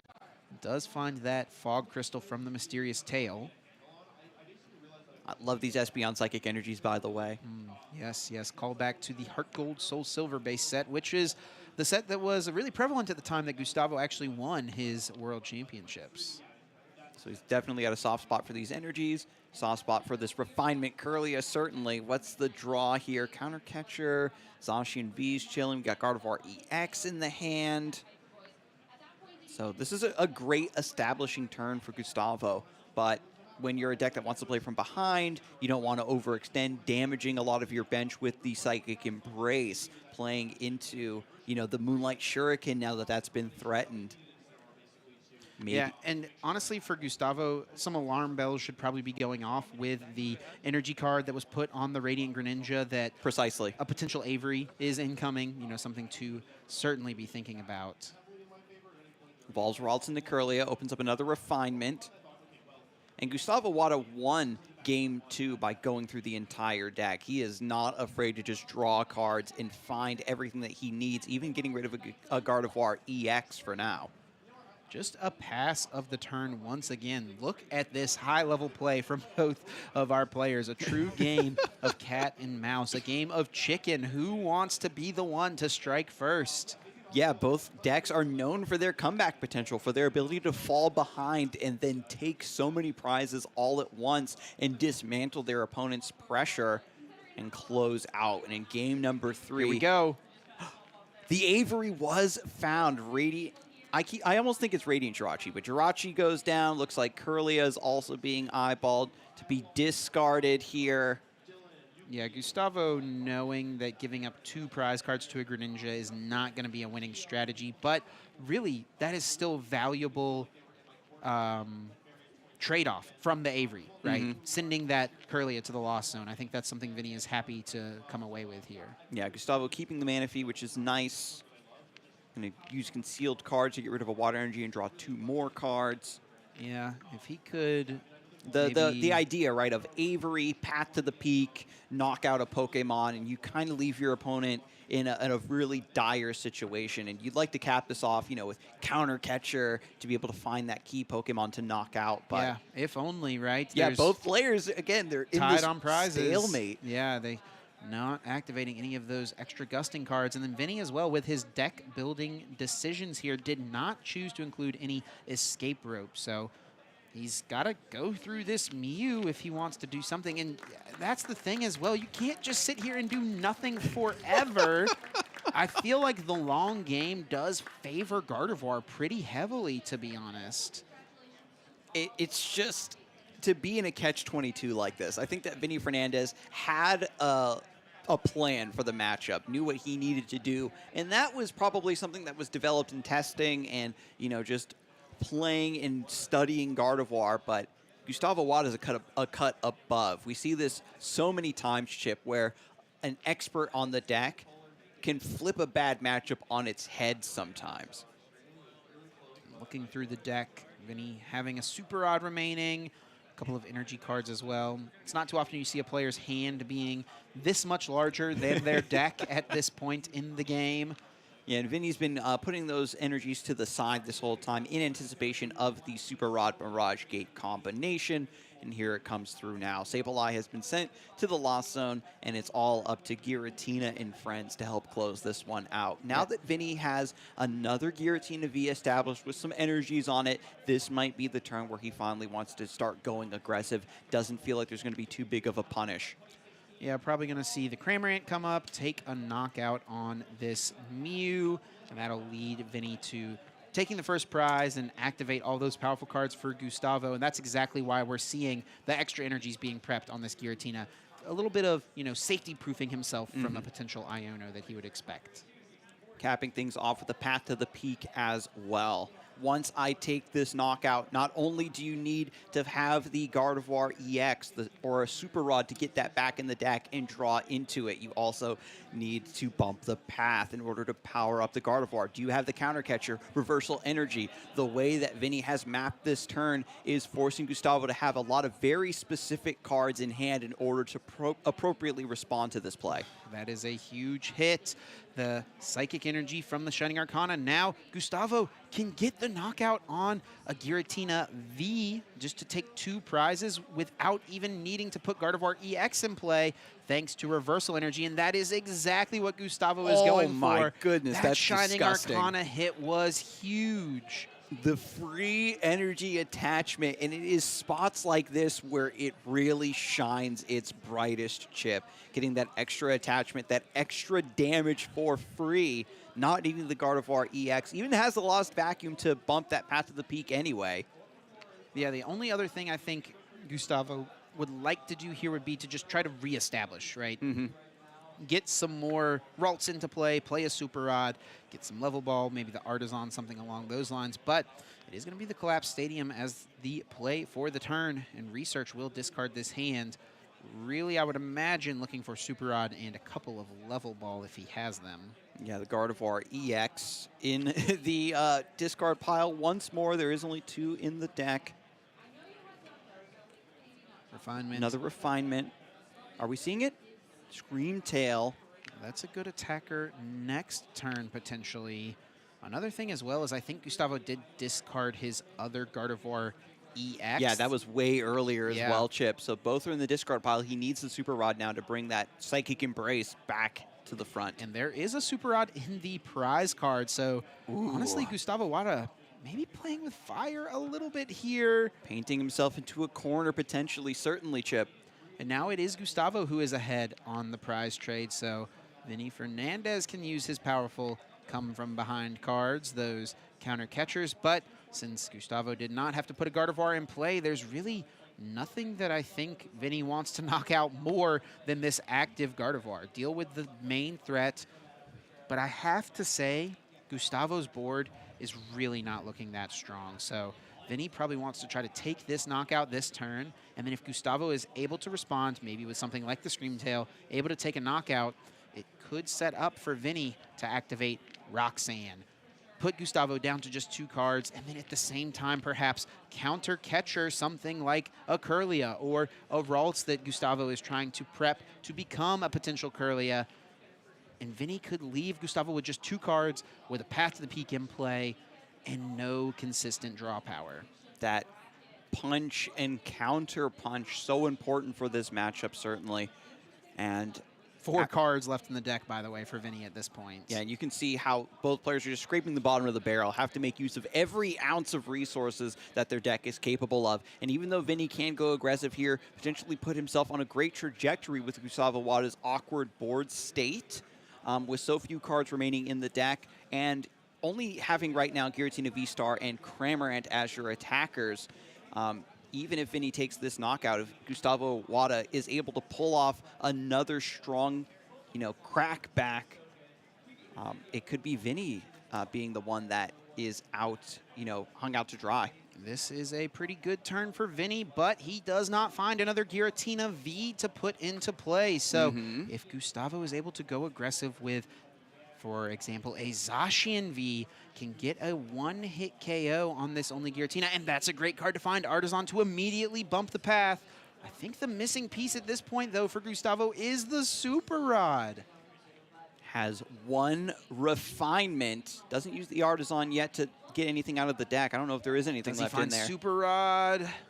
Oh, he put the cards at the back. I didn't see. 3 cards remaining, and I think Super Rod is one of those 3. Oh no, has Worker to draw. And discard his own Stadium? Draws the remaining 3 cards in deck. No, 4 cards. Oh, there was 4 cards. Finds a Super Rod, okay. He is able to make that happen, but with that Artisan going down, that was going to be how Gustavo tried to rebuild his board, right? Wanted to find the Super Rod and then immediately get a Ralts right back into play and try to get himself reestablished. And so Super Rod gets the Zacian, the Gardevoir EX out of the discard pile. So many resources in the discard pile right now for Gustavo.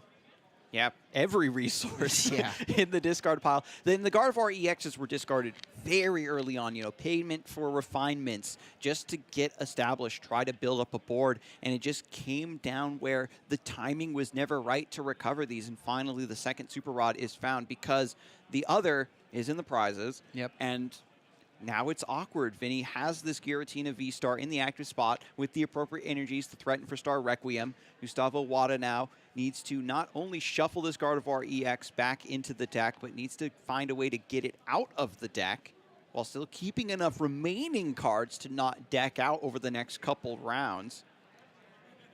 Just a few more turns before that would become something to worry about. Really having a hard time to decide what Pokemon to put back here.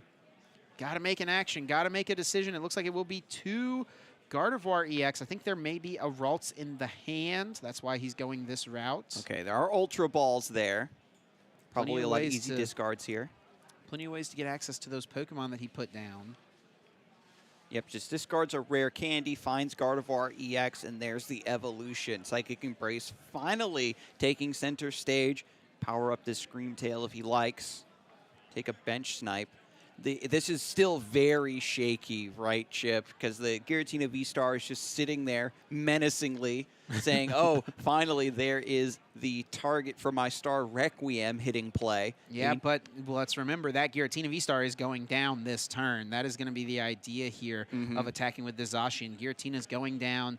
Vinny will be able to respond pretty easily with the Cramorant, dealing 110 damage. Because there's going to be a lot of damage placed on this Zacian V in order to get the KO. And when you evaluate, which Pokemon does Vinny have that even threaten the Gardevoir EX, it is purely Giratina V-Star. So with this going down, Vinny's threat potential is very, very much out the window, and it's just going to be Cramorant doing these cleanup KOs versus damaged Psychic Pokemon. And with Gustavo Wada having 2 prize cards remaining, I think the tempo goes massively back in his favor. Yeah, we'll have to see how this plays out because Vinny is going to have to second-guess himself about putting another Giratina V in play. That opens up a pretty straightforward win condition. He doesn't know that Gustavo has a super odd prize. If this Zacian goes down, it's not something that can be a threat on the next turn. Vinny does not know that, and he has to respect the potential of Gustavo being able to super odd, put that card back, get it right back out, and then boss's orders to close out the game. Game 3, both players incredibly low on resources, incredibly low on cards in deck. If Vinny Fernandez has kept his wits about him, maybe has some sort of read that the Super Rod isn't there, wants to extend to take down the Zacian while also benching the Giratina V. Because of the way the prize map has lined up, I don't think there's any other way for Vinny to win except with Giratina V-Star. Yeah, I mean, he could buy multiple turns, right? He doesn't necessarily have to win in 2 turns. What we could see him do is Roxanne, Path, attack with Cramorant. Take the knockout. Gustavo, look at this board. There's no Greninja. There's no Kirlia. There's no Shining Arcana Gardevoir. He's going to be left to whatever he draws off of that Roxanne, and that could give Vinny a chance to just spit innocently multiple turns in a row and eventually build up enough damage in play to become a finalist here in Charlotte. Collapse Stadium was already used. Worker was already used. The Lost Vacuum was already used. And that Artisan was already used. Gustavo is actually out of ways to bump past the peak. Oh my God, and Vinny Fernandez definitely recognizes this. Does he have the path in hand? It's got to be there. Look how big this is. Yeah, he does have the path, and he's got a couple of Roxanne as well. A little awkward to navigate.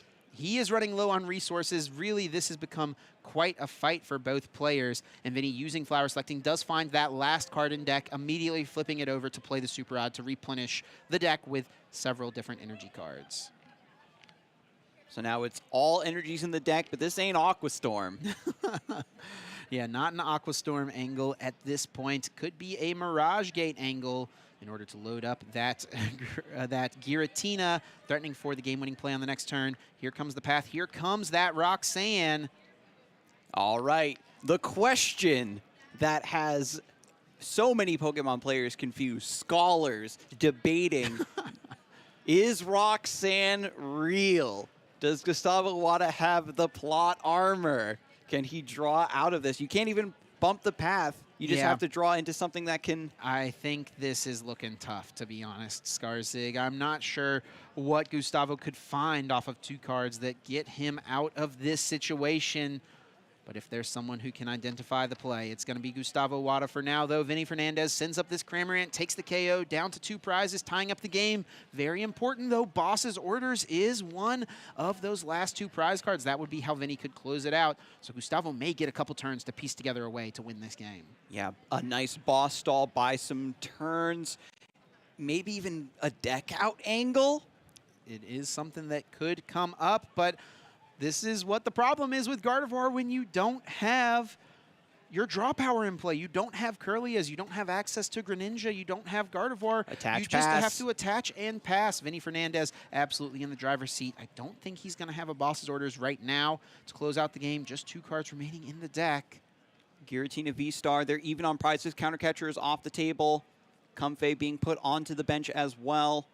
Cramorant is in the active. It can attack and take another prize. Spit innocently takes the boss's orders for Vinny. Gustavo with nothing left in the tank concedes, and it will be Vinny Fernandez moving on to our finals here in Charlotte. What a crazy best of 3. Giratina V-Star versus Gardevoir. A matchup that is all about finding the right moment to strike and trying to pressure your opponent's resources until they can't hang on any longer. Still an incredible finish, an incredible run from Gustavo Wada this weekend, bringing this Gardevoir deck that he has so much experience with. He's played this deck, like I mentioned, for just about a year at this point. Pretty much as long as it's been legal, he has been running this archetype, but it was Vinny able to come away with the victory. Yeah, you can see the disparity at board state at any given moment. After the Path to the Peak hits, the Kirlia is the only source of draw, and that's been the theme. As long as Vinny can have multiple attackers ready to go, Gustavo's in a really bad spot, but as soon as Gustavo can come back and punish all those plays with the counter catcher, with the reversal energy, he's the one that's taking over the game. Sableye was able to put in tons of work in game number 2 for Vinny, and we felt like it was all but locked up, but Gustavo Wada found a way to get back into this one. Iono sending Vinny to just a few cards in hand, and there was way too many turns of just passing and hoping, and eventually Gustavo Wada found the energy to move into his Gardevoir and send us to a game 3. Yeah, very nicely done to navigate such an awkward game number 2, but Vinny Fernandez learned from his mistakes and found the perfect opportunity to set up this Path to the Peak after Gustavo had run out of stadium bumps. It was really a game of cat and mouse to start this one off.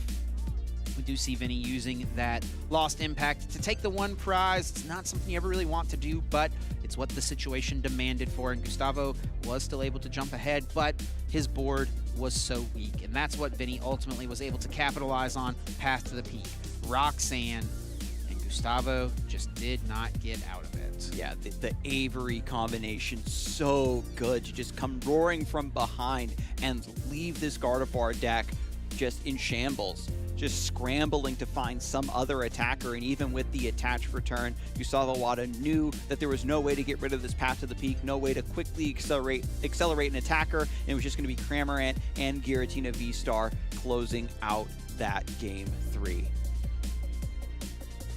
Traveling from Brazil was more than worth it for both of our players here, locking up at least $5,000. But now Vinny moving to this finals where he will be playing the local player. I mean, we couldn't have really much more distance covered between our two finalists, right? Vinny coming from Brazil, Caleb from coming a few miles away, and now they're going to be playing for their share of the $10,000. And not to mention a direct invite to the World Championships in Honolulu, Hawaii. I do think they both probably already have their invite. Probably.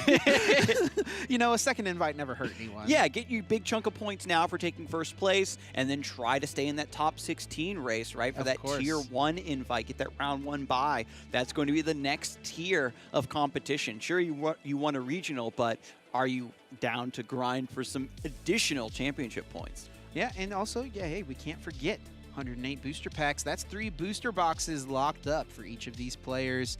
You know, that's a decent part of the prize pool as well. Mm-hmm. And just to take a breather, right, because Vinny just had a very, very nail-biting match. He's got to rest up and prepare for his finals match.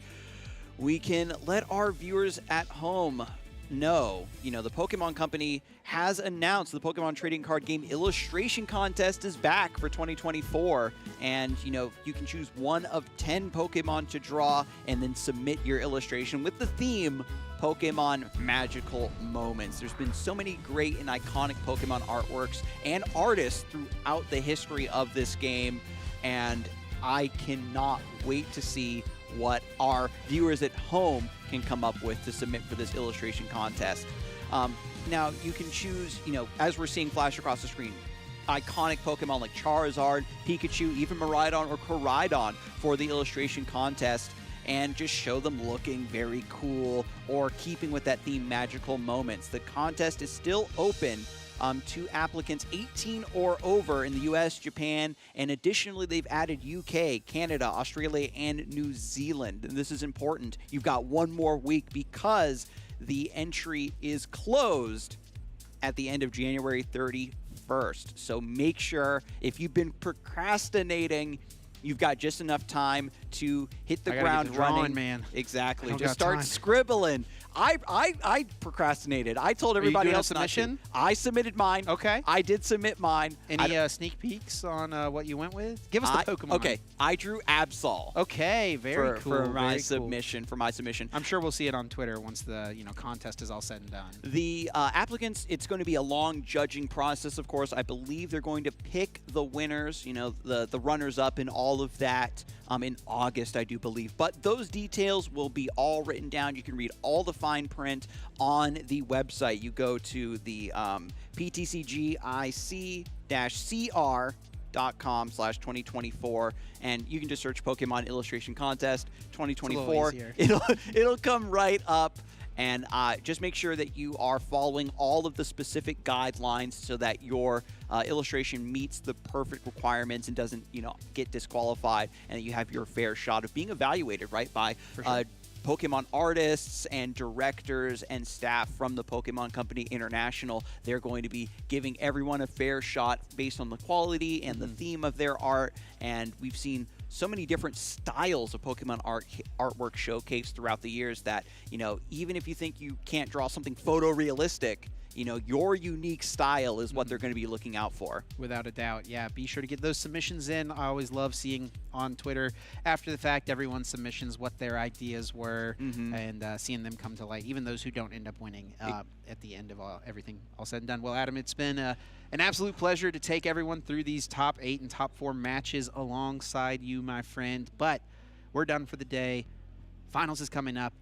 Jeremy and Kyle are going to jump in here and take you guys through it, and I am super excited to see who's going to come away our Charlotte Regional Champion.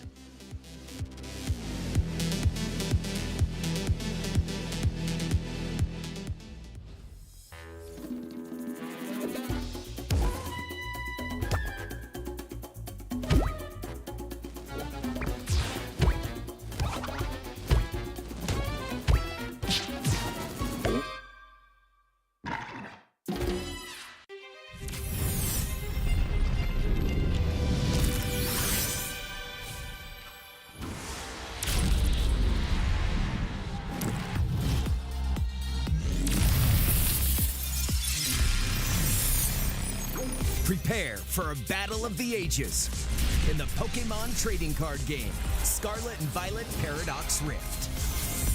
Available now.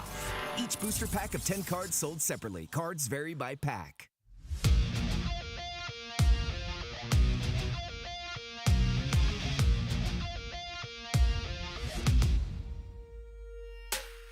All it takes is a moment for everything to change.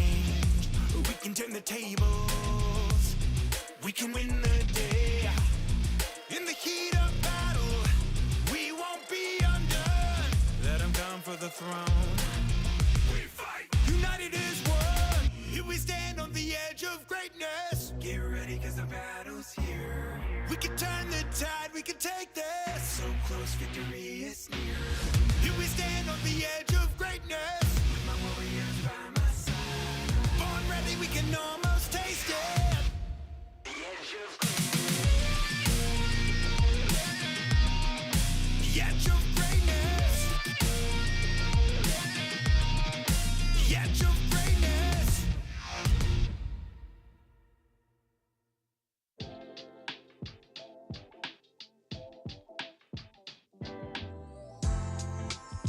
I first got into Pokemon with my dad back when I was in elementary school. I ended up playing with him on these little mats that we had made, and we played back and forth for a lot of years. And then I ended up finding a niche in high school where I started a Pokemon club, and then I went to college and I found, hey, there are people that actually do this and travel to tournaments. I want to get involved. And so in college at Michigan State, I really got into the competitive scene. That was about 13 years ago now. Some fun facts about our players here. JW has performed with Sting, which is pretty insane to think about. My drive to keep competing really comes from my desire to win. I'm just a naturally competitive person. I have been for a long time. And Pokemon is a great outlet because I feel like it's a very family-friendly environment. Pokemon is very welcoming, and yet still there's a high level of competition. My favorite moment from Pokemon competitive history It would be my first regional win. I mean, that meant a lot to me personally with a deck that I had created on my own, and something that was so fun when I won and I had friends that just mobbed me after the win. That's a feeling I will never forget.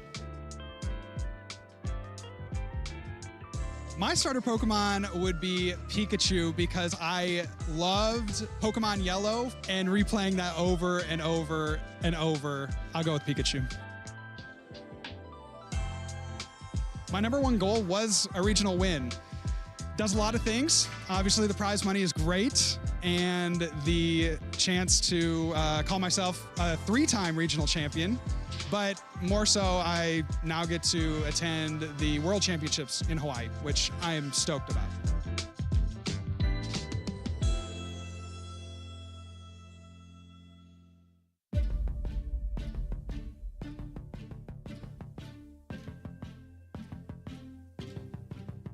Oh, the legends are told of the heroes who won the hearts of the world. They were born champions. The deeds were well known, and the word of them spread, and they vanquished their foes wherever they tread. They came for the glory, they went for the fame. They go down in the books. We'll remember their names. Can tell as they fight, my look in their eyes. They came to win, they came to be immortalized. Immortalized. Immortalized. Immortalized.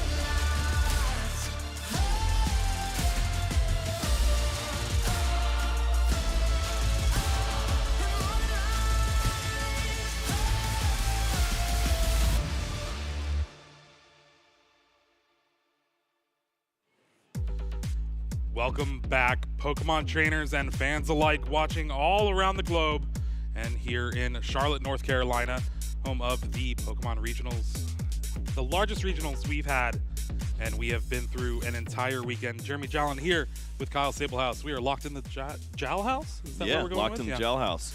And we have seen tons of glorious Pokemon action, just a finals awaiting us today. Let's go ahead and take a look at the bracket and see how things have shaped up, leading us to this point. Yeah, it's been a glorious regional championship, which has felt like an international event, with the Brazilians joining us here, as we saw both Gustavo Wada and Vinny Fernandez making their way through the top 8 into the top 4 to have a glorious face-off there in the top 4, where we saw Vinny move on to the finals. And on the other side, we had Alex Szymanski up against Ryan Miller, which was a fun match that we went through at the top 8. And on the other side, Caleb was able to go through Ross, which was a ridiculous game that I was following, where Caleb set up a beautiful checkmate. Caleb went on to win 2-0 against Ryan Miller and is now awaiting Vinny in the finals. It's going to be a great one for us. Two young guns trying to get the job done here. Can't wait to see who's going to be our champion. Let's go ahead and go down to the table. Meet our finalists for this regionals. Caleb Rogerson on the left here. North Carolina native, trying to win it for his home state. Taking a look at those accomplishments. LAIC top 16 just this past year. And Fort Wayne Regional top 16. Salt Lake City Regional top 8. And EUIC Senior Champion in 2022. Yep, not afraid to hop across and play over at LAIC. And it seems like his opponent will be doing the opposite over here. He's going to try to get the job done here with the Charizard EX, Pidgeot EX. It is a deck that has been tried and true. We've seen it at the top of the brackets all across these regionals. And on the other side, Vinny trying to get the job done, as he has had a lot of great accomplishments in the senior division, as we see a senior finalist in the LAIC 2022, along with some senior championships at some of those regionals. You can only imagine how many events he would have won if he got to play more events, maybe perhaps in the NA region. And he's trying to get the job done here with Giratina V-Star, a matchup we've seen before. Oh yeah. Flashbacks, San Antonio. There's 3 things guaranteed in this world: KOs, taxes, and Giratina V-Star in the finals of these regionals. Oh, what about Pokemon? That's a lot of Pokemon. That's all of the interesting Pokemon for Caleb. That is both of the Pokemon V. That means Forest Sealstone is not going to be able to That's be used. a useless card. You ever played Arvin? Because it's not going to help you search out anything else. On the other side, Vinny with that Radiant Greninja could be a little disheartening, but I think he's in for a surprise when he sees Caleb's setup. All right, both players have their prizes down. Let's see, are they ready to get things going? This is a lot on the line, not only the prize money, the packs, the medal, the bragging rights, but the auto invite to Honolulu, Hawaii for Worlds. Here we go, Caleb Rogerson starting things off, game one. Well, let's get some news to start things off. Artisan immediately searching through the deck, and you're not going to see any of those borders that you're looking for. Is this where you just draw a frowny face? I certainly may. Yep. All right, Artisan lets you search for a basic Pokemon that doesn't have a rule box. So we're going to see something like that Mew or something like a Charmander just to get a little bit more of a setup here. But again, just being able to search your deck for free, essentially, getting to take a look at those prize cards, always valuable information, and it's really going to shape how you're going to play these next couple of turns. Yeah, it tends to be an advantage going first with the Charizard deck. If you have the Rotom V, this is a card that allows you to get some additional resources into the hand, start to build up immediately after seeing that this is not going to be a card that you can find. You start to worry. There's not much else that you can do other than continue to find some basic Pokemon, find the Charmander, and start to build up. Or you can always go for this Mew. If you have the energy to retreat, I'm gonna assume it's there. You would hope so. That wouldn't be great. Caleb writing basically a novel in those notes with all the Pokemon prized here. This game one does have the fire energies, so there we see the retreat to the Mew, and Mysterious Tail is going to be used. Finds that Battle VIP Pass. Who Doesn't cares need to look about at the other others? cards. That's right. That is exactly what you're looking for. Right in the window. Can lead to some Charmanders finding the board. I mean, that's all you really can get, right? There That's all that's left. There's nothing else left. Well, I guess was there? Yeah, it's not looking great. Maybe Manaphy could join the party, Which could be a big card in the next couple of turns here. Yeah, if it weren't for a Radiant Greninja in the prize card. Vinny finds Nest Ball for the turn. He's going to start things off with the Artisan himself. Again, it's a stadium, so both players get to use it, and it's going to benefit Vinny here greatly.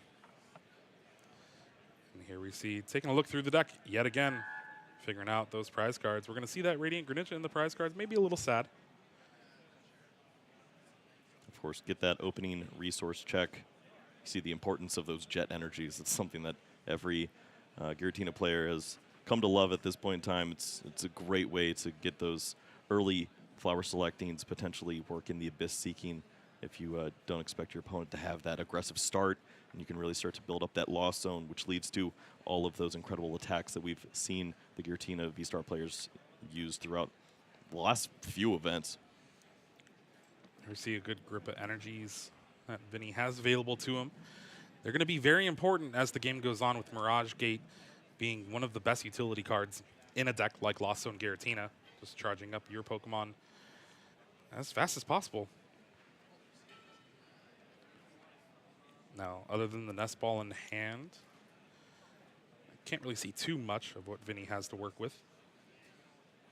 Looks like in Vinny's list it is a lot of the switch cart options. We've seen players bounce around from playing the switches, the escape ropes, whatever it may be. So with the switch cart option, just those 4 copies, it's not going to be any options to potentially target down one of those Charmander or Pidgey on that early opening turn with the Cramorant. Just the knockout on the Mew potentially. Yeah, but and any pressure that you can apply is very valuable at this point. If you can knock out this Mew, that leads to potentially a rare candy that is missed, which could have opened up the avenue to Pidgeot and who knows what from there. another thing to point out about the switch card, it cannot move evolved Pokemon. So Giratina V-Star, if it's stuck in the active spot, it's going to be a little bit harder to get out of there, except for something like a Jet Energy. Artisan finds the Comfey, and then Nest Ball goes ahead and grabs that Cramorant. Be interesting to see if Vinny has access to a Colossus Experiment in hand. It does not look like it. I think all 4 are in the deck here. Yeah, double Giratina V in hand. Yeah, a lot of the Giratina pieces already being held onto. Maybe flower selecting can help out at this point. It's not looking the greatest. Yeah, these flower selectings are going to be big. And if Vinny has to rely on those to try to find Colress's Experiment, it's never where you want to be, but at least you still have a chance. Giratina as a deck doesn't really have access to Lost Vacuum to be able to artificially inflate the Lost Zone count like some other Lost Box decks are able to do so. And here's the top two energies, Grass and a Psychic. Take a look at the notes real quick, see which ones you have more of. Yeah, we've seen Vinny do this a few times now where he chooses to bench these Pokemon before using the flower selecting. I'd like to see him hold off on that, although it likely doesn't matter in situations like this. You can always hold on, gain that information, and then play down those Pokemon. Avery here is going to be used just to draw 3 cards. Only 3 bench Pokemon on Caleb's side, and that means no Colress's Experiment, but he does find one for next turn. It looks like Battle VIP Pass was found as well. So with that final bench spot, you could add an additional Pokemon before the flower selecting, but wants to leave the space open. 2 energy yet again for this flower selecting. And now that means a Psychic and a Water in the Lost Zone. He goes ahead and grabs that Jet energy for future use and just passes the turn. Caleb's going to start with the Artizome. Be interesting to see if we have the combination of Rare Candy Pidgeot EX, Rare Candy Charizard EX. It's always what these Charizard players love to do on turn 2. Yeah, it seems like a difficult thing to do so often. We've talked about evolving being a challenge. So many players don't want to bother themselves with that and finding rare candies. But no, you have to go find Rare Candy Pidgeot and then Rare Candy Charizard so often. There is a Rare Candy, which Caleb almost stopped in his tracks right there after seeing it. But Rare Candy and Ultra Ball are the cards available. Caleb has that Charizard EX in hand. So we could see a quick Charizard here. But again, we've seen a lot of these players today just kind of take it slow. yeah. I mean, think about if Arvin was a successful card right now. If you were able to search out Forest Sealstone and then use that effect and be able to search out an additional card easily, we would see Rare Candy Pidgeot, Rare Candy Charizard, full board setup, and the unlikelihood of all of this happening because you prized both of those Pokemon. It's very unfortunate, but sure enough, Caleb still in an okay spot, has the turn 2 attack ready to go. And I think we're still going to be able to see this Rare Candy Pidgeot, Rare Candy Charizard here. It's going to have to discard a little bit of resources, but has that free discard in that Technical Machine Devolution. Countercatcher goes to the wayside as well. Now it's going to be big setting up this Pidgeot EX. It's so important in this match. Yeah, it's such a helpful card to continue to find those additional resources, set up the Charizard EXs, and start to apply some pressure, as right now we've only seen 2 cards in the Lost Zone for Vinny. We have not seen a Colress's Experiment. Obviously, it was the Avery last turn. So the pressure of these Giratina V, you don't feel that yet. Infernal Rain does its thing. 3 energy onto the board. He's going to be able to retreat into this Charizard, and Caleb's going to take a knockout on a Comfey.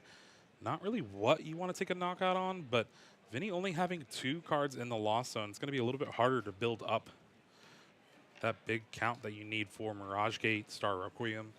Yeah, poor Comfey didn't deserve the Burning Darkness to start things off, but sure enough, that is how it goes. And Vinny, thankfully, has that Colress's Experiment this time around. Can start to load up this Lost Zone. But you're staring down a lot on the other side. Well, looking at these 5 cards from Colress's Experiment, there's Mirage Gate. I think there's another Colress, Giratina V, Nest Ball, and Sableye. So you got to at least keep that Colress's Experiment. Yep, that one of Sableye can also be an important card to try to incorporate to knock out some of these lower hit point Pokemon at the end of the game, whatever's sticking around. So we'll see if that is a valued card. Thing you also have to be careful about is just losing your last Giratina V. Charizard EX is a deck that eventually will be able to take those big one-hit knockouts. Yeah, the debate now is Will you ever have time to set up 3 Giratina V-Star? And the answer to that is no. Vinny's going to throw one of those into the Lost Zone. Flower selecting is going to be able to put 5 in the Lost Zone now. Battle VIP pass, easy decision. There we do see a V-Star get evolved. I think there's a Jet Energy in hand that you can use to bring the Cramorant up, maybe soften the Charizard. You can also Jet Energy this Comfey, get an extra flower selecting out of it. Yeah, I think I like that a lot more. Just you realize that you did not accomplish very much on your first turn going second. 2 cards in the Lost Zone is not going to get the job done. So at least with 6 in the Lost Zone, next turn that Colress Experiment along with both of these Comfeys would lead to 10 cards for the potential to use Star Requiem if you need to, if it was a brand new Charizard, what have you. But Lost Impact should be ready to go too. Here we see potentially the Jet Energy. But Vinny's really debating about it. All right. Comfey to the active, flower selecting yet again. Path to the Peak, Colress's Experiment. You already got the 1 Colress's Experiment in hand, so might as well grab that Path to the Peak and potentially stop a quick search. Maybe save it in hand for something like a Roxanne. Yeah, we've seen Vinny value the Path to the Peak over the course of the tournament, but I feel like trying to cash in on any point to slow down your opponent is going to be valuable. This seems to be one of those times. He does play 4 copies, which we usually see 3 of in most Giratina lists. Caleb does have Boss's Orders in hand, Iono. Other than that, not much. I guess Artizone for the Stadium Bump. Yep, Stadium Bump along with the Iono to draw new cards if you'd like. You're not asking for much in this situation. Obviously, with the reactivation of Quick Search, setting up another Charizard should be pretty easy. If you want to just evolve that into a Charmeleon and find another Charmander, you can play that game too. Look at this, Rotom is pretty important in this spot as just a Pokemon V that can eventually hold onto a Force Seal Stone for Caleb. It's not like you're going to take turns off. No, not at all. Here we see Quick Search after the Iono. Go ahead and potentially just try to set up another Charizard. You have that Force Seal Stone to have an easy path out.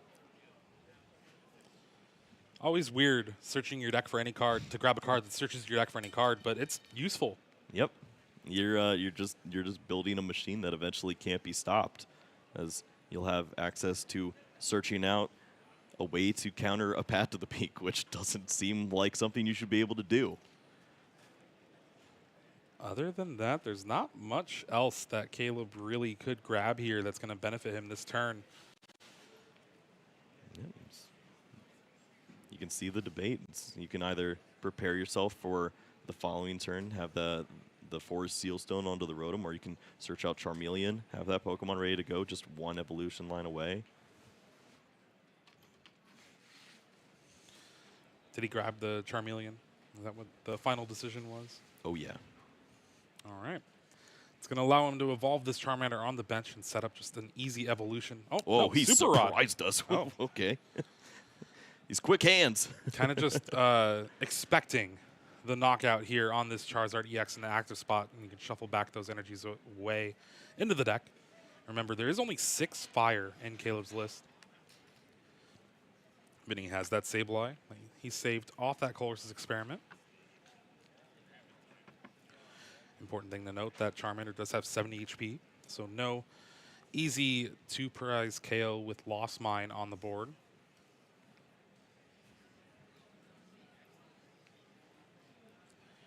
And Vinny having another Colress's Experiment in hand. It's going to be 8 in the Lost Zone, flower selecting in the active 9. So as long as we see a switch card, and I believe there's 2 in the hand for Vinny, 10 is an easy number to grab this turn. And wow, flower selecting to find Colress's Experiment. Oh, that's right. It was Iono. Got put to the bottom. So very big find with that flower selecting. Yeah, this is finally starting to load up the Lost Zone here. Vinny's finding opportunities maybe if the Mirage Gates line up. We do see those, but 2 Psychic Energies in the hand. Should be still fine to have all the resources for the knockout. But are you able to set up maybe some additional energies onto another Giratina so that you're not as susceptible to Iono again? It's going to be a pretty big decision for Vinny. Still is going to have to use one more flower selecting, potentially.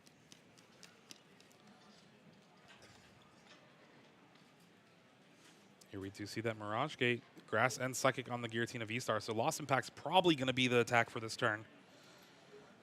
Go ahead and save a couple of your resources.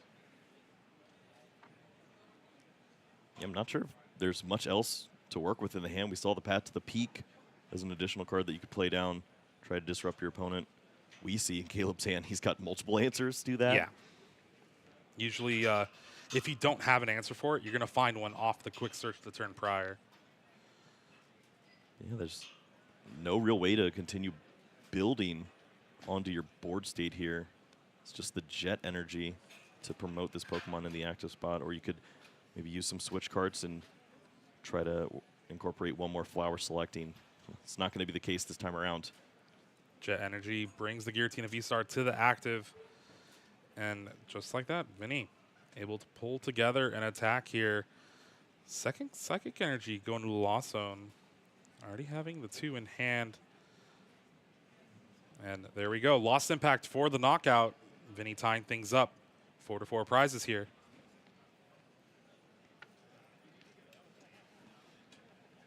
Clearly, you expect to see this on the other side if you're Caleb. You had the opportunity to build up with that Charmeleon or potentially even find the Charizard if you wanted that turn. You know that you have the counter to this play. You can start to build up another Charizard. But the problem is that you're not knocking this Pokemon out. So from here, can you work in an answer to maybe knock out that Giratina V on the bench? We'll see if the cards are going to line up for a spot like that. We do see Lumineon in the hands, but overplaying all of these cards leads to situations where you could just be left with one Charizard. That's a nightmare situation. Can't do that. Especially with Star Requiem ready to go on Vinny's side of the board. And not being able to take a knockout on that V-Star. That is the one thing about Charizard EX. It does a lot of damage, but it requires your opponent to start winning a little bit first. Arvin seems to be the supporter here for Caleb, so just gonna do what you can. Get that Forest Sealstone, get Rare Candy potentially. Maybe another way to grab a Charmander here. You can see access to the Choice Belt, which would still leave you 10 short in this situation.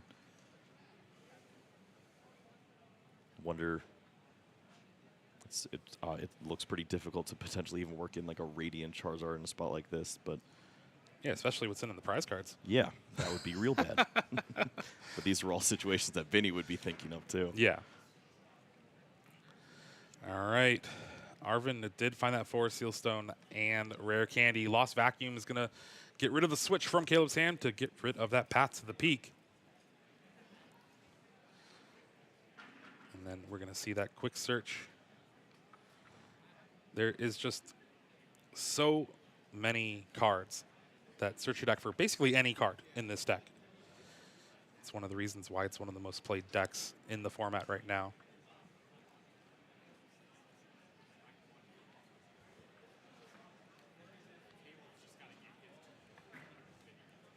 Yeah, you see Charizard added to the hand. Rare Candy Charizard is ready to roll, and you can search out the Charmander. Maybe this is a situation where you can load some of those fire energies onto your Charmander. Just fire breathing, tempt your opponent to take this knockout.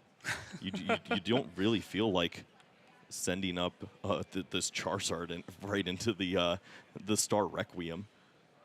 Yeah, that's not really what you want to be doing here, but the 2 energy on that Charizard EX, almost signaling we're just going to see a Burning Darkness this turn. Of course, 4-4 prize cards. The damage is helpful, but it seems like it gives Vinny an opportunity to start to load up maybe a second Giratina V-Star, which could be very dangerous from that point. And there is the retreat. Burning Darkness. It's not going to be enough, though. Just 240 damage, like you were saying. 10 damage away with a choice belt. Just like that. Vinny is in a pretty good position here. Has the Psychic Energy in hand to be able to pull off a Star Requiem, take the knockout, and with just a simple lost impact on something like that Rotom V or Pidgeot EX on the bench, Vinny can seal up game 1. Yeah, you see Caleb down to 1 card in hand, has the Force Seal Stone for next turn, but there is not much if you can knock out this Charizard, which clearly is available. You have the Psychic Energy ready to go. And all it requires is just announcing Star Requiem. Can't play the switch card. You're in a great spot. That's an evolved Pokemon, as you've mentioned before. That'd be pretty good. But once more, this is, we've talked about the path to the peaks. This is going to be another that you can play down and disrupt your opponent. Pokegear here finds a boss's orders for Vinny. That means both are in hand. Trying to find a closest experiment, but has burned through quite a few of those. Doesn't have access to Roxanne. Just not yet. I really think it's just play that Psychic. You can Mirage Gate if you want. I don't know if the resources are available in the deck for energies. It's just grass energy at this point. Oh, there is a Super Rod. There's Super Rod to help, but you can't work any of the Psychic energies in. We see the 4th one in hand, the other 2 that were in the Lost Zone. I guess you could get the water energy loaded up. This is still fine. Just getting 2 energy on that Giratina V is what you need to do to prep for a potential Iono from your opponent. I mean, there's shenanigans that you can perform here. Like you could choose to boss's orders, knock out the Rotom, play Path to the Peak, lock out the Pidgeot, and just say, knock me out with this Charizard. You walk into a Star Requiem next turn if I have Giratina V-Star. If you choose to go that route, you're really banking that your opponent needed that Force Seal Stone, which they've proven they needed. Yeah, just 1 card in hand for Caleb. And I think with the way the energy is being placed, that's what Vinny is trying to do here. 3 on the active. Boss's orders pulled to the front of the hand. Yeah, looking at this situation, it feels bad. Like, nobody thinks this Rotom is a threat, but the fact that it opens the deck up once more is so dangerous. I mean, it was the point of contention about prizing both of the Pokemon V, turning off those 4 Seal Stones in the early turns. Clearly, the 3rd energy here makes you think that Vinny is up to something. And my favorite stadium getting played, Path to the Peak, yet again. This is the 3rd copy of 4, and 3 Comfey on the bench trying to help this draw a little bit. And boss's orders. Yeah, the decision is still left to be made. It has to be Rotom, right? Well, that's the thing. If you think that the stadium is in hand, then you can go after the Pidgeot and leave it just up to the Seal Stone. But I feel like the Rotom was an opportunity where you really could cash in on that path, locked in. Your opponent just has to attack, and then you have an opportunity to just play down that last Psychic Energy, find the Giratina with those multiple switch cards in hand. It almost guarantees that you're gonna take the win there. And it was pretty crazy. The 1 card in Caleb's hand, Collapse Stadium. Unreal. Like it is some great reads between these players, trying to find the right lines here. 2 prizes left for Vinny. Caleb is going to start the turn with that Star Alchemy from Forest Seal Stone, thanks to Rotom. Finding that Iono, hoping that it sticks for these next few turns. And can you imagine how excruciating that Iono is on the other side for Vinny? You have the Psychic Energy that you'll need for the Giratina V, multiple switching effects. All of those go to the bottom of the deck. You only see 2 cards. And once more, you have this unchecked Charizard in the active spot. It's got to be rough for sure. Iono, Collapse Stadium. Burning Darkness doing more than enough damage to knock out anything on Vinny's side of the board. Still needs a Giratina V-Star to even win next turn.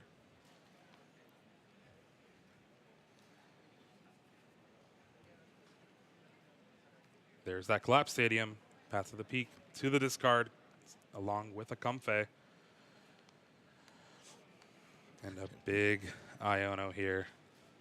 4 cards for Caleb. Finds Boss's Orders, which could seal up the game next turn. Well, I'm very interested to see what Vinny has found in this spot. Just 2 cards to look at. So many great resources to the bottom of the deck. Level Ball is going to find a Charmeleon that you can evolve into.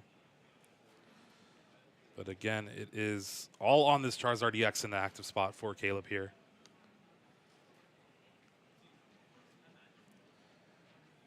I guess if you really want, you can retreat into the Charmeleon and attack with it, but it's just a lot of energy is being used up. Yeah, I think we're okay here with 2 cards. All right. 3 cards with the card for turn. You have access to flower selecting. Let's see if Vinny can pull it off here. Nest Ball. Roxanne. Roxanne is found. That starts to open up some draws. Path to the Peak played down. Grass Energy was found. You can counter catcher up the Rotom. Okay, here we go. Roxanne's going to be able to shuffle the deck, so those cards that are on the bottom, then he can go ahead and try to find. Needs Psychic Energy, Switch Out, and Giratina V-Star to be able to win game 1 here.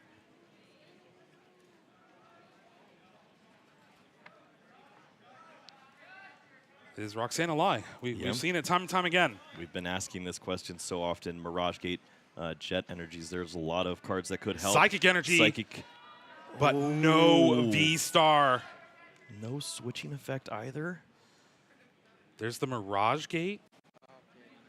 But I think Vinny drew the rest of the energy in the deck. Oh, big point of contention. You can't counter catcher. They're both at 2. It's 2-2. Yeah. What are we thinking? Oh, no. Because that means the counter catcher is supposed to be in the deck. Yep. And when this you might go lead. to play the Roxanne. Yeah. And we're at 2-2 prizes. Oh, no. This might lead to a double prize loss. And if that is the case, that means Caleb wins this game. Wow. Yeah, that's so unfortunate. Obviously, I was so focused in on the Roxanne. Can you imagine if he draws the right cards and then you see this Oh, counter I catcher know. thing? Yeah, at least it was the wrong cards. All right. We're going to wait for this judge ruling, but wow. Yeah, you have to expect that this is a situation where you see a 2-prize penalty. Yeah, the thing you have to realize, too, Caleb finished his match very quickly, 2-0. Had basically an hour of downtime while watching Vinny's game. Vinny maybe had like a 5-minute bathroom break. Yeah, and had to work his way through a world champion Yeah. on the other side, a 2-time international champion. It's a lot of pressure. Obviously, so many rounds of Pokemon to get to this point. You had to play 15 Swiss rounds, and then 2 more rounds here to get to the finals. This is your 18th match of Pokemon over the course of the weekend. And then you find this situation. It's definitely a tough position to be in, especially in the finals here. This game has been so close, too. Yeah, it's been so well played. I feel like we've seen a lot of awkward draws for Vinny, and he's been able to manage to sequence together what almost was a beautiful comeback there to take the win. Found the Roxanne. You easily could find the right cards there. You find the Giratina V-Star, a Psychic Energy, a way to move this Pokemon when you've held on to all those switch cards throughout the entirety of the game. It didn't have to be Rotom. You had Star Requiem. It could have been. It would have been. It Charizard. would have been completely fine. But He's just trying to thin out as many cards as possible. yeah, you feel like in that situation you're down so much because of the way that the game is played that you just move the Rotom up and think, okay, that's one additional resource. My opponent would have to find an energy or a switch to move this if I do end up missing. And you just miss that. Judge is explaining it to Vinny now, but with the way the body language is, you have to expect this penalty coming.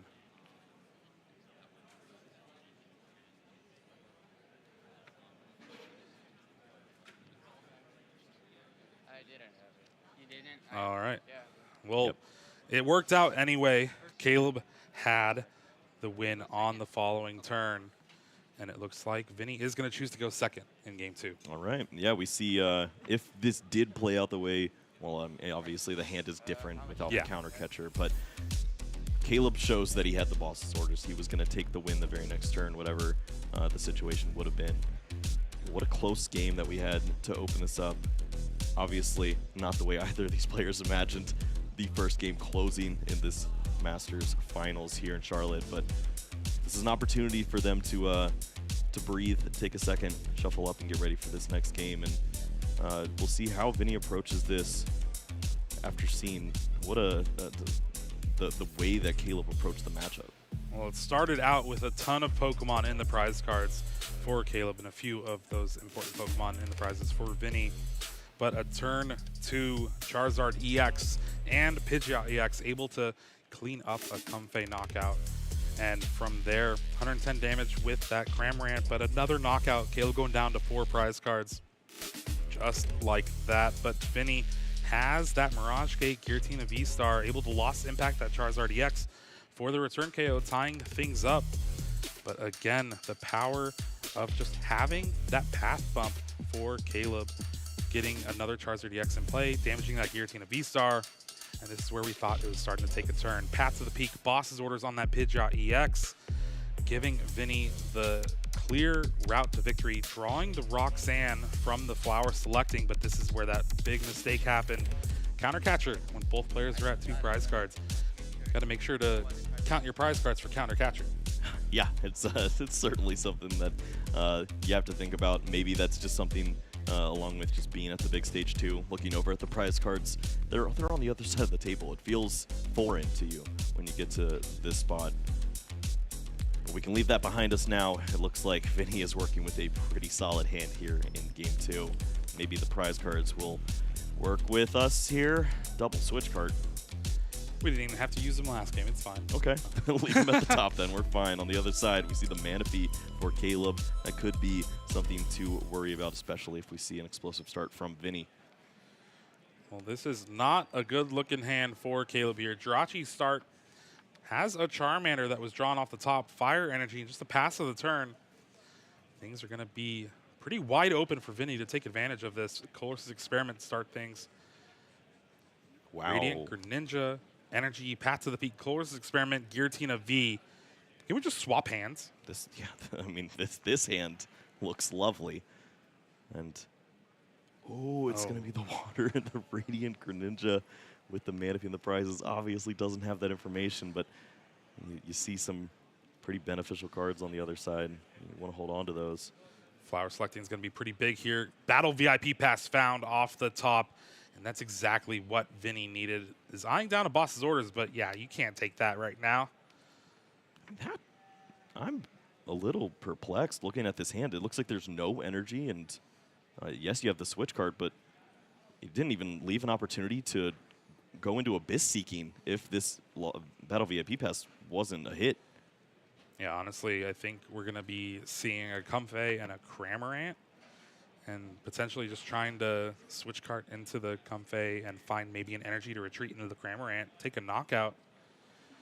Other than that, Vinny's going to be doing much of the same of just passing the turn here. We've already mentioned the escape rope, not a card to look for, so Charmander will be safe this turn.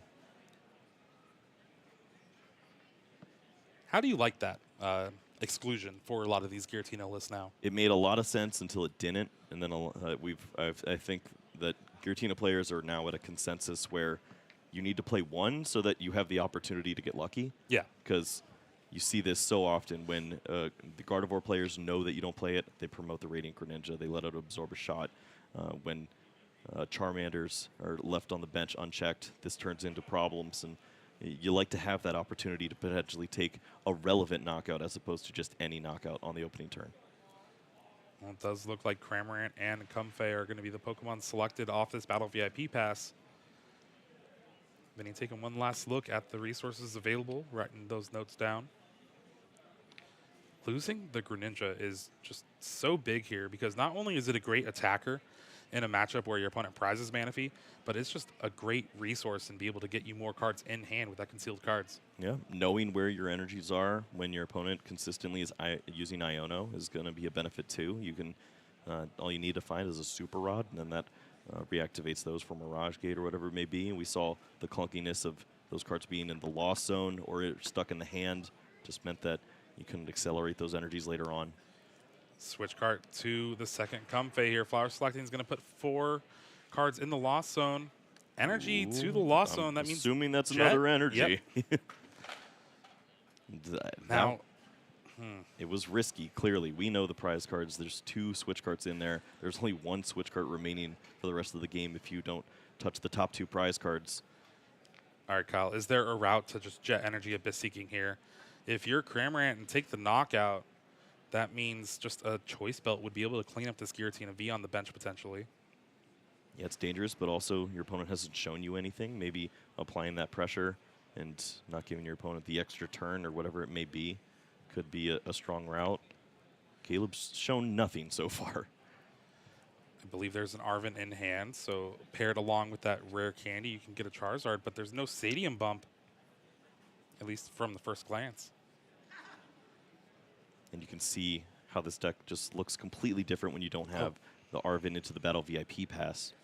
There is a Lost Vacuum in hand, so this Arven will be able to net a Charizard EX for Caleb thanks to Ultra Ball. You're going to have to give up a lot of resources for it, and I think Caleb is just going to be left with a Boss's Orders in hand, maybe? Yeah. Maybe a 4 Seal Stone?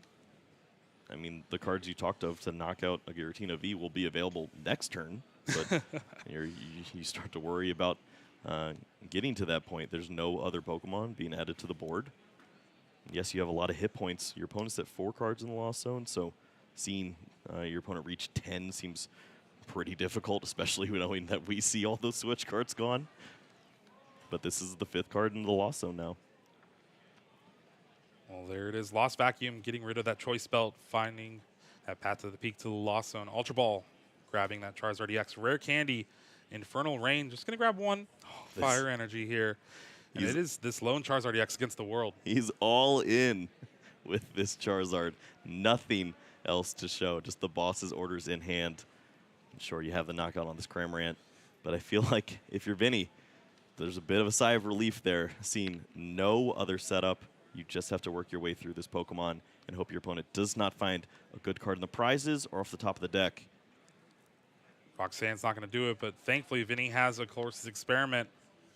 This is going to put 7 in the Lost Zone and finds a Mirage Gate in these 5 cards. A couple Grass Energy go along with it. There's the Jet Energy too. And you start to wonder about how many cards you can actually get into the Lost Zone here. If you have access to the last switch card and that Jet Energy, a Mirage Gate onto the Giratina V, eventual V-Star, could actually reach Star Requiem. We're at 7 now, so Mirage Gate here, going to charge up that Giratina V that's been on the bench. Well, put the energies on the other one, because at least that one can evolve. No. Okay. That could be pretty big here. Yeah, I'm worried about that. Imagine hitting all of the right resources here. Well, I already used my one time, so. Oh, yeah. Okay, looks like Shred, which is also scary. Because what if you find Choice Belt? No, well, Choice Belt's in the Lost Zone. Oh, duh. Thank you. Yeah, Caleb opted to keep the Boss's Orders over the Choice Belt you're here. Right. So this is a pretty safe play from Vinny. Shred, 160 damage on that Charizard EX. Caleb has basically nothing. Boss's Orders in hand. Radiant Charizard. Iono was the card from the prizes, though. Charmander found, but that's it. At least you're going to have another Charizard potentially next turn, thanks to that Arven. Charmander is the bare minimum that you needed in order to continue playing the game here.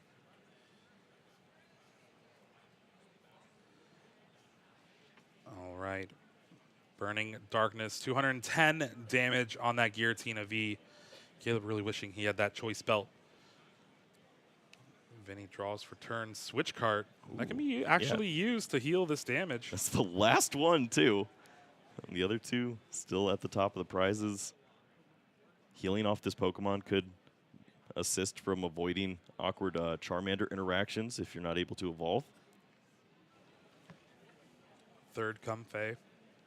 And the hand is looking like a Mirage Gate, so there's certainly potential to attack with the other Giratina, and you can save yourself the awkwardness of potentially being knocked out by a Pokemon that isn't a Charizard EX.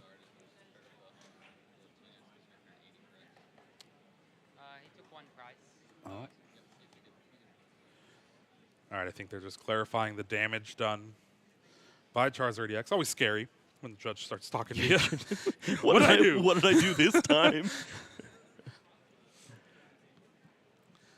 Jet Energy, Switch Cart. There's that V-Star.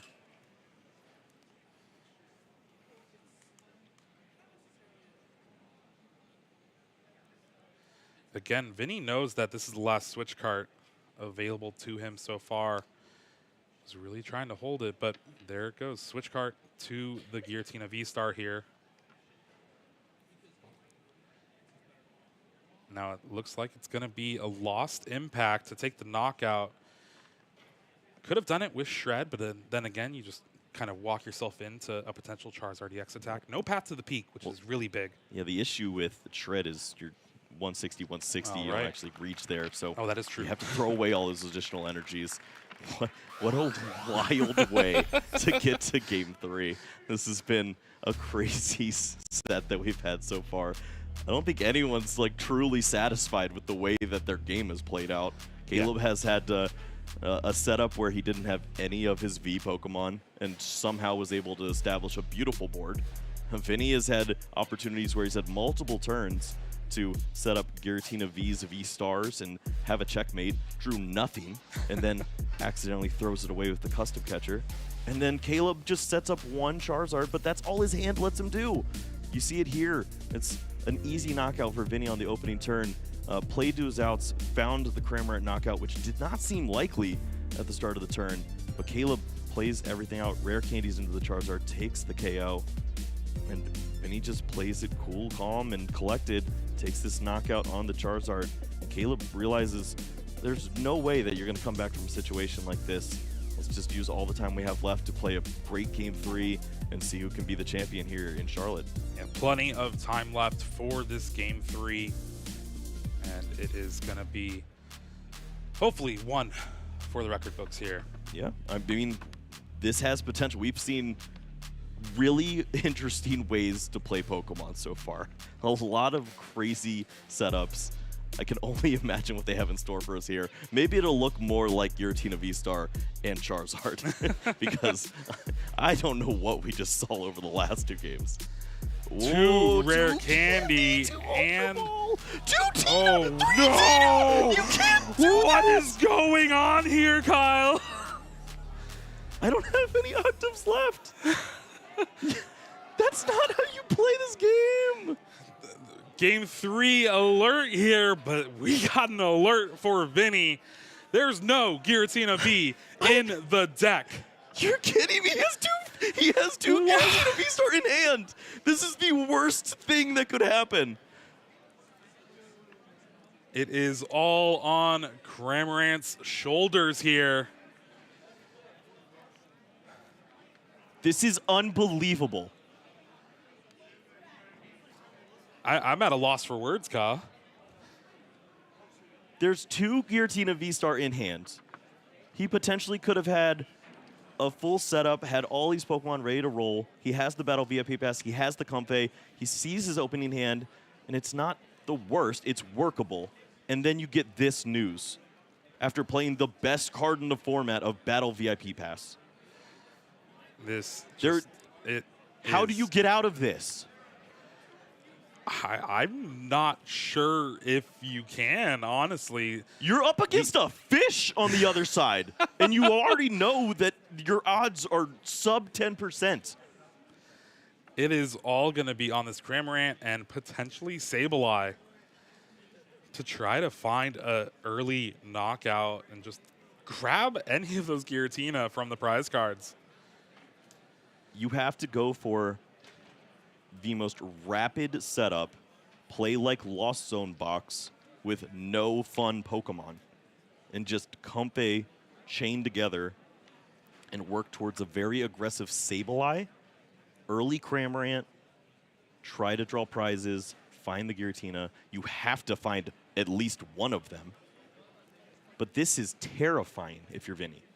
Yeah, especially if Caleb gets any form of a setup, a simple Pidgeot, just to boss his orders, the Giratina that Vinny finds off the prize cards, taking 2 prize cards potentially. That means an easy knockout, and it is just not looking good for Vinny. And we haven't even gotten through turn 1 yet. Yeah, I mean, I've looked over at Caleb's hand. He will be able to play Pokemon. It is not just fish. But Vinny, he has his work cut out for him. And a Super Rod going to the Lost Zone. That's going to be one of the vital resources in just trying to reuse this Cramorant. Jet Energy brings up a Comfey. Flower selecting yet again. Jet Energy to the Lost Zone. And I think Pokegear found. I mean, that's all you can ask for from this setup. You have the option to find a Colress Experiment next turn. Maybe you can start attacking into your opponent and set up a way to knock out this Pokemon, draw 2 prizes. If you draw 2 Giratina at the same time, you avoid that boss scenario. You're asking for so much. Your opponent has Arvin going second. This Arvin is going to find Battle VIP Pass and potentially 4 Sealstone. I think there's already 4 Sealstone in the hand for Caleb. Yes. Yeah. Wow. This is going to be a great setup here for Caleb, doing what this Arvin Zard wants to do each and every game, going second.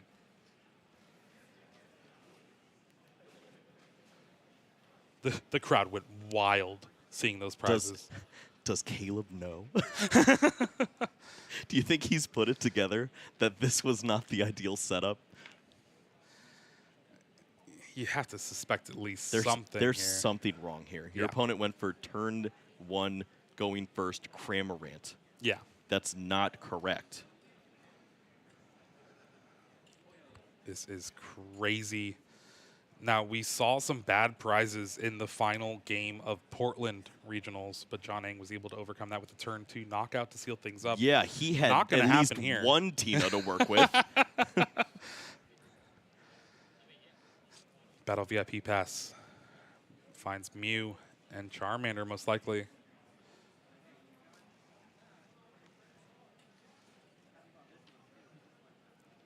It's crazy. Is there a Fire Energy to work with in this hand? Obviously, you consider that retreating into the Mew, finding those additional resources. You think about what another Battle VIP Pass would do for a hand like this. This is unbelievable. To start with the Lumineon, it never feels great, but then you have the potential to have a near-perfect setup against a struggling opponent. It looks like at least Rare Candy, which you should likely be holding on to this game. I don't expect to see anything from Vinny's side. I think with the Arvin in hand, that means it's a pretty good choice to maybe play that for a Sealstone down and just use that for the Battle VIP Pass. Arvin can guarantee something like a Lost Vacuum the next turn. Absolutely agree. There's potential to just get all of your boards set up. You have the Ultra Ball Rare Candy. You can continue to build on the setup that you have for next turn. Yeah, don't need that choice belt, Caleb. Yeah, you will not see a Pokemon V likely unless Vinny turns up the Jets. Ultra Ball discards both of those tools for Caleb. Going to be able to find another Charmander here. And it'll be interesting to see if he does use that for a Sealstone or if he wants to save it for just an easy path out the following turn. Yeah, this makes me think that he's not considering the VIP anymore. I mean, it is a very powerful resource that you would have to use. But getting that full setup could be something that's pretty spectacular as well. But no, just passes the turn back. Vinny has a lot of work to do here. Flower selecting, getting 3 in the Lost Zone. Finds the Colress's Experiment. It's going to allow that Cramorant to start attacking with just a retreat here. Battle VIP Pass can go away. And now you're staring down 2 energy, switch cart, path to the peak. You get a prize card. You do. Cramorant could potentially find the Giratina V. The pressure's no longer on this Pokemon because the choice belt is gone. You only give up one prize card. 210 damage is going to be the cap. If you don't take an additional prize, that gives you an opportunity to set up this Giratina V-Star. So you're saying there's a chance? There's a chance. 50% to be able to grab a Giratina V from the prize cards. We know it's also at the bottom of the prizes. Yep. 2 of them, right? So 1, I think. I think they were hanging out. We'll see. We'll see. Retreat to the second Comfey. Roxanne Chloris' experiment. I don't care about Roxanne. Nope. We need to continue to build up and draw some additional resources. If we're playing to my opponent already getting down to that few of prize cards, I think the game was already lost. You always have that second resource later on. All right, is this where Caleb really puts the information together? He figures it out here. Nest Ball. Go ahead and grab any basic Pokemon in your deck. How about a Radiant Greninja when Path of the Peaks in play? Well, there's 6 cards in the Lost Zone. If Radiant Greninja was actually able to use Moonlight Shuriken here, that'd be unbelievable. That'd be game over. over. You could take the knockout on the Charmanders. Does Vinny have another finding the Comfey? resources for that? You see the switch card, the water, the Mirage Gate in hand. But just missing that last Comfey. Just doesn't have the Comfey to do that. All right, Kyle. Spit innocently, finds There it Giratina is. V. All right. There is a chance. That has to be such a big sigh of relief for Vinny there. A little more curious why Vinny potentially didn't go for searching out the Comfey there instead of the Radiant Greninja. Then if you find the Radiant Greninja off the Comfey, I think all the resources were there to actually use Moonlight Shuriken. But you would still already retreated for the turn. Okay, maybe that's you where we had ran to into the use the issue. switch card. So you had no guarantee. You needed basically 2 cards off that 1 flower selecting. You know what? Let's just take our Giratina V and move on from here. That is found. Caleb has the rare candy Charizard. The pressure is right back on. Lost Vacuum allows this play to happen. Infernal Rain charging up that Charizard EX and that Charmander on the bench. No Pidgey in sight, but I do believe there's a supporter in hand for Caleb. Maybe 1 card. No. All right. Burning Darkness knockout. It is that Forest Seal Stone. Forest Still Seal left in Stone hand. and a Fire Energy, the 2 cards remaining. Vinny finds the Comfey.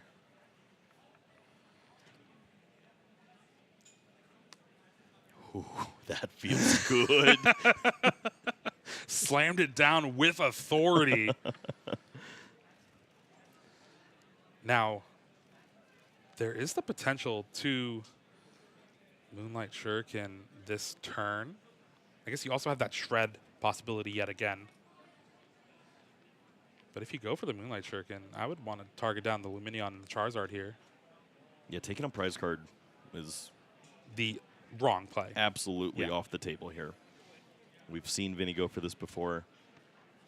You can cash in on the opportunity to deal this damage, but you also have an opportunity to take a knockout next turn unchecked with Star Requiem, but the problem is then how do you attack a follow-up Charizard? It becomes difficult. You usually have to cash in some early damage on the first Charizard, and because you lost the Cramorant already, Shred lines up pretty well. It does put the Giratina at risk of just getting damaged. That way, the following turn, it gets knocked out by a potential second Charizard. And I do like the Moonlight Shuriken play here. Yeah, I don't mind this at all then. Yeah, you can incorporate the early damage that you'll need to soften it up for the 280 lost impact. This way, you still don't take the knockout on the Charmander. Yeah, no. Because you can't, even though you really, really want to. You don't want to damage the Lumineon for no reason, but maybe that turns into a Sableye knockout later on down the road. There is a good prize map for Vinny here. Has 5 prizes left. Needs a switch cart off these top 5 from Chloris. You still have flower selecting to do it as well as the concealed cards if you have an energy in hand. Well, a few supporters. Energy is not really going to do too much. There's that jet in hand, but you want to attach that water to the Radiant Greninja. I suppose even finding another Mirage Gate would lead to the third water that we haven't seen yet. You could find it that way and then attach the jet to move.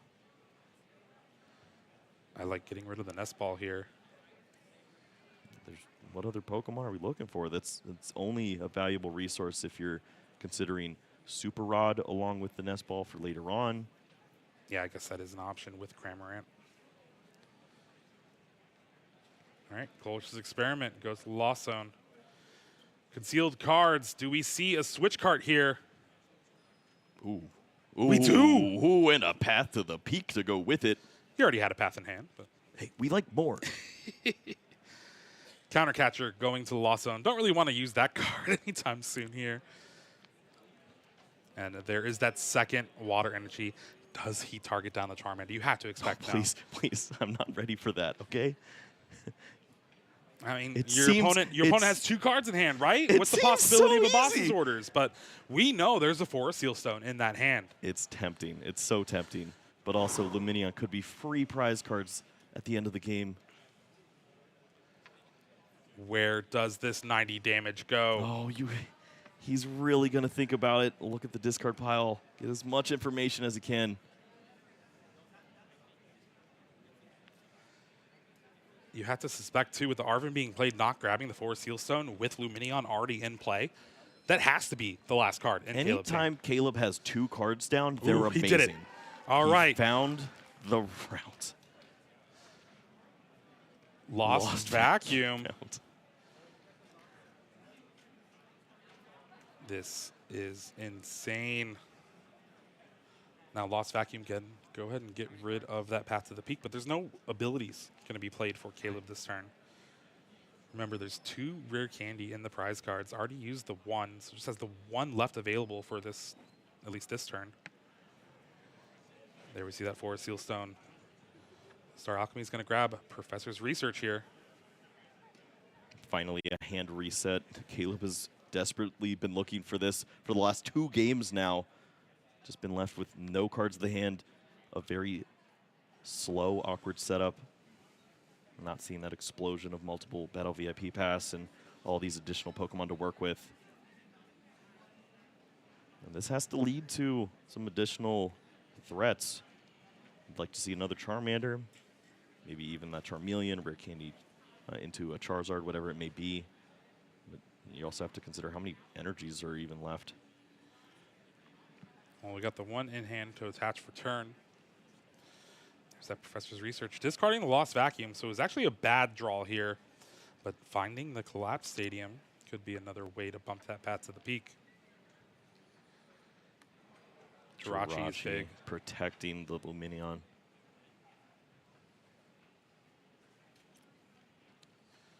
And Caleb is going to be taking a knockout on this Radiant Greninja, so no immediate threat of another Moonlight Shuriken.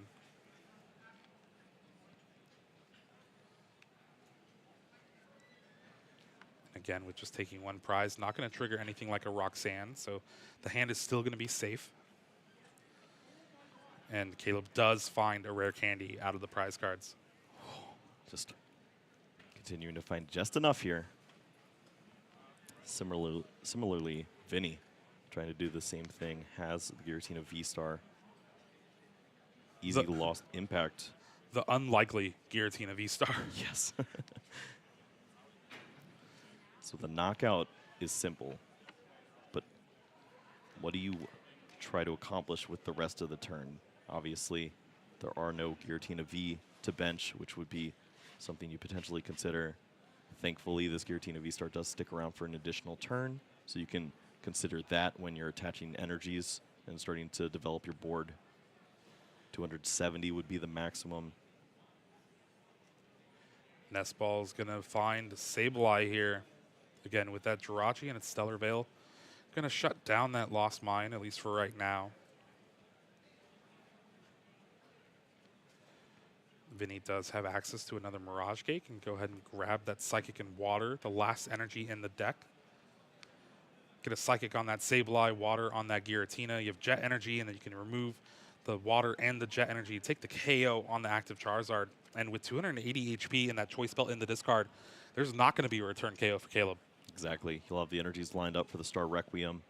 As soon as you see that Charizard EX from your opponent, you can take that knockout, and then you're just eyeing up one more prize to be the champion. It is definitely well within sight here. Giratina V-Star, don't need that.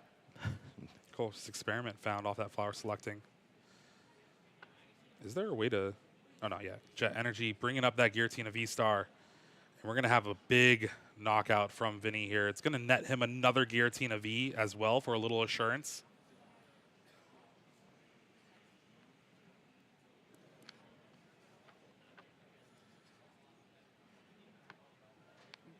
Close experiment being played.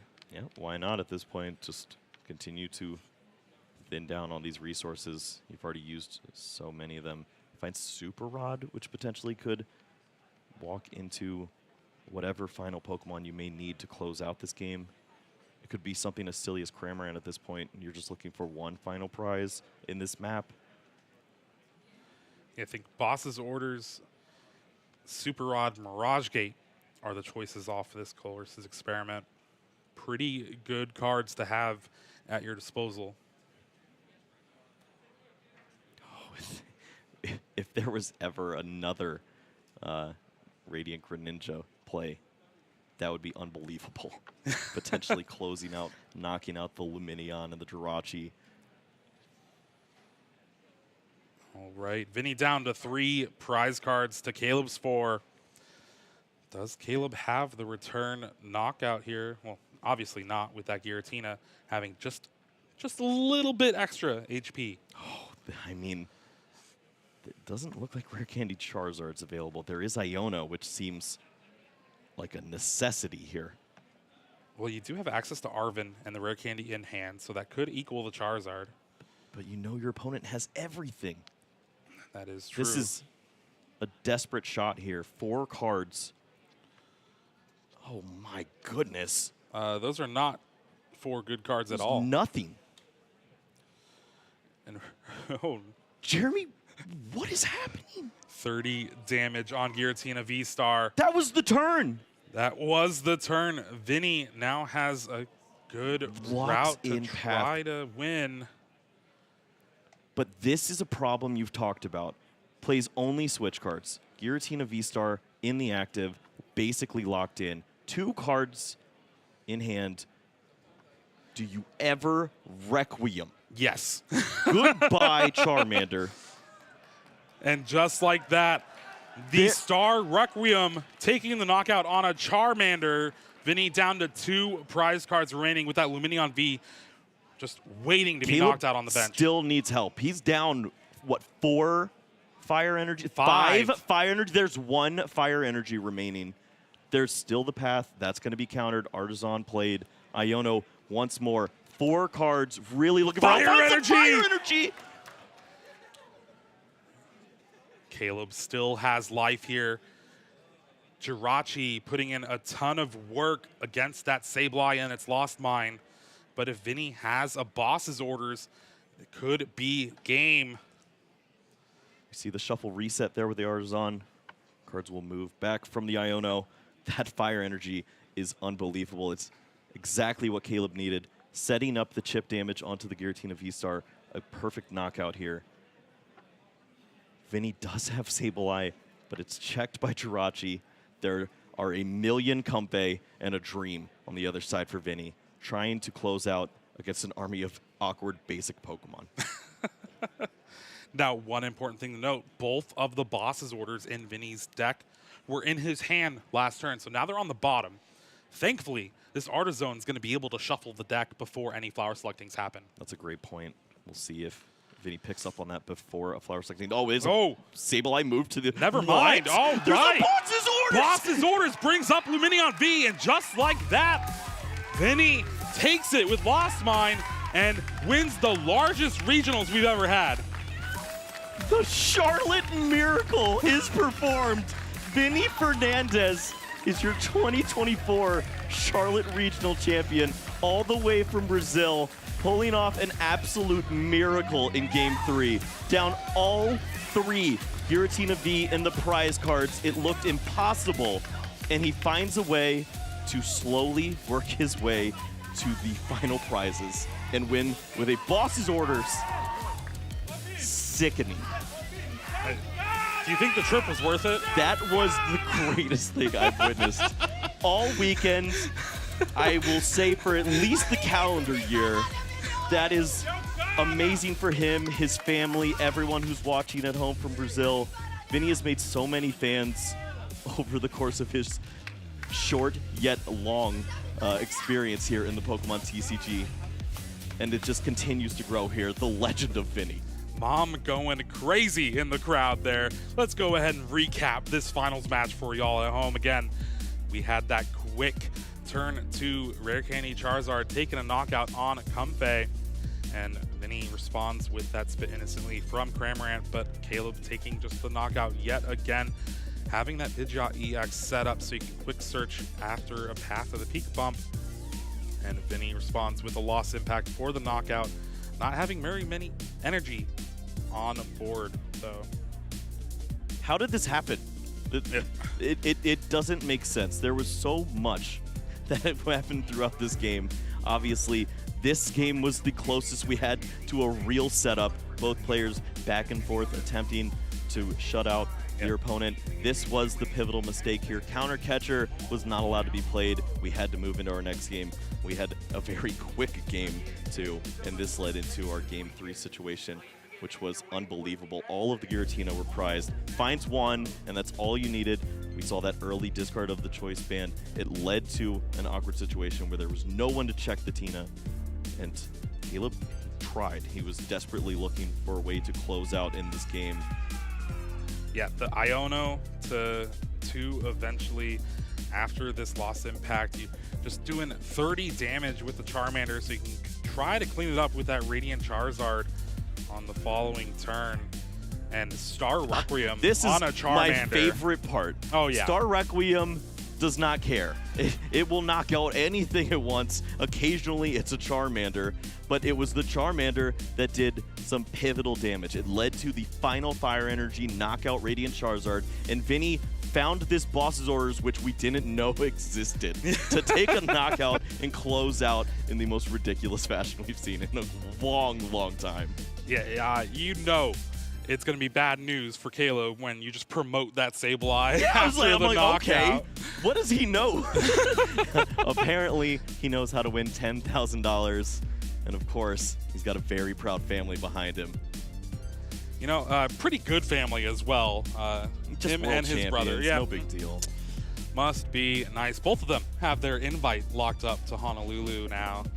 And it's just a great story to unfold after this entire weekend. A ton of Pokemon played, 15 rounds, top 8, top 4 finals. And there you have it. Vinny Fernandez, our champion here with the BDIF. It has to be. Lost Zone Giratina? It has to be. I mean, the odds are always stacked against it. The Dark Cloud follows it everywhere it goes. It throws all of your great Pokemon into your prize cards. Don't care, I win. Yeah, the plot armor of Giratina V-Star, the randomness of just forcing it to prize everything, and still coming out on top. Granted, Caleb's still doing a wonderful job overcoming that first game, prizing 5 Pokemon, but unable to overcome the worm. I mean, think about how the Brazilians were tested throughout this tournament. I saw Gustavo sweating desperately against Isaiah Bradner, trying to find anything, was drawing the worst hands possible, was not able to find these good setups, makes his way through, gets his way into the top 4, finds Vinny, and continues to have that struggle. Vinny wasn't finding the greatest answers, and then in the finals, Vinny not only has this very awkward setup in Game 1, not able to complete the counter catcher, which can really start to throw you for a loop. You may get checked right there and think, I'm not going to be the champion. I just made this big mistake, and you've got this opportunity. You see Game 3. You could definitely shut down at that spot, and he doesn't. we see the final results here for our tournament. Vinny Fernandez will be our champion. Lost Zone, Giratina V-Star getting the job done. 3 of these decks were able to make it into the top 8, along with Roaring Moon, Miraidon EX, Gardevoir, and we saw that Lost Zone box, the Radiant Charizard also included there. Insane. Vinny taking down over 2,100 other Masters players to be crowned Charlotte Regional Champion. And there's no real better way to end a cross-country trip, you know? That's right. I mean, cross-continent trip. Is he sticking around? Is he going to take down Knoxville? Mom, do you need to buy a summer house in North America? Hey, and come we got a little bit more money right now. All right, we'll see what the plan is for our Brazilian players. I mean, it's been incredible for us to see the Brazilians come over and have a great time here. Obviously, first and third place. With such a small representation in our field, having such a massive impact, it just goes to show that these players love the game and obviously are incredible at it. Yeah, I think there was 3 or 4 Brazilian players here in the tournament total. Yeah. And for 2 of them to make top 4, one of them win it, y'all better watch out. That's right. Every event is an international event at this point. Everyone wants to play Pokemon. We have so many people after these coveted spots to play in these tournaments, and it just continues to grow from here on out. This is obviously our biggest regional we've ever had, and that will continue to be checked. We've seen that through our road to Worlds, we have all these great events that we'll have throughout the course of the rest of the year. And this was certainly one of them. I have witnessed 3 amazing finals in this format, all the way coming back from San Antonio, Portland, and now Charlotte. And all of them included Giratina. All of them included Giratina. Yeah, the one constant, you know? That's what I like to hear, Jeremy. Yeah. Let's go. Chip in shambles. Oh, wow. Well, that was an unbelievable way to close out here, but we're not done yet. We're going to throw down to the award ceremony where Adam Skarsgård-Watson is ready to crown some champions. Hello, everyone, and welcome to the big stage here. We just saw our finals go down. It's been a grueling weekend of intense Pokemon competition, and we finally decided on our champions. So, I want you to welcome to the stage your runner-up, Caleb Rogerson.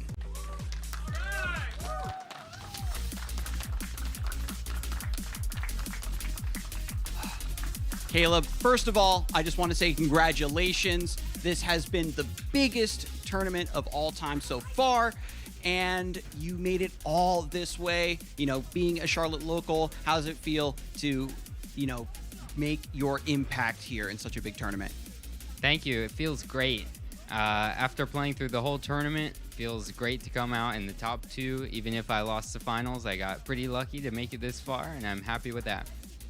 And your deck choice with the Charizard, you know, you got to play something you really liked, something that you were able to take inspiration from one of your favorite content creators, Azul Garcia Griego. Do you think that that was a big part of your success here?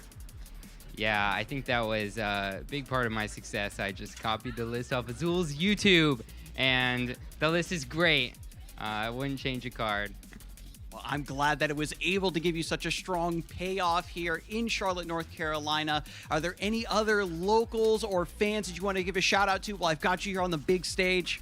Yeah, shout out to all the locals that I play with. Shout out to everyone I tested with for the tournament. Edwin, David, Andrew. Shout out to Justin for winning in seniors with the same deck. Michael, Carson, and shout out to TGC and everyone that I hung out with this weekend. Very well said. Congratulations once more, Caleb. Even though you came in second place here, it was such a momentous achievement, and I can't wait to see what you do next in the Pokemon TCG. Let's give him one more round of applause, folks. Thank you. Thank you. And then you'll head right down this way. And now, everyone, the moment you've been waiting for, your Charlotte Regional Champion here all the way from Brazil, Vinny Fernandez.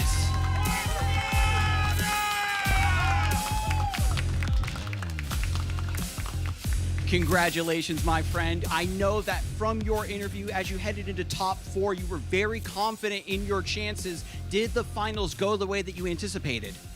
I mean, game 1, I did that terrible misplay where I used a counter catcher, but in the end, it didn't actually matter because Caleb drew the boss starters and I didn't have game. So like, and game 3, my prices were awful. I like priced triple Tina V, and when I saw my deck, I was like, oh, because this matchup, I think I have a very good chance of winning. I know how to play it, and I played this before, so I was very confident. So yeah, it ended up how I think it will be. And I know that there's so many folks here in the audience and watching from home supporting you, and they are so proud. Do you have any words that you want to share with them while I've got you here on the big stage?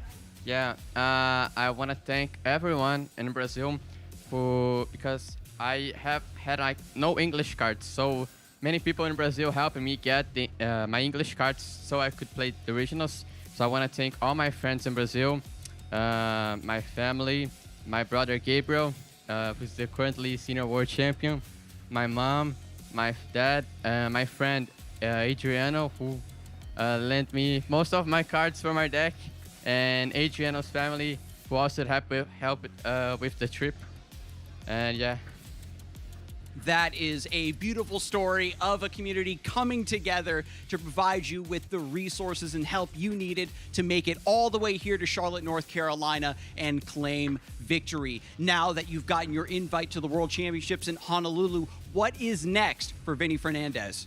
So I will be going to EUIC and NASC, and I think the next tournament for me will be Goiânia Regionals in Brazil.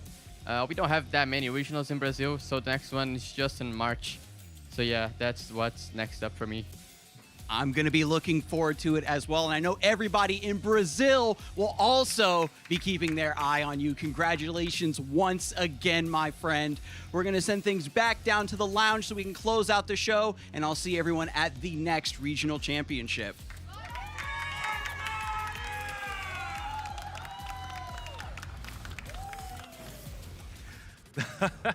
Whew, what a match. Juancho Saldana here back in the lounge. I'm joined by the one and only Jeremy Jalen and Chip Ritchie. Gentlemen, Giratina. That's all I have to say. I mean, the prize may be, but Giratina. Yeah, you love to see it. Maybe not if you're Chip, but... I'm extremely happy for Vinny. Vinny has been around for such a long time, you know, first-year master, absolutely amazing achievement to win the largest regionals ever, but, you know, he's put in the work. This did not just come overnight. You know, he might be a first-year master, but he's been around this community for years and years and years. I've seen his name in Twitch chats all the way back to, like, 2018. So, yeah, I know this is something he's been working for a very, very long time. Oh, no, 100%. I got the opportunity to interview Vinny multiple times. I interviewed him going into top 8, into his top 4. Unfortunately, I didn't do his finals, but that's okay. And I got to talk to him. You know, his name is familiar. Oh, you beat me online multiple times. Yeah, he definitely puts in the work, and it shows, especially in that final game, that game 3 when, you know, your back's against the wall. You don't have your Giratina Vs in your Giratina V-Star deck. But he has the mindset of a great player to be able to go out of your flow chart, go out of your comfort zone, adjust, and it definitely paid dividends.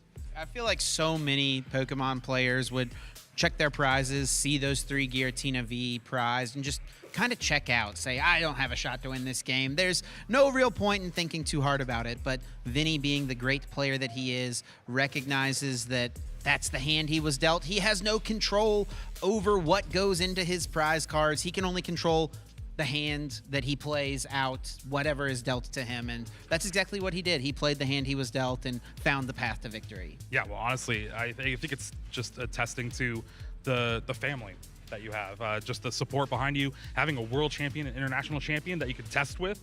And now you have a regional champion in your own right. Both of them going to be testing for Worlds, and I cannot wait to see what they bring. Yeah, the Fernandez brothers, we'll have to keep our eye on them for many, many years to come. That's for sure. That's for sure. With that, again, huge congratulations to Vinny. But now I'm curious, though, about the day 2 deck usage. You know, again, we've seen Giratina V-Star being one of the most played decks. Charizard EX right behind it. And, you know, it's good representation because that's our top 2 right there. For sure, yeah, making their way to the finals, no surprise. And really, it's going to be interesting to see how this evolves as we head into the 2 more events in back-to-back weekends here following this up. Yeah, and honestly, I think it shows the strength of Giratina V-Star as a deck. I'm not sure about San Antonio, but I know in Portland and here in Charlotte, Giratina was sitting around 2nd or 3rd of the decks and then jumps to 1st place in day 2. And it just goes to show, best deck in the format. But maybe. No, definitely best deck in the format. With that, let's go ahead and check how we did with our caster predictions, though. Yeah, I think this one ended up a little poorly for myself. There was a Miraidon in the top 4. Congratulations again to Ryan Miller.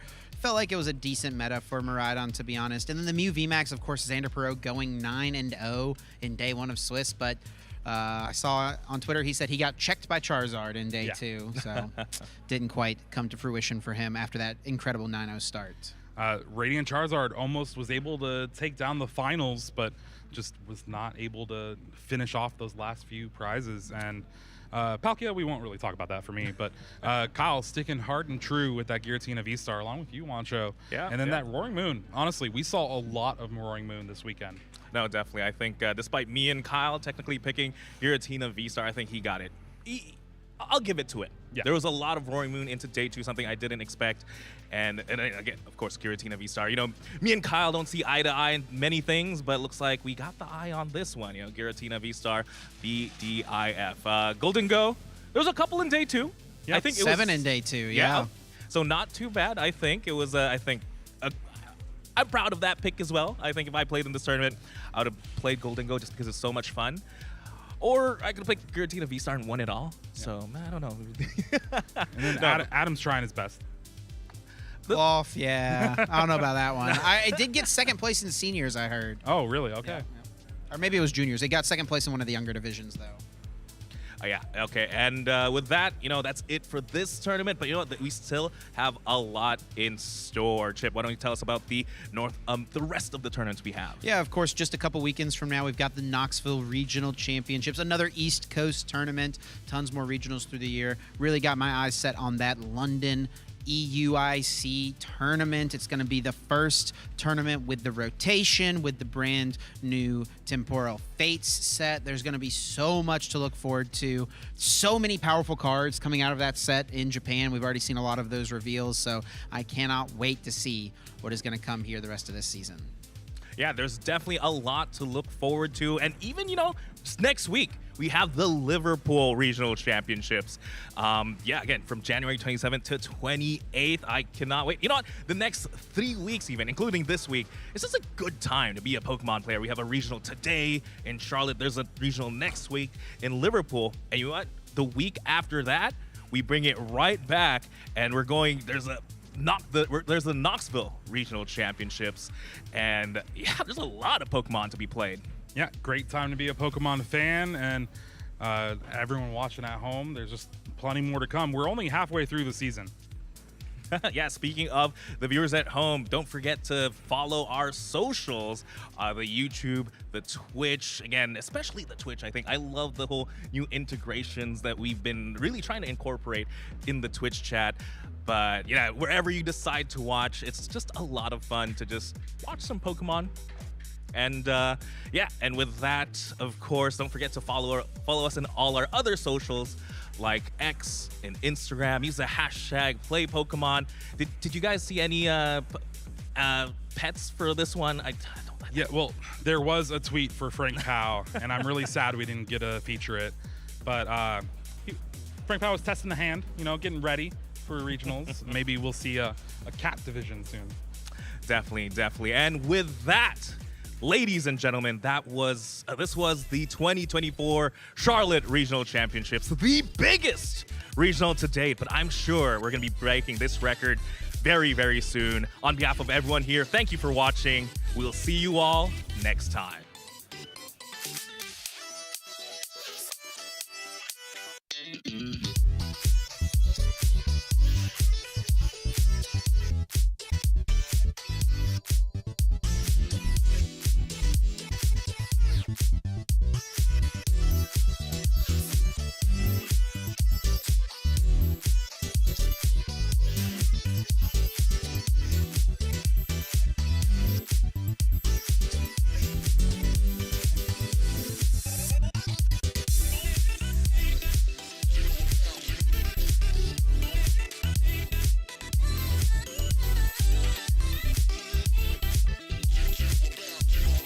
We're off to the races to make it to the Pokemon World Championships. I'm holding my breath right now. No, switch cards again! Cal can't believe it! The best and the brightest are always going to rise to the top. You're talking about the biggest day 2 that we've ever had. He's got 2 Pokemon Catcher in his deck right now, Skarzik. That's 2 50-50s to win the game. I mean, we're in for a good show. I feel amazing. I'm a little bit emotional, to be honest. No way! Well, look at you. Oh, yeah. Oh, another one. Iron Hands This would EX be pretty times good, yep. 2. Come join us. In the biggest regionals we've had ever so far. I don't think that's going to be a problem here. You can teach a 2-year-old how to body slam. It's not going to be effective. Like some of the big names showing up here. Oh my goodness, that that's Shining disgusting. Arcana hit was huge. Absolutely glorious for Fresh's research. 2 rare candy and... Oh, no! You can't do What that! is right? Boss's orders! Boss's orders brings up Luminion V, and just like that, Vinny takes it.